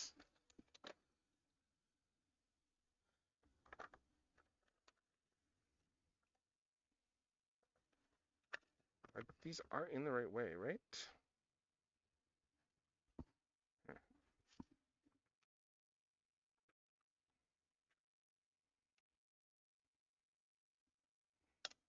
I think they are, but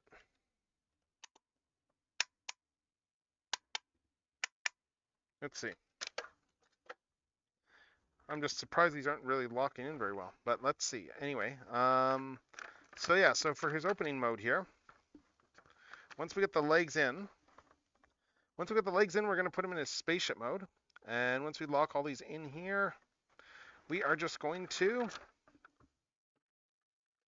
Spaceship mode is just where we need to bring all this down. Just remember what the step is for this. We need to open these legs open up. Oh no, do we do that? We don't do that for spaceship mode, right? That's for base mode. Oh, wait, I remember now. Right. So, spaceship mode. We got some command towers here. These are going to be guns. But this is where we unlock these things here. We untab these. We untab this over here. And we bring the legs. Yeah, let's bring this leg back and around. We bring the legs around like this. We get the guns facing forward now. And what else is there for spaceship mode? Yeah, we bring the guns forward. And then we just fold out these little wings.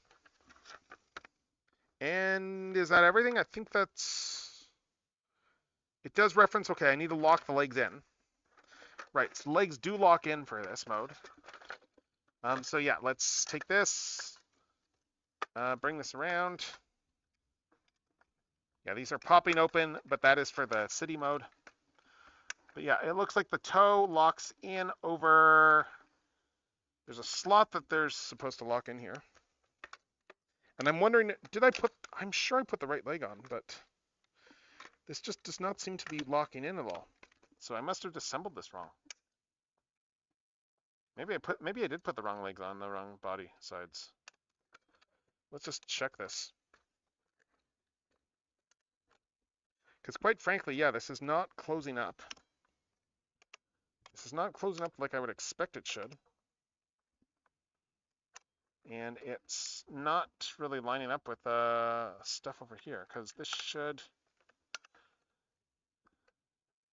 Yeah, because this leg should line up with the slot over there. So yeah, these must be on backwards. All right, let's slide this back out. Since we clearly can't assemble a dinosaur to save our lives, let's slide these back out and let's try this again. So, let's try assembling this guy again. So we got these here. Let's see.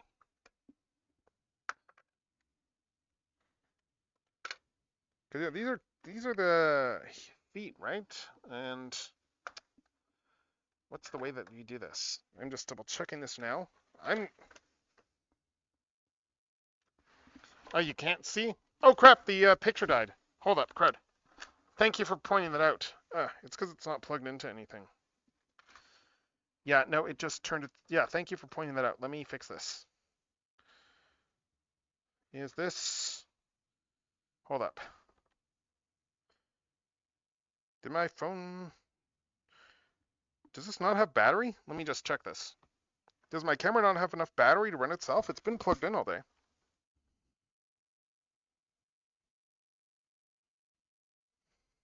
I'm just restarting this. Let's find out. Worst case, I will just pivot to other stuff. I will pivot to another method for just getting picture across. Worst case, I just use my webcam. But I am just surprised that this camera turned off. Thank you for letting me know. So let's see how this goes, and yeah.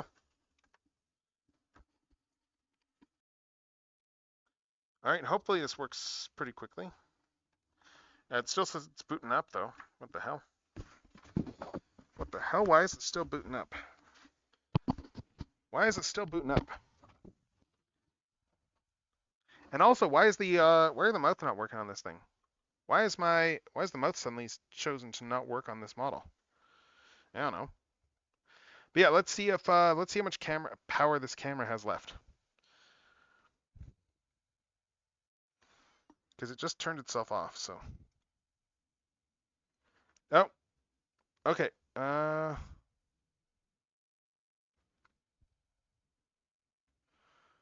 right, it just powered down again. So okay, this camera must be dead. We're gonna have to switch to alternative methods here. I'm gonna have to figure something else out. Let me just see if I can fit him in my light box. Hold up. I don't think he'll fit, but Yeah, no, he's not going to fit. I'm going to have to get clever here. Let me think about something. I can use my other camera, or I could I'll just switch to my webcam. I'm just going to switch my setup here. We are going to guerrilla style this so that I can actually see the, because I want to make sure I can actually see chat while I'm going. So we are going to just stopgap this. We're going to stopgap this and hold up. Also, I don't know why my mouth isn't moving on this model anymore. That's weird. I don't know why it stopped moving. I don't know how long ago it did that. Yeah. Okay, I'm just going to restart PNG Tuber Plus.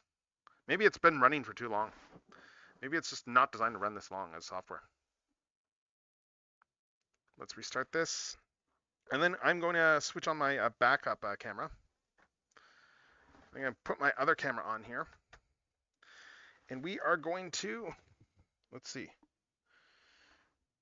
And we are going to, let's see, while using the app. All right, and we are going to set this up here, and I am going to make sure that I have all this set up. And I'm just gonna use the front-facing camera so I can actually see what's going on. But yeah, I am going to be doing I'm gonna just straight up have this guy in my lap for this, so bear with me. Bear with me on that. I'm gonna have this fixed in just a jiff. And yeah, just a graphics interchange format. I'm gonna have this fixed, and yeah, I'm gonna have to get a new headset. This frame is just breaking. This frame is just plain breaking right now, so we're gonna have to get a new headset at some point. But let me just see. Where's the other camera? Where is the other camera? Oh, sweet, there it is. Okay. Yeah, so we're gonna have the other camera. We're gonna do this a more guerrilla style and just sitting on my computer chair and doing this. So let's see how poorly this goes. Okay? All right, so anyway, we're going to do this from here. So Triptychon, I need to get the legs installed properly this time. And for that, let's just double check the instructions here. I'm hugging a giant dinosaur.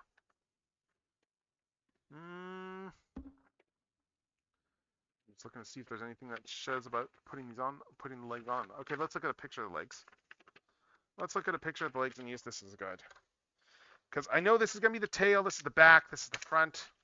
So I need to take this leg. Yeah, this is the front foot.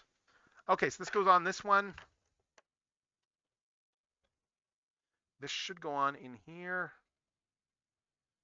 And let's see.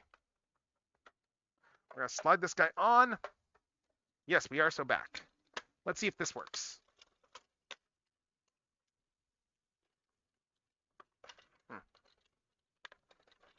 I'm just puzzled that this doesn't seem to actually be locking in place anywhere. I'm like, is this... Oh, I wonder. Oh my god, is this on upside? Did I have this leg turned upside down? Watch as it turns out that I had this upside down or something. Let's find out. Oh no, there's only one way this goes on. Oh, yeah, I have this backwards. Yeah, because the head's tilted backwards.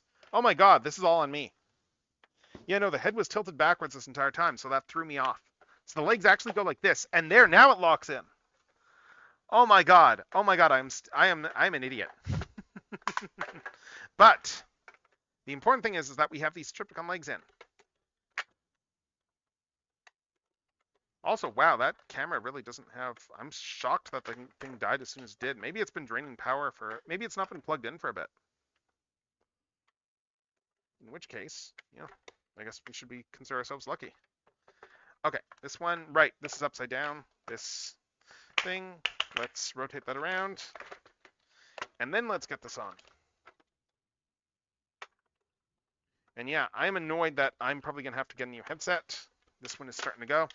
Yeah, so these lock in now. Now these legs just lock in nicely. And now I can put him in his configuration here for the base mode. Like what we were going to do. And for that, we're going to take this around here. We are going to bring this leg in like that, peg it into the side of the body, peg that into the side like this. Let's just show this over here. So, leg, unpegs from here. It's pretty stiff now in a good way. Let's see. So leg comes down.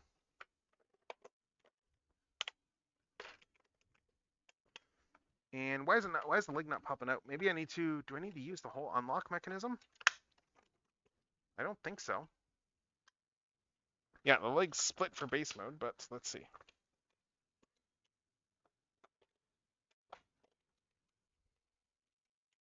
Yes, this all comes down here.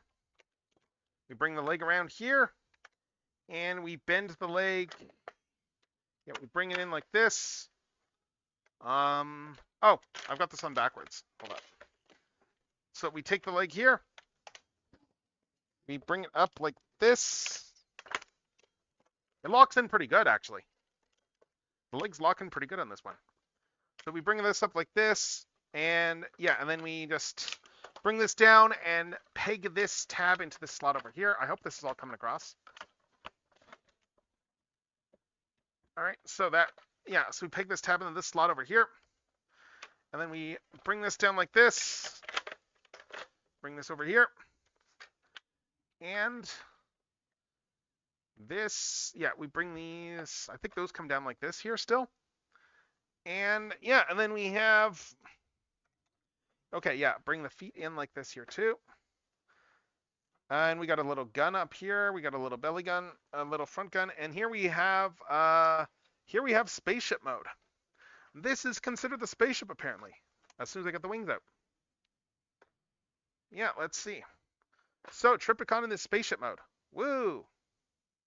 Meow, meow, meow. It's everyone's favorite hater of Raymond. Now a spaceship. And we're going to do the other big one. We're going to do the base mode next. So, base mode. We bring this ramp down here. We bring these ramps down.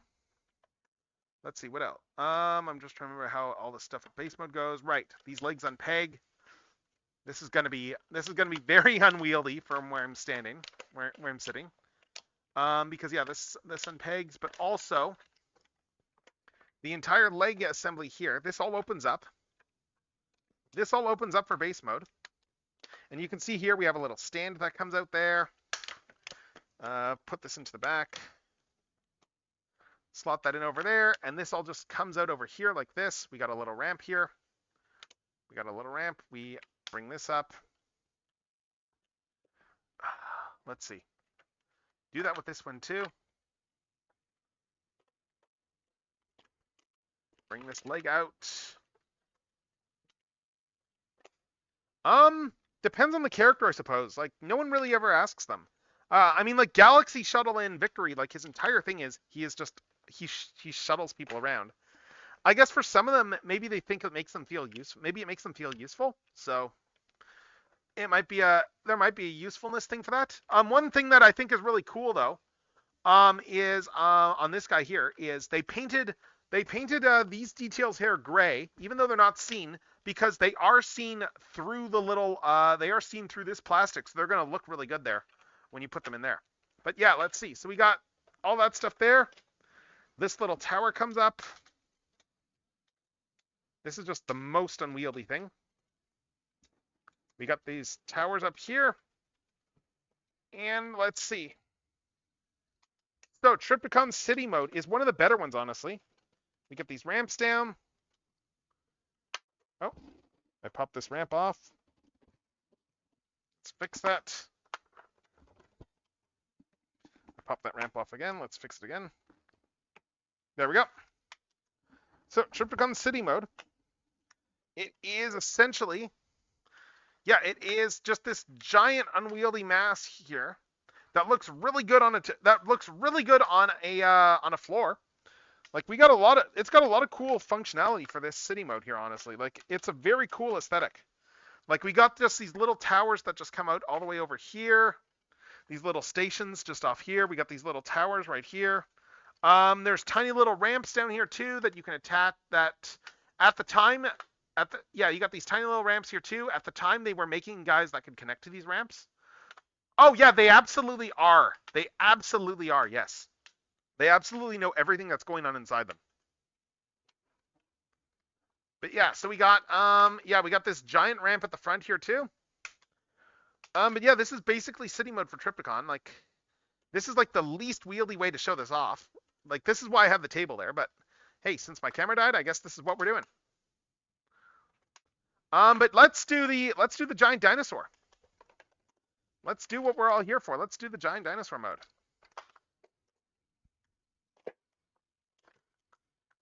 Close up close up everything here again. Close up the legs.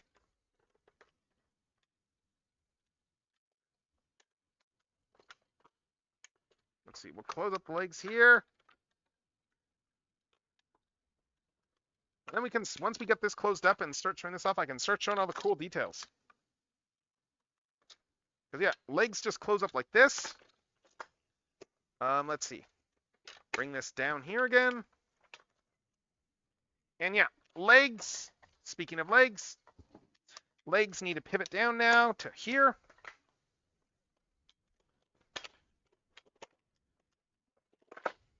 Legs pivot all the way there.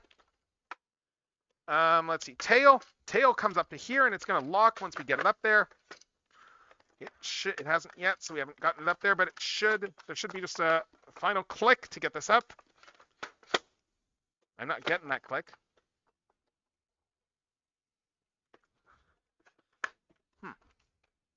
I thought there was a click for, where's the kaboom? Unless there isn't one, but yeah, so anyway, so we got this here. We got these dinosaur legs over here. Bring the feet down. Bring the feet down like this. Bring this all closed up here. And now, bring the dinosaur hands out. And this entire thing is going to pivot around. This is not staying up very well, though. I thought the whole point of them doing this in non-clear plastic was this would actually stay up. But it's not staying up very well. Maybe if I tighten this, it'll help, but let's see. Anyway, there we have it. There we have it. Here we have Triptychon, the city former, in his dinosaur mode. So yeah, he looks pretty cool here. He looks pretty cool here. Let's see. I'm just gonna draw attention to some functionality on him, I guess. Let's see. Yeah, that goes up and down like this. This guy here, this guy should be. I don't know why it's not staying closed. It should be, but it's not. This door is actually kind of worse than like my other one. Maybe if I tighten this up with some floor polish or something, that'll help it. But yeah. So yeah. So head can go like this here. There's also, of course, this pops up there to form a horn, and then we got the little gun that comes out of there. Some really good light piping on this guy too. Like, just this dinosaur head looks really good. Dinosaur head looks fantastic here. Yeah, he looks really nice here. Like, articulation on the dino arms, go out to there, all the way around, out to here, 90-degree bend. Some wrists up and down, and then like they've got the fingers and thumbs too. So very poseable there. Legs. Some nice tight hip ratchets here. Knees. Can straighten out the legs here. Let me just do this way. Knees like that. He is cool as heck. He just came out fairly recently, so there's probably still places that have him. Like, he's not going to be a general retail release, though, Triptychon. You won't find him at a general retail store. Yeah, Triptychon is... Oh, right, I forgot about this. I'll show that off in a sec. Yeah, Triptychon won't be general retail. He is fan channel, so you would need to order him through specialty stores. But yeah, yeah, I think this tail should be able to fold up here and lock, but it's not on mine. I need to double check that. I thought the tail was supposed to lock in place when it gets up here. because it's staying up, I guess, but it's just frictioning up. It's not locking in. Like I thought these were all things supposed to be things that they addressed with this release, which is why I'm finding it really weird. Because part of the point of this release was to address some of these issues. Because this tail not staying up was a known thing from what I remember. But yeah, anyway, we have this giant tail up here. He looks really good. Just to back up a little bit more. So just show off features here. Let's see. We have the droopy tail. So we have the guns. The guns can go up here. They can just go on his back too. You have options for how you display the guns. Paintwork is all really nice. It's some really nice matte paints that they have on this guy. Let's see. Mouth. He's got a little gun in his mouth there. It's just a painted gun. It doesn't move or anything. Gimmicks. Gimmicks. Where is Full Tilt? So Full Tilt over here is his little car. And Full Tilt, they made him a Titan Master as well. So he's got a little Headmaster that he has here. Let me just bring him up there. He's got a little Headmaster here. This guy becomes his head. But one thing Trypticon can do is he can actually eat these guys. So I can toss this in Trypticon's mouth, and then he will come out in the stomach.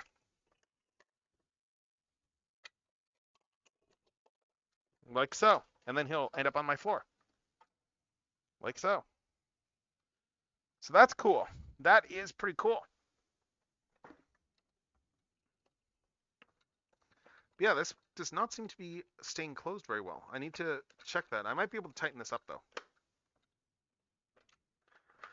But yeah, so Full Tilt, just to show him off. Show off all the stuff on Full Tilt. So he's got a little Headmaster over here, Necro. And he looks pretty neat. And this guy becomes the head of this guy here. Like this is the little car. The little car is here. Little car is here. It has a tiny little gun. He will run you like a couple hundred anyway. Couple hundred US anyway. I don't know what the US MSRP is. I know the Canadian one is closer to like it's closer to 300 Canadian for this guy. But yeah, so this guy here, yeah, we can transform him. Open up the front of the car here. Like, yeah, the original release, I think, was like 7-8 years ago. And yeah, and then, yeah, so do this. Open this stuff up here. Bring this up like this. Oh, pop this off the ball joint. And pop up the hands. It's a very simple transformation. Then we just put this back over here and plop the head on. And there we have full, oh, no, fold up the crotch bit here too. Right, I forgot about this. Yeah, and now here we have it. Here is Full Tilt in his robot mode.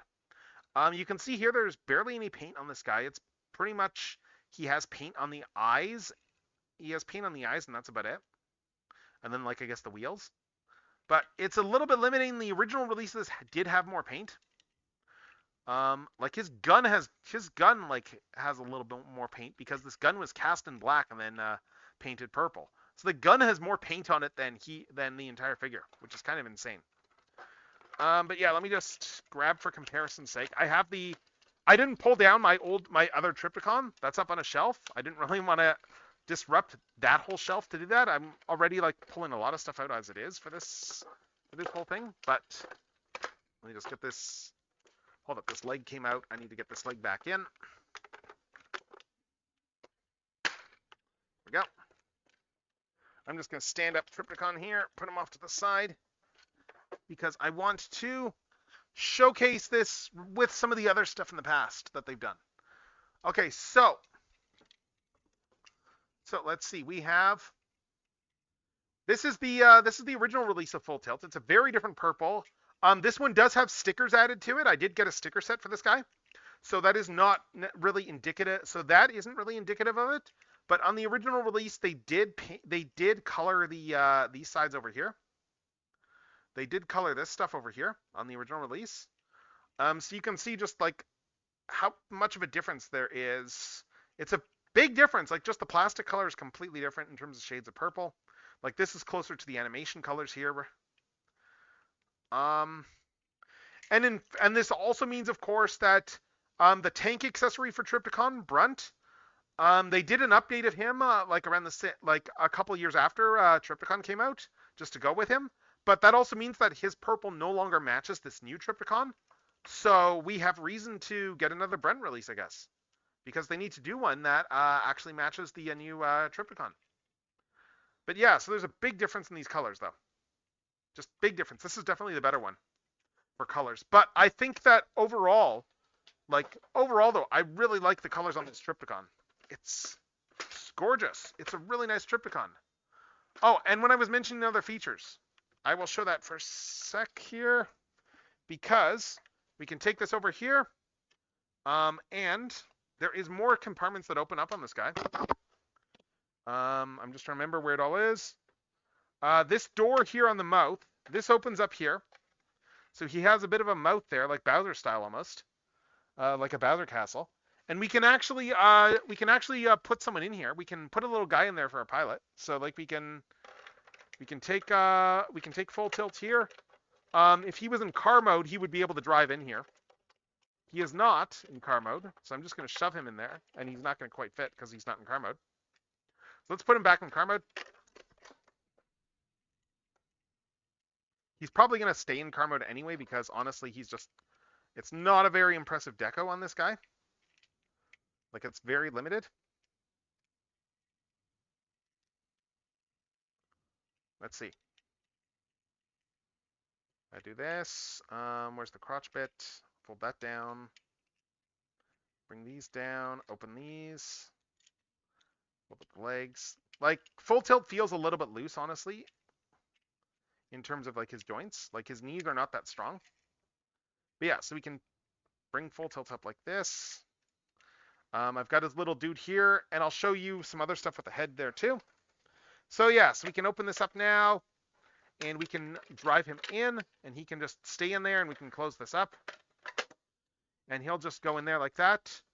I'm trying to remember if there was another compartment. I thought that there was, but yeah, there's a compartment right here, isn't there? Because there's another pilot compartment on this guy. I'm just trying to remember where that actually is, unless that was it. Yeah, this doesn't feel like it's actually staying closed very well. It's warped a little bit. Interesting. Yeah, so that just closes up around him. And actually, let's just check the instructions and see if there's anything else that's called out for Trypticon features.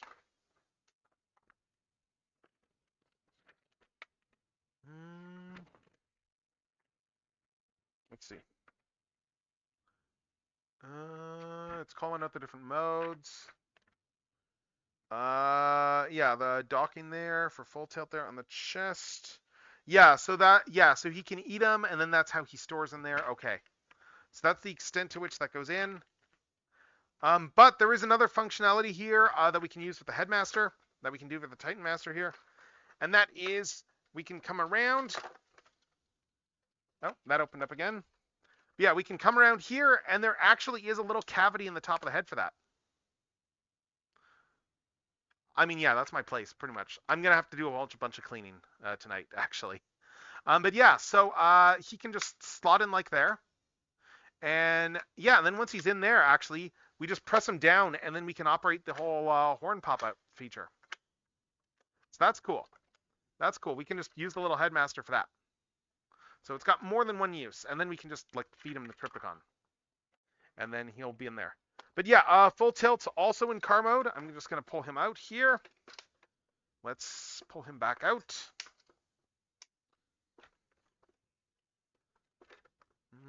As soon as I find the opening. Yeah, full tilt, we can pull him out here. And then we can dock him on Trypticon's chest as well, like the original toy. And that is just going to be, we just take him over here.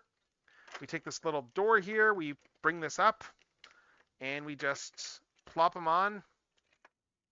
We just pop him on here. He should just peg in, close this up like that, and there. Now we have just, he has a car for a chest, and that was just the original toy. The original toy just had a car for a chest. That was just how it was. And that's probably where he's going to live, because honestly, I think he looks better there. Like full tilt, this is a very limited full tilt in terms of his actual colors. So he will probably just live on this Trypticon's chest. Plus, I've got the other one loose anyway, so. And the other one looks better loose. But yeah, so that is Trypticon. That is the new Trypticon here. Yeah, so he's very big. Very big. So with that said, that was pretty much everything I wanted to do tonight in terms of stuff. So yeah, let's I'm just gonna end music here for a sec. And we are going to go and, God, how long have we been going anyway? It's been probably what? We're gonna go and find where's my stream end graphic? We're gonna switch it over to here. I'm just getting ready to wind down because, yeah, quite frankly, it is almost 11 now. I've been going for almost 10 hours. Not quite 10 hours. I think more like 9 hours 30 minutes. But let's see here. Let me reopen my stuff here. Yeah. 9:42. Wow. Oh my God. But yeah, so thank you everyone who popped in over the course of the day. We got to a lot of cool stuff today. So much cool stuff. Oh my God. But yeah, we're gonna go find someone too. I'm just gonna do some final decrementing here. And yeah, so we are down to like 26 toys left 10 box, which is good. That is pretty good there. I think it might be a little high. I think I might have underestimated this. It might actually be 24. I need to double check that. But either way, we knocked a lot off. And yeah, so yeah, I'm gonna go find someone to raid. Thank you for coming in though, Sleep. Let's see who we got to raid here. Who am I following that's going? Who is still going? I'm just looking. Let's do.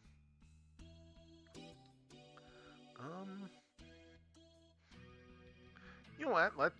Let's raid back into. Let's raid Nahika. She's doing some Final Fantasy 14. So, you know, her streams are always nice and chill. So, honestly, I need to just wind down anyway. I'm probably gonna get off Twitch fairly soon, so we're gonna go raid into Hika. But yeah, thank you everyone who came by. I really need to. Yeah, I'm kind of pretty hungry right now, and I need to start doing some cleaning. So. Yeah, thank you everyone who came by, and I hope you all have yourselves a fantastic night. So with that said, this is going to be Techno signing off. Until next time.